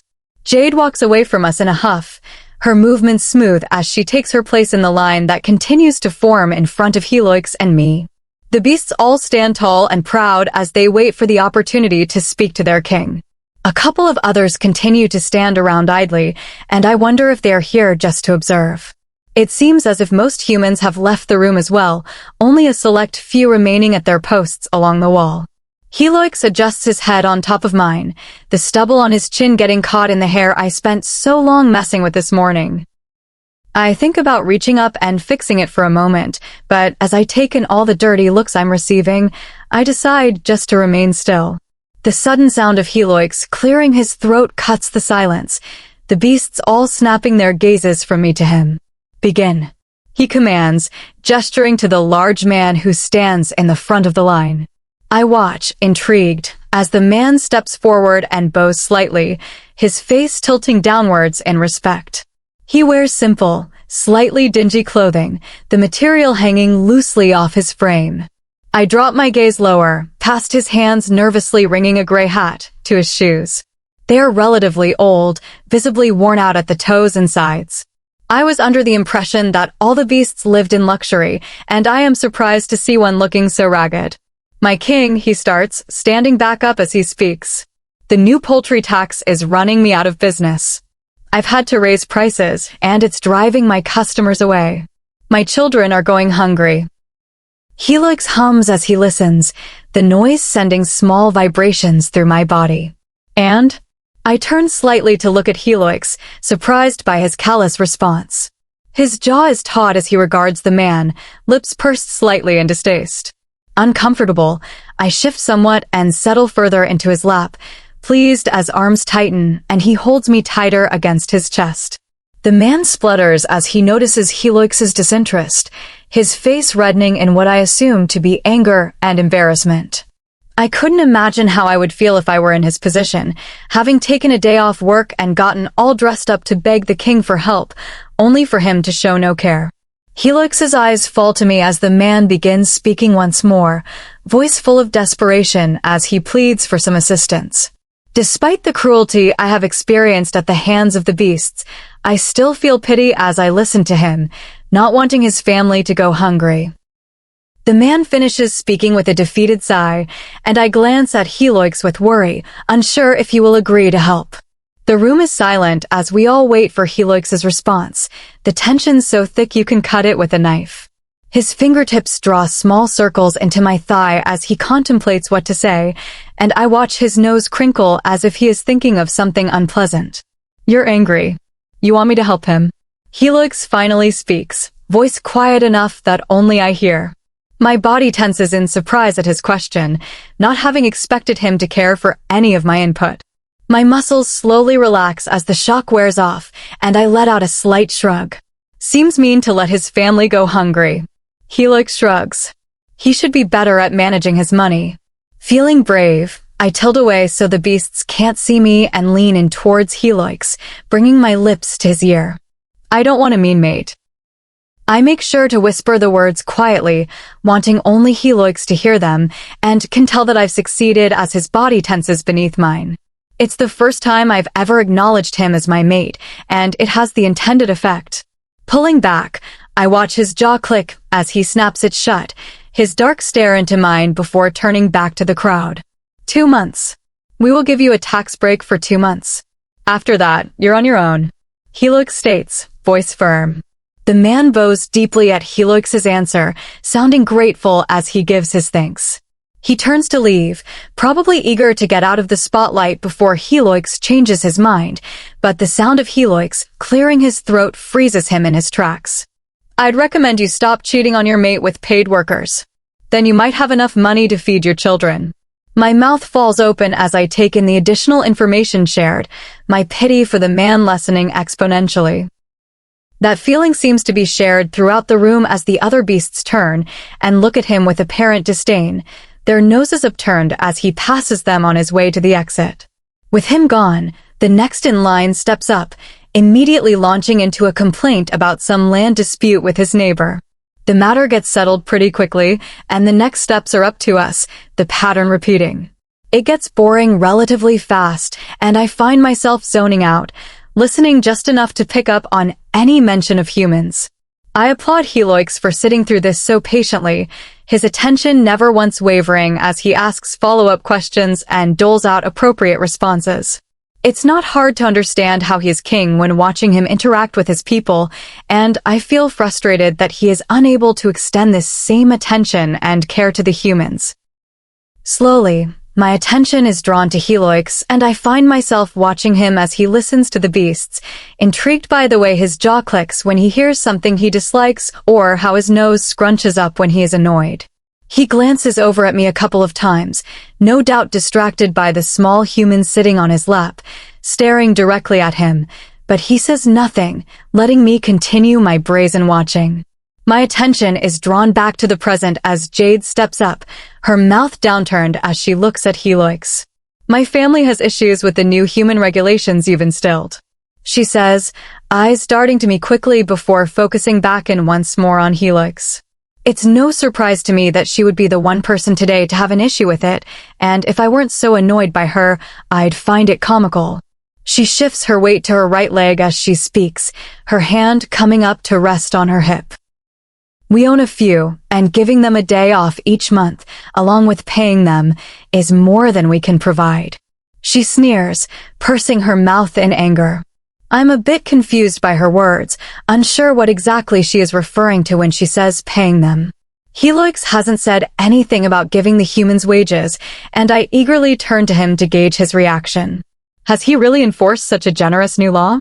Helix finally turns to face me, a sheepish smile on his face. I was going to tell you tonight. You gave the humans wages? I state, wanting confirmation. Helix pouts, lips turning down in an exaggerated frown. I had a whole thing planned. Thank you, I respond, genuinely happy with what he's done. Helix gives me a wide grin, his eyes crinkling slightly in the corners. I honestly hadn't had much hope that he would make any changes, but each day it feels like he's doing something new for us. My heart soars with the knowledge that he is making genuine efforts for me. If you can't afford your humans anymore, Helix speaks, turning to face Jade, then I'll be happy to buy them from you. I suck in my cheek at his choice of words, reminding myself that only so many changes can be made at once. Jade adjusts her weight to her other leg, face reddening in anger as she comes to realize that she isn't going to get the answer she wants. Then who will serve our household? She retorts. Helix shrugs, his shoulder rubbing against my back. You. I force back a laugh at his response, instead sucking in my bottom lip and biting harshly into the skin. Soft skin grazes gently against my temple, Helix's lips brushing back and forth in a slow rhythm. His public affection is surprising to me, and I wonder how many of the actions are being pushed by his beast. Helix shifts himself below me with a quiet sigh, bringing attention to the stiff reaction beneath me. I felt this reaction happen while staring at him, but I honestly expected him to soften immediately after and not draw any attention to it. I would like to continue this discussion when you're done having your discussion with your human mate. Jade snaps, my blood running cold at her words. The silence in the room is deafening as the beasts wait to see Helix's reaction. His arms tense up where they lay around my waist, his fingers stopping its idle doodling against my skin. Seems like you're quite upset that it's not you I'm giving attention to. Helix follows up his words with a slight motion, his body making a smooth movement. I shoot him a glare at his actions, unhappy that he is using me as a pawn, but he pays me no attention. I sink slightly at his reaction, crestfallen that he didn't take the opportunity to claim me. He's made it clear that now is not the time, but a small part of me remained hopeful. Trust me, Jade laughs, attention turning to me. Been there, done that. Doesn't live up to the hype. Helix's loud laugh abruptly falls from his lips, the sound cracking like a whip throughout the otherwise quiet room. My grip on his arm tightens, nails digging into the skin. His lips graze against my ear as he bends down to whisper to me. I've never so much as held her hand. Again, Helix is laughing, the noise doing nothing but making everybody uneasy. I've never heard such a sound come from him before and am shocked by its intensity. Jade turns red at his reaction, her eyes turning dark as her body hunches over. I watch her curiously, jumping back as her body begins shifting before my eyes. The skin on her body peels off in painful chunks before being replaced with fur, her bones simultaneously breaking and rearranging themselves with loud, wet pops. Before I can process what's happening, my bottom is making painful contact with the chair, and Helix's back is in front of me, his body hunched over Jade as he pins her to the ground by her throat. Her beast is giant, all signs of the Jade I recognize gone and replaced by a wolf-like creature. Her jaws snap up at Helix, a whimper following the motion as he tightens his grip on her neck. I watch the exchange with wide eyes, scurrying back into Helix's throne in fear. Deep down, I know that he wouldn't let any harm come to me, but I can't help the overwhelming panic that fills me at the sight of a shifted beast. A deep rumble emerges from Helix's chest as he holds her down, his body twitching in tandem with his noises. It looks like he is trying to hold back a shift, but I can't tell for sure. Jade continues to fight against him, her hind legs kicking up and scratching at his arm as he holds her on her back.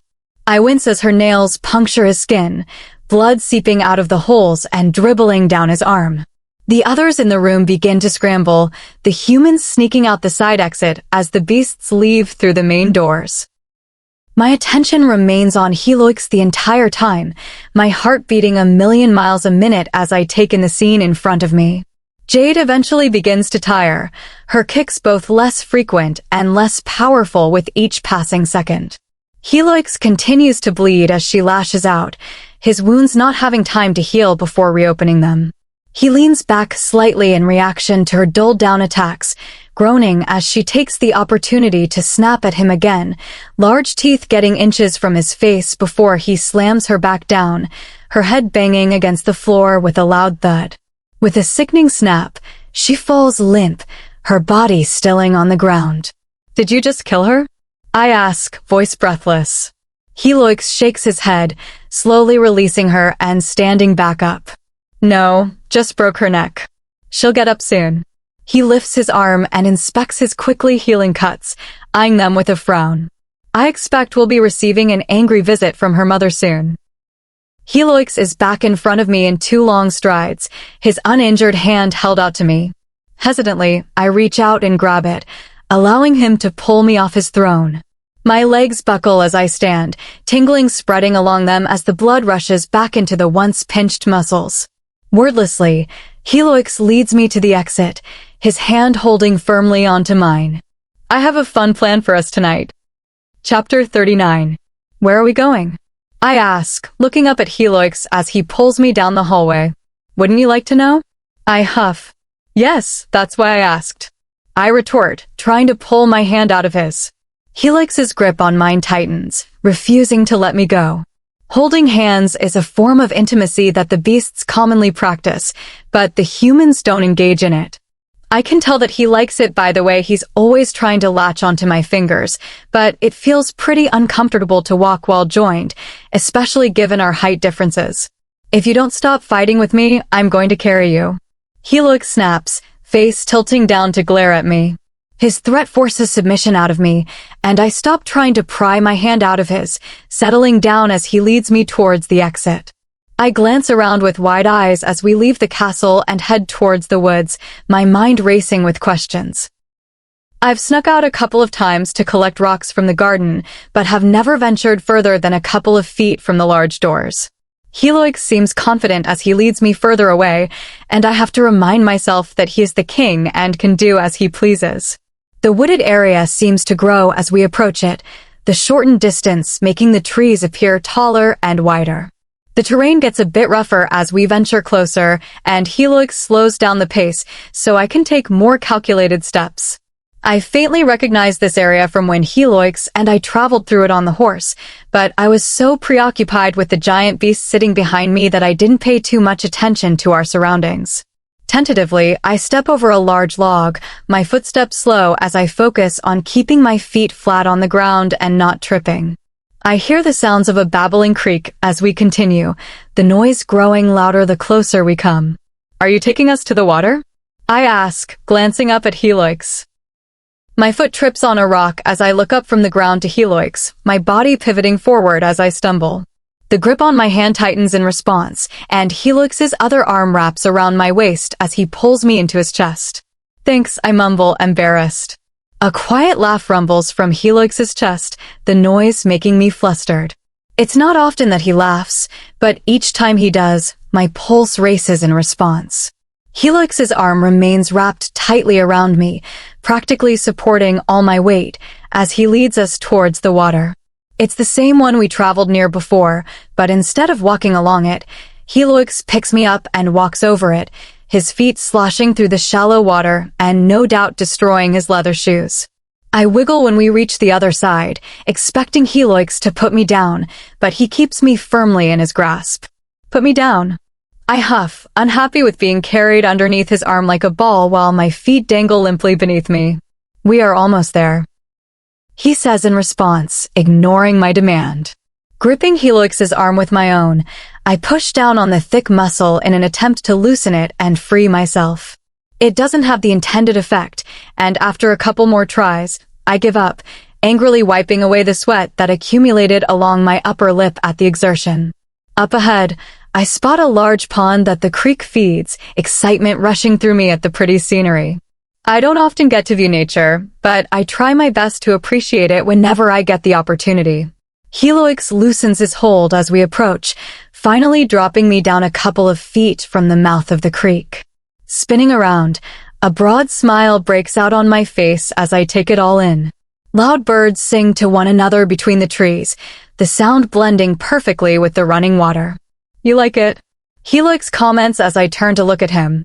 Stop reading my mind. I pout. Helix shakes his head at my words, mouth falling into a frown. I can't do that. I'm only feeling your emotions. I roll my eyes, smiling. Same thing. I bend and slip off my shoes before walking towards the water, my toes sinking into the muddy ground. The water is clear with tiny fish swimming about, and I tense up as I plunge my foot in, expecting the liquid to be cool. Instead, to my surprise, it's pretty warm, and I walk in until it reaches my ankles. Come over here. There's something I want to show you. Helix speaks up from further down along the shore. I stand still for another moment and watch the small fish swim around my toes before turning towards Helix, curious about what he wants me to see. My feet squish into the wet ground as I walk over, mud seeping between my toes and releasing with moist pops. Helix doesn't look up as I approach, his attention fixated on the ground in front of him. Following his gaze, a small gasp escapes me as I take in the thousands of tiny pebbles that cover the ground. The garden isn't a very good place to find pretty rocks. Helix comments, bending down and picking one up. I watch as he carries it over to the water and sticks his fist underneath the small waves, cleaning off all the mud and gunk. He straightens back up with a triumphant smile and holds out his open palm, showing me the beautiful pink rock that sits upon it. It's so pretty, I murmur, moving forward to trace my finger along the hard surface. I'll let you take as many as I can fit in my pockets. I snap my eyes away from the rock to his pants, frowning as I take in the tightness of his jeans. That's not enough. An abrupt laugh falls from Helix's throat, his fist closing around the rock as he shoves it deep within his pocket. Next time we come back, I'll wear my largest pair. Helix hunches over slightly as he laughs, his hands holding onto his knees to stabilize himself. I can't help but crack a smile at his happy emotions, not used to seeing him express any. With a slight shake of my head, I drop my gaze to the ground and begin searching for the best rocks, picking each one up and carefully inspecting for size and color. I give the best ones to Helix to clean and bring back, and if they pass my final inspection, he shoves them in his pockets. We work together silently for a while, the quiet only interrupted when Helix finds one he thinks I'll enjoy. What about this one? Helix asks, holding up a greenish-brown stone. I grimace as I take in its features, not particularly liking either the uneven shape or dull color. Helix has been trying to help me find good ones. His demeanor is so happy whenever he holds one out for me, making me feel so bad for constantly rejecting his suggestions. Despite my want to turn this one down, I plaster a large smile on my face and nod my head vigorously, pretending to be excited over his find. Yes, that one's very good. Helix sighs, tossing the rock back on the ground. I know you're lying. I'm not. I snap, moving forward and picking up his stone. I want this one. Tentatively, I eyeball his pockets, judging how much space is left in them as he sticks his find inside. They filled up rather quickly, and my heart drops as I realize that I only have a couple of rocks left. Let's take a break and pick out the last ones before we leave, Helix suggests as he stands, leaving no room for argument. With an exaggerated huff, I stand as well, back popping as I straighten out my spine. I hear rustling behind me as Helix walks around near the trees, but I ignore him and admire the reflection of the trees along the water's surface. Out of the corner of my eye, I spot Helix walking into the water, a choked gasp falling from my lips as I turn to face him and notice his bare chest sinking into the large pond. He turns to face me with a smile, his body only covered to the waist and awfully distracting. Get in, he shouts, spreading his arms and falling back into the water. His head plunges underneath the surface for a moment before popping back up, his wet hair stuck to his face. You're not wearing anything. Helix stands, his chest emerging from the water inch by inch. I try my best not to look at him, but my eyes have other plans, intently watching each bit of his body rise above the water until it sits just above his waist. Come on. I'll keep my distance. He promises, arms out wide as he beckons me in. Glancing back towards his estate, I double-check that nobody is present before focusing my attention once more on Helix. Turn around, I order. He does as I say, his eyes rolling at my antics before slowly spinning around and turning his back to me. I watch the muscles underneath his shoulder blades tense up as he wades further into the pond, his body sinking deeper into the water. My movements are hesitant as I bring my hands to the hem of my dress and pull it over my head, leaving me in only my bra and underwear. The warm air brushes along my skin, causing goosebumps to form along my arms and legs as I slowly make my way into the water. I cross my arms over my chest as the soft waves break against my body. I don't know how to swim and stop when the water reaches my chest, not wanting to go in any further. Okay, I say, ducking down slightly to hide my chest as Helix turns back around. His eyes are dark as he turns to face me, a smirk on his face as he approaches. That's as deep as you want to go? I offer a slight shrug. I can't swim. Helix gives a quiet hum to my statement and continues his approach, stopping once he is towering over me. His chest glistens as the water pours down it, and I watch one particular drop as it makes its way from his collarbone to his belly button before disappearing into the pond. Do you want me to take you deeper? He asks, drawing my attention from the wayward water droplets. I reach out my hand in response, placing it on his shoulder and using it to keep myself afloat as I drift closer to him. Anxiety spikes through me as Helix steps backwards, moving us deeper into the water until my feet no longer touch, and I'm forced to hang on to him. Both my arms wrap around his neck as he pulls us in. I'm careful to keep our bodies disconnected, not wanting to send the wrong message. Helix doesn't seem to care, though, a sly smirk playing on his lips as the water reaches his neck. I'm going to kiss you, he murmurs, eyes locking in on my wide, surprised ones. He doesn't wait for a response before leaning in and pressing his lips firmly against mine. I freeze momentarily against his touch, body tensing as his arm wraps around my waist and pulls me flush against him. His lips remain still for just a moment before beginning to move against mine, his tongue peeking out and running against my lips. I let out a small gasp as his hand suddenly grips my thigh and pulls it around his hip, and he takes the opportunity to dart his tongue inside, the wet muscle running alongside mine. I shift slightly in his hold, arms moving to wrap tightly around his neck as my other leg wraps around his waist. I'm all too aware of his body pressing against mine, but I don't mind, my body enjoying the reaction I bring out of him. Adeline, he moans, pulling back slightly. What's your angle? I frown, confused by his words. What? You only want me when you want something from me.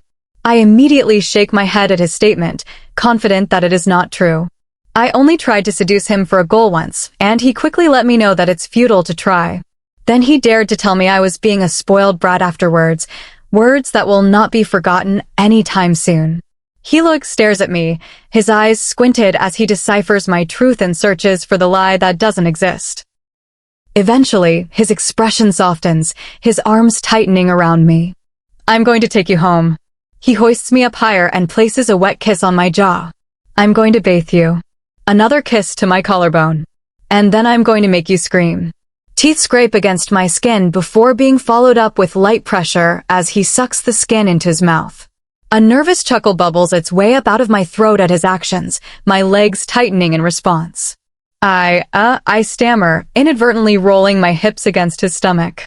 Helix's eyes widen at my actions, getting the wrong impression from my movements. Would you rather I please you now? He questions, his hand pushing down my bra. I'm not a fan of this, but if that's what you want, I'm on board. I stare at him in horror until he laughs and assures me that he is just joking. With another small kiss on my lips, he begins to walk us towards the shore. Let's get you home. Chapter 40. What are you doing?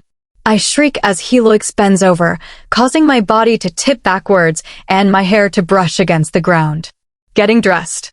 Helix stands once more, hiking me up so I'm sitting up on his stomach, and starts pulling up his pants. Quiet grunts fall from his lips as he tries to maneuver around both me and the clothing, the sight making me chuckle. You can put me down? I offer, unsure why he is insisting on holding me. He frowns, shaking his head. No. Helix continues to pull on his pants, a triumphant shout emerging from him as he gets them around his waist and zips them up. I want to ask about my rocks and make sure that none have fallen out, but I resist the temptation, not wanting to offend him. I laugh as he bends over again and grabs his shirt, his movements quick enough to give me whiplash as he straightens back up and drops the fabric between our bodies. His eyes narrow as he digs around and shoves his arm through the neck hole down to the waist opening. My head tilts to the side as I watch him move, unsure how exactly he plans to get his shirt on this way. I feel my cheeks redden as he brings his arm to the top of my head. He's trying to put it on me. The material is dropped on the crown of my head, and seconds later, Helix begins tugging it down over my neck and shoulders. He struggles to do it with one hand, his arm constantly switching positions to pull on the fabric from another angle. A little help would be nice. He laughs out, deepening my blush as I scramble to stick my arms into their respective holes. Sorry, I wasn't thinking, I mumble, feeling embarrassed for having just sat there watching him struggle. Helix grins down at me before beginning his march back to the castle. I open my mouth to ask about my dress, but change my mind last minute and lean into his chest. It's not every day I get carried around by a king, and I'll be damned if I waste the opportunity now. The walk back to the castle is much quicker than the one to the pond. Helix's long legs are better able to navigate the rough terrain despite the added weight of my body. Nerves begin to filter through me the closer we become, knowing that the castle hallways will be filled with humans and beasts at this time of the day. I do not doubt that each and every one of them is going to notice and spread the word that Helix carried me back to his wing half-clothed. Pulling back to ask Helix to let me walk, I take one look at his darkened eyes and drop the subject. There's no way he's going to put me down, and I highly doubt that he would agree to walk all the way back to the pond just so that I can change into my dress. The castle doors are opened before we even arrive, the guards pushing them open from the inside for us to enter through. I hide my face as we cross the threshold, fully anticipating keeping hidden until we are back in the safety of our wing. Loud footsteps, quiet murmuring, and the occasional chuckle make their way to my ears as Helix leads us upstairs. He places his hand against the bottom of his shirt to keep it flat against my body and protect me from any prying eyes, an action much appreciated on my end. We're almost there. He murmurs before pressing a small kiss to my head. I can't help but feel a little embarrassed when he carries me like this, my body slotted tightly against his like a small child, but I tell myself that it's natural for beasts to do things like this. King Richard used to carry his maid around like this all the time before she died. At the sound of our door opening, I pop my head back up with a sigh. My cheeks heat as I spot the decorated dinner table. He truly did have a whole plan for the news. The food sits beneath large metal covers, and between them is a handful of candles and a bottle of wine. I expect Helix to walk us over to it, but he ignores the table altogether and leads us to my bedroom. "What are you doing?" I ask, furrowing my brow as the food disappears from my line of sight. "Told you exactly what the plan was." Helix grunts, pushing open the door to my en-suite bathroom. Once more, I'm tipped backwards as Helix bends over and turns on the bath faucet, the water sputtering to life with a dulled squeal. Despite the quiet noise, Helix grimaces, head turning to the side away from it. "Sensitive hearing," he explains, answering my unspoken question. I nod, wondering if I actually have any privacy in this place or if Helix can hear every noise I make. I'd like to believe that he can't hear what happens in my bathroom or bedroom, so I choose not to ask. "You can set me down now," I state, flattered that he carried me all the way here, but more than ready to be on my own 2 feet again. Helix shakes his head in response, eyes flashing. "I can't do that just yet." I let out an abrupt laugh at his unspoken admission, finding it funny that his beast is forcing him to hold on to me. "Aren't I getting heavy?" I tease. Helix rolls his eyes, flashing me a devilish smile. "Oh yes." My arms are seconds away from giving out. Backing up his words, Helix drops me for just a moment, forcing a nervous shout from my lips as I scramble to wrap my arms around his neck. He catches me right as I pass his hips, each hand placed firmly on my waist as he hoists me back up. "That wasn't funny." I laugh, pulling back and pushing at his chest. Helix only shrugs, shifting me to sit more to the side as he bends down and feels the water. His hand remains under the faucet for a moment before he stands back up and reaches for his shirt, lifting it over my head in one smooth motion. "I will set you down now." He mumbles to himself, dropping the clothing to the ground and setting me carefully on my feet. The floor is cool as I step on it, and I wiggle my toes as I adjust, happy to be standing on my own again. Helix's hands don't remain gone for long, quickly moving to my underwear and tugging it down my legs. The material drops to the floor with a quiet rustle, dulled by the sound of my heavy breathing. Are we really going to do this? Am I ready? As I look up at Helix, taking in the adoration in his eyes, I make my decision. I've wanted him for a long while now, and it's unfair of me to continue to push him away. My requirement was that he make human lives better, and he's proven to be making genuine attempts to do that. My body heats up as Helix stares at me, his eyes intense as they look me over from head to toe. "You're a beautiful creature." Large hands grip my hips and pull me forward, my heart skipping a beat as I make contact with his jeans. I expect him to rub against me, but instead Helix drops to his knees. Slowly, he leans forward and presses a kiss to my skin, lips meeting the area directly below my belly button. I let out a shaky breath at the contact and moved my hands on his head, fingers digging into the still damp curls. Helix pulls back slightly, looking up at me with half-closed eyes. "We need to clean you."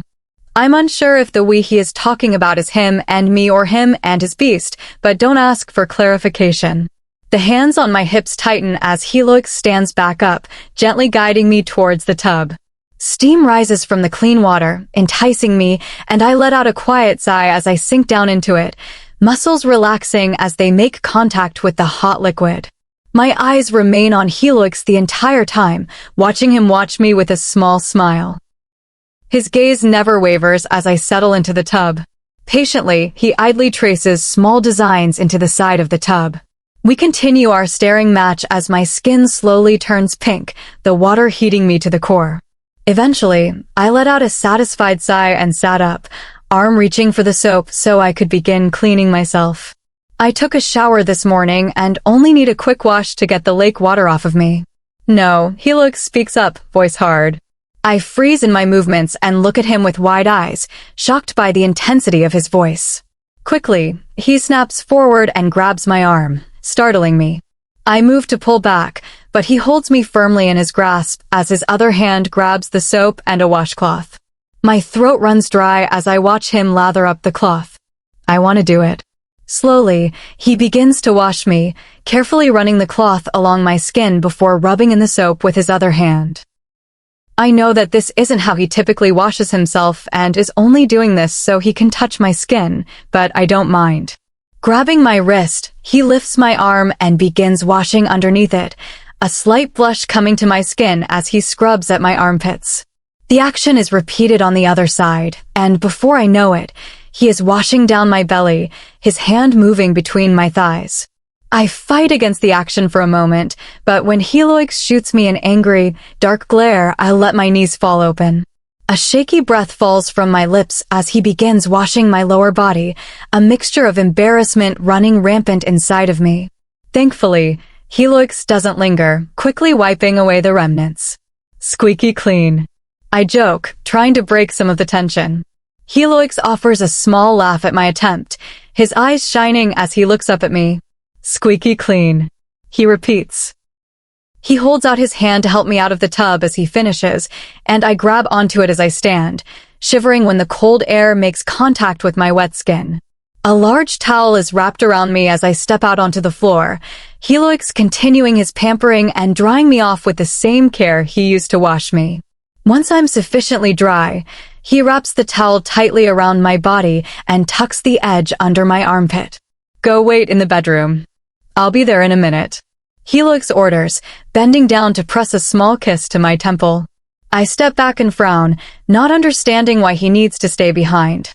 What are you going to do? I pry. Heloix laughs at my question, his hands gesturing to his body. I need to clean myself too. I shake my head at his words, moving towards him once more and gesturing to the tub.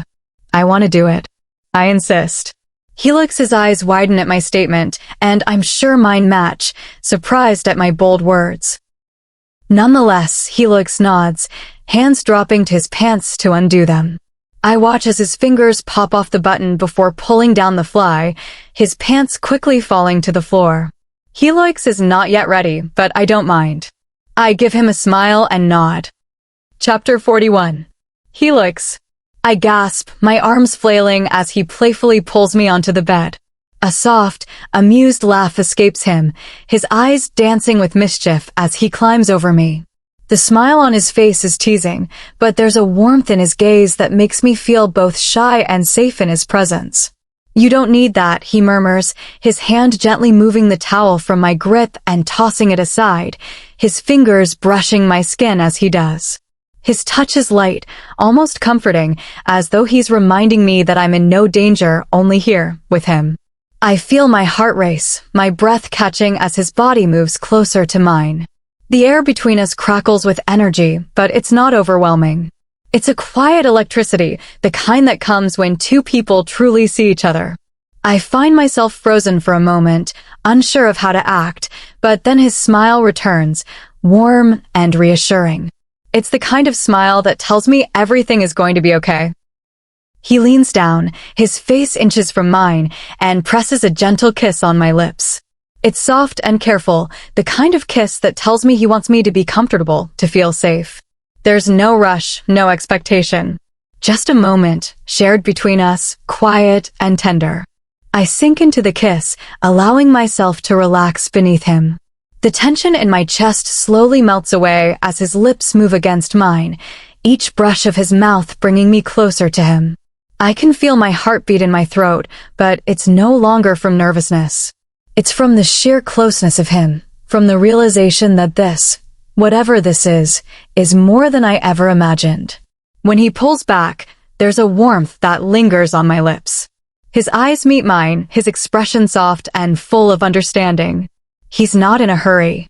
There's no pressure, just the unspoken understanding that we're both here, in this moment, together. His hand gently cups my cheek, his thumb brushing across the skin.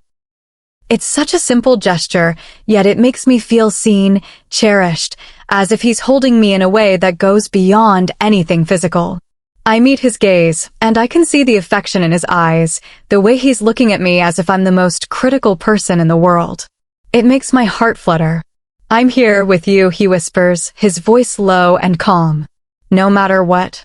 The words settle over me like a blanket, wrapping me in a sense of peace I hadn't realized I needed.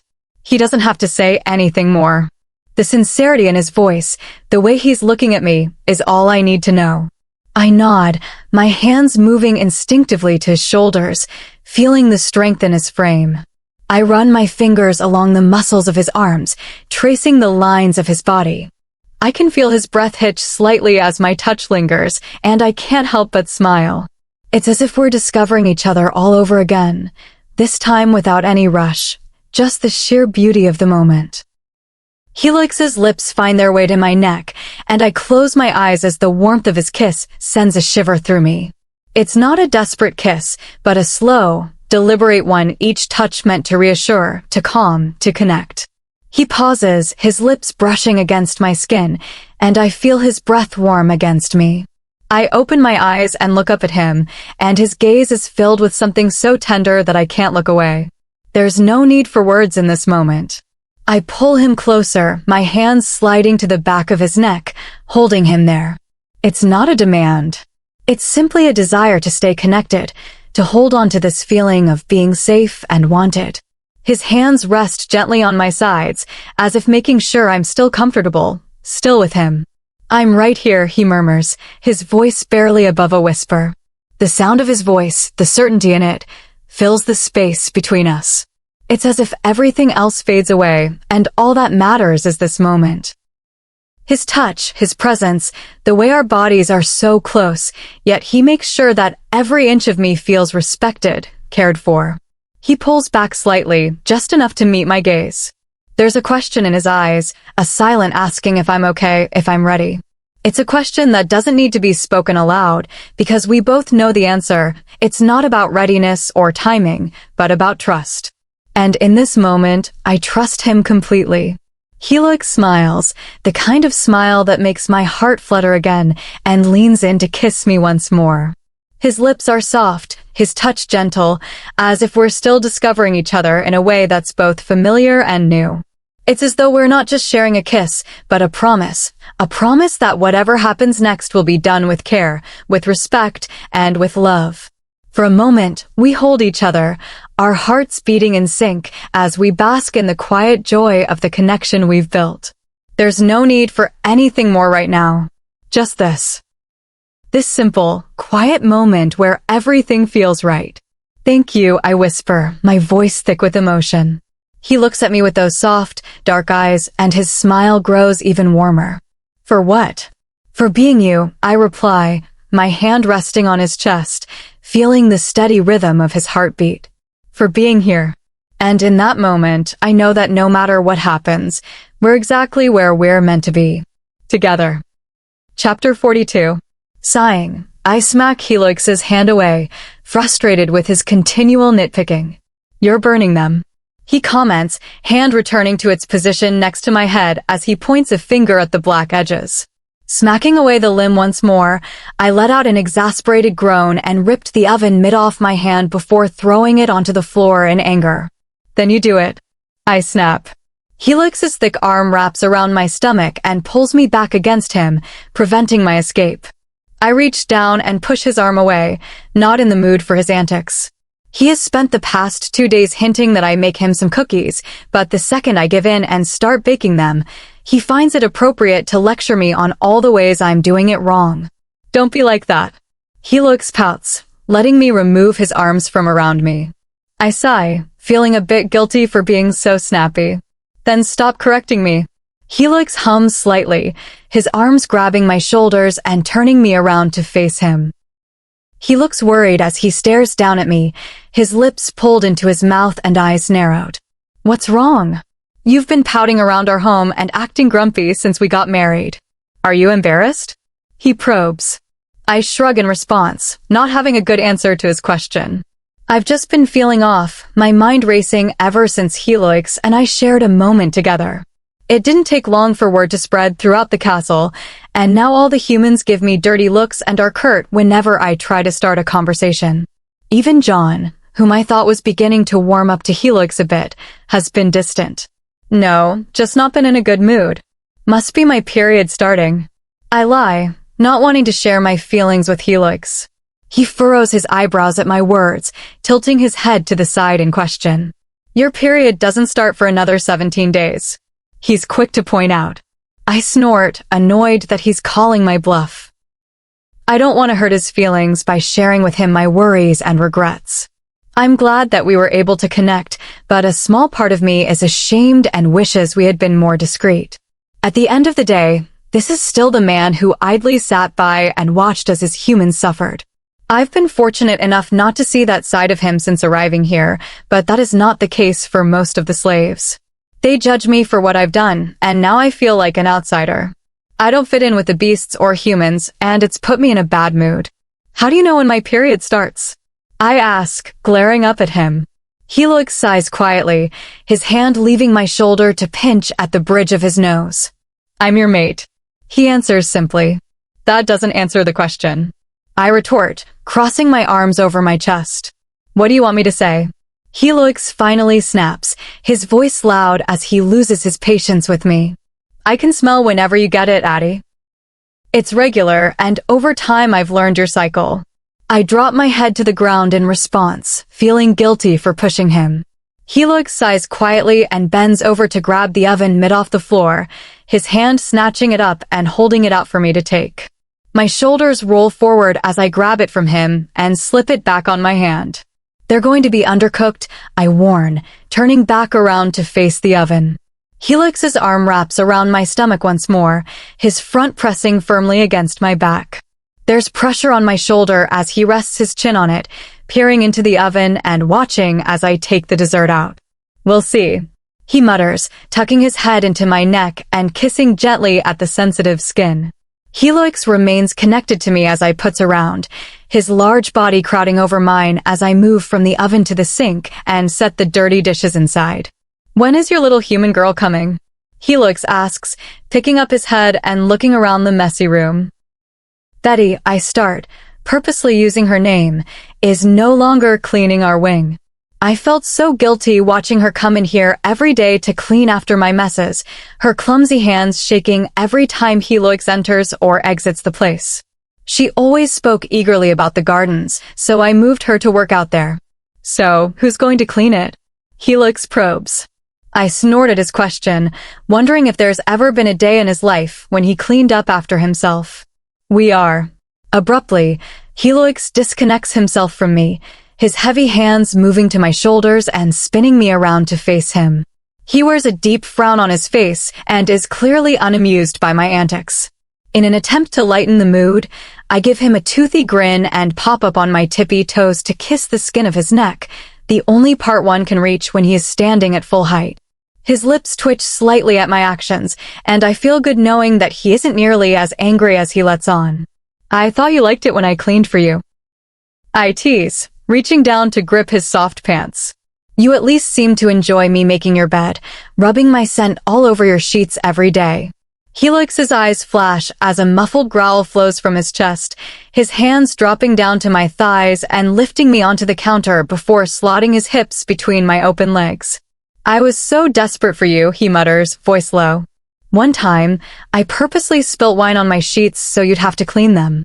I can't help the loud laugh that falls from my lips at his admittance, loving the slight blush that spreads across his cheeks. That stain was the death of me and never truly came out. A small part of me always wondered if it was left there by Jade or some other woman visiting his room late at night, but I never dared to ask. The mental image of him purposely dumping it over his sheets, probably feeling so proud of himself for having come up with such a flawed idea, has me bent over cackling. I reach out and grab Helix's shirt, pulling him against me as I lean my forehead against his body, my chest heaving as I laugh. It's not that funny. He huffs, removing his hands from me and backing up slightly. Despite my best efforts, I'm unable to calm my laughter, and Helix eventually turns away and grabs a cookie. He shoots me a quick wink before heading to the front door. I'll be in my office if you need me. Tell your human male that he will be accompanying you and me to the city tomorrow. He chuckles, his smile growing as my laughter comes to an abrupt halt. I open my mouth to pry more, but he is out the door before I have time to respond. For a moment, I debate running after him, but I'm willing to bet that he's already long gone. He moves too quickly for his good. I'm sure he can sense my uncertainty at the prospect of going to the city, yet he does not come back to comfort me despite it. Taking a deep breath, I remind myself that he would never let anything bad happen to John or me. I'm surprised that Helix wants to take John, who I'm sure will be far from happy about this. His dislike for both Helix and the city is strong, and with a stressed groan, I realize that I will need to go down and warn him of the plans. Sighing, I hop down from the counter and grab some Tupperware from the drawer below, hoping that Helix's cookies will serve as a good peace offering. John's known to have quite a sweet tooth, so I'm confident that this will cheer him up. I throw all but 2 cookies into the container, making a mental note to make some more for Helix later, and head out the door, hunting for John. He's typically hard to miss with his tall, lanky frame and messy mop of blonde hair, but no matter where I look, he's nowhere to be found. Everybody gives me sideways glances as I pass, but I ignore them and pretend I don't notice. I'd give anything to be invisible at this moment. Spotting his girlfriend up ahead, I jog toward her. Hey, have you seen John? Emma seems shocked as I approach, her body stiffening as she turns to face me. I offer a friendly smile, and she gives a small one in return. Shaking her head, her eyes start nervously to the guards who stand along the wall behind me. They try to be inconspicuous, but I know that Helix has ordered them to follow me around the castle, their tall frames conveniently always a couple of feet behind me. I think he's still in bed. She finally murmurs, sparing me a glance before getting back to work, arms reaching up to dust the pictures that line the wall. Letting out a quiet hum, I give her thanks and begin heading to the servants' quarters, worried about why John would still be in bed so late in the morning. It's not like him to avoid doing his work, his fear of the beasts driving him to get out of bed even on days when he is practically too sick even to walk. The servant corridor is empty when I arrive, and I don't hesitate to march into the men's sleeping quarters, knowing that the guards won't question me on it. Instead, they will likely just run to Helix and tattle, letting him deal with me. Go away. A voice I immediately recognize as John's yells from a bed further down in the room. His body is underneath the covers, the light gray sheet hugging his frame and failing to keep him hidden. What's wrong? I ask, watching his head pop out in shock. He sits up abruptly, mouth falling open as he looks at me. You're not allowed to be in here. I only shrug in response, moving to his bed and sitting on the edge of the mattress. He looks pretty pale, and I bring out my hand and press it against his forehead to check his temperature. It's a bit warmer than usual, but not so much that it could be a fever. I'm having a bad day. He groans, swatting my hand away and rolling over onto his side. So you just didn't go to work? I tease. That's very un-John-like. John turns and shoots me a glare, his eyes raking over my face and settling on the dark marks on my neck. Embarrassed, I scrunch up my neck and bring my hair to the front, covering the spots left by Helix. Well, my best friend is with the king, so I'm taking some liberties. He snorts. I let out a quiet giggle at his words, deciding not to try to convince him otherwise. It's evident that Helix and I are together, and I don't want to hide that from John.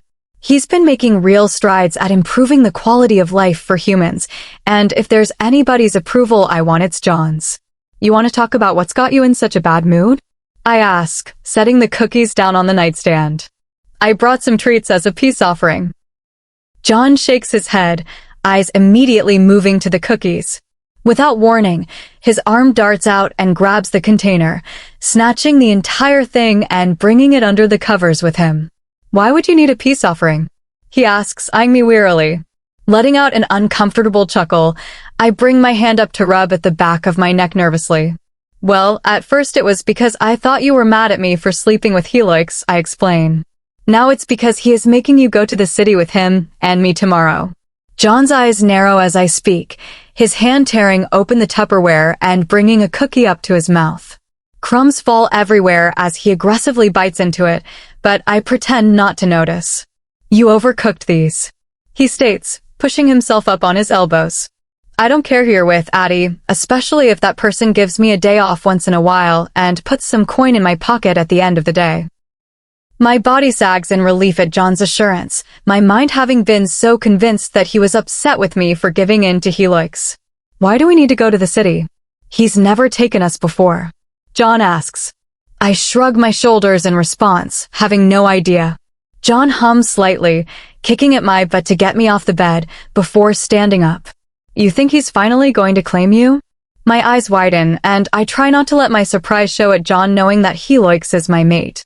I've been careful not to say anything to him, but it appears that word has spread quickly. I'm willing to bet it's the guards who accompanied us on our trip that spill the beans, probably having started to run their mouths the second they got back to the castle. I debate denying it for a moment, unsure what the proper course of action should be, but I shrug instead. I don't think so. Well, why else would he want to take you to the city if not to claim you? Or at the very least show his people that he is with you? John asks, bringing up a good point. Despite Helix telling me that I might have to take trips into the city when he first put me in the head of household position, he's never once actually made me go. In fact, I'm pretty sure he was having Axis continue to do all the work while giving me fake tasks to keep me busy. Especially since he hasn't had me do one drop of real work since being attacked in my room by the guard.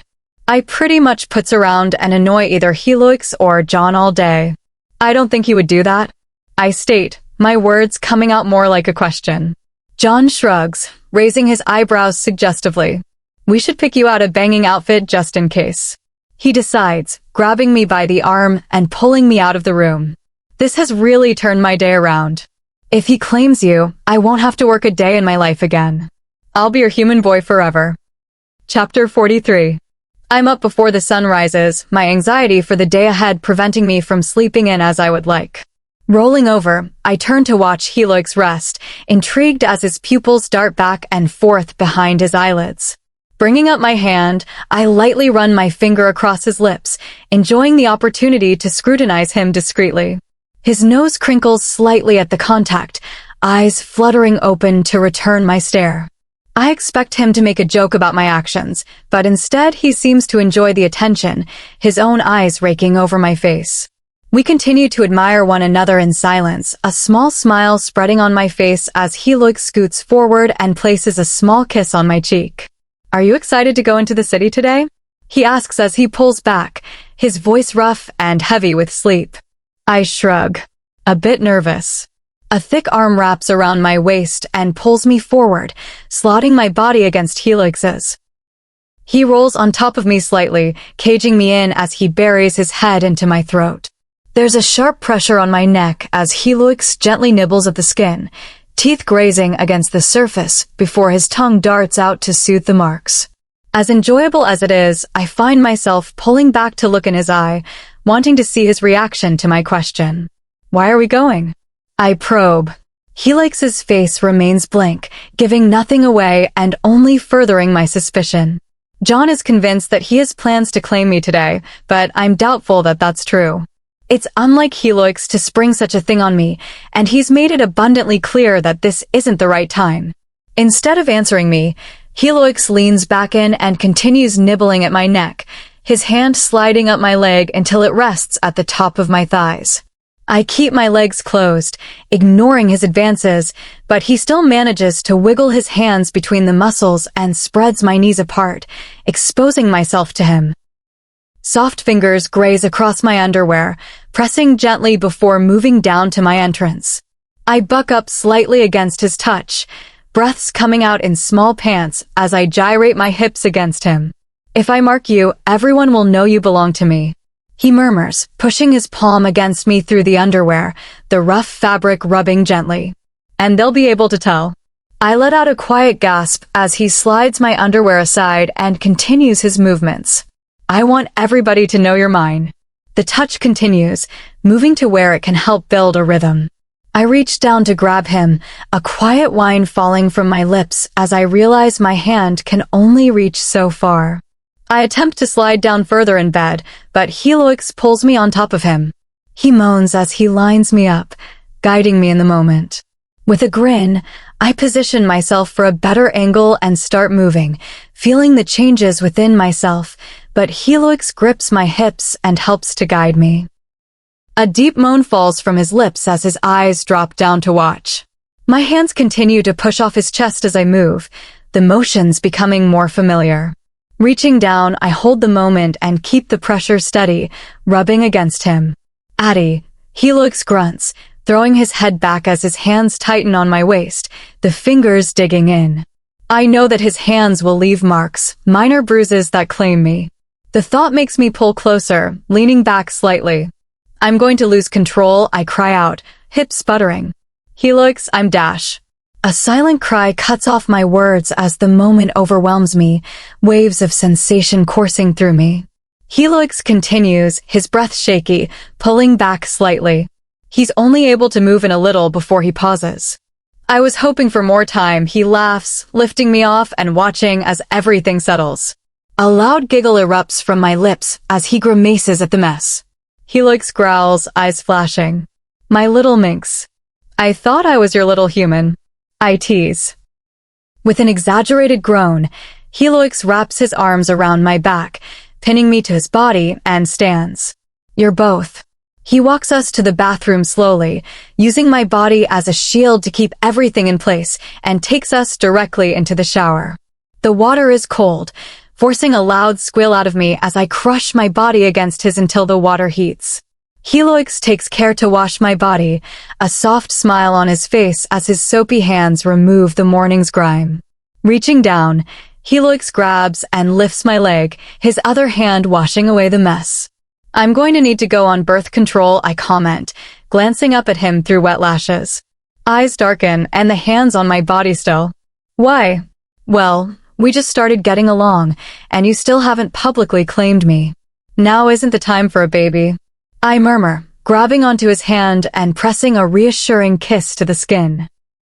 To my shock, Helix pulls away, glaring down at me as he shuts the water off and steps out of the bath, clearly upset by my words.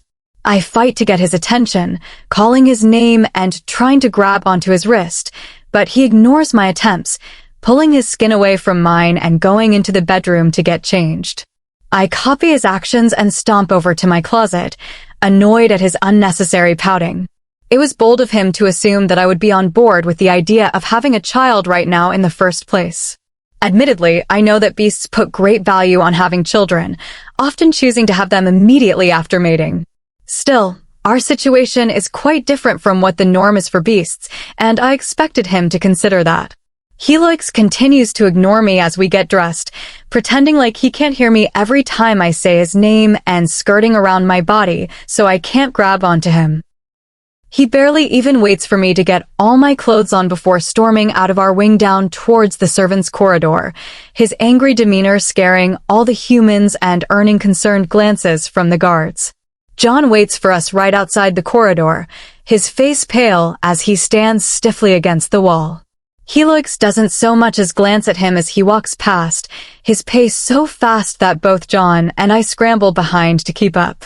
Out of the corner of my eye, I notice John looking at me in question, but I don't acknowledge it, unsure how I would even go about describing this morning to him. And to think that John had me half convinced that Helix was going to claim me today. A car waits outside for us, a beast already sitting in the driver's seat, ready to take us to the city. Surprisingly, Helix gets in the passenger seat, forcing John and me to sit together in the back. I expected him to force John to sit in the front so he could be next to me, but clearly, he's too upset to even be near me. I try to send my guilt and apologies to Helix through our bond, staring at the back of his head and imagining me throwing them into his brain. He still hadn't explained to me how it works or how to block my emotions from him, so I know that he can still feel all of them. I do this the entire ride to the city, too busy worrying about Helix that my anxiety of being around the beasts fades into the background. It's not until the roads change and shops begin to appear that the nerves hit, my attention shifting to the world outside the car. Wringing my hands together, I glance over at John and grimace, noticing that his expression mirrors my own. What do you need to do here? I ask Helix, voice cracking at the start of my question. I half expect him to continue ignoring me, but am pleasantly surprised when he swivels in his seat and finally looks at me. His face is hard and blank, but I can see the insult he feels in his eyes. I have some business to attend to you. My driver will accompany you and John around to do some shopping. He replies, reaching into the center console and pulling out a bag full of coins, the black velvet pouch jingling as he moves it around. With a light toss, the bag lands in my lap, and he loiks back to ignoring me, his body facing forward.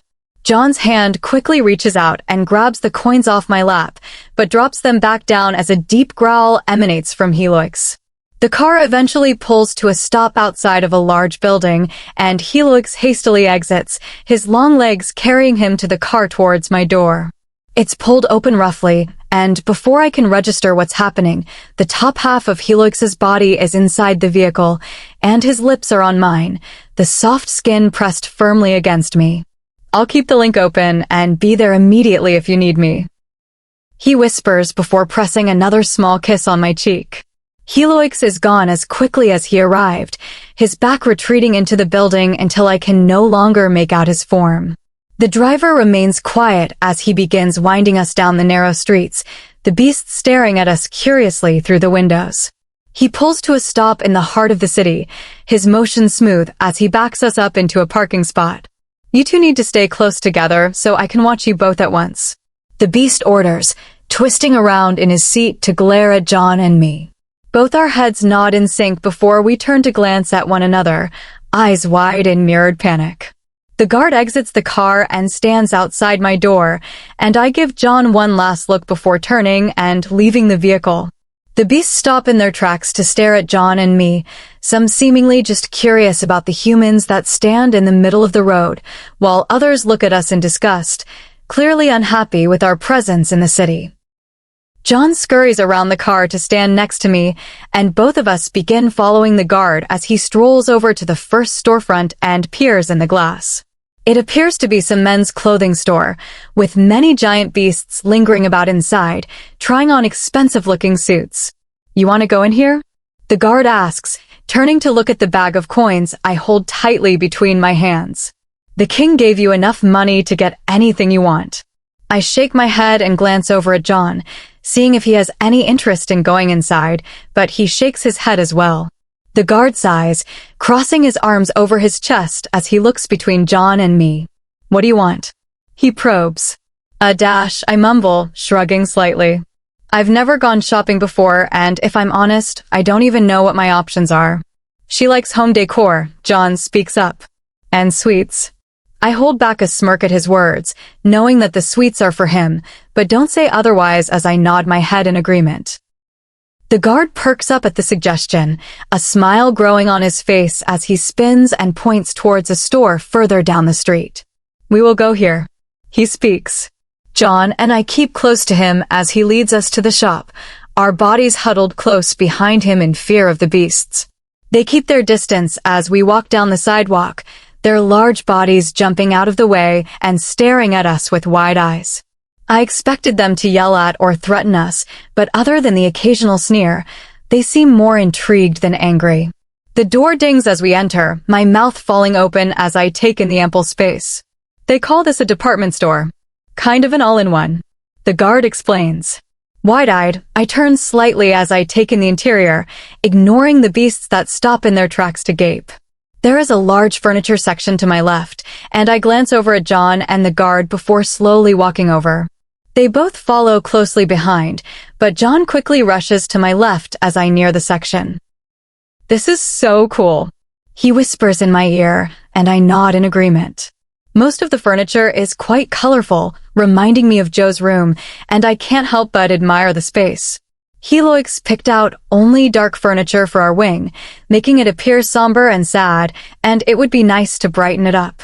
Reaching out, I graze my fingers across a navy blue couch, enjoying the feeling of the soft velvet beneath my hand. I like this, I comment, glancing up at John. He looks between the couch and me with a frown, judgment clear on his face as he analyzes the furniture. That is the ugliest thing I've ever seen. He whispers, eyes darting around to make sure nobody can hear. Frowning, I glance back down at the piece, liking the look of it. Crossing my arms over my chest, I let out a sheepish huff. Well, I think it's nice. We continue walking around the small furniture section, my excitement growing as I pick out several colorful pieces. John dislikes them all, quietly whispering his opinions in my ear and provoking the guard to join in on the teasing. By the time I've picked out my last piece, they are both loudly mocking me, the beast going as far as to claim that Heloix will hate everything I've picked out. I try not to take offense at their words, knowing that Heloix will like the items I've found and that they are full of it. I think that's everything. I finally stood, turning around to face the two menaces. The guard calls over another beast, a woman who has been gawking at us from behind the counter the entire time, and she quickly hurries over to us. She seems to be wearing some uniform, a light blue shirt that matches a couple of others in the store, and dark pants. Yes, she asks the question, directed at the guard as her eyes dart between John and me. The guard steps to the side as he gestures to me. She would like to purchase some items. The human. Yes, the human. A deep voice I've grown quite accustomed to chimes in, and I spin around to spot Heloix walking over to us. The woman's jaw drops as he approaches, her back straightening and chest puffing out in response. Her reaction irks me slightly, but I do not comment as Heloix comes to stand next to me, his arm wrapping around my waist and pulling me against him. "What did you pick out?" he asks, turning his attention to me. I begin to gesture to the pieces with an excited smile, eager to show him and prove to the others that they are wrong about his dislike for them. The blue couch over there, the pink bar stools by the window, the yellow rug, and dash I pause, holding up the container of large pink doorknobs I hold in my hand. These. The guard said you could help me put them on our doors. Helix's eyes are wide as he examines all the items I've picked out, looking almost panicked as his eyes dart between them all. "You have quite a," he pauses, sucking on his teeth as he searches for the right words. "Fashion sense." My face falls. "You don't like it?" I comment, dropping the knobs on the small side table to my right. Heloix plastered a fake smile on his face at my words, his eyes dead despite the toothy grin he gave me. "No, I love them," he argues, turning to look at the still swooning woman. "Have these delivered to the castle." I wish to argue with him, but the guard interrupts and demands that we head to the bakery to pick out my sweets. His eyes are on John as he speaks, and I roll my eyes slightly before agreeing, happy about their newfound friendship. They both move ahead and begin scurrying over to the bakery, leaving Heloix and me to follow. A loud crinkling captures my attention, and I glance down at the large bag that he holds in his hands. "What's that?" I ask, pointing to the object in question. Heloix shrugs, reaching forward and grabbing my hand with his own. "I'll show you later." Chapter 44. Your furniture comes in today. Heloix comments, glancing up from his paperwork. I let out an excited shout, clapping my hands together excitedly. I've been waiting on them for almost an entire week, annoying Heloix every day for updates. He gives me a small smile, eyes glinting at my reaction, before looking back down at the papers on his desk. Opening my mouth to speak further, I hesitate as he lets out an exasperated sigh and harshly crosses out some words printed on the sheet. He won't tell me what the cause is, but he's been stressing over work for a couple of days now, oftentimes leaving before I awake in the morning and only returning when I'm asleep in bed. I'd never admit it to him, but I'm starting to miss his presence, and in sheer desperation, I ended up moving all his belongings into my bedroom while he was at work one day, forcing him to sleep with me at night. He didn't comment on it, but ever since, he has been sneaking into my room every night and crawling into his side of the bed without complaint. "And you promise that you like everything?" I blurt out, eyes narrowing as I analyze his reaction to my question. Heloix groans, dropping his head to the desk. A loud bang echoes throughout the room as his skull makes contact with the hardwood, and I resist the urge to chuckle at his dramatic reaction. Rocking back slightly on my heels, I grimace and eye the door, debating whether or not I should leave. I know that I should. I know that he wants me to. But I'm bored. Despite my better judgment, I move towards him and scurry around the desk, pushing on his shoulder so he sits up and I can fit on his lap. He allows me to do as I please, climbing him like a monkey and plopping down so my back is to the desk, and we are face to face. Are you working late tonight? I inquire, tilting my head to the side in question. Helix nods, his hands moving to my hips and pulling me closer to his body. I stare up at him as I wait for an answer, but he stays quiet, adjusting his hand to rest on the back of my head and pushing my face into his neck. My body melts under his touch, enjoying the feeling of his fingers carting slowly through my hair. It isn't until I feel his other arm begin to move that I realize that he's gotten back to work, his soothing actions serving only as a way to silence me. Unamused, I move to pull away, but his hand once again presses against my head to keep me in place. Please, Addie.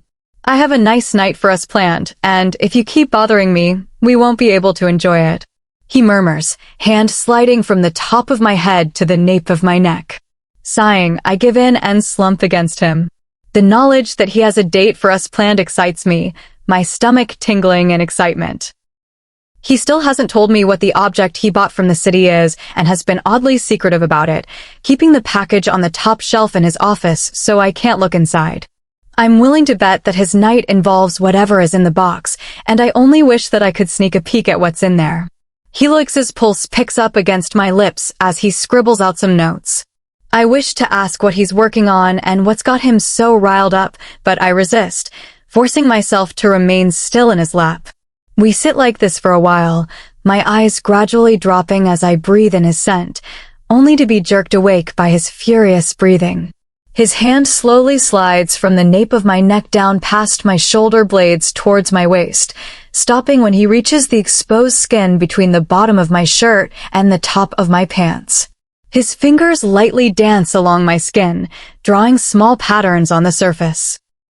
My body heats up under his touch, and despite the innocence of his actions, I find myself clenching my thighs around his waist in response. Pulling my head back slightly, I open my mouth and gently kiss the vein in his neck, enjoying the taste of his skin and the way his body stiffens below me. He doesn't comment on it at first, ignoring the action and pretending he doesn't notice. I can feel him respond to me, his body pressing more firmly against mine. Desperate for intimacy after being ignored for the past few days, I sneak my hand up the hem of his shirt and press it against his bare skin. Adeline, Helix grumbles, pulling his head back so it's out of my mouth's reach. Stop that. His tone is firm, and in rebellion, I shift slightly to gain his attention. I expect Helix to give in like he usually does, but instead, he pushes his chair back and slides me off his lap, forcing me to stand on my own. Go wait with John until your furniture comes in. He orders, pointing to the door. I'm offended by his dismissal, but as I take in his tired face and tight lips, I sigh quietly and exit, leaving him alone to his work. Hopefully, we will get to spend some private time together tonight. The hallways are bustling as I search for John, eyes scanning every room until I find him loitering about in the kitchen. He offers me a broad smile as I approach, setting down the bag of flour he holds in his hand. Doing some baking? I ask, jerking my head towards the large bag. John laughs, shaking his head. No, just refilling the containers for the actual cooks. He quickly abandons the task and moves to stand beside me, linking his arm through mine. What are we doing today? Smirking, I raise my eyebrows suggestively, knowing his hatred for my furniture taste. My items are coming in today. John groans, but I can tell he's holding back a smile at my antics. With his arms still looped through mine, he leads us out of the kitchen towards the main entrance where the objects should arrive. We get a couple of sideways looks from the guards as we pass, and I happily note that the humans don't seem to be throwing me such nasty looks anymore. I need to double-check with Helix on this, but I'm pretty sure that they received their first pay yesterday, and by now, all of them should have received a day off. There's a visible change in their attitude. The hesitancy and fearfulness are still there, but much dulled and replaced with what I would almost describe as excitement. Much to my enjoyment, Helix has even begun to refer to John by his name, no longer calling him my human boy.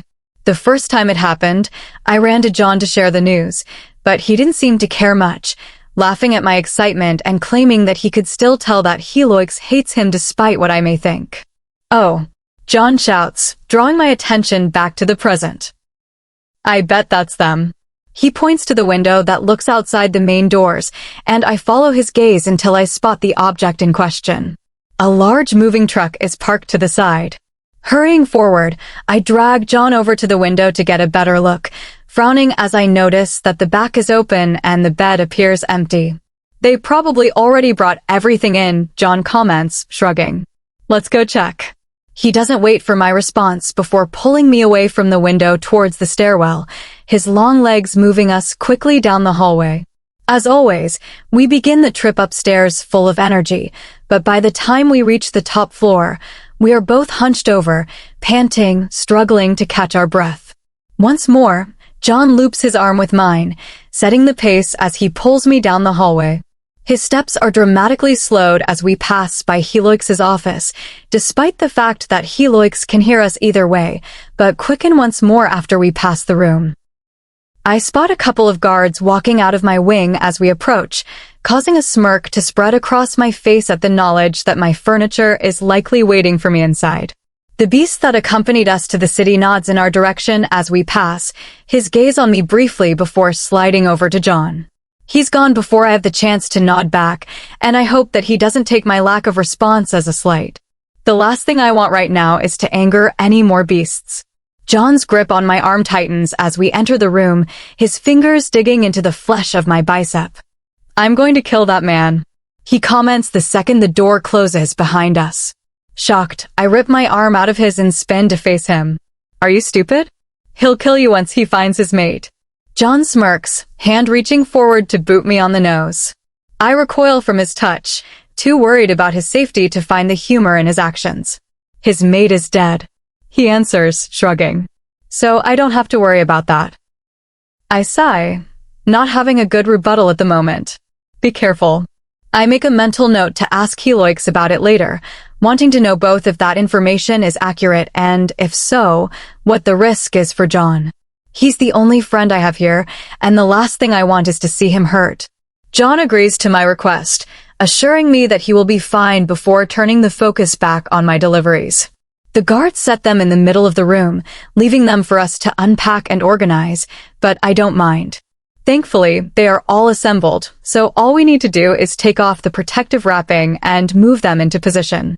Let's start with the couch, I comment, walking over to the large object and getting to work. John's quick to help, his strength coming in handy whenever I need to move one of the larger pieces.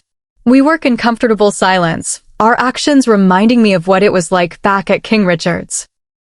John and I have always made a good team, working together and coordinating our efforts smoothly. Time passes quickly as we move all the old furniture into the corridor, leaving it lined up along the wall for Helix to take care of and replacing it with the new, colorful objects. Anxiety quickly begins bubbling up within me as we get everything into position, my eyes scanning the room with minor disgust. The furniture all looks so silly in here, the colors and fabrics clashing. It completely ruins the calming atmosphere that Helix worked so hard to create. I hope to spice it up a bit, not destroy it. John doesn't say anything as we unpack, but I know he feels the same way. I do my best to hold my negative emotions back, plastering a large, fake smile on my face every time a new mismatched object is put in place. It's not until John sets down the pink bar stools that I break. John, this looks awful. I cry, flinging out my arms and gesturing around. Turning slowly to face me, John's mouth stretches into a wide, told you so smile. Yeah, it's awful. He agrees. My eyes began watering, and the regret I feel is overwhelming. I stare up at the ceiling in an attempt to keep the tears from falling, but it proves to be ineffective as I feel wet tears begin to drip down my cheeks. These items cost a lot of money, and Helix will undoubtedly be quite upset with me for wasting it. What are we going to do? I ask, desperate for some advice. John opens his mouth to respond, looking at me in pity, but snaps it shut as the door opens and Helix comes barreling in. His eyes immediately lock in on me, face hardening as he takes in the tears on my cheeks. Slowly, he turns to glare at John, eyes darkening as he watches the human shrink under his stare. What are you going to do about what? Have you gotten my? Helix pauses, eyes darting to quickly look at me, gauging my reaction. Made in trouble? Shock spreads on John's face at Helix's purposeful admittance, and I'm sure mine matches. The fact that I'm Helix's mate isn't exactly a secret within the castle walls, especially to John, but Helix has never admitted it out loud to anybody except for me. He claims that rumors are often untrue and the beasts don't put a lot of weight on them, but that speaking out will cause an uproar. Helix looks between John and me, face falling as he takes in our shocked reactions. Did the human not know? Furniture long forgotten. I shake my head. John knew, I confirm. Then why do you both look at me like I've grown 3 heads? And why are you crying? Helix questions in a low voice. He still holds a pencil between his fingers, and I realize he came here directly from his office, probably having rushed over after sensing my negative emotions. If I knew that crying was all it took to drag him away from his paperwork, I would have done that days ago. I have to tell you something. I pause, tentatively eyeing the room once more. I hate this furniture. My bottom lip trembles as I admit the truth to him, feeling overcome with guilt at how much money I have wasted on it. I expect Helix to get angry and yell, or at the very least show some annoyance, but instead, he laughs. He walks over to me with a smile, his hands moving to grip my cheeks before leaning down and planting a wet kiss on each one. Thank God. He laughs out. I stare at him, shocked, ignoring the sight of John sneaking out of the room in the corner of my eye. You're not mad? I ask, wanting further assurance. Helix shakes his head, straight teeth on display as he grins at me. No, this is the best outcome I could have ever wished for. I frown at his words, knowing that he was lying when he assured me that he liked the furniture. The hands on my cheeks move down to grip my hands, unclenching my fists until my fingers soften against his. I suppose I've done enough work for today. He comments, raising my hands and kissing my palms. I need to go get something from my office. Go change into some comfortable pajamas. His grip on my hands relaxes before being obliterated. I'm excited that he is done working today, and even more so that I finally get to know what he bought in the city. I nod in agreement, my mood lightened as Helix leaves to get what I assume to be my present from his office. Chapter 45. The door closes behind Helix with a loud slam, and I take the opportunity to view the room without an audience. It's nothing short of ugly, and I wonder if Helix will let me put the new furniture in the slaves' quarters and return the old in here. What's in there is pretty old and ratty, and this will be a nice improvement, even if it's a bit of an eyesore. With one final glance, I turn and head towards my bedroom, eager to throw on some pajamas and spend some time with Helix. There is one last bar stool to unpack, and I debate it for a moment before heading over and ripping off the bubble wrap. Both of the old ones have already been removed, and if we decide to sit on the island tonight, it will be nice to have them both unpacked and ready. The wrapping comes off pretty smoothly, ripping quickly underneath my hands. Dropping down to my knees, I pull the last bit of packaging off and lift the stool to remove it altogether. It's easy work, but as I move to stand back up, my hand brushes against a small piece of paper wedged where the bottom of the seat meets the legs. Crouching down, I eyeball the folded-up paper, noticing that it doesn't seem to be part of the packaging. My curiosity is piqued as I reach out and grab the corner with my fingers, giving it a hard yank to dislodge it. Turning it over, my hands freeze as I notice my name is written on it, the handwriting neat and feminine. I don't hesitate to unfold it, my heart beating rapidly at the secretive nature of the note. Before I have the chance to read over the words, Helix comes walking back in, forcing me to shove the paper into my front pocket in panic. "What are you doing?" he asks, voice curious, as he walks up behind me. I shrug, popping back up on my feet. A part of me wants to show him what I found, but another part of me worries that he will take it away and keep the contents a secret. What else would be written on a hidden note to me if not something Helix doesn't want me to know about? Spinning around, I face Helix with a large smile. I just wanted to unwrap this last bit here. He looks at me cautiously, clearly not believing my words, but doesn't push me on it. Instead, he wraps his arm around my waist and lifts me into the air, making me laugh as he carries me into the bedroom. "I thought I told you to get changed," he comments, forcing a squeal out of me as he tosses me on the bed. I scurry up off the mattress, landing on my feet at the foot of the bed. "I'm changing now," I shout, rushing to my dresser to grab one of Helix's shirts. He watches me as I change, a slight smirk on his face as I undress. A light blush covers my cheeks as I slip out of my clothes, careful not to let the note fall out of my pocket as I slide down my pants. The removal of my clothing is successful, and I gently set them down on the dresser before slipping on Helix's shirt. It falls a couple of inches above my knees, and a quiet grumble falls from his chest as I turn around and face the bed. "My beast likes this," he comments, eyes flickering as he looks me up and down. Gasping, I hold a hand over my heart and feign hurt. "But does Helix?" With a chuckle, he stands, walking to meet me in 2 long strides. I have to crane my head back to maintain eye contact with him, his height forcing my neck to fold in half. He has to make a similar motion on his end, dropping his head forward to look down at me. I'm sure to everybody else it looks comical, such a giant beast mated to a tiny human, but I quite like it. His size makes me feel secure, and the knowledge that he is bigger than the other beasts serves to turn me on. "My little minx," he mutters, bending down so he can grab onto my thighs and lift me into his arms. I sigh in relief as he raises me, my neck finally straightening out as I wrap my legs around his waist and arms around his neck. "Will you tell me what you got from the city now?" I ask, trying and failing to keep the excitement out of my voice. Helix nods, lips spreading into a wide grin. "Yes." He quickly turns and walks us out of the bedroom, my eyes zeroing in on the package that sits on the coffee table. I dig my heels into his back in excitement as we approach, my attention momentarily distracted by the shiny disc that sits next to it. It's the one that he showed me when we drove back from our trip, his claim that it will play the old human music filtering through my mind. Glee rushes through me as I realize that his package must be related to the disc and that he has hopefully found a way to create the music. Helix sets me gently on my feet, and I drop to my knees next to the table before carefully pulling the object out of the package. It appears to be a large black box with tiny buttons and a flap on the top. Beasts don't often listen to music, and this object is entirely foreign to me. Turning it in my hands, I hold it to my ear and give it a slight shake, trying to hear if there are any loose bits inside. "Hey now!" Helix shouts, snatching the object from my hands. "This took me forever to find. Don't go breaking it."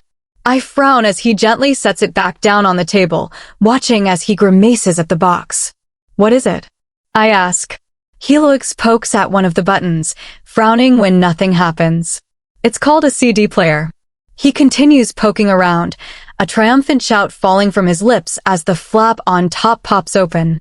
Inside is a small round hole, and I quickly grab onto the disc and set it inside, smiling widely as it perfectly fits the space. I gently close the lid, being careful not to break or crack anything, and stare at the CD player in confusion. "How does it work?" Helix laughs, bringing up his hand to rub nervously at the back of his neck. "That's a good question," he comments, reaching out and poking some more buttons on the top. We continue prodding at the buttons with hope, both of our faces falling as the object stays silent. Bringing my hand to my chin, I hum quietly as I observe the music player, wondering what we are doing wrong. Helix picks it up once more and brings it to his face to get a better look, bringing the bottom on display to me. "Oh," I shout, grabbing it from his hands and flipping it over. "It needs batteries." Fiddling with the small compartment, I push on the latch until it comes undone, the back opening up to show a spot for 4 batteries. "Do you have any?" I ask, glancing up at Helix. He seems to contemplate it for a moment, a slight frown on his lips, before standing abruptly and heading to the front door. He doesn't say anything as he exits, and I roll my eyes as the door slams shut behind him, slowly getting used to his rude behavior. With him gone, I finally let myself think about the note I found, my mind racing as I contemplate the possibilities of what could be in there. What's likely is that John put it there to mess with me, and I'll open it up to some corny insult. I hesitate to go to the bedroom while Helix is gone and reading it, but I worry that he will come back while I am doing so and see me. It wouldn't be the first time he's caught me trying to be sneaky, and if I'm honest with myself, he catches me more often than not. With a deep sigh, I remain planted to the floor and wait for him to return, staring at the music player with interest. It'll be exciting to hear what the humans used to listen to before the beasts came, and I'm hoping to get a glimpse of what life was like for them. The door slams open with a loud bang, and I turn to watch Helix march in with large handfuls of batteries. I hold back a laugh as I take in the sheer amount he grabbed, his large hands barely able to hold on to them all. "Where did you get these from?" I laugh, giggling as he plops them down on the table. Helix smirks. "Went down and made the guards give me all they had." I hum at his actions, shaking my head slightly. I'm sure they weren't too happy about that, and I'll make a mental note to make him return them tomorrow. Flipping the device over once more, Helix grabs a couple of batteries and starts sizing them up to the holes, trying to find the correct one. The pile he brought contains a couple of different sizes, and thankfully, it looks like there are enough of the small cylinder-shaped ones that match the indents in the player. His massive fingers carefully slot the batteries into the correct position, making sure to match up the ends, before popping the back on and flipping the device back over. "Do the honors." Helix smiles, gesturing to the device. I match his smile, excited, as I reach forward and poke the top button, the machine immediately whirring to life. There's cackling as it attempts to read the scratched disc, but I can hear the sounds of music underneath it. It takes a moment, but eventually it clears up enough that I can make out the words. The musician is a man, and behind his voice are several instruments I do not recognize. It's unlike anything I've ever heard before, but I find myself nodding my head along to the beat. Helix watches me with a small smile, his gaze soft as he takes in my reaction. "I like this," I comment, glancing up at him. Helix nods. "Me too." Smirking, I poke Helix's bicep. "Are we having fun yet?" "Only after we find the bottom of every bottle." He responds, picking up on me copying the words the man sings. We continue to tease one another as the songs change, and at some point, his arms wrap around my torso and pull me into his lap. I happily lean against him, eyes closing as I try to put pictures to the words that are said. Most of the songs describe situations and feelings that I don't relate to, but I still try to place an image and a story to them. Helix's arms tighten around me as the CD begins to repeat itself, his head dropping down to rest on top of mine. "Are you happy?" he questions, hands flexing where they rest on my belly. His words make me pause, and I frown as I contemplate his answer. Despite the improvement that still needs to be done, I find myself looking forward to each day and excited when I awake in the morning. It's a far cry from what my life was a year ago. Helix's body tenses up at my silence, and I gently bring my hands down to cover his. I am. Chapter 46. Peeping my head out of the door, I give Helix a small wave as he leaves for his office, my heart racing as I wait for the door to close behind him. He turns and gives me an odd glance, eyes scanning my body before leaving. I let out a sigh of relief when he's finally gone, turning back to my room and sprinting over to my pants that still sit neatly on my dresser. The note remains deep in the pocket, and I quickly glance over my shoulder to ensure that Helix has not secretly returned before pulling it out. My name is written out on the front, and I run my finger along the script before tearing it open, the paper unfolding several times to reveal a short sentence inside. I stare at it curiously, eyes squinting as I try to make out what the words mean.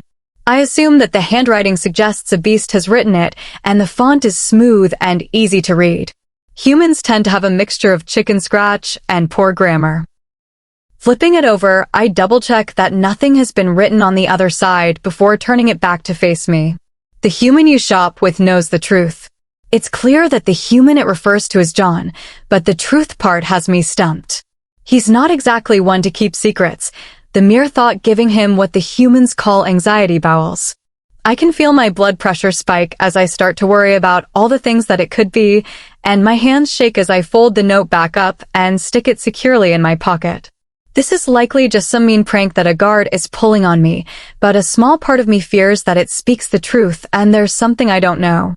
With the note safely put away, I hurry out of my wing towards the servants' chambers, hoping to catch John before he leaves for the morning. He's always milling about nowadays, taking advantage of the security our friendship offers him. The corridors are relatively empty as I move through them, the only bodies present being the guards standing along the wall. As I round the corner that will lead me to the stairwell, I gasp and jump back behind the wall, having spotted Helix leaving his office. Bringing my hand up to my chest, I push against the muscle as I force myself to take a deep breath and calm down. He didn't seem to notice me, but I know that he definitely heard me, and my odd reaction has no doubt made him suspicious. "Adeline," he questions, popping his head around the corner and glancing down at me with a smirk. "Care to share why you are hiding from me?" I feign innocence as I step away from the wall, plastering a big grin on my face. "I wasn't." Helix snorts, stepping towards me and crowding me back against the wall. I crane my neck to look at him, my face heating up under his gaze.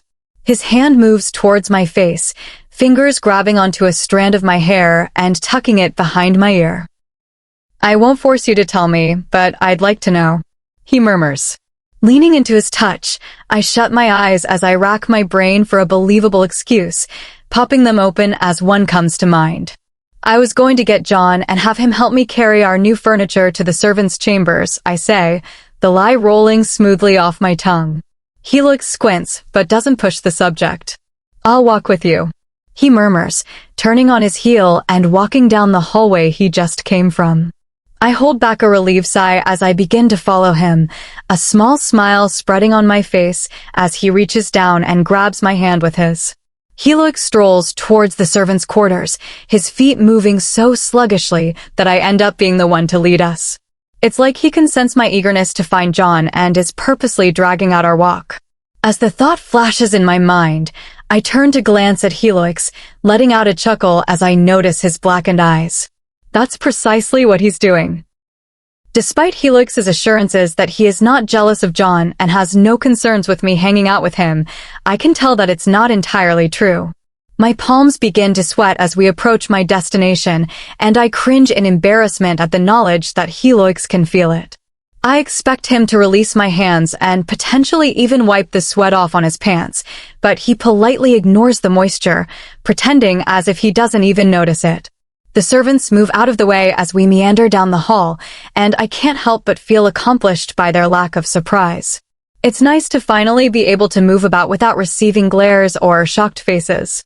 I turn to face Helix and stop his walking when we reach the entrance to the servants' corridor, my free hand moving to his waist.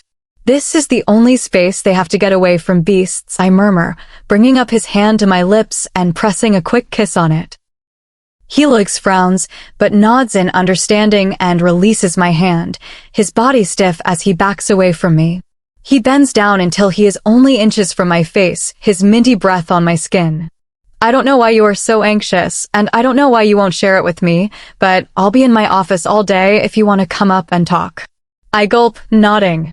Helix presses a small kiss to my cheek before turning and walking away, his tall frame looking silly amongst all the humans. My face heats up as I realize this must be how I look when standing next to him, my head barely reaching his chest. His body disappears around a corner, and I turn to head into the servants' quarters, eyes scanning around the room for John. Almost immediately, I spot him walking towards me, his face blank and eyes glazed over as he moves. Raising my hand, I shake it about to capture his attention, watching as he blinks a couple of times in confusion before grinning at me. "Sorry, just woke up," he explains as he approaches. I offer him a tight smile, gesturing to the hallway that leads into the main castle. "Come with me outside. I want to run something by you." John's head tilts to the side as I speak, his eyes narrowing slightly before he nods in agreement. "Okay," he answers, suspicion clear in his voice. Together we speed walk through the castle, moving in silence towards the back door that leads to the gardens. My hands once more begin to sweat as I push open the exit, mind racing over the possibilities of what John might say to me. I walk us to a private part of the gardens, between some large shrubs that manage to hide us pretty well, and quickly glance around to ensure that nobody is in hearing distance. "I found a note stuffed into the new furniture last night," I whisper, reaching into my pocket and pulling out the paper. I glance at it quickly before passing it over to John, watching as he tentatively takes the note and unwraps it, eyes widening as he reads what's written inside. He gulps as his eyes skim over the words, his reaction revealing to me that there is indeed something he's keeping from me. "Who gave this to you?" he asks. I shake my head, refusing to answer. "What aren't you telling me?" John looks at me, confused, his eyebrows pulled together, and his shoulders shrugging in response to my question. Despite what he displays with his face and posture, I notice his ears and chest redden, a telltale sign that he is lying to me. "Tell me," I urge.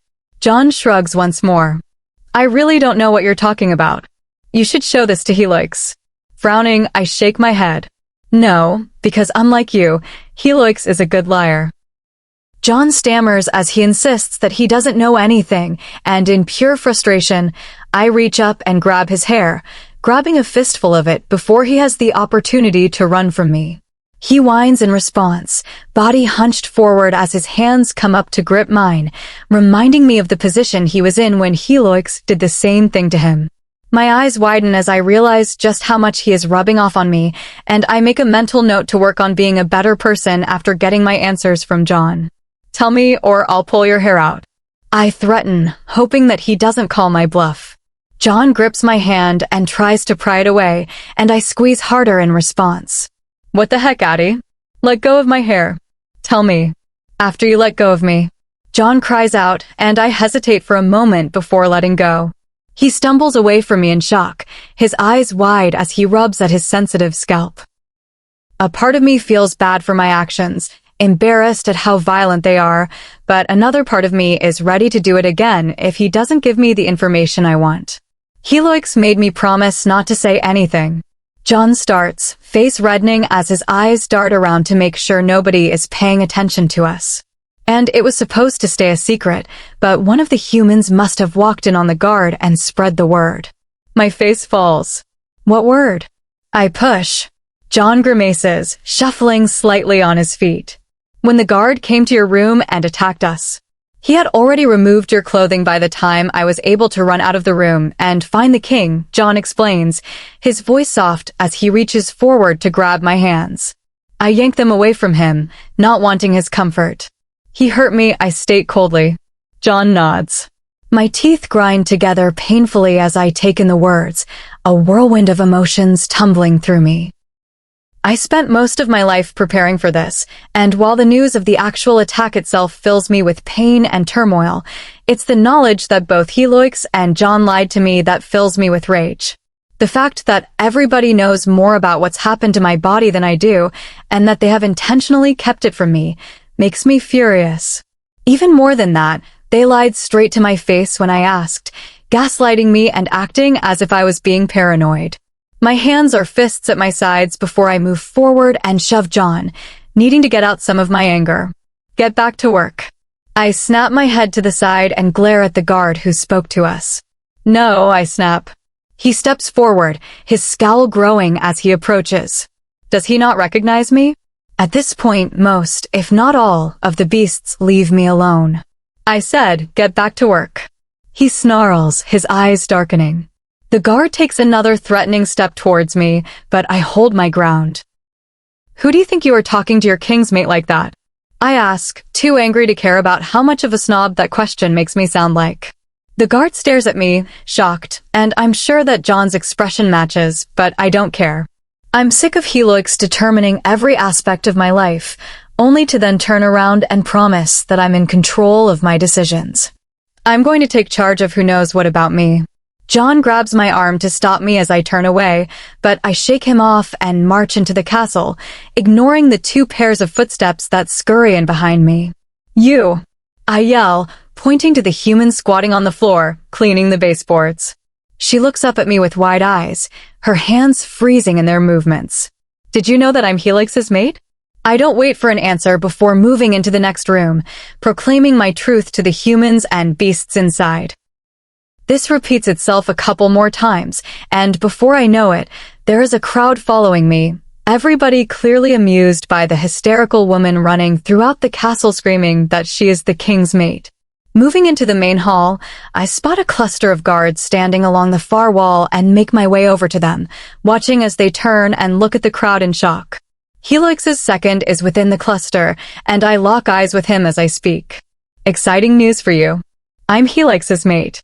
The crowd behind me cheers, making a game of it every time I repeat the words, and I quickly move on to the next room. I make it through 3 more before Helix shows up, his face red and eyes dark as he storms into the room I'm in. The crowd silences, but remains put, eager to watch the show go down. Helix rushes forward and grabs my arms, ducking down so he's eye level with me. Let's go upstairs and talk. He murmurs, glancing around at the mixture of beasts and humans that loiter about within the room. Helix growls at the sight of them, a threatening sound that pebbles my skin with goosebumps. Get back to work. No. I immediately respond, yanking my arms out of his. Helix sighs and reaches for me once more, his actions gentle despite the anger that lies within his eyes. I wish to poke him in those eyes. Deny me, Helix. I scream, arms spread out as I gesture to the observers. Tell everybody here your truth. Am I your mate or not? Helix's eyes flash. What? Upset you aren't in control of the narrative. Chapter 47. Helix's POV. The walk back to my office is bleak, my mind worrying over Adeline's sudden shift in mood. She seemed so excited yesterday morning, demanding my attention and clinging to me like a second skin, but after her furniture meltdown, she has been filled with anxiety and hesitancy. My second waits outside my office door, a frown on his face as he taps his foot in impatience. I give him a slight nod in greeting, already dreading the argument I know we are about to have. I was walking Adeline down to the servants' quarters, I comment, pushing open the door and moving to sit behind my desk. My nostrils flare as I pick up the remnants of Adeline's scent from the time she spent here yesterday. Delectable. Axis grunts, following me inside. We need to do something about her, he says, cutting to the chase as he sits down opposite me. My beast pushes at me from within, unhappy with my second's word choice. I ignore him, forcing my face to remain blank as I tilt my head to the side in question.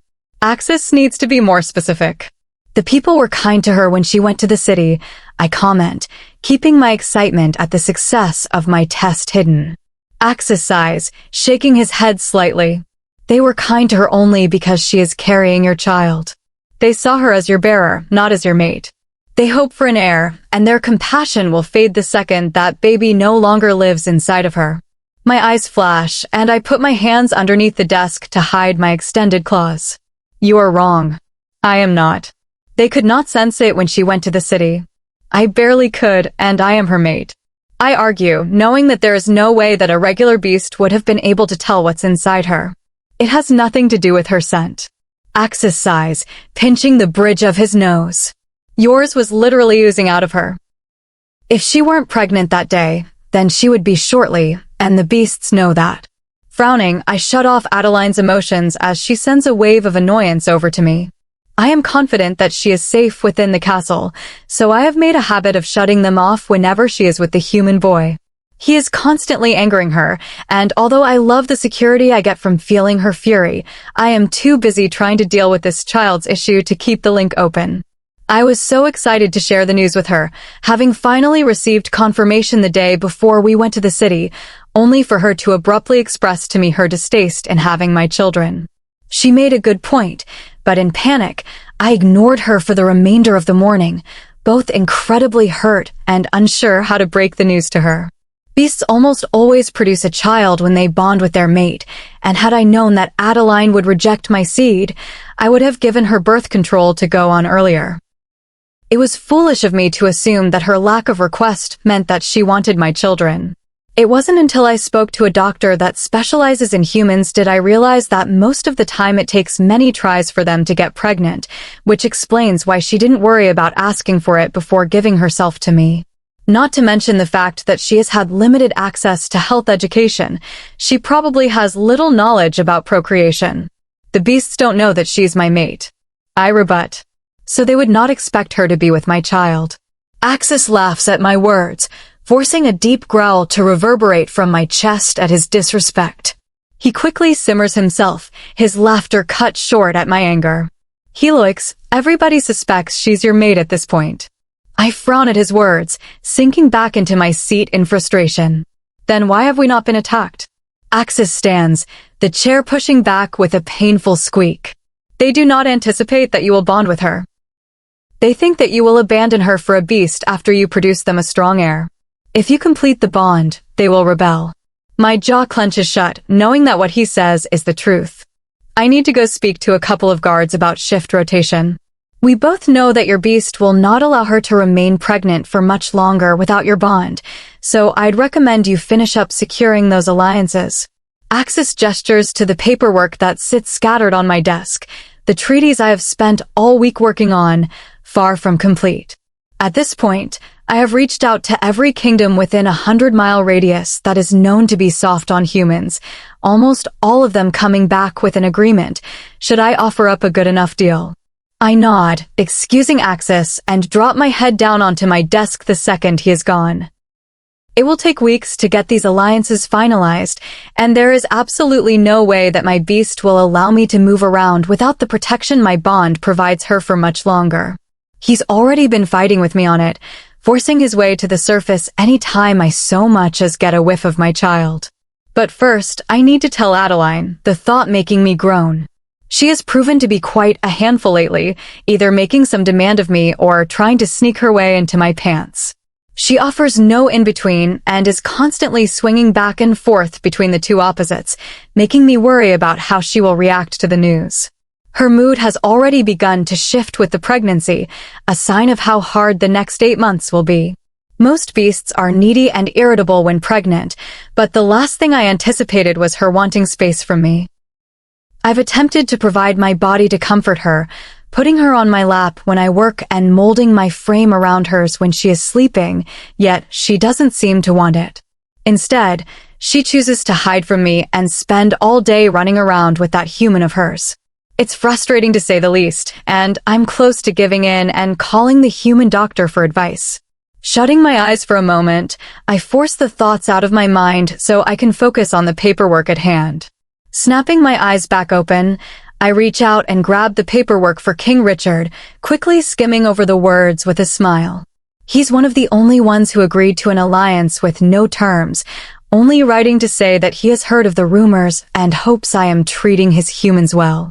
I write out a quick response, thanking him for his partnership, before hesitating and adding a request for him to send any humans that are important to Adeline and her human, along with his soldiers. Nodding slightly to myself, I grab a handful of coins and include them with the letter, offering enough money to cover the costs of several humans. Tossing the letter into the pile to send out, I hold back a smile as I reach for another, imagining how happy she will be when her friends and family arrive. The sounds of guards running down the hallway draw my attention, and I crane my head to the side to listen, frowning as I'm unable to hear anything of concern. The commotion, despite how slight, has me worried for Adeline and opening our connection.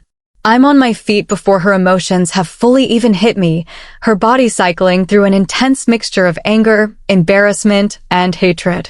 The door cracks under my palm as I rip it open, but I pay it no mind before beginning to sprint towards the servants' quarters, hoping she will still be there. I spot Axis running towards me as I round the corner to the stairwell, his face furious as he turns to run alongside me. Adeline is in the great hall screaming that she's your mate. He spits out, dislike clear in his tone. Anger flashes through me at him daring to speak about her like this, but I don't dwell on it, my primary focus being Adeline. There's a loud cheering as I near the main hall, the noise coming from within a room a couple of doors down. I don't hesitate to storm inside, my eyes immediately landing on Adeline's red, tear-streaked face. A mixture of her pain and fury hits me as she notices my presence, her face twisting into a skull at the sight of me. The crowd silences but remains put, eager to watch the show go down. I quickly approach and grab her arms, ducking so I'm at eye level with her. My height intimidates her, and I know that she feels more powerful when I am down low. Hopefully, it will be enough to calm her down. Let's go upstairs and talk, I murmur, glancing around at the mixture of beasts and humans that stand about within the room. A deep growl emerges from my chest at the sight of them, both my beast and I unhappy with their loitering. Get back to work. Adeline scoffs, ripping her arms from my hands. No. Letting out a quiet sigh, I reach for her once more, desperate to feel her skin on mine and understand where this anger is coming from. I know to expect her to have heightened emotions due to the baby, but this is more than a mood swing. Deny me, Helix. She suddenly screams, arms spread out as she gestures to the observers. Tell everybody here your truth. Am I your mate or not? My beast pushes to be let out, eager to appease his mate and give in to her commands, but I manage to hold him back. What? Upset you aren't in control of the narrative. She continues, moving forward and pushing at my chest. Addie, I murmur, letting her hit at me once more before grabbing her hands between my own. Let's go upstairs and talk about whatever has got you so upset. She scoffs at my words, continuing to try to rip her hands from me. No. I spot her human move forward out of the crowd, and I snap my head up to look at him, furious that he has allowed her to reach such levels of anger. His face is pale as he shuffles towards me, the scent of his fear suffocating. Hesitantly, he holds out a piece of paper towards me, and I shift my hold on Adeline to free up a hand to snatch the note from him. Adeline watches our interaction through narrowed eyes, betrayal heavy in her mind. Don't you dare! Adeline shrieks, attempting to kick me in the shin. I easily dodge her attack, using my free hand and teeth to unfold the note. There's a short sentence written inside, and my heart drops as I read it over. Glancing between John and Adeline, I scan their faces to try to confirm my suspicions. His tense, uncomfortable body language gives it away, and he immediately lifts Adeline into my arms, fully intending to take her to our suite, kicking and screaming. She doesn't disappoint, yelling insults and painful words at me the entire trip. I grimace about how poorly this reaction will reflect on her in the eyes of the beasts, worried that it will further complicate our situation. I carefully set her on her feet as we enter the wing and immediately push my back against the door so she can't escape. Addie, just listen to me, I murmur, bringing up my hands in a gesture of peace. Chapter 48. Please just listen to me. Helix pleads, holding up his hands in a gesture of peace. I scoff, moving to stand behind the couch and crossing my arms over my chest in an attempt to use my limbs as a barrier between us. Talk about what? How was I attacked? Or how you lied to my face about it? Helix crouches and holds out his arms for me, but I remain put, rejecting his hold. He seems genuinely upset, but I can't bring myself to care. I'm too upset about his trickery to feel bad for him. Addie, I thought it would be better if you didn't know. He explains, running his hand through his curls. Everybody knows, Helix. I shout, flinging out my right arm and gesturing to the world that sits outside the wing. How did you think I wouldn't find out when everybody knows? He opens his mouth to speak, but I cut him off, stepping around the couch towards his body. And instead of telling me yourself, you lied and waited until I found out from a note. I watch through narrowed eyes as he stands back up and steps away from the door, his mouth set into a stern frown as he approaches me. I back away from him, moving to my original position behind the couch. You're a terrible mate, I state, the words intended to hurt. Helix visibly deflates at my declaration, shoulders hunching forward in defeat. No, I'm not. He argues, voice losing its soft touch as it shifts into something complicated and unfamiliar. I back up another step, putting some extra distance between us. I'm sorry that I didn't tell you the truth. I wanted to spare you the pain of knowing. He murmurs. The image is burned into my head, and I didn't want it burned into yours as well. Helix moves forward abruptly and wraps his arms around me, forcing my frozen body into his chest. I remain still under his touch, reminding myself that actions speak louder than words. If he really cared for me, he wouldn't have lied and would have told me the truth before I had to find out this way. Grabbing onto his arms that sit around my waist, I yank at them in an attempt to avoid his touch. He adjusts his hold on my arms so there is some space between us, but it isn't enough for me. I don't want him to touch me. I don't want anybody to touch me. You're not sorry you didn't tell me. You're just sorry you got caught. I snap, eyes narrowing as I glare at him. You still deny that I am your mate. A deep growl reverberates from his chest, eyes flickering before settling on the darkness of his beast. His claws dig into my forearms, the sharp nails jabbing painfully into the skin. "My human, stop," he grumbles. Smacking his hands away, I turn to walk into our bedroom, needing some distance. Large hands clamp down on my shoulders, fingers wrapping around the muscle as Helix forcibly spins me back around to face him. "Do not walk away from me. You don't get to tell me what to do." I snap, jerking out of his hold for what feels like the 10th time. "You don't get to refuse to claim me and then turn around and make demands of me in the same breath." Helix stares at me incredulously for a moment before breaking out into a loud laugh. I glare up at him, annoyed by his reaction to my words, my aggravation growing as he shakes his head in amusement. "And you don't get to demand that I claim you." He deadpans, eyes cold as he spits the words at me. My body tenses at his statement. "What's that supposed to mean?" I snap. Despite my anger, I find myself needing reassurance that he still wants me after the harsh words I shared. Helix steps away from me as I move towards him, the reaction furthering my anxiety that I have pushed him too far. My goal of spreading the news that I'm his mate was to anger him, but now that I've had some time to digest, I realize that it might not have been the best idea. In fact, with a heavy heart, I realized just how foolish an idea it was. I shouldn't have put my needs above those of the humans. There is a plan for a reason. My jaw clenches shut as I dwell over my actions, fearful that Helix will turn me away. He probably thinks I'm too temperamental to be his mate now. "You want to claim me," I repeat, my voice sounding weak even to my ears. "Do I?" Helix takes another step back, his heel colliding with the front door. Angrily, I move towards him again, not enjoying this little power trip he's on. "I have an entire kingdom to care for, and you put it all at risk just to hurt me." Helix snaps, crossing his arms over his chest. "If you want to express your anger, then stab me in the hand with a fork or destroy the objects I treasure. That's a reaction I can handle." Helix continues before I can say anything. "I'm sorry that my bending over backwards for you isn't enough. Putting both myself and my entire kingdom at risk so you can feel better about yourself. Also, you can beg for my attention guilt-free." He shakes his head in disbelief.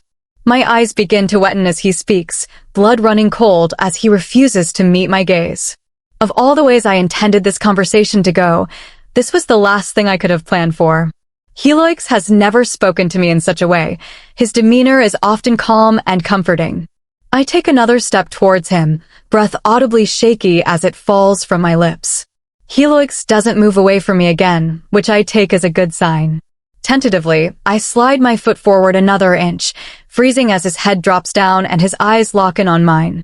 His face softens as he spots my tears, a regretful sigh falling from his lips as he quickly closes the distance between us. His arms wrap around my body before he ducks down and tucks his head into my neck. With my arms pinned to my sides, he lifts me into the air, holding me tightly against him. My face is smushed almost painfully against his body, but I hardly mind.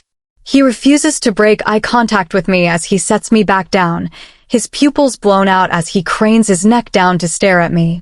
"I'm so sorry, Adeline.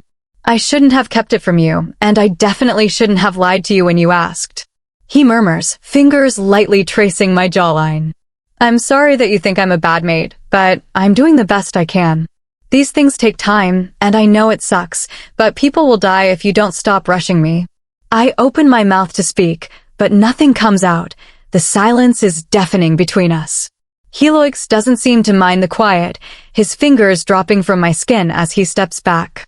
"I hold no anger with you for being mad at me, but I am furious that you've put your kingdom and your life at risk today for the sole purpose of hurting me."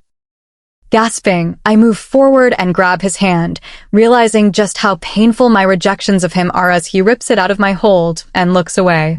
"I'm sorry." I plead, not enjoying this angry side of him I'm encountering. Helix shakes his head, refusing my apology. In desperation, I try to grab onto his hand once more, knowing he likes to hold it, but he turns before I have the chance and walks into his old bedroom, the door slamming shut behind him. "There aren't even bed sheets in there," I shout, my voice cracking slightly as the angry tears I've been holding back begin to fall. The door creaks open, and Helix pops his head out, mouth set into a hard line despite the softness of his eyes. I have no intentions of sleeping in this room. The door slams behind him once more, and I angrily reach up and wipe the tears away. Finally alone, I slump down on the couch and drop my head into my hands, massaging my temples in an attempt to soothe the massive headache forming behind my eyes. I know I shouldn't, but I can't help but think back to what I thought was my first time with Helix, feeling foolish for not realizing that something was off by my lack of pain. Small tears bubble up and streak down my cheeks as I remember how happy I was to share myself with him, to give him a piece of me that I thought I still had. With a shiver, I bring my hands to my mouth and rock forward in the seat as I think about what happened the day I was attacked. I still don't remember anything that occurred after the guard hit me in the head, but my skin crawls just thinking about it. And the fact that others walked in and saw. I glance over at the door Helix exited through, heart cracking at what he must have felt when he walked in on the guard violating me. Another sob falls from my throat as I take it in, my pulse pounding in my head. I squeeze my eyes shut in an attempt to block it out, but it does nothing to relieve the pain. Rocking back and forth in the seat, I force myself to take a couple of deep breaths in an attempt to calm down. Unfortunately, it does little to help, and my heart continues to pound in my chest, the beating deafening in my ears and furthering the pain in my skull. Glancing at the door once more, I spring to my feet and march over to it, knocking gently on the wood despite my abrupt approach. I know he's angry with me, and I know that I should give him space, but my desperation for his comfort pushes me to seek him out despite it. Helix wastes no time ripping open the door, his eyes wide with concern as he looks down at me. I was hurt. I cry out, melting into him as he pulls me into his chest. My tears begin falling even faster as he does this, remorse for my actions today, coupled with the unbearable news, pushing me over the edge.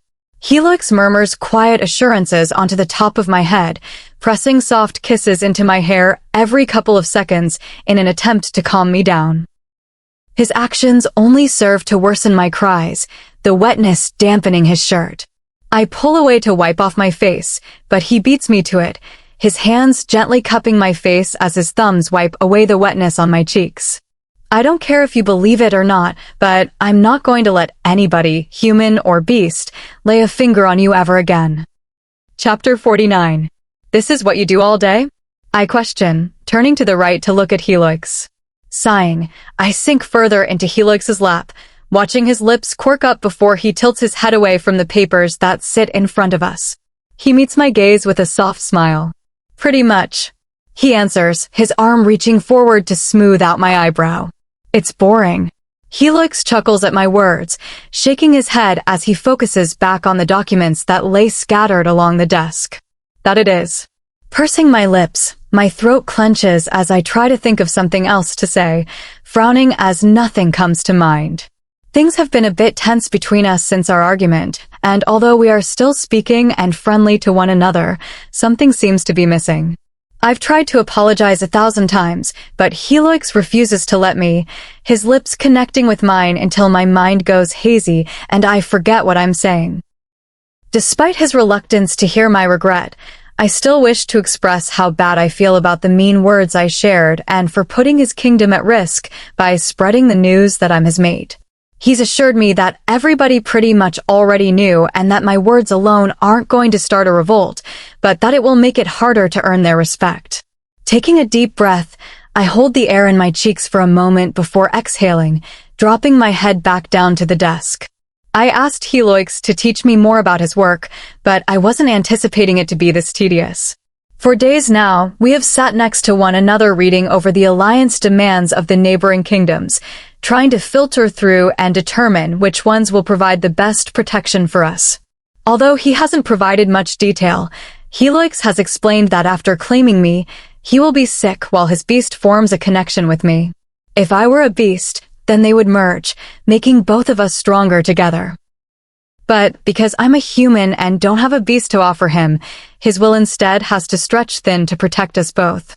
He's also told me that even though I will be unable to take the form of a beast, he will gain the ability to take over my body, blackening my eyes and forcing his way to the forefront of my mind to make decisions on my behalf. The thought of giving him such control of my body worries me, but Helix has promised that once his body has adjusted to the power shift and he is no longer sick, he will teach me how to control it. I'm honestly rather anxious about the whole thing, especially since it is likely that the rebellion will happen immediately after we complete the bond. I'm just grateful that he's still willing to bond with me, and I'm surprised at the change of heart he has had. I was under the impression that it would be months, if not years, before he finally claimed me. Now he talks about it as if he expects it to happen in mere weeks. I'm more than ready to be his mate, though, and haven't questioned it of him for fear that he would take it as a rejection. Helix is extra cautious with me lately, too, constantly asking how I feel and what I'm doing. It's clear that he is worried about my state of mind after learning about my attack, and as hard as it is to come to terms with, I am grateful for his concern. I was so sure that he wouldn't make any changes after our argument, and I am appreciative that he took my complaints to heart, no longer leaving me in the dark on his work. It feels like progress. What do you think? Helix speaks up, nudging me lightly with his shoulder. Startled, I jump a bit, letting out a quiet squeak in the process. I turn to face Helix with a grimace, shrugging lightly as I offer him a sheepish smile. I got distracted, sorry. Helix frowns, and I internally cringe as I wait for him to lecture me on the importance of these alliances. Instead, to my surprise, he sets down his pen and turns me around in his lap, so I'm facing him. What are you thinking about? He asks. His arms wrap around my waist as I plant myself on his lap, the thick muscles flexing against my sides and back. I bury my face into his neck, breathing in his comforting scent. I'm sorry for calling you a terrible mate, I murmur, pressing a light kiss into his skin. His body tenses beneath mine, freezing for a moment before relaxing once more. I did a lot of things I regret, he admits. Pulling back slightly, I look over his face, noting the frown he holds. Silently, I lift my fingers to his face and push at his lips, lifting the downturned corners until he relents and smiles. Biting my lip, I pause for a moment to prepare myself for my next question, fearful of his answer.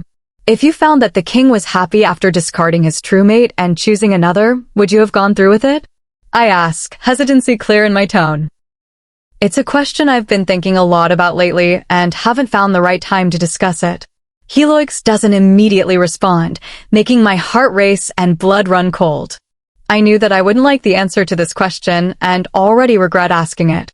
Sighing, he reaches up and grabs my hands, removing the fingertips from his cheeks and moving them to his lips, pressing a soft kiss to the skin.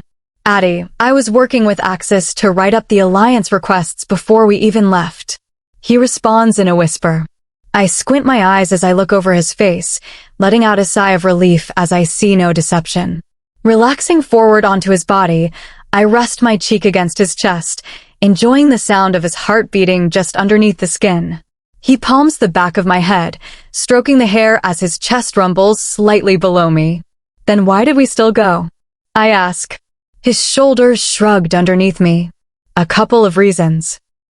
One we both know, and I don't want to say, but another was because I needed to get you away from the castle for a few days. Axis was announcing several human rule changes for the beasts, and I was worried that the guards would retaliate and try to hurt you. Pulling back, I look at Helix, tilting my head to the side in confusion. You were making changes before I asked for them? I question, shocked. Helix nods, smiling slightly at me for a moment before his body stiffens and his eyes flicker. I knew I needed to after the incident. He admits that the quiet rumbling in his chest is transforming from a comforting tune to something angry. I thought maybe I pause, clicking my tongue as I search for the right words. I thought that something more had happened than what you and John let on, but I inspected myself and found no pain, so I believed your words. Helix's lip twitches, and his hand moves to the back of my head, pushing my face into his neck. I can feel his heart beating rapidly in his chest, and I try to pull back, but he keeps me firmly in place. There is something about the attack that I haven't told you. And I don't think you need to know. He whispers, his pulse speeding up against my lips as he admits this. I can't help but tense up as I absorb what he's saying, my body stiffening against his. Moving my arms to his shoulders, I push against the muscle to pull away from him, the attempt in vain as he refuses to lessen the force against my head. What more specifically is it about? I probe, fingers digging into the skin of his shoulder. Another quiet grumble falls from his chest. I'm healing you. My mind races as I work to put together the pieces, lips pursing as I realize what he's alluding to. A part of me wants to push for more information, but knowing that I should trust him, I force my body to relax once more against his. Then don't tell me. I eventually answer, relieved as his hand loosens on my head and drops to my waist. Helix slowly turns and places a kiss on my temple, his lips pressing gently into my skin before grazing back and forth. Tightening his hold on my waist, he kicks out his legs and moves his chair back towards the desk. I feel his hair brush against my eyelid as he looks down at the papers sitting upon it, a quiet huff falling from his mouth as he gets back to work. We remain in this position for a while, and I don't realize that I've dozed off until I'm jerking upright, cringing at the splotch of drool that has dried on the tanned skin of his neck. Helix chuckles slightly at my actions, his chest vibrating against me. The jerky movement, coupled with my abrupt awakening, makes me feel a bit queasy, and I take a deep breath to settle down my stomach. Have a good nap? He jokes. I huff quietly, reaching up to wipe the drool off his skin. Yes. Twisting around, I peer down at the papers in his hand, frowning as I notice that he's still working through the same alliance contract. How's it going? Helix grunts as his hand balls into a fist, crinkling the sharp edges of the paper. With a quiet thump, he sets the sheets down, moving his hand to hover over the words before pointing down at a particular section. They want access to our ports, he explains, resting his head on top of mine. The air falling from his lips blows a couple of strands of my hair out of place, but he quickly smooths them back down. Confused, I turn back around to face him. What's the issue with that? Us being the only kingdom with access to the ports means we control what comes in and out. If others start using them, it will lessen our authority. He explains, eyes slowly moving from his desk to me. What do you think we should do?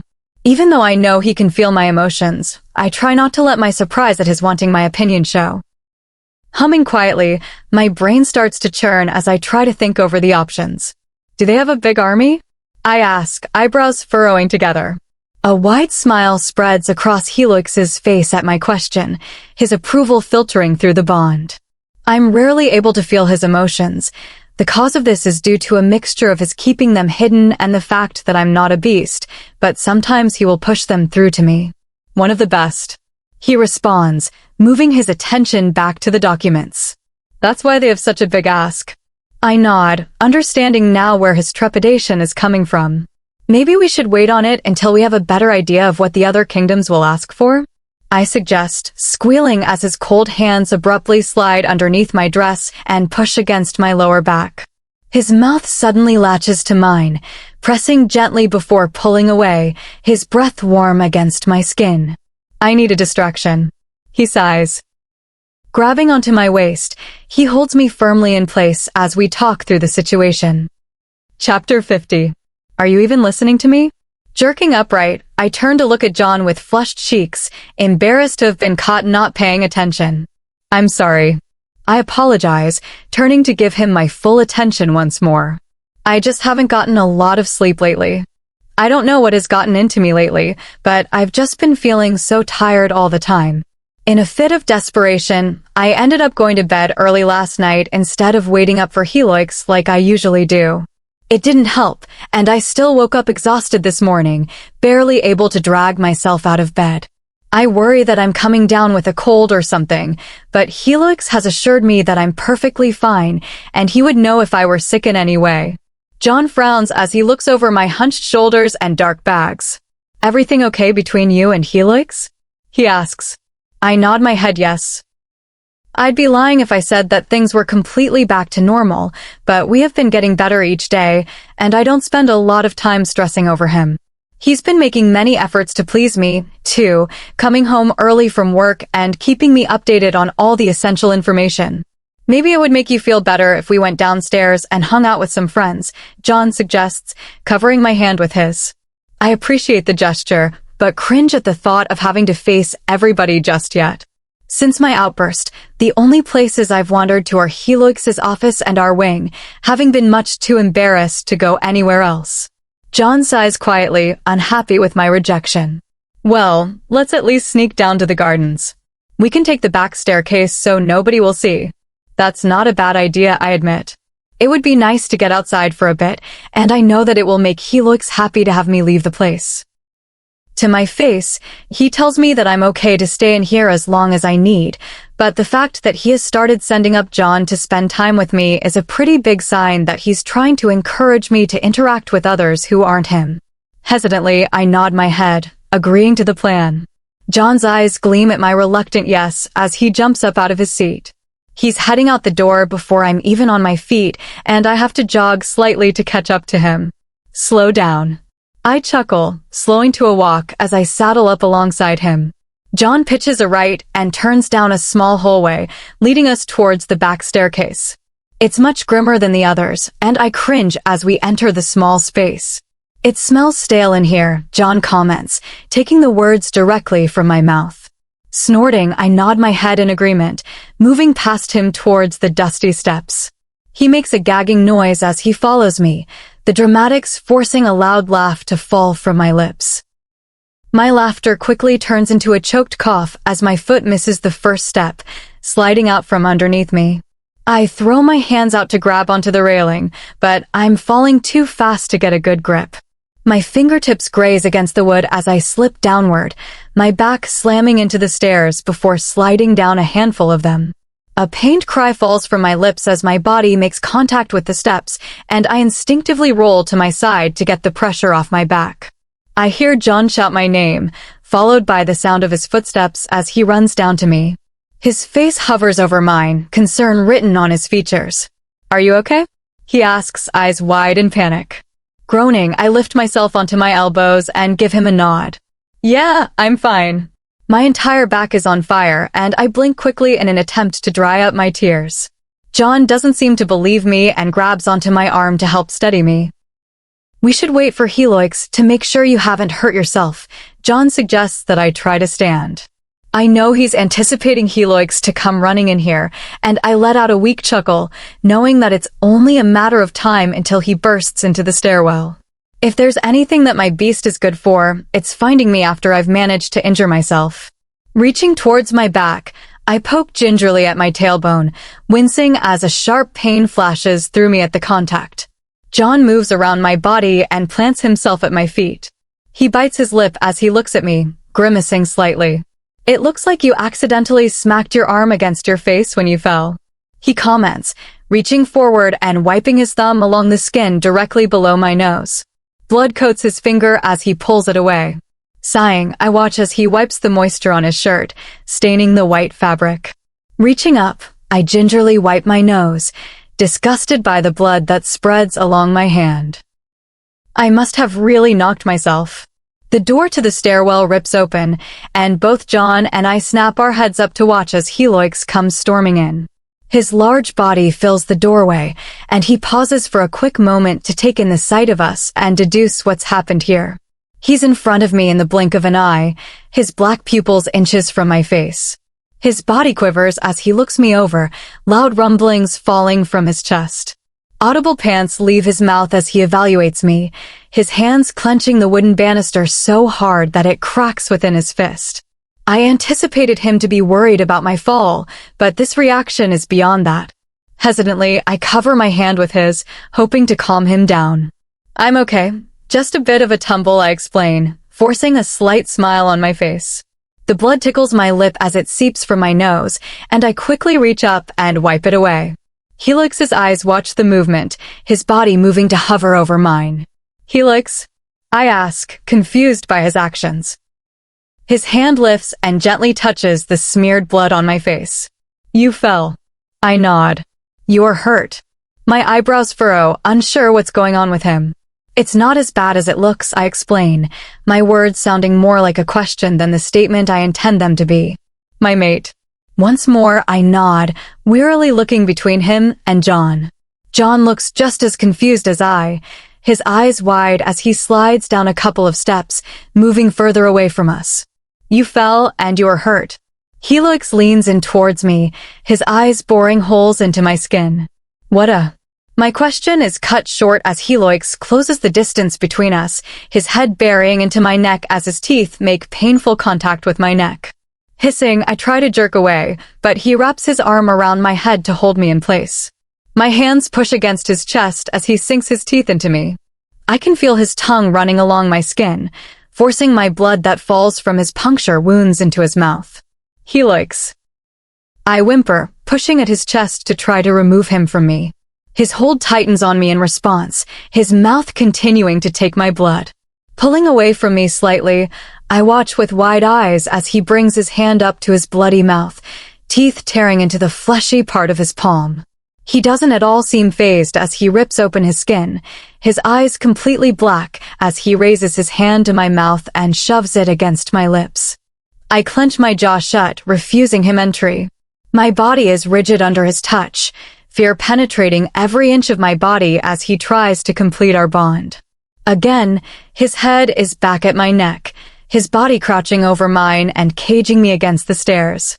His palm pushes against my lips once more, trying to slide its way into my mouth. I jerk my head away from him. Hello, Dash. He takes advantage of my opening my jaw to speak and shoves the fleshy part of his palm between my teeth, the blood immediately seeping into my mouth. Instinctively, I push my tongue against him, trying to force his hand out of my lips, but he refuses to budge. My body shivers as his blood drips down my throat, my eyes rolling back in my head. I try to refrain, but almost immediately, I switch from wanting to push him away to pulling him closer, my mind a hazy mess.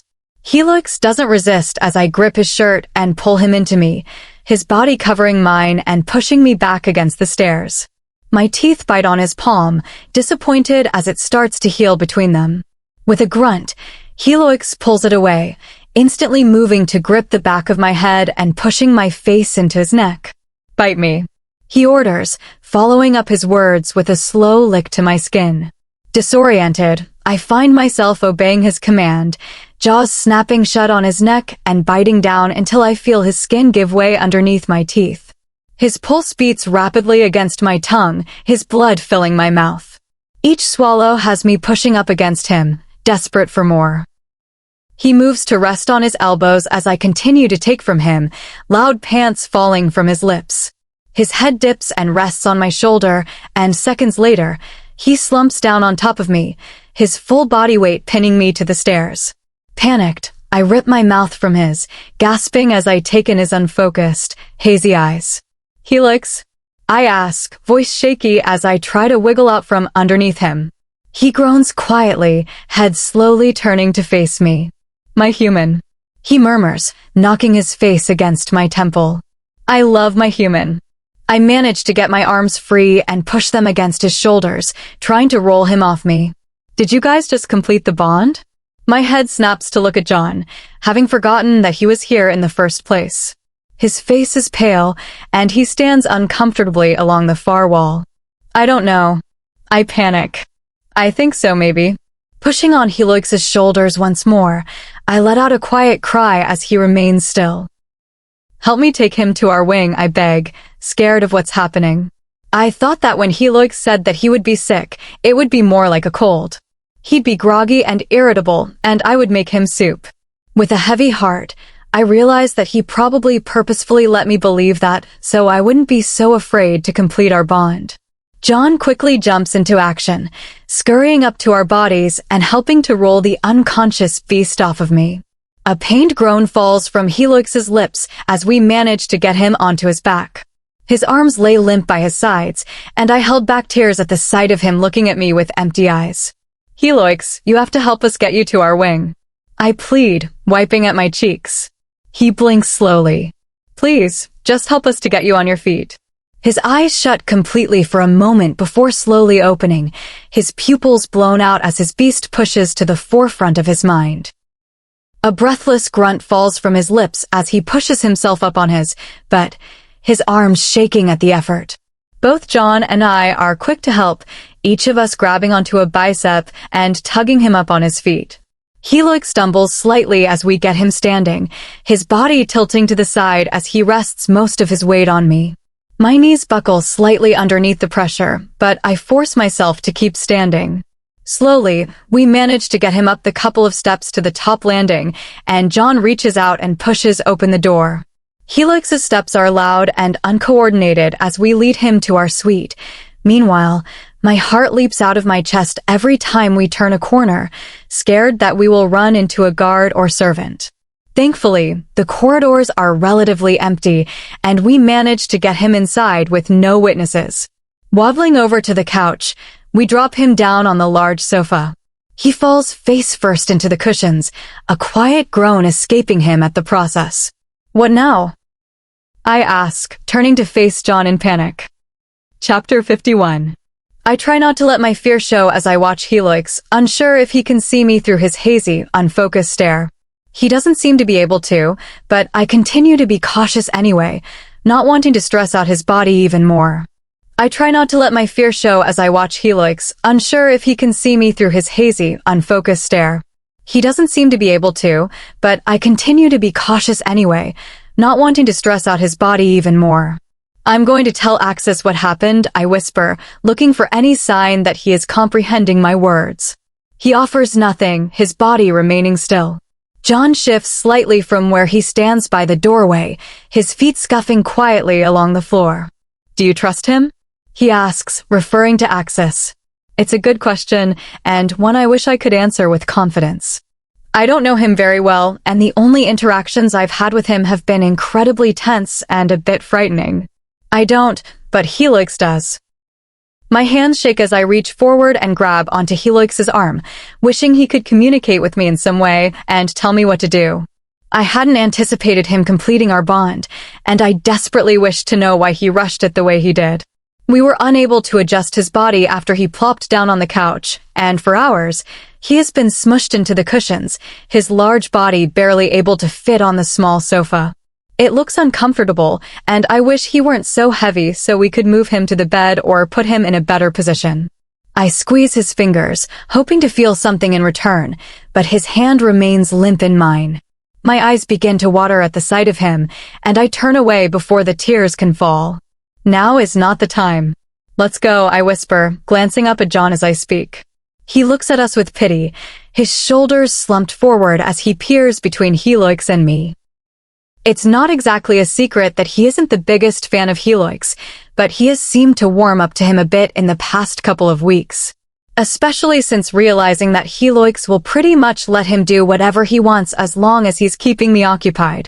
John likes to tell me that Helix is whipped, but I'm not so sure about that.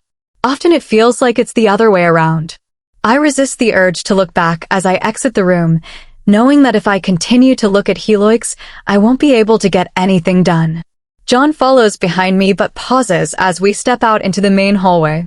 "Should I stay behind?" he questions, gesturing his head towards the front door. I shake my head. No.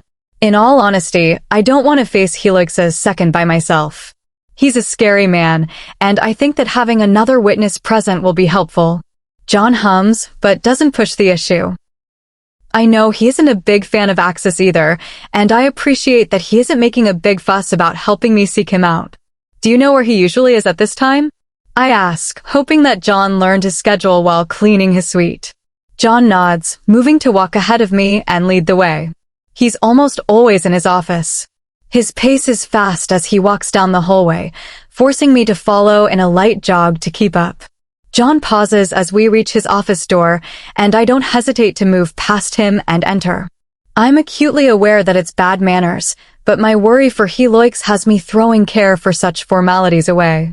Axis sits behind his desk in the center of the room and slowly looks up as we enter.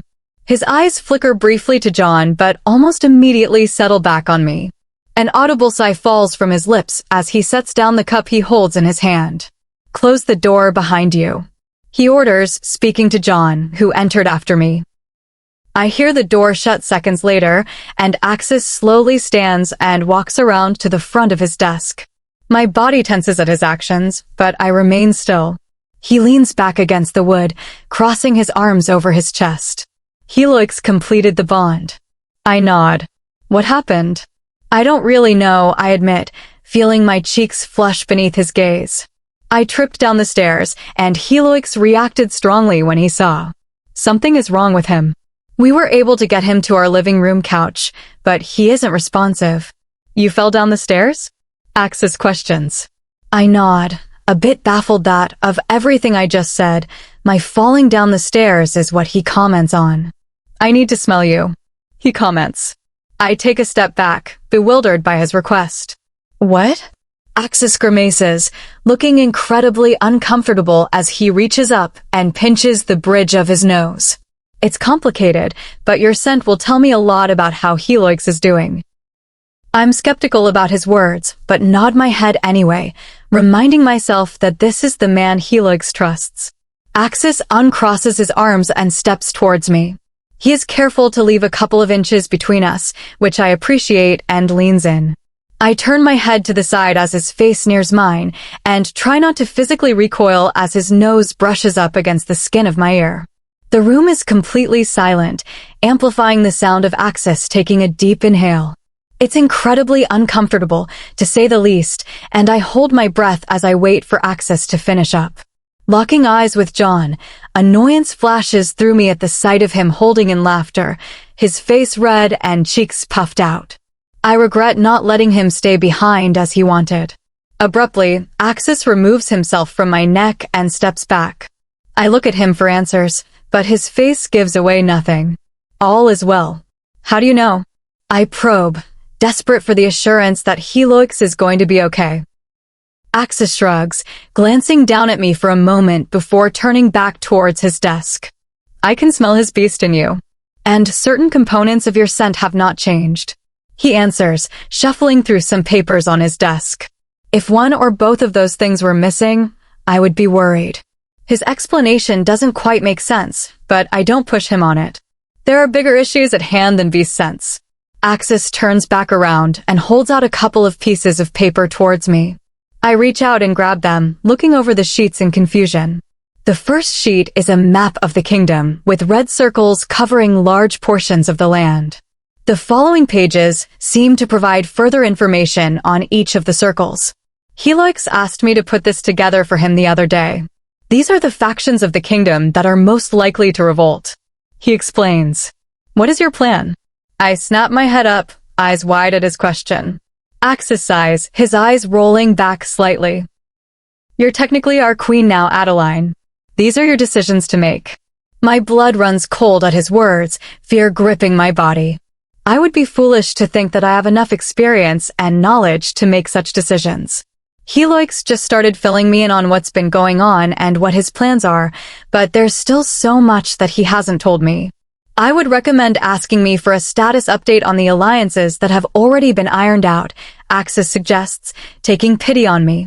I nod, clenching and unclenching my clammy hands. Yes, when are they coming? King Richard's men will be here this afternoon. King Stephen's men will be here tomorrow. Helix was still working on the others. My lip twitches at the mention of King Stephen. My dislike for him and the way he treats his human mate is strong. Axis reaches forward and grabs the papers from my hand, flipping back to the first page and pointing to the top section. We're here. He drags his hand down to the closest circle. This area is small, and the people are weak. Not much of a concern. He moves to the next cluster of circles. These are all commoners who live in the city. Most of them talk of rebellion, but won't really do it. With a frown, he moves to the farthest circle, tapping his finger against the page. This is where most of our concern lies. These beasts are wealthy and own many humans. At a minimum, they will resist, and we need to keep them at bay long enough for Helix to get his strength back. Axis explains, glancing between John and me. What?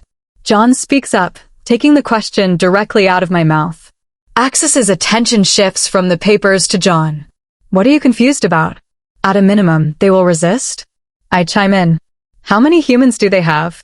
Axis sighs quietly, moving back around his desk and sitting in his chair. He gestures for John and me to sit as well, and we quietly obey. Has Helix told you anything? He asks, and I shrug. I thought he did, but now I'm not so sure. It makes sense. but I didn't realize that the beasts would resist their humans. I was under the impression that our biggest worry was the beasts attacking the castle and overthrowing Helix. Most of what's left of the human population lives in this kingdom, Adeline. Helix has kept your kind alive because of the labor, and the people have obeyed because they are fearful of him. Other than wanting to challenge Helix, their only goal is to end the human line. Axis explains. My blood runs cold, and out of the corner of my eye, I spot John tense up, his knuckles white as they grip the armrests of his chair. Helix did not tell me any of this, and I forced myself to rein in my anger at his lack of openness with me. Axis continues. Now is the perfect time to accomplish both of these items. I take in a deep breath, trying and failing to calm my rapidly beating heart. If they don't know what Helix is sick, then they won't rebel? I suggest. Axis laughs, a loud sound that feels forced. He sucks in some air, lips flattening into a hard line. I'm sure that word is already spreading. I shake my head. Nobody was there when it happened, and we got Helix into our wing without any guard seeing. Adeline, you smell like his beast. Any guard within a 10-foot radius of you will be able to tell. He explains. Then I will stay inside my room. Axis looks up to the ceiling, his jaw clenching in anger. Yes, and nobody will wonder why the king and his human mate haven't left their wing for days. His voice is laced with sarcasm, and I sink down in my seat, embarrassed. I know it's a far-fetched idea, but it's better than nothing. King Richard's men will be here this afternoon, and in the meantime, we need to finalize the plan, Axis states, sliding the map in front of me and tossing a pencil on top of it. Stay here. I'll go get some documents from Helix's office. He stands from his desk and heads towards the exit, his movements fast and silent.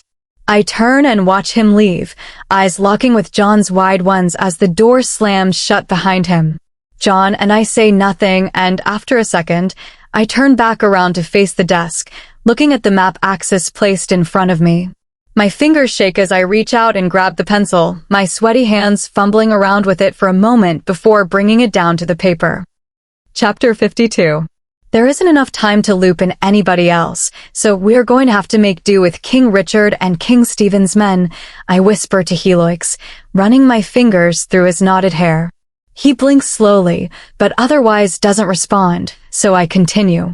We are going to send all of King Richard's men and most of King Stephen's to the large estates down south. They will protect the humans there. Admittedly, that won't leave a lot of protection for us here, but I'm counting on the city people being all talk and no action. His fingers tense up against mine slightly, and I snap my attention to our connected hands. My thumb rubs his skin lightly. I wish I could understand what he was trying to convey to me. You didn't tell me that the real danger of our bonding was the beasts executing the humans, I murmur, removing my hand from his and moving it to the bite mark on his neck. Helix mentioned before that beasts like to symbolize their bond with a bite to the neck and that someday I would wear his, but I never expected that his body would accept the bite of a human. A smile settles over my face as I trace along the imprint of my teeth, happy that he will forever bear my mark. His mouth falls open slightly as my actions. A quiet rumbling reverberates from his chest. It comforts me to know that his beast still lives within him and seems to be getting stronger with each passing hour. A knock at the door pulls my attention away, and I turn to watch Axis walk in. He nonchalantly looks around as he enters, eyes darting to me every once in a while. He shuffles slightly, looking uncomfortable as he comes to a halt in the center of the room. I remain still, waiting for him to share his news with me. Adeline, he pauses for a moment, coughing into his fist. That's a bit of an intimate action. Confused, I glance down at Helix. My face heats up as I yank my hand away from his neck, having forgotten that my fingers were resting on my mark. Sorry, I didn't realize, I explain, wishing for the world to swallow me whole. Axis visibly relaxes the second my hand is removed, his chest deflating as he exhales. He looks over Helix's body with a frown. Is there a reason you've laid him down so haphazardly? He questions, quickly moving towards my mate's body. He's heavy. I take a step back as Axis approaches, watching as he grabs onto Helix's shoulders and flips him around, moving him onto his back. Helix's head falls back against the cushion, and I wince as I take in the indentations from the seam of the couch on his face. He's no doubt going to give me an earful when he wakes up. Are there any updates? I question, embarrassed as I watch Axis remove Helix's shoes and lift his legs onto the couch. These are things I should have done myself, or at least asked Axis to help with earlier. I was a bit ashamed that I couldn't, and was hoping Helix would wake up before it was noticed. Axis stands back up with a sigh, brushing his hands on his pants. King Richard's men arrived almost an hour ago. I immediately sent them off to the estates. They will demand a roll-up of the humans for inspection, and will move them to a warehouse to keep them safe until Helix wakes up. He informs me. I'm glad to hear that he has followed through with my plan, and hope that Helix will be proud of my ideas. A quiet groan emerges from Helix, and both Axis and I snap our attention down to him. His eyes blink slowly, heavy puffs falling from his lips as he struggles to breathe. Immediately, I'm on my knees in front of him, my face inches from his as I watch him wake up. His pupils dilate as they land on me, sweat pebbling up along his skin. They'll know dash, Helix croaks, pausing to clear his throat. They'll know something's up when another king's men show up to take their humans. Axis hums, glancing at me momentarily before looking back at Helix. Your little mate thought the same thing. His men are wearing our uniforms. Helix nods slightly, his eyes shutting for a long moment before opening halfway. And when they fight back? He probes. Axis opens his mouth to respond, but I interject. Most of King Stephen's men are tasked with controlling the rebellion back at the estates. About a third will stay here in case we face an attack from any commoners from the city. I explain, reaching forward and pushing his hair from his face. Both should arrive there tomorrow afternoon. Helix nods slowly, the motion so slight that I wouldn't have noticed it if it weren't for my full attention on him. His eyes slowly fall closed, and I sigh and stand, letting him rest. I turn to face Axis, but drop my head back down as Helix's fingers wrap around my wrist. His grip on my skin is light, his arm lifting to bring my hand to his face. He makes it halfway before his arm falls back down, but I pay it no mind and place my palm on his cheek. His head turns towards my hand, a low growl falling from his chest as I pull away slightly. He's trying to smell you. Axis chimes in. I hold back a frown at the fact that Axis can better read Helix than I, reminding myself that they have been close for years. Pushing down my feelings, I bring my wrist to Helix's nose. His stomach extends as he takes a deep inhale of my scent, the rumblings in his chest quieting. Leaning down, I place my face in his neck and give him a small kiss. I think you smell nice, too, I whisper, pressing my lips to his clammy skin once more before pulling away. Straightening up, I turn to Axis with a frown. We need to work out a plan for protecting the castle, I state, reaching up and pinching the bridge of my nose. We should have enough guards to protect us from a handful of angry commoners, but we may run into an issue if they group up and come at us in large numbers. Axis has assured me that we only need to keep them at bay until Helix is back to normal, but I'm skeptical. I've been told that mating with a human is often dangerous. The beast is unable to handle the split between both bodies and weakened to the point that he either dies or is quickly killed. Once they see that Helix has survived, Axis expects that they will fall back in line. Despite my worries, I'm trying to remain positive, hopeful that what I've heard is accurate and that Helix's beast is strong enough to handle the adjustment. Axis jerks his head towards the door, signaling to me that we should continue the conversation outside the room. I glance down at Helix once more, watching him try to force himself to stay awake. I shake my head slightly, tisking quietly at his actions. He needs to rest, not eavesdrop on our conversation. John will be in shortly to keep you company, I promise, smirking as he narrows his eyes in response. He can pretend all he wants, but I know that he has a soft spot for John. It's hard to walk away, but I force myself to turn and leave the room. Axis follows quickly behind, shutting and locking the door as we exit. We remain quiet as we move through the hallways, and to my surprise, Axis stops in front of Helix's office door. He enters without hesitation, holding the door open just long enough for me to slip through. Helix wrote up several fortification plans a couple of months ago. Should be somewhere in here. He explains, moving to the drawers under the desk and rifling through them. I glance around his office with wide eyes, feeling a bit overwhelmed by the mess in here. Helix has always been a bit chaotic when it comes to his organization, but he's been evil these past couple of weeks. Moving over to his filing cabinet, I pull open the top drawer and begin searching through it. All that's inside this one are files on the workers within the castle, and I quickly close the drawer before moving on to the next one.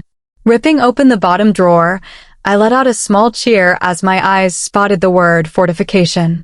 Axis moves to stand behind me as I pull out the file, his body so close that I can feel the heat emanating from his chest.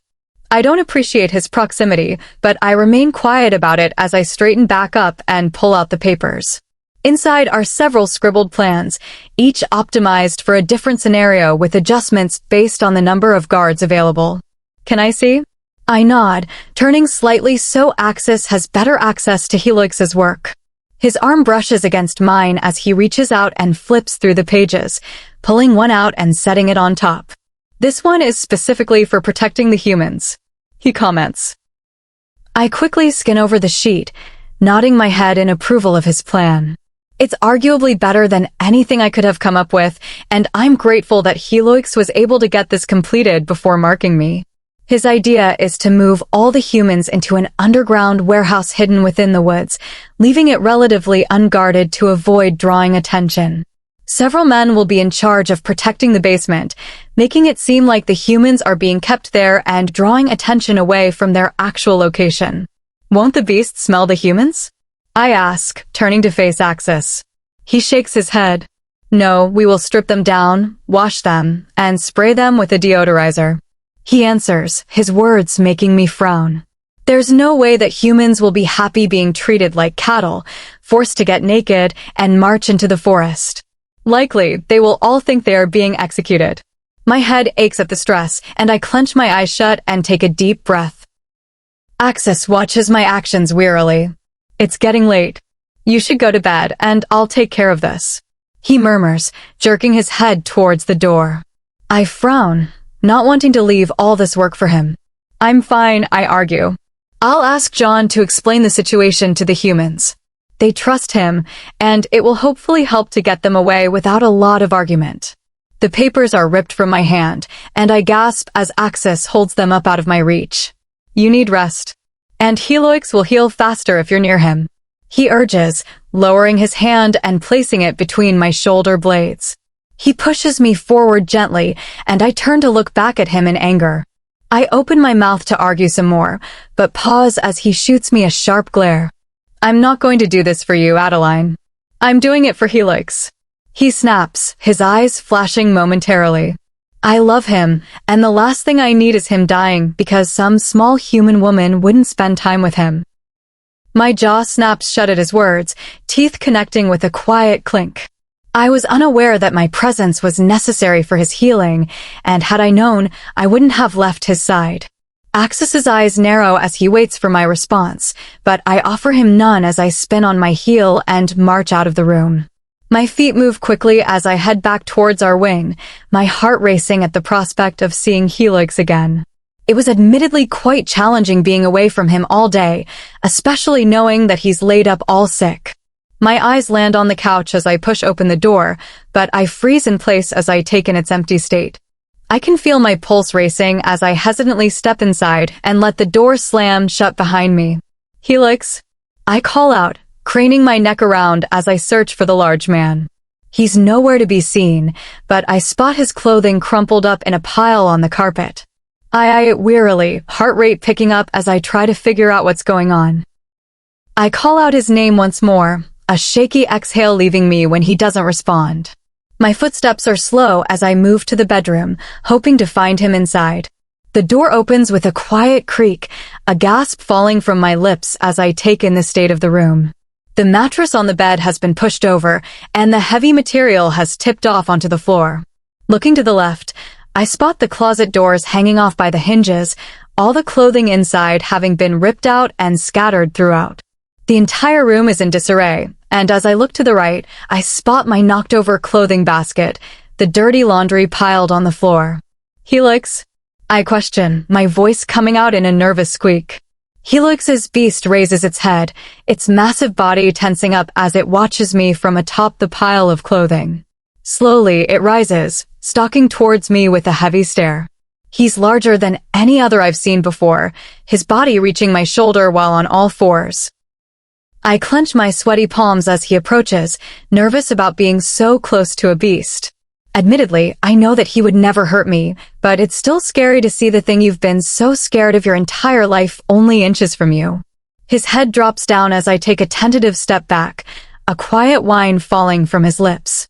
My mouth goes dry as he plops down on his belly at my feet, his large head craning up to watch me. Shutting my eyes, I force myself to take a deep breath and relax. It's just Helix. Opening my eyes once more, I gulp and bend down to his level, reaching my hand out to touch him. His fur is soft under my hand, and he grumbles as I run my fingers through it. Taking that as encouragement, I sit cross-legged on the floor and run my hand along his neck. I pause my movements as he lifts his head, resuming as he drops it down in my lap. His breath warms the exposed skin of my thighs, and I twitch as his wet nose brushes up against the back of my knee. "You're like a dog," I murmur, holding back a laugh as a loud growl emerges from him. Chapter 53. Helix, stop. I laugh, pushing at his large body as I attempt to move him away from the mattress. "You may be happy sleeping on the floor, but I'm not." His wolf growls quietly in response, completely ignoring my wishes as he continues to hold the bedding between his teeth, preventing me from putting it back. While I always knew that his wolf was an animal, I didn't anticipate it acting so much like one. I know he can understand what I'm saying and is trying to communicate with me, but it's hard to figure out precisely what he wants. With a scowl, I note that Axis could probably figure out exactly what he's trying to convey. I've always known that he and his second are close and have a tight-knit relationship, but lately I've been finding myself incredibly jealous that he can read my mate better than I can. Helix growls as I continue to try to tug the mattress out of his mouth, his black eyes narrowing in frustration at me. I'm frustrated with my inability to figure out what he's trying to do, and after another second or so of fighting, I give up and release the bedding from my hand. "I don't know what you want," I admit with a frown. Helix whines as he pulls the mattress to the middle of the floor. He drops it once it's laid flat, his large head immediately popping up to watch me as he lifts his paws and presses them against the surface. I tilt my head to the side as I watch. He whines again before moving over to the bed frame and placing his leg on it. The wooden boards creak and bend underneath his weight, and I grimace in worry that he's going to break them. The beast watches me intently as he brings up another paw and rests it on the bed with the first. "Hello." I snap as one of the wooden boards splinters underneath him. "You're too heavy." Moving forward, I jog around the bed and push at his chest to get him down. He does so immediately, an excited yip falling from his mouth as he trots over to the mattress and flops down on top of it. His head rests on his paws as he watches me. My lips curl up as I finally realize what he has been trying to tell me. He wants to sleep with me, but he is too heavy for the bed, meaning the mattress needs to stay on the floor. Wide, dark eyes watch me as I move around the room to grab pillows and blankets. "Are you feeling better?" I question as I curl up next to him. He ignores my question entirely as he watches me lie down on the opposite side of the bed. He grumbles as I settle, the sound low and gruff, before wiggling his body closer to mine. He continues this until he is practically on top of me, his warmth seeping into my bones. I can't help but chuckle at his antics, so happy to have my beast back after he had been unresponsive for so long. He visibly preens under my gaze, his enjoyment of my attention on him quite evident. I wonder if he and Helix share the same mind or if this animal in front of me is an entirely different being. They seem to have pretty similar mannerisms, but his beast is noticeably more demanding of my attention. I make a mental note to ask him about it when he is back in his human form. I'm scared of what's going to happen, I admit quietly as I run my fingers through his dark fur. Axis says that the people in the city are gearing up to revolt. I was hoping that they wouldn't follow through with it. His fur is soft under my fingers, the thick strands parting easily for me as I run my hands through them. His chest grumbles quietly against me as I touch him, but he otherwise remains silent. My eyes begin to water as I continue. There aren't a lot of guards here to help defend the castle. My voice is audibly shaky, and I bury my head in his chest to hide my tears. I shouldn't have sent so many away. Helix nudges his nose against the crown of my head. I ignore his actions and leave my face tucked into his body. I know that the expectations weren't too high of me, considering that he only began teaching me how to rule a couple of weeks ago, but it's disappointing that when the time came to step up, I made all the wrong decisions. I'm sorry that you didn't get paired with a better mate. I choke up. The loud growl that erupts from Helix has me freezing up against him in fear. Deep down, I know that he would never hurt me, but the noise still triggers my fight or flight response. I open my mouth to apologize for my frightened reaction to him, but he cuts me off with another deep growl. He continues to do this for the rest of the night, refusing to allow me to get out any more words. At some point, my eyes grow heavy, and I fall asleep against him, my face smushed into his fur as I drool slightly on him. A couple of times, I wake up panicked, eyes searching around for any signs of attack or trouble, but the sound of the snoring beast lulls me back to sleep pretty quickly. Helix. I grumble tiredly as I awake to him moving underneath me. He ignores my call and continues to get up. I groan as he slides his paw out from beneath my head, causing it to fall back against the mattress with a quiet thump. I crane open my eyes to watch as he stands and shakes out his fur before trotting out through the bedroom door. It takes me a second for the panic to kick in, my body going into overdrive as I jump up from the bed and sprint out to stop him from leaving. Axis made it quite clear that he needs to remain here until he's back to normal. The beast watches me through narrowed eyes as I run past him to block off the front door. He ignores my attempts and tries to push past me. I scull and, in a panic, reach up and swat at his nose. Stay, I order. Helix's head rears back before moving to smack my hand away, his outrage at my actions clear. His broad frame fills the entirety of the doorway as he waits for me to move so he can pass through, but I hold my position. I don't think it's safe for people to see you like this. I sigh, ignoring his wants and trying once more to push him back into the room. Helix's beast grumbles at my hand, snapping its large teeth in my direction. I flinch back slightly at the sudden threat, regretting my actions as he lets out a whine and drops his head. It's fine, I assure him. I know you aren't going to bite me. He whines once more, a high-pitched noise that resembles that of an injured animal. I reach out and scratch at the fur between his ears, a wide grin spreading across my face as he pushes his head further into my hand. You need to stay here. I'll go get access. I repeat before pulling away and turning to inch open the front door. Helix's beast once more tries to follow me out of the room, his body easily overpowering my attempts to close the door on him. Huffing, I spin back around to face him. You can't go with me. Eyes flash, and seconds later, I'm pushed back against the wall as Helix forces his way past me, leaving me behind as he trots down the main corridor. Screeching, I turn and slam our door shut before following after him. Slow down. I huff, annoyed at his quick stride. His head tilts to the side as he peers at me out of the corner of his eye.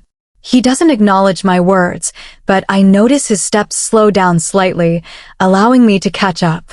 Axis is going to be mad at you. I try, hoping that the threat of anger from his second will be enough to change his mind. I'm not at all surprised as he continues forward, not so much as pausing at my words. My eyes dart around as we move to Axis's office, narrowing every time we pass a guard. There are several people lingering around that I don't recognize, and I quickly realize that these must be King Stephen's men. They don't seem surprised to see Helix walking around in beast form, simply walking around his body and continuing their tasks. I don't spot any humans as we walk, and I hope that means that Axis was able to get them to safety. I run around Helix to push open Axis's office door, watching him glance up from his desk and lock eyes with the giant beast following me around. Chapter 54. I'm glad to see that you're still able to shift. Axis comments, dropping his gaze back to the papers on his desk. Helix's beast grumbles quietly, moving to the center of the room and plopping down on his haunches. I didn't realize that there was a threat of him no longer being able to shift, and I feel frustration rise within me at the knowledge that it's just another important piece of information that's been kept from me. Helix must feel my frustration as he turns to look at me in confusion. Moments later, I feel overwhelmed with regret, my eyes narrowing at the beast as I realize that he's sending his emotions over to me. Were you able to get the humans to the woods? I question, turning my attention to Axis. He nods, placing his fingers on the desk and pushing a sheet out towards me to read. Helix growls at the interaction, and Axis sighs before picking up the paper and politely holding it out to me. He glares at Helix as he does this, and I can't help but smirk at the sight of Axis being reprimanded. There are some rumors of an uprising happening in the city, and I expect that it'll make its way to the castle soon. He sighs, pushing back his hair. I hope that nobody can see my shaking hand as I grab the paper from the desk. Looking it over, I grimace at the different areas that Axis has highlighted as being a problem. I was hoping that this wouldn't happen, and I glance at Helix with worry. He seems to be doing a lot better, but the fact that he appears to be stuck in his wolf form is not comforting. And the estates down south? I question. All good there. There were some casualties, which were expected, but most of the humans are alive and well. I frown, not having been told anything about expected casualties. How many humans died? Axis sighs, glancing at Helix briefly before answering. A couple hundred. A couple hundred, I repeat, my voice is faint. Out of how many? Axis glances at Helix once more, and I angrily move to stand in front of him. I'm a grown adult, and technically, now his queen. He doesn't need Helix's permission to share this information with me. About 6,000. Helix's beast pushes against my back, and I lean against him. I was unaware that so many humans lived in the estates. My eyebrows furrow as I think over the numbers, a wave of sadness spreading through me. Axis mentioned that Helix's kingdom is where most humans reside, and the fact that there are only 6,000 here is troubling. From what I've heard, there used to be millions of humans on the planet. Have the beasts truly brought us to the brink of extinction? How many humans are there still in existence? I question. Axis once more looks to Helix's beast for direction. Stop looking at him. I snap. His gaze zeroes in on me as I yell at him, eyes flashing in a threatening manner. Helix's body pushes me to the side as he stalks towards Axis, low growls falling from his lips. Axis almost immediately backs down, his body slumping into his chair as he drops his head to his chest in a sign of submission.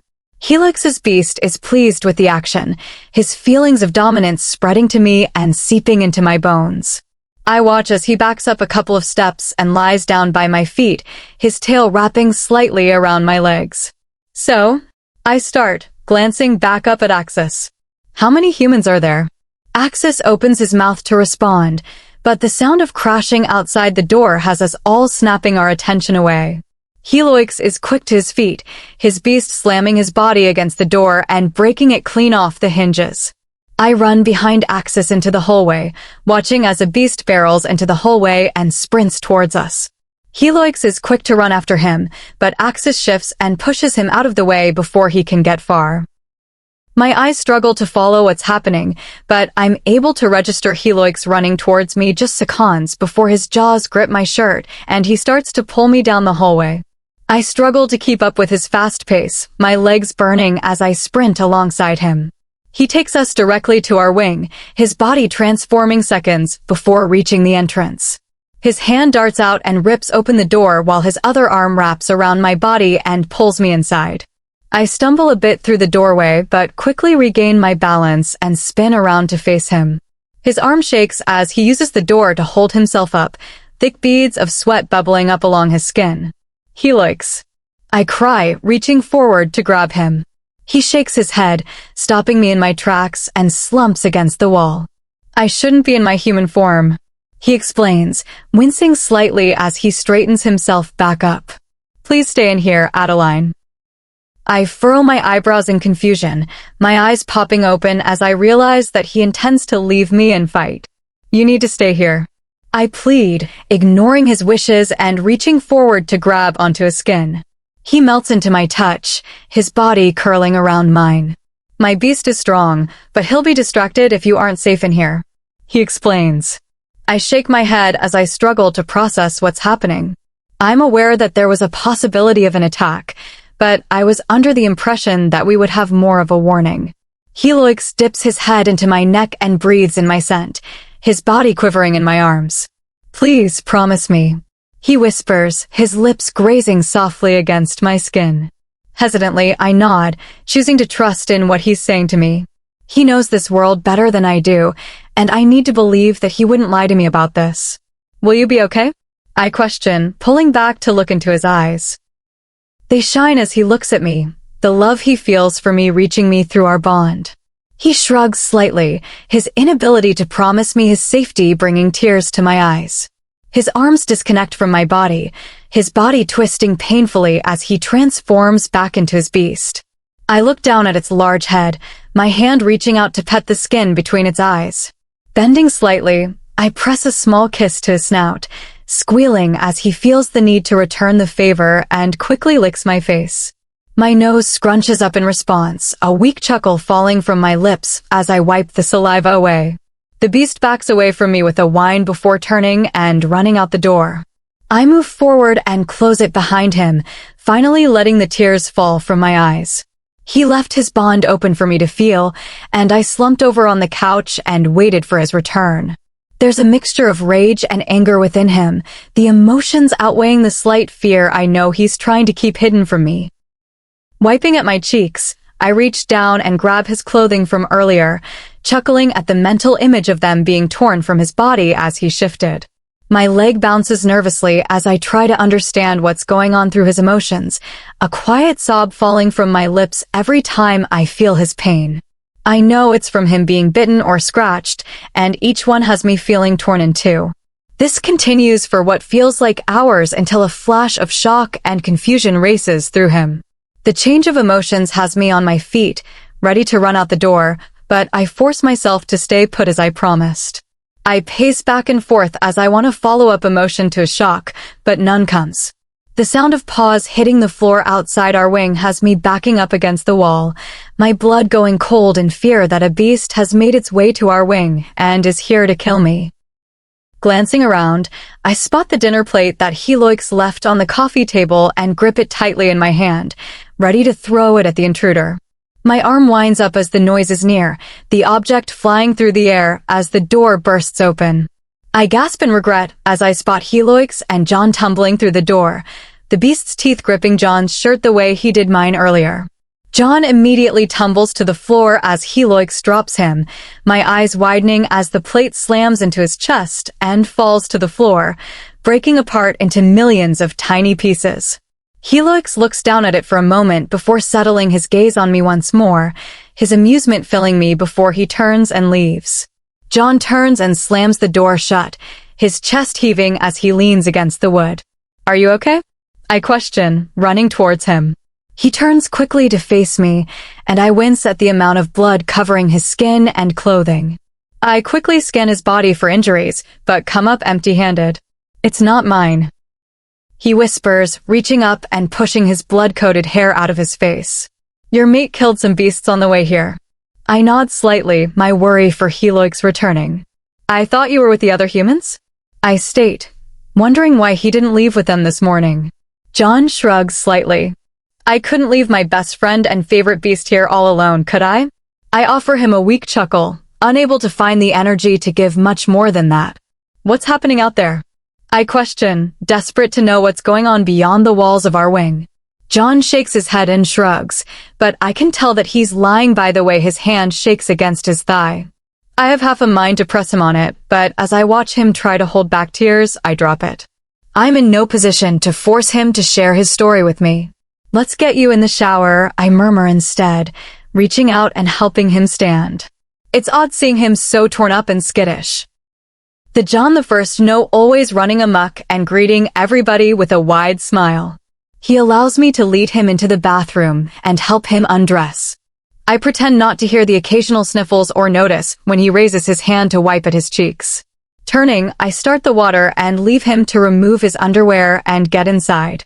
I wait outside the door until the sound of the water changes, signaling that he's gotten inside, and rush in to grab his bloody clothes and replace them with a pair of Helix's sweatpants.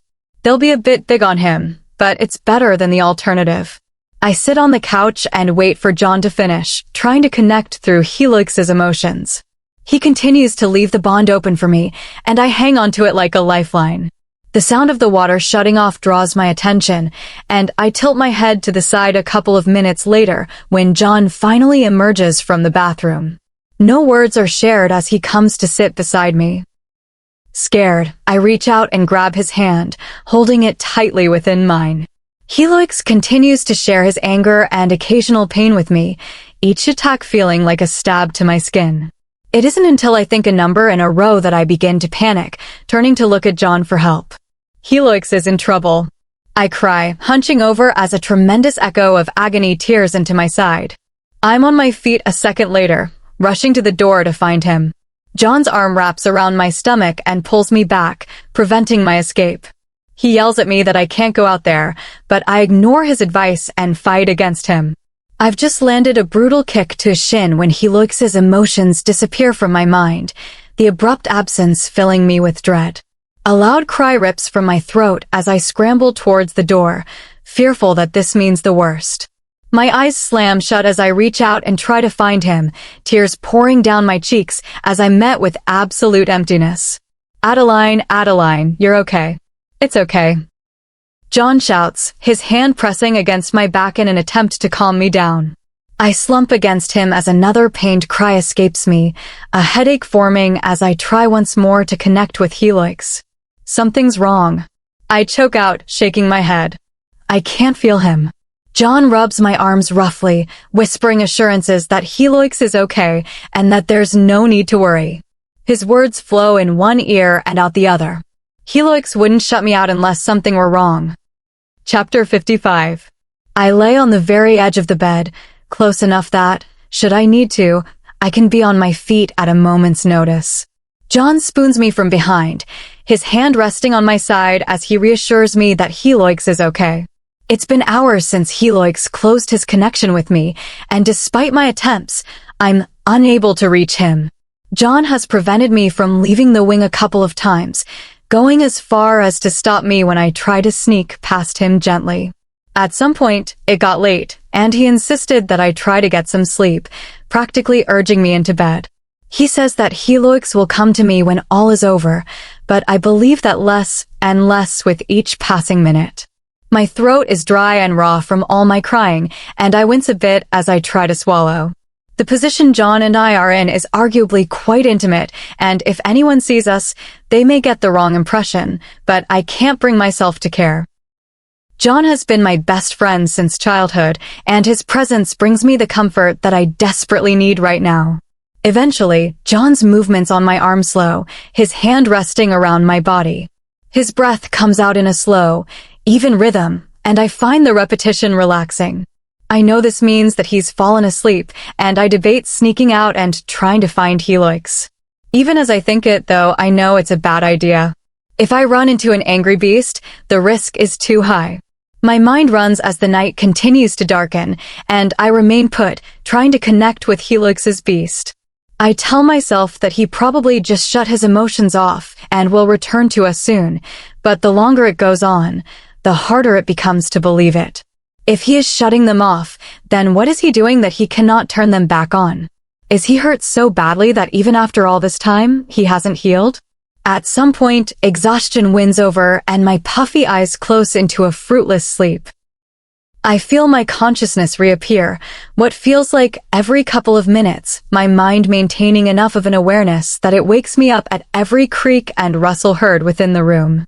My eyes pop open as goosebumps pebble up along my skin, the feeling of being watched spreading within my body and putting me on high alert. Glancing up, I lock eyes with Helix standing at the edge of the bed. The moonlight filtering in through the open window illuminates his body, casting him in an eerie light. To say he looks exhausted would be an understatement. His eyes are half shut, and his chest rises slowly with each breath he takes. Absolute relief fills me at the sight of him, my body slumping as it truly relaxes for the first time in hours. His skin appears clean and hair wet, and I wonder how he managed to take a shower without me waking up. I watch as he looks between John and me, his body trembling as he struggles to hold himself upright.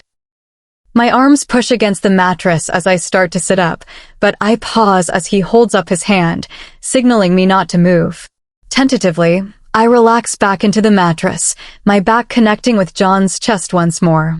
With an inaudible sigh, he crawls onto the bed behind John, the weight of his body causing the mattress to sink in the middle. John groans a bit as his body is jostled around, his arm tightening around my stomach. I expected Helix to be angry at the sight of John comforting me in such a way, and I am surprised at his lack of care. I'm sure it also helps that he can feel my emotions and knows I feel no lust for John. He sits down on the bed and presses his front against John. His arm wraps around us both as he pushes John's hand away from my stomach, replacing it with his own. A happy smile spreads over my face as I crane my neck to watch him, unable to tear my eyes away for even a second. I was so afraid that he wouldn't be coming back to me. My bottom lip trembles as I look over his bags and see visible exhaustion, worried about what happened tonight while he was gone. I assume that his presence here means that he's taken care of the beasts that infiltrated the castle, but I am confident that we are far from being in the clear. Tomorrow will bring its challenges, I'm sure. Helix groans as he settles into the mattress, the sound quiet and rough. His hand wiggles slightly as he slides it up the front of my skirt, apparently wanting more skin-to-skin contact with me. Thank you for caring for my mate. Helix murmurs to John, shocking me. I hope that's not your sweaty hand pressed against my back, John grumbles in return, his back arching to create some distance between them. Helix yawns, his hand pressing firmly into the skin of my stomach, fingers spreading to hold as much of me as he can. Shut up, human. Both John and Helix are long gone by the time I wake up in the morning, their spots on the bed cold. The second I note the absence, I'm on my feet, rushing out into the living room. Helix is standing in the kitchen with his back to me, and I sprint over to him with a cry. He spins around seconds before my arms wrap around his torso, the front of my body colliding with his. I'm unable to hold back the sob that falls from my throat as I bury my face in his chest, the joy at seeing him overwhelming. There's a loud clatter as he drops whatever is in his hands, freeing them up so he can return my hug. I thought you were dead. I cry, pulling back to look up at him. What happened? Up close, I notice how ill he looks, his face pale and eyes sunken into his head. Sighing, I raise my hand and press it against his skin, concerned with his warmth. Helix closes his eyes and leans his head into my touch. I'm okay, still getting used to the bond, but doing much better. He assures. We were able to push back the commoners last night. King Stephen's men are patrolling the city to keep the peace, and our men are on guard in the castle in case anybody else tries to break in. His eyes are black as he opens them. I stare into them confidently, relishing every second of it after having convinced myself that he was dead last night. Is everybody okay? I probe. Helix frowns, the expression alone answering me.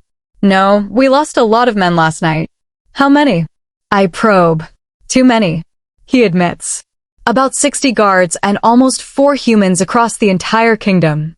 My heart drops as he shares the numbers with me. My optimistic hope that we would come out of this relatively unscathed disappears. While I expected there to be a couple of deaths, I wasn't anticipating this many. What are we going to do with the humans that we took from the estates? I question. Helix wraps his arms around my body before lifting me against his chest. I gasp quietly, having not expected this, and try wiggling out of his grasp. He shouldn't be exerting any energy while still sick, especially doing something as silly as picking me up. His feet slam against the ground as he walks us over to the couch, quiet pants falling from his lips at the effort. His body crushes mine as he throws us down on the soft cushions. There are some households that treat their humans well so that they will go back immediately. The remaining humans will be moved to the castle until we have a safe plan for them. He whispers, pressing a soft kiss against my forehead. I nod, wishing that the humans could have more of a say in what happens to them. This change feels like an excellent opportunity to give them more ownership of their lives, yet we will still be treating them as slaves. What's wrong? I share my concerns with him, watching as he nods his head in consensus, his eyes wide as he listens to my every word. I agree that they would be ideal, but it's just too much, too fast. He confesses. I promise you that I will work to get us to that point, though. I reach out to try to feel Helix's emotions, wanting to feel his honesty, but he still has them blocked off. It annoys me slightly, but I don't comment on it, too occupied with figuring out what exactly happened last night. Pulling back slightly, I look around the room for John. The area has been picked up, and the plate I broke last night is no longer scattered in pieces by the front door. John's lanky frame is nowhere to be seen, though. Where's John? Helix shrugs, glancing around. Beats me. He left in the middle of the night after complaining about my suffocating heat. I hum quietly, not at all surprised. It took a while for me to get used to Helix's all-encompassing warmth, and even longer to get accustomed to his insistence on throwing his heavy limbs over my body. Helix chuckles to himself. Why are you keeping your emotions from me? I question, unable to hold back the issue any longer. An audible sigh falls from his lips, making me weary. I'm not exactly feeling great right now, and I don't want my discomfort being shared with you. Helix's eyes beg me not to push the subject, but I do so anyway, not appreciating his closing himself off from me. Being able to feel him brings me so much comfort, and I don't want him to hide any of it. Besides, I can handle a little pain. I want to feel what you're feeling, even if it's not the most pleasant, I whisper, glancing down and connecting our hands. His thumb rubs gently along my skin, his bond remaining closed despite my request. I can't do that, Addie. He grumbles. Frowning, I pull away from him slightly, unhappy with his reluctance. I open my mouth to argue some more, but stop when he releases my hands and cups my face instead. He seems a bit anxious as he looks me over, his eyes darting all over my face. There is something I've been keeping from you. I was waiting for the right time to tell you, but one never came, and the longer I waited, the harder it became to spit the words out. Helix shares, his voice taking a desperate tone as he stares into my wide eyes. My pulse races as he says this, my mind racing over the thousands of things he could be keeping from me. Why is there always a secret? Are they ever going to end? I purse my lips and nod my head, urging him to continue. You're pregnant. My body goes rigid as he speaks.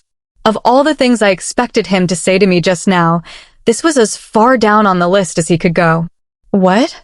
I ask, confident that I've heard him wrong. You're pregnant, and it's not safe for me to share any negative emotions with you. I tried to keep you in the know last night, but after feeling the anxiety it was causing you, I knew that I needed to shut them off until I'm better.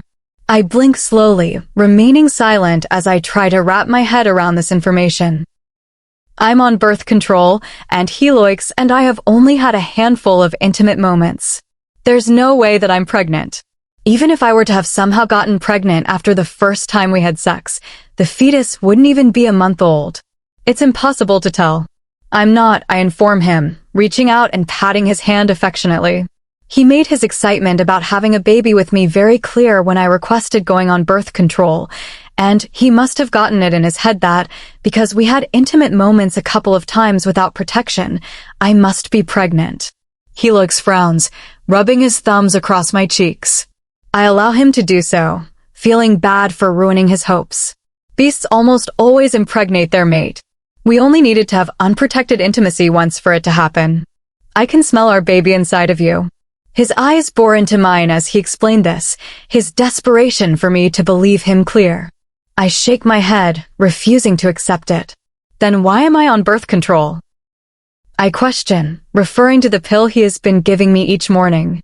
Helix frowns, his tongue darting out to wet his lips. It wasn't the right time to tell you, and there wasn't a good way to explain to you why you don't need it without informing you of the truth. I blink, absorbing this information. Has he honestly been lying to me and going as far as to give me birth control each morning to keep me in the dark? He could have told me the truth in any of those moments. Isn't that bad for the baby? I ask, referring to the birth control. Your human medicine will do nothing to my strong baby. He scoffs, puffing his chest out. My hands go clammy, and I clench my jaw shut as I pull away from him, livid that he kept this from me. While I admit that it probably wasn't the best time to tell me, it still wasn't his decision to make. And then to go ahead and give me birth control every day, furthering the lie and making me believe that we are being safe. He oversees me as I maneuver to my feet and take a couple of steps away. I don't want a baby right now, I admit. Helix's eyes flash at my words, his beast angry with my rejection of his child. Well, it's too late for that now. He snaps, reaching up to rub at his temples. I'll care for the child if you don't want it. My eyes widen at his words. I'm going to care for and love my child, I state, unsure how he could even think that I would have this baby and leave it for him to take care of. Helix's head slams back against the couch, and I wince at the loud bang that echoes out from his skull hitting the wooden frame. Sighing, I move towards him and pull his head away, not having the energy to fight right now. His jaw clenches as I touch him, slight threads of guilt reaching me despite his efforts to keep his emotions hidden. Good. He should feel guilty for his lies. We can take you to a doctor if you're opposed to this. He chokes out. His hands clench into fists as he says this, and I reach down to loosen them. I know how important children are to the beasts, and I would never take this from Helix, even if I'm not quite ready. I don't want to do that, I whisper, sitting myself down on his lap. I don't need to be able to feel his emotions to know that he's crushed by my reaction. It's not like I don't ever want children and haven't thought about how lovely it would be to start a family with Helix, but I fear for its safety with everything going on. This baby will be part human, and I don't want it to be treated differently because of that. What if it comes out more human than beast? Helix's eyes snap to mine as I ask my question, his face lighting up at my interest in our child. His hands gently grip my hips and pull me closer to him. Then we will teach my people that physical strength isn't a be-all end-all. He murmurs. And if it's more beast than human? Helix shrugs, leaning forward and pressing a small kiss to my chin. My actions will not change. I nod slightly, satisfied with his answer. I'm tired of all the secrets, Helix, I admit. He nods, agreeing with me. We chat some more on the logistics of having this child, a slight blush spreading across my skin as I start to feel a little excited about it. I can tell that Helix recognizes my budding enthusiasm, his excitement becoming increasingly apparent, but he says nothing about it.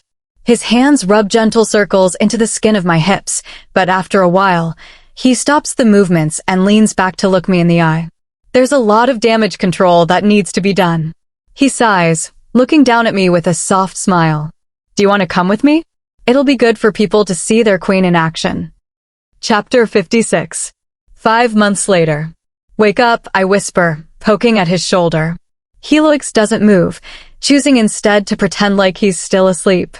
Sighing, I remind him that he is forcing me to do this before roughly shoving my fingers into his sides, tickling him. He jerks away at my touch, quickly rolling over to the other side of the bed.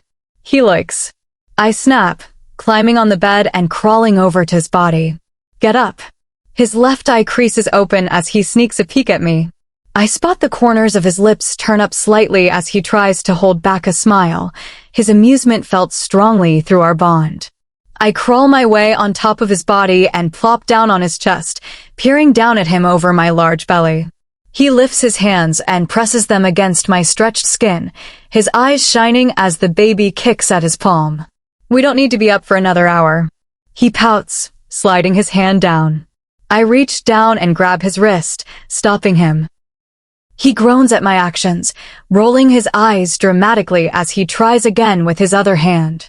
I reach out and stop that one as well, not in the mood. It's been days, Addie. Helix sighs. I'm really craving some attention. I shake my head, refusing to give in. I want to get there early to make sure everything is set up correctly. Helix pushes me back a couple of inches, moving me from his chest to his hips so he can sit up. He wraps his arms around my waist and presses me against him. I blush as my bump gets in the way, embarrassed at how big I've gotten.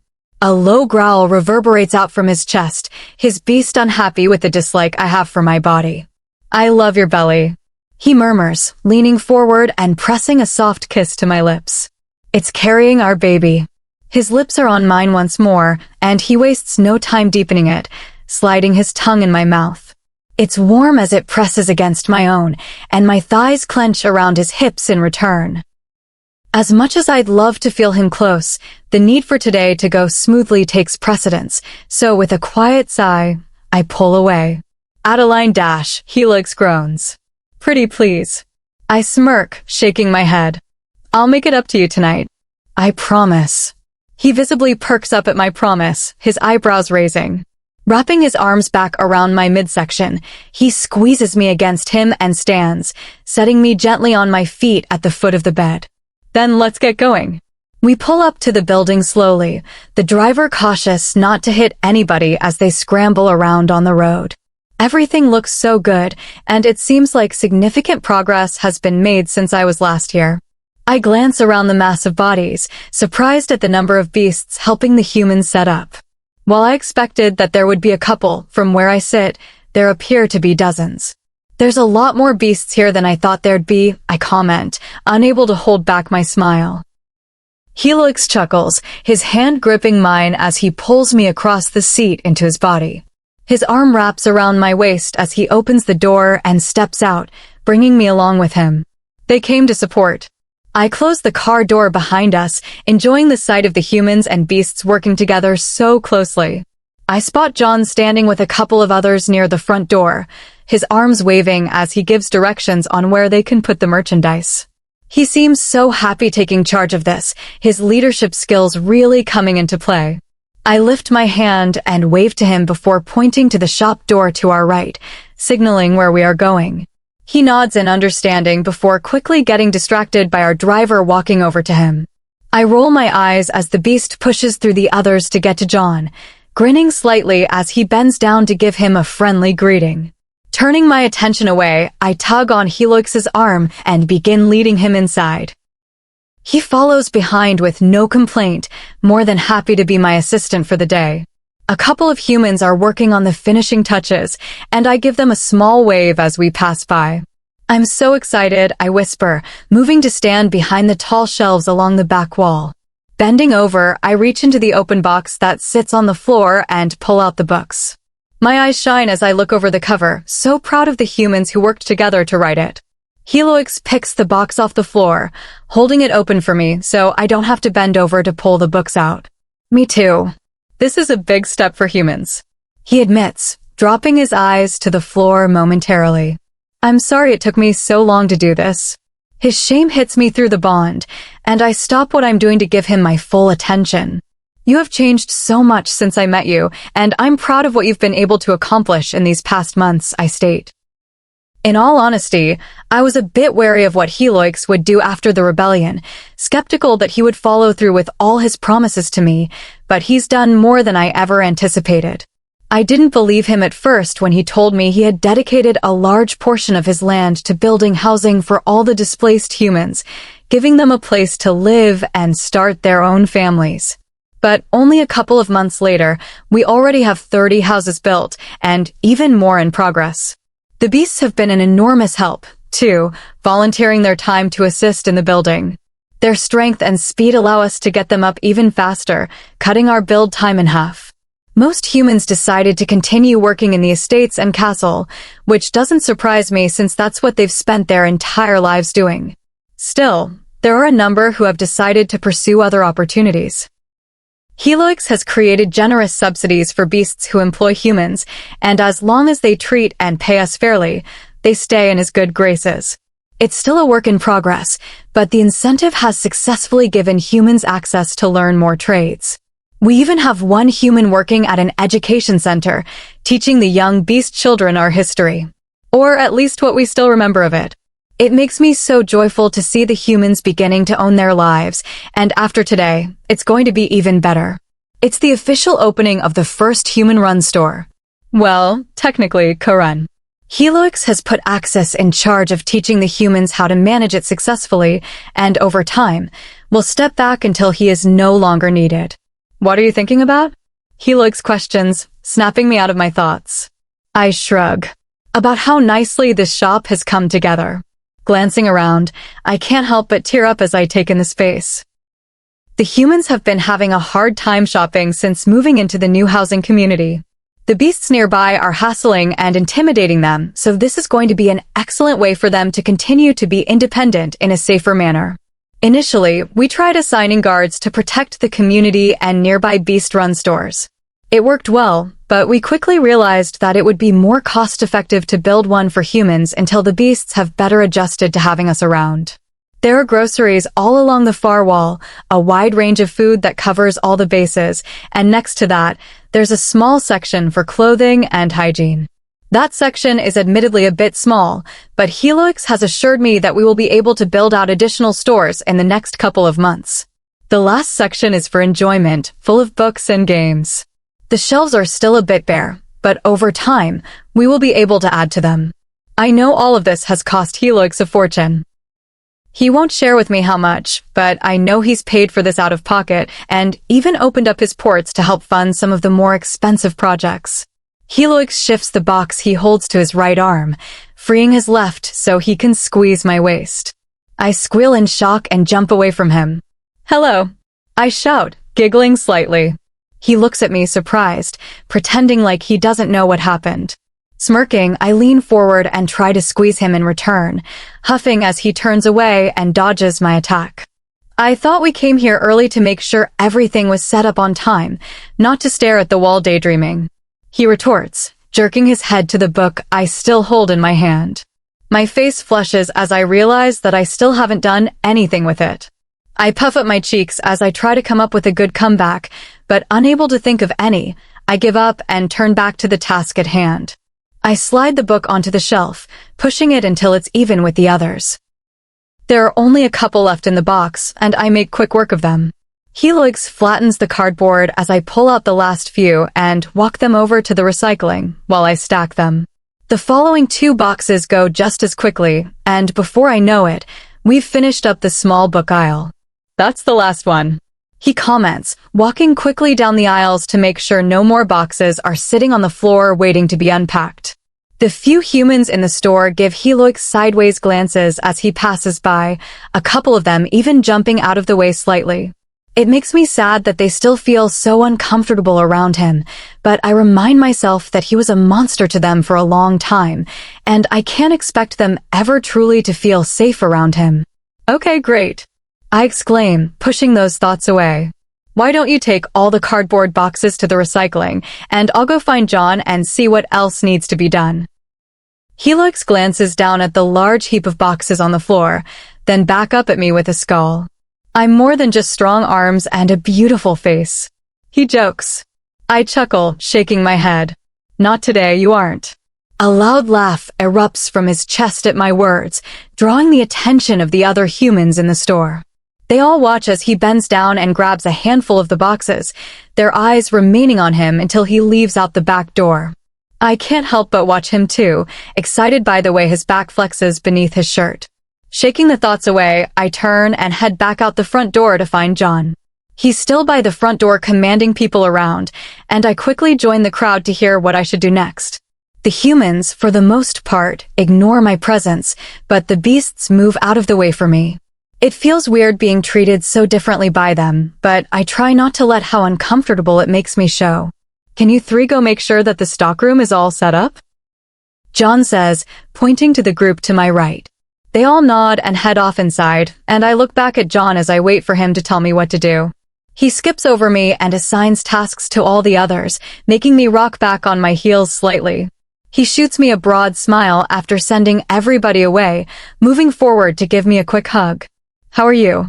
he questions, glancing down at my belly. It's gotten quite prominent in the past few weeks, making moving around a bit harder than usual. "I'm good," I exclaim, returning his hug. "What can I help with?" John frowns at my question, glancing once more at my belly. I cross my arms over it in response, not liking his hesitation to give me work. "There isn't anything else that needs to be done," he lies.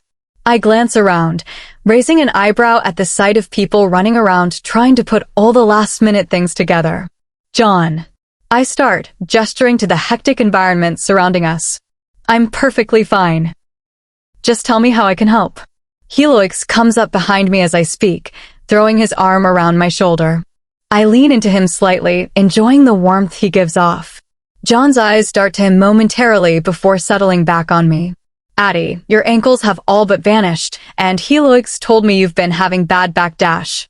Helix lets out a loud cough, cutting off John's words. I turn to look at him with a glare, unhappy that he's been telling John my business. He's too busy glaring at John to look at me, but I know he feels my betrayal through the bond. Do you like it? Helix asks, crouching down between my legs. I nod. This is the best thing I've ever eaten in my life. Glancing up at him, I smile as he eyes my food hungrily. I hold out the popsicle for him to try, wincing as he leans forward and bites off the tip with his teeth. In an ideal world, his beast would be a part of me, too, preventing me from feeling pain when I bite into cold things like this, but he's being stubborn and refusing to connect with me. Helix says that his beast is technically inside of me, but has chosen to put his energy into the baby to ensure it remains safe and healthy. I'm not at all upset about it, and am pretty happy with the assurance that comes with knowing how protected my baby is. Still, sometimes I wish that his beast would spend a little energy removing the fluid buildup in my ankles or the ever-constant queasiness that lives within me.